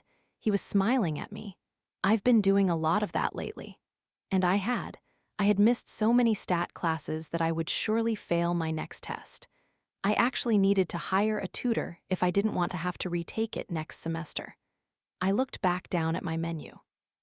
I couldn't help but wonder why Tyler was being nice. He knows. Of course he knows. Melissa would have told him that Professor Hunter and I were fighting. I refused to think that we were broken up. Needing time didn't mean we had broken up. We were still together. But every time I insisted on the fact that we were still together, it felt more and more like I was lying to myself. It had been 2 weeks since our fight, and it had been 2 weeks since he had spoken to me. I wasn't sure how much longer I could lie to myself. The waitress came over and I ordered some pancakes with scrambled eggs. The delicious aromas in the air made my stomach growl. When the waitress left, I looked up at Tyler. He looked genuinely concerned for me. Why are you looking at me like that? I asked. It was making me uncomfortable. I didn't deserve his sympathy. Like what? Like I'm a pathetic loser that you pity. You're definitely not a pathetic loser. He gave me an encouraging smile, then stopped looking at me like that. I stared back at him. Melissa told me what happened, Tyler said gently. Right. Of course she did. She probably still wanted Tyler and me to be together. Did you want to talk about it? I looked up at him. I thought you didn't want to be friends with me. Penny, I'm sorry I was such a jerk. I was pissed, but I still care about you. He paused for a moment, clearly more than he does. Tyler, does he even realize how upset you are? I don't know. I haven't spoken to him. Penny, come on. You deserve better than this. You deserve better than him. You don't even know him. I suddenly felt cold. I wrapped my arms around myself. I know enough. He didn't say it, but what he meant was that Professor Hunter was dating a student. And that made Professor Hunter a creepy asshole. But Tyler couldn't be more wrong. I loved Professor Hunter. I loved him more than I even realized I could love someone, and I needed him back. He's a good guy, Tyler. This whole thing is my fault. I deserve this. You deserve to be happy, and he's not making you happy. I really don't want to talk about this. I bit my lip. I didn't want to start crying in the middle of the restaurant. Tyler was quiet for a moment. I could feel his eyes on me. "I think you should report what happened to the dean." I winced at his words. I should have known that's why he wanted to talk to me. "Tyler, you don't even know the whole story." "The whole story doesn't matter. All that matters is that he broke the rules." I broke the rules too. I pushed him every chance I got, blatantly flirting with him in class, texting him, not leaving him alone when he had asked me to. I wanted this, probably more than he did. Clearly more than he did. If he wanted this, wouldn't he have forgiven me by now? The thought made my stomach churn. The waitress put our food down in front of us. I was no longer hungry. The realization that Professor Hunter didn't want me suddenly felt like a fresh wound. I slowly cut into my pancakes and took a bite. It didn't taste like anything. "Just think about it, okay?" Tyler continued. "No, okay." We ate in silence. I chewed and swallowed and tried not to make a disgusted face. "Are you excited for your birthday?" Tyler asked as he pushed his plate to the side. My birthday. There was nothing I wanted more than to spend my birthday with Professor Hunter. But it was tomorrow, and he still wasn't talking to me. I didn't have any plans for my actual birthday. Melissa had planned our joint birthday party for Friday. It was still costume-themed. And it was being held at Tyler and Josh's frat house. I wasn't looking forward to it at all. Whenever Melissa asked me about any of the details, I'd just mumble yes to all her plans. I figured I just wouldn't go. I realized I hadn't answered Tyler's question. "I guess." Tyler laughed. "You don't sound excited." A month ago, I was thrilled that I would be turning 20 soon. I didn't want to be a teenager. I wanted to be more mature and for Professor Hunter to want me. But now, I was just sad. Turning 20 seemed like a big deal. I had been so wrapped up in the idea of what Professor Hunter thought about my age that I hadn't taken into account how I really felt about turning 20. "I feel old." "That's because you haven't been eating." I laughed. It sounded strange in my throat. "You know what I mean. I won't be a teenager anymore. I'm an old lady." Tyler laughed. "Coming from a 21-year-old, 20 isn't so bad, and you aren't an old lady. You only have a few wrinkles." "What?" "I'm just kidding," Tyler laughed. "You don't have any wrinkles, you're perfect." Perfect? I looked down at my half-eaten pancakes. He still liked me. How could he still like me? I had an affair with our professor. I had lied to him. I was far from perfect. His compliment was off-putting, and I could feel my face flush. "Do you have any plans for tomorrow night?" he asked. "Just hanging out with Melissa." "Then we'll celebrate Friday, I guess." Tyler pulled his cell phone out of his jeans and looked at the screen.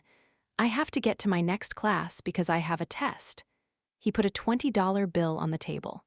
"I can pay this time," I said. I opened up my backpack to grab some money. "Happy early birthday, Penny. I'll see you on Friday."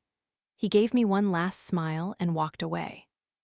Addiction Chapter 2. Thursday. I had never understood what Professor Hunter saw in me. Had he fallen for me because I was so bold? If that was it, no wonder he was ignoring me now. I felt like a small fragment of the person that I was just a few weeks ago. I had to shake this feeling. My birthday was flying by in a blur. Tons of people had wished me a happy birthday, but none of them had been Professor Hunter. I needed to accept the fact that we were done. It was a tryst. It was only for a month. I had taken everything too seriously. He was my professor. He was older than me. He was married for Christ's sake. It wasn't going anywhere. I opened up my text that I had gotten from Tyler that morning. "Penny, I hope you have a fantastic birthday. I can't wait to see you tomorrow and celebrate. Even though you're old now, to me you'll always be perfect. Wrinkles and all." I smiled as I looked down at the words. Tyler was the sweetest guy I had ever known, but I didn't think I could date him. I couldn't take being hurt anymore. Being an old cat lady was sounding better and better every day. Melissa came into the room with a package in her hands. "Penny." Hey, I said with as much enthusiasm as I could muster. I eyed the package in her hands. She had already given me a birthday gift. It was a dress that was far too short and cupcakes that I had already eaten way too many of. At least I had got my appetite back for birthday cupcakes. She walked over to my bed and placed the box down on my bed. This is for you. But you already got me enough. It's not from me. Who is it from? Melissa sat down on my bed. It doesn't say, it's just addressed to you. Open it, Penny. For a moment, I let myself believe it was from Professor Hunter. My heart rate accelerated. He actually remembered. I grabbed scissors off my desk, cut through the tape, and ripped open the box. I opened the card and looked down at the familiar handwriting. My mom's writing. Enjoy your day, sweetie. I can't believe our little Penny is 20. Call us when you get a chance. We love you, Mom and Dad. My heart fell. What is wrong with me? It's from my parents. Oh, Melissa had been hoping for the same thing as me. I looked through the package. It was all my favorite snack foods. Cheez-Its, white cheddar popcorn, gummy bears, Starbursts, Pringles, and a bunch of other delicious cheesy or sweet treats. And there was a check with a note saying I had to spend it on myself. I had a habit of always putting any money I got in the bank, but if they specifically said I needed to spend it, it was usually enough of a guilt trip to make me. I smiled up at Melissa. I'm sorry, she said. I don't know how to accept that it's over. I could feel the tears welling in my eyes. I didn't want to think about this on my birthday. Melissa jumped off my bed. Let's go out. I don't want to. I wiped my eyes.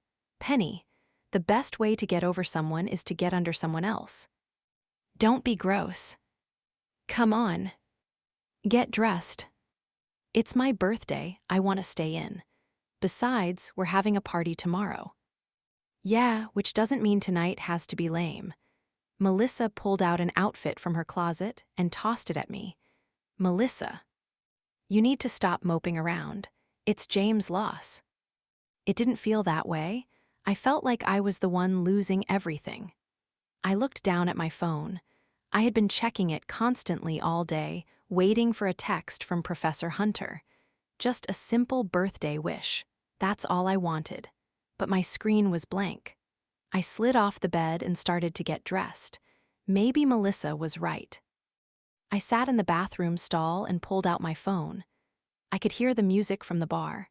Please have texted me. It was past midnight. My birthday was over. I slid my finger across the screen on my phone. Nothing. Professor Hunter hadn't even sent me a generic happy birthday text. The whole day I had been waiting. I couldn't enjoy myself. I had been in so much pain for weeks. And he didn't care. That's what it came down to. He no longer cared about me. I quickly typed out a message to him. I had a great birthday. Thanks for remembering, Professor Hunter. I assume you had something super fancy and prestigious to do tonight. Sorry I wasted so much of your precious time. I hope you have a great life. I pressed send before I could change my mind. He was such an asshole. I had made one mistake, and it was only because I knew he'd freak out, which he did. It really is over. I found myself wishing that I had never met him, that I had never gotten tied up in this awful, painful relationship, or lack thereof. I had been so consumed in him that I had completely lost myself. I was addicted to the way he had made me feel, but I wasn't addicted to feeling invisible. If he didn't want me, then why was I waiting for him? I put my phone back into my jacket pocket and put my face in my hands. I had never had a boyfriend to spend my birthday with. After a week had passed without hearing from Professor Hunter, a small part of me thought he'd surprise me on my birthday. He'd show up and kiss me and sweep me off my feet. What kind of fairy tale was I living in? I thought about when I had told him I felt like a Disney princess. I lifted my face out of my hands. Professor Hunter wasn't my prince. I needed him tonight. I needed him, and he hadn't shown up. I stood up and left the stall. I washed my hands without looking in the mirror. I went back into the bar and glanced around for Melissa. I reached her on the dance floor. Come on, let's go, I said to her. Boo. I couldn't help but laugh. I grabbed her arm and we began to walk out of the bar and back onto Main Street. I can't believe you didn't talk to anyone, Melissa said. The last thing I need is another guy in my life. Yeah, I don't think you know how to get over someone at all. I just want to be single for a while. Single, I swallowed hard. Melissa rolled her eyes at me. Melissa suddenly stopped walking, almost causing me to fall over. Shit, is that him? Melissa asked. I followed Melissa's gaze. There was a man sitting on a bench up ahead. His elbows were on his knees and his hands were in his hair. He was staring at the ground. He was wearing shorts, a hoodie, and sneakers. It looked like he had just been on a run. It was undoubtedly Professor Hunter. Holy crap. I pushed Melissa into a side street between two buildings and ducked in behind her. Is it him? She asked. Yes. I peered out from behind the wall. He looked distraught. I thought about the text I had sent him a few minutes ago. Is that why he's upset? He wasn't looking at his cell phone. He was just staring at the ground. So why are we hiding? Go talk to him. Obviously you want to. I can't. Professor Hunter always looked so poised in class. Was he actually falling apart too? Did he miss me as much as I missed him? I wanted to run over to him and kiss him. I didn't want him to be in pain. But it wasn't necessarily me that was causing him pain. The thought was numbing. I can't, I repeated. I watched as he pulled an envelope out of his pocket. He put his hands in the middle of it and was about to rip in half but stopped. He tossed it on the bench beside him, put his elbows back on his knees and his face in his hands. I stopped looking and leaned against the brick wall. Whatever was in that envelope was why he was upset. He wasn't missing me. Melissa. It was so hard to swallow reality. Please, I can't. Okay, this way, Melissa said and grabbed my hand. I looked at Professor Hunter one more time before following Melissa down the alley. Seeing him like that made it feel like he had only just left me. The wound was still fresh, and I was beginning to think it would never heal. But for the first time since he had left me in his apartment, I felt a glimmer of hope. There was no basis for it. He was clearly upset about the contents of the envelope, but I hadn't been eating. And I hadn't been sleeping. All I wanted to see was that he was upset too. Maybe he wanted me back as much as I wanted him.